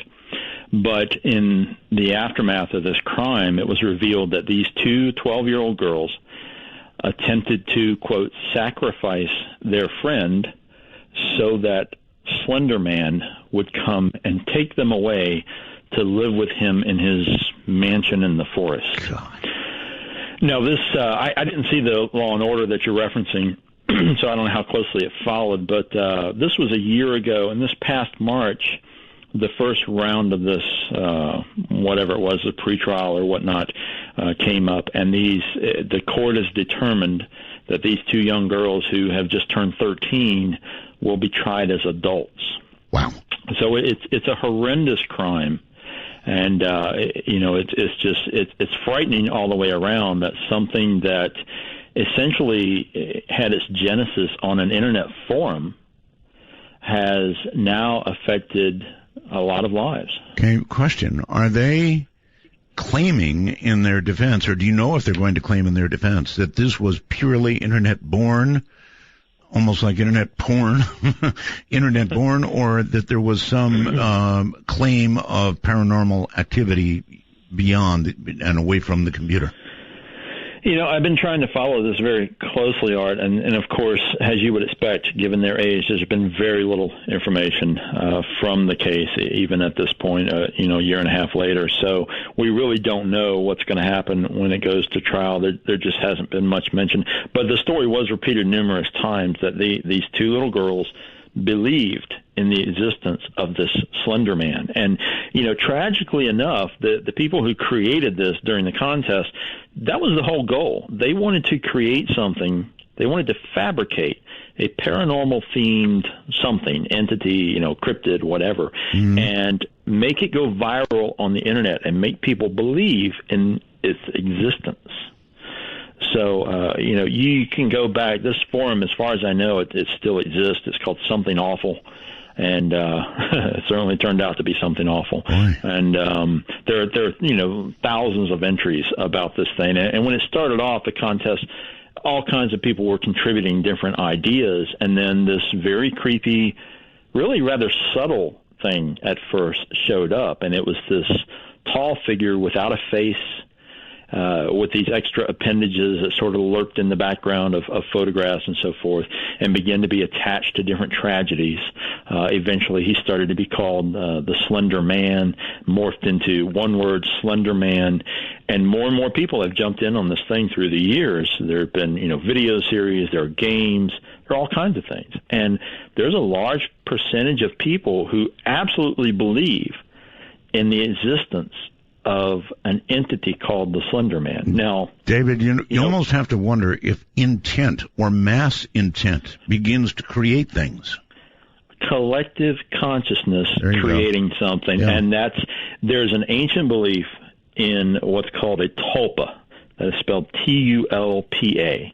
The ancient Tibetans had this concept that something could be manifested from pure thought all the way into physical form. And that's a chilling idea when we look at something like the Slender Man and question, what is the collective consciousness co-creating? You know what's a really terrifying thought that springs from that? There is this rumor going around right now on the internet, David, that the end of the world be coming, that an asteroid is going to slam Earth into little pieces, that we're all doomed, that it's the end of the world. Well, if enough people start buying into it, and I'll just leave it right there. On Skype, Jeremy, hi, you're on the air. Hi, Art. This is Jeremy from Omaha, and I want to give a shout-out to the DM Talk crowd before I start. Okay. But I've got a shadow person story for you. When I was about 5 or 6 years old, I was having this problem with seeing shadow people a couple times a week for about 2 weeks. I had this similar instance where the guy would come out of the wall, a shadow person would come out of my wall and walk through, what I had for a nightlight was one of those cheesy fiber optic night lights back in the 80s. Right. And he would walk through that, and every time he would walk through that, the night light would go completely dim. And then as soon as he got through it, it would come back on again. And this happened to me at least, 4 or 5 times in 2 weeks. It was pretty scary. People don't understand when it really happens to you. Listening to a story is one thing, creepy enough, but having it really happen to you, oh my. Indeed, and I'm pretty skeptical in my older years, so it's weird to think back on it and think, what was that exactly? Well, whatever it was, it cut the light down as it went. David, that's pretty weird, huh? It is weird, and that's another theme that shows up in some of these accounts, that people will have a night light, or sometimes there's light reflected in the mirror, and these things seem to be able to block them out or partially block them out sometimes. All right. I think this is Kel. Kel, is that correct? Kel? Yes, sir. Hi, Kel. Hi, Art. Where are you? In Seattle. I'm sorry? I'm in Seattle. Seattle. Okay. Good. Proceed. I have a black-eyed kid story. Oh. Yes. I work at night, and I ride my bike to and from work. And I was coming home from work in the morning. It was about 4 in the morning, and it was in the fall, so it was still dark. Mm-hmm. And I was bringing my bike up to my apartment, and there was a little boy in front of the building. and none of my neighbors have kids, so I was wondering, what is this kid doing there? So I said, hey, buddy, what are you doing? Where's your mommy? And he said he was cold. So I said, okay. I'm sorry, I'm really nervous. I parked my bike, and I went up to him and said, again, where's your mommy? And he didn't say anything. I'll wait here with you, and put my backpack down and stood there for a minute. She didn't show up, so I said, can we call her? Mm-hmm. And I looked at him, and I noticed his eyes were completely black. And this kid was really weird. He had almost like the wrong clothing, like from the 20s. You know, like those kids from like Newsies, how they had like those caps on and the woolen shorts and really weird shoes, and he was super pale. And Kel, I'm at a break. Can you hold? Sure can. All right. Weird. Oh, weird. I wonder if he looked at her like a Happy Meal. Try to say something to add a little levity. Black-eyed. At least I haven't seen one. I can talk about this somewhat objectively. I'm Art Bell. Right. Let me say it, let me crush upon your shoe. Let me read it, let me be it for you on the LLC.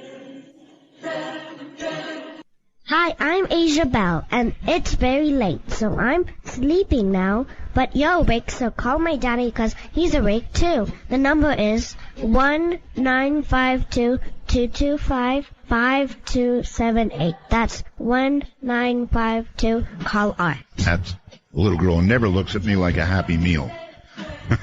Hi, everybody. Couple of things. My guest, of course, is David Weatherly, and we have been talking of some pretty strange things, to be sure, and we'll continue that.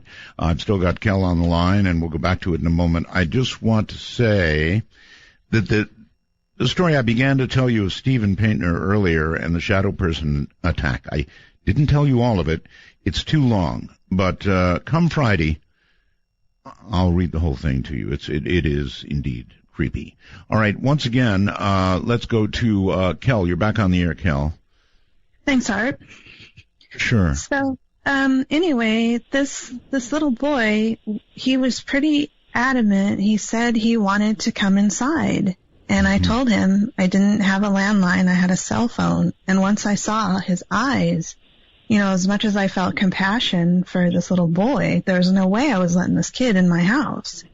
And I knelt down to get into my backpack to get my cell phone to call, even though I was completely freaked out of my mind. I looked up to ask him for his mommy's number, and he was gone, completely vanished. Wow.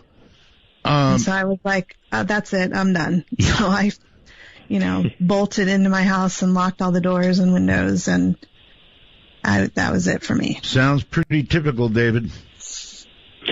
It does indeed, and I really appreciate you sharing that with us, Kel. You know, one of the themes she mentioned in that encounter, Art, were these unusual clothing, and that's something that we find in a lot of these encounters with black-eyed children. People will say that the kids are wearing old-fashioned clothing or clothing that seems ill-fitting. You know, it's just there's something not quite right about it. Some people think that the clothing is handmade. You know, I've heard more than once people say, they look like Amish kids, you know, like they had handmade their clothing, but it didn't quite fit right. So it's just another bizarre component of these very disturbing encounters. Yeah, disturbing. All right. All right, let's go to outside the country somewhere to Mario. Hi, Mario. Oh, hi, Art. How you going? I'm doing okay. Get good and close to your mic. And is that better? It is. Where are you? Yeah, I'm calling all the way from Australia, actually, in Melbourne. Melbourne, Australia. Okay. Yeah. I thought I'd share with you guys my story. It occurred when I was a kid, and to give you a bit of pre-story, before I went to sleep, I actually had some newspapers at the end of my bed on the floor, just looking through them and whatnot. And anyway, went to bed and woke up quite late in the night, and I heard some rustling, and I couldn't think of what it was. And then I sort of started thinking about it, and it's like, sounds like paper. And I look to where the sound was, which was just at the end of my bed, and I see this hooded figure. And it kind of looked like Darth Maul, you know, that guy from Star Wars, just all black and clearly stood out from everything else in the room. And I just froze, like literally, like as if someone dumped you in a bath that's just full of ice, and you know, you got like lemons in your mouth, just literally froze. Right. And I just watched it, and it just slowly started walking towards the door and faded into nothing, just absolutely nothing. And I didn't know what to do. I was just literally just didn't have a clue. But anyway, it slowly caught my breath and ended up going back to sleep. But the interesting part is, in the morning, I had a look at... People always say that. You know, they always say I went back to sleep, and I don't get that. I didn't sleep at all. I don't know how you could. Yeah, but I can understand that. But I kind of didn't know what else to do. Didn't feel like waking up mum and dad, and I'm like, well, I'm just going to go back to sleep. You know, there's not really much option.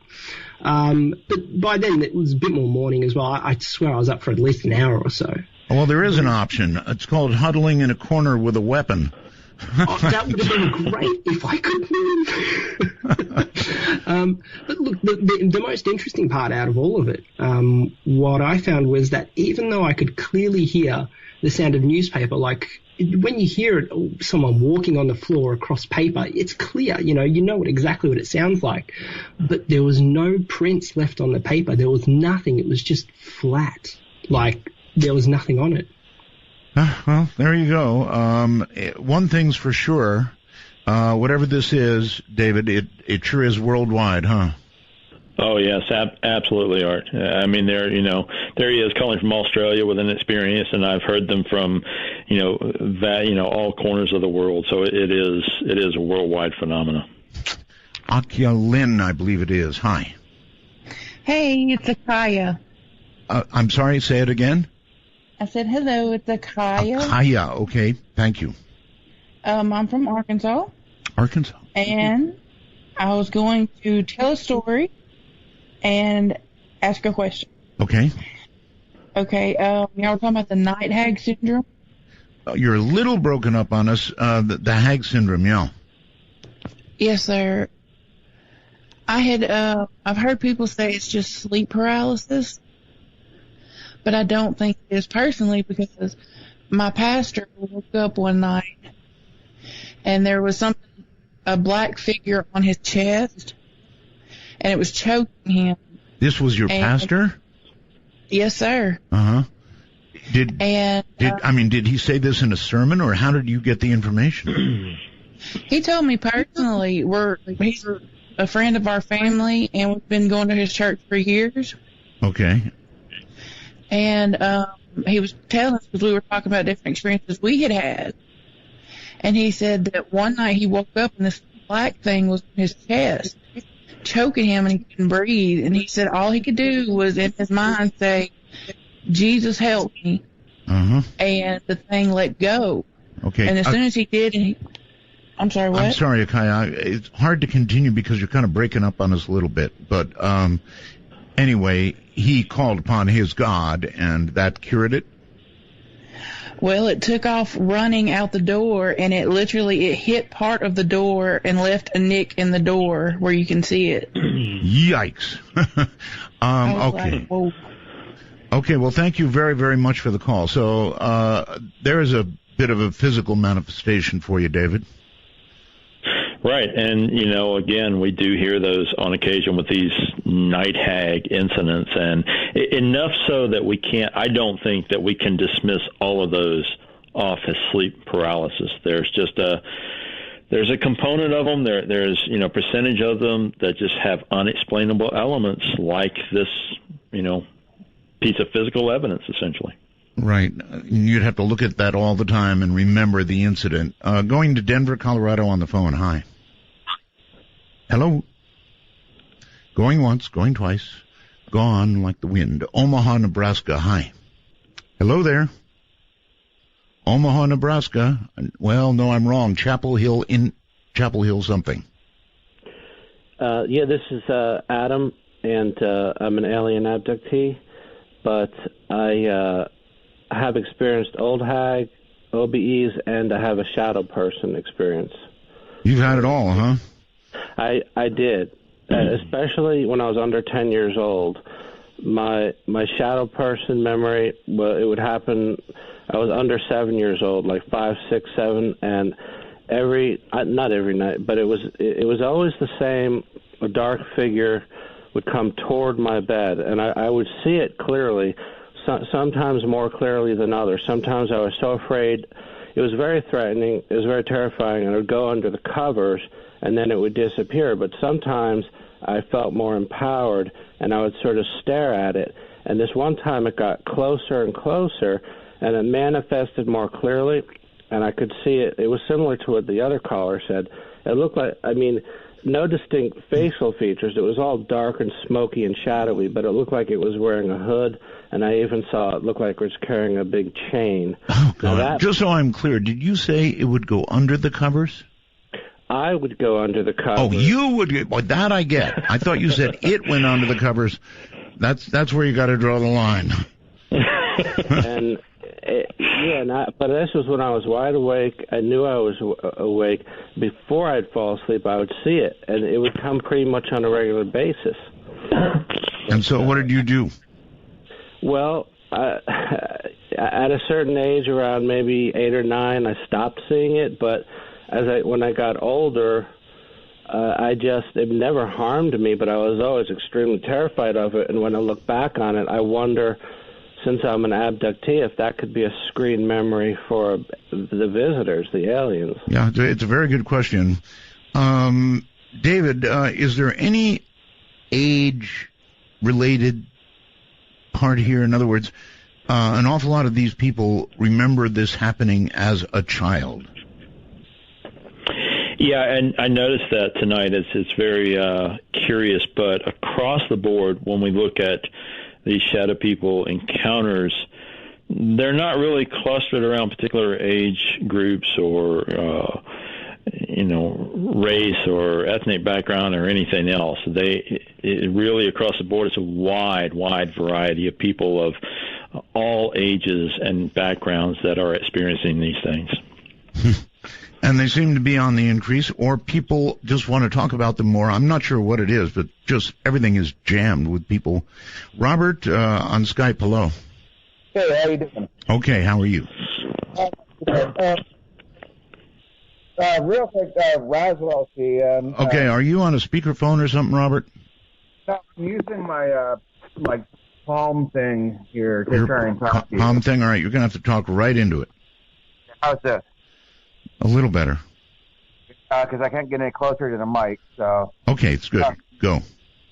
All right, so my question for you is, so first off, Roswell to you, and my dad got me interested in your show back in the late 90s in Peoria, Illinois.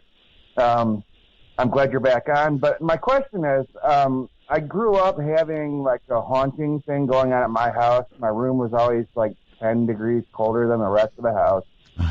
And there was one night in particular where a demonic voice said, "Listen to me, follow me." And I looked up at my drapes in my bedroom, and this is back in 1978. I was 8 years old. And there was a red glow on the drapes, but when you open the drape up, you could just see the front yard out in front of you. And ever since then, I've had weird things happening where, you're seeing... pardon what I'm going to call it, but black sperm, 2 feet above the floor, just always in the shadows, just flipping around. Mm-hmm. And I'm wondering if that's a precursor to a shadow person, or what does that mean? You know what I mean? The best way I can describe that is a seeing ghost. I don't know. It's almost like calling up and asking for a doctor for a diagnosis, and there's just. Give it a shot if you've got anything, David. Yeah, like you're saying, Art, there are just so many factors to these individual experiences. It's really tough to say much about that one. I mean, he's seen this red glow, which people have reported seeing these things having glowing red eyes, and sometimes, standing behind the curtains or something, and then they, the eyes are visible through the curtains, and then they manifest out from behind that.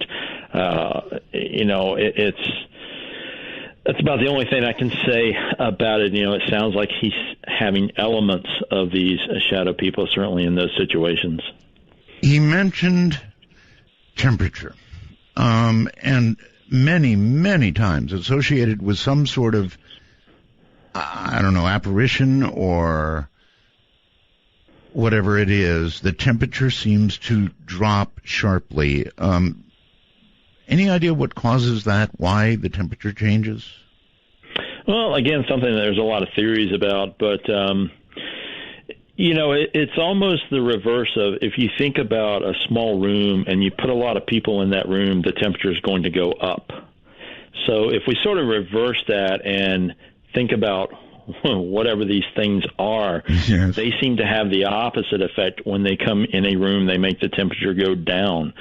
So I don't have an explanation for it. I think it's important data. It's one of the questions I always ask people, actually, when they have these shadow people encounters, if they noticed any shift in the temperature or any signs, with their own bodies, the hair standing up or feeling a chill and things like that. And very, very often that is the case, that they feel things like that happen. In my case, I was so damn scared, I'm being honest here, that I don't think I would have noticed a 10-degree temperature drop at all. Right. All right. Next, whoever that would be, it looks like Omaha, Nebraska. Yes, Art. Hi, David. Can you hear me? Good evening. Can you hear me okay? Yes, I can. I had an experience in 2010 with a very large female black figure in my room over my bed. And she was holding a black cube. And I thought about the sleep paralysis factor with this. She was blowing on the cube, smiling, like she was very jovial, very happy. She was blowing on this cube, and it was dissolving in the air, and it was going into my nostrils. I could not breathe. I was basically inhaling through the whole experience. The reason I called was a couple of things that you had brought up. The thing that snapped me out of it was a lightning strike in the back of my yard, and then I could inhale, and she was gone. Wow! I read your bio that you had a shamanic background, and I actually contacted a shaman in Omaha and brought this up. His first question was, did it have red eyes? And I couldn't say yes because she did not. But through that experience, this is so personal. I had a family member that had OD'd that night. Oh my! And committed suicide. So that relates to kind of what you were saying too with death. Through the experience, by going to the practitioner, I actually witnessed this person crossing over. I can't really say that. Listen, caller, we're running out of time. The show is ending. Of course, I understand, Art. Thanks for having me on. You're very welcome. Love it that you're back. Thank you. I can't control the time. I'm sorry. So, David, the show is ending. Too soon. Just everything is jammed. Thank you so much for being here and scaring the hell out of me. All right, thanks so much for having me on. I really enjoyed it. Right, take care, and we'll do it again, I'm sure. Stars across the sky. Ay. As I mentioned to you, Friday I'll bring up read you the whole story of this attack. I wonder, there's so many calls, so many people trying to get through on this subject that it makes me wonder if it's not suddenly, let me repeat that, suddenly becoming much more common. Attacks of varying sorts by whatever these things are, I don't know, but seems to be happening more and more and more. For tonight, sleep well.